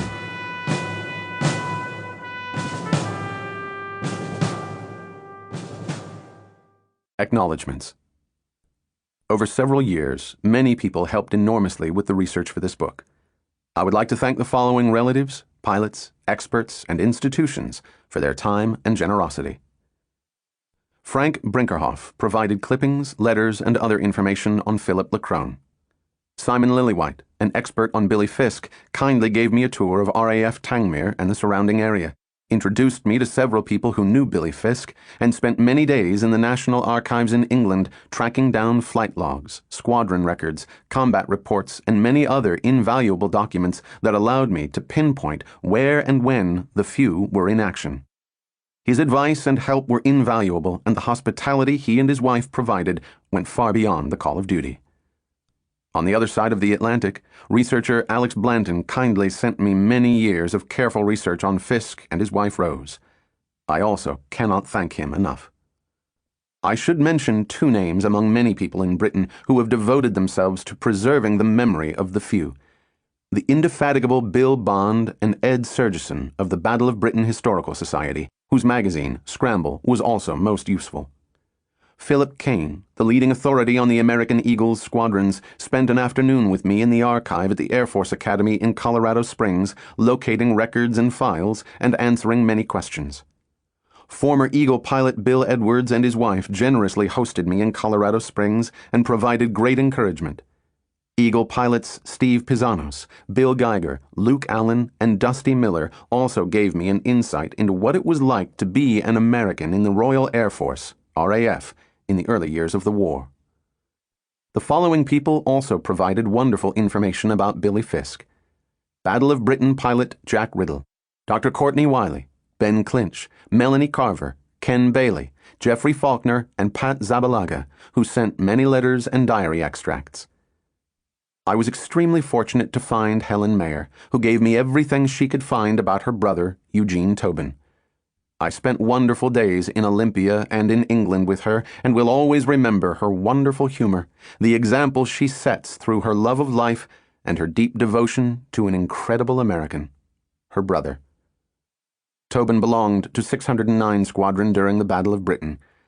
I would like to thank the following for providing details about Tobin, 609, and other pilots who flew in one of the RAF's greatest squadrons: Jeff Nutkins, Chris Goss, David Darley, son of squadron leader Horace Darley, and Mark Crane, a true English gentleman who read the manuscript, provided endless advice and encouragement, sent many photographs, and tracked down many leads.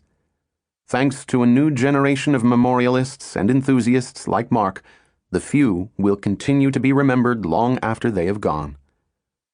I was fortunate to have the Donahue family's full support. They provided a treasure trove of material and many hours of enjoyable anecdotes during my visits to Springfield, Massachusetts. Minnesotan Lyle Harrison has done more than anyone to celebrate and commemorate Art Donahue, and I am deeply grateful to him for reading the manuscript, spending days showing me around St. Charles, and putting me in touch with several people who provided wonderful information and memories. The following people were also helpful: Scott and Judy Smith, John Red Campbell, Donahue's fellow 258 Squadron pilot, Alfie Butts, Duane Reed of the National Air Force Academy Archives, and Jim Donahue. Trevor Gray and Richard Jones both flew with Donahue and were generous with their time. They are just two of the few who are still going strong. Harold Crow, Bud Vogel, and Ron and Lloyd Hemming had vivid recollections of Donahue as a boy.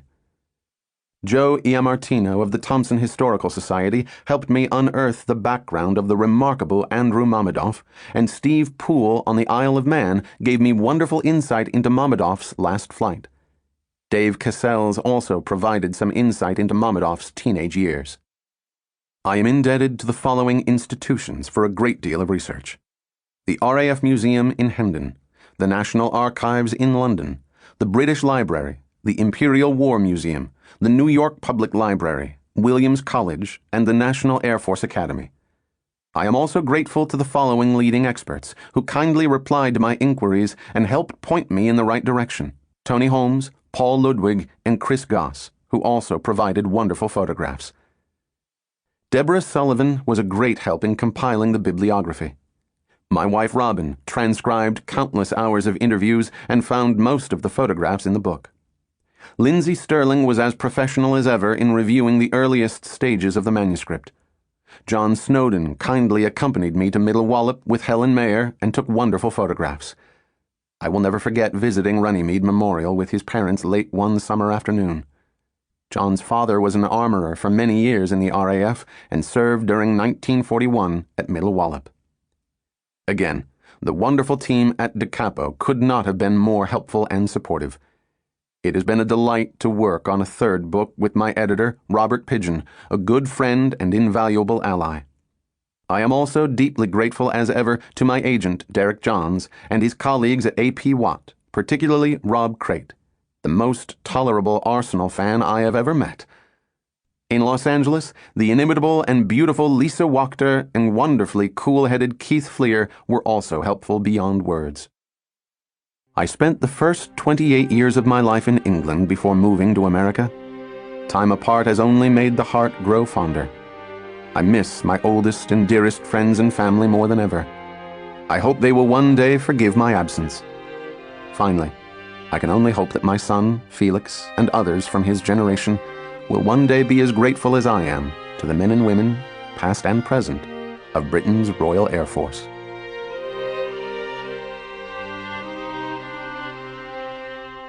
We hope that you have enjoyed our presentation of The Few, the American Knights of the Air who risked everything to fight in the Battle of Britain, by Alex Kershaw. Copyright 2006 by Alex Kershaw, and published by Da Capo Press, a member of the Perseus Book Group. Read by Scott Brick. Directed by Renee Rodman. Engineered by Melissa Coates. Performance copyright 2006 Brilliance Audio, all rights reserved. For further information concerning this program or other Brilliance Audio titles, please call the following toll-free number, 1-800-222-3225, or visit our website at www.brillianceaudio.com. No part of this recording may be played for an audience or reproduced in any form. It may not be streamed, downloaded, broadcast, or copied without written permission. Address all inquiries to Brilliance Audio, P.O. Box 887, Grand Haven, Michigan, 49417.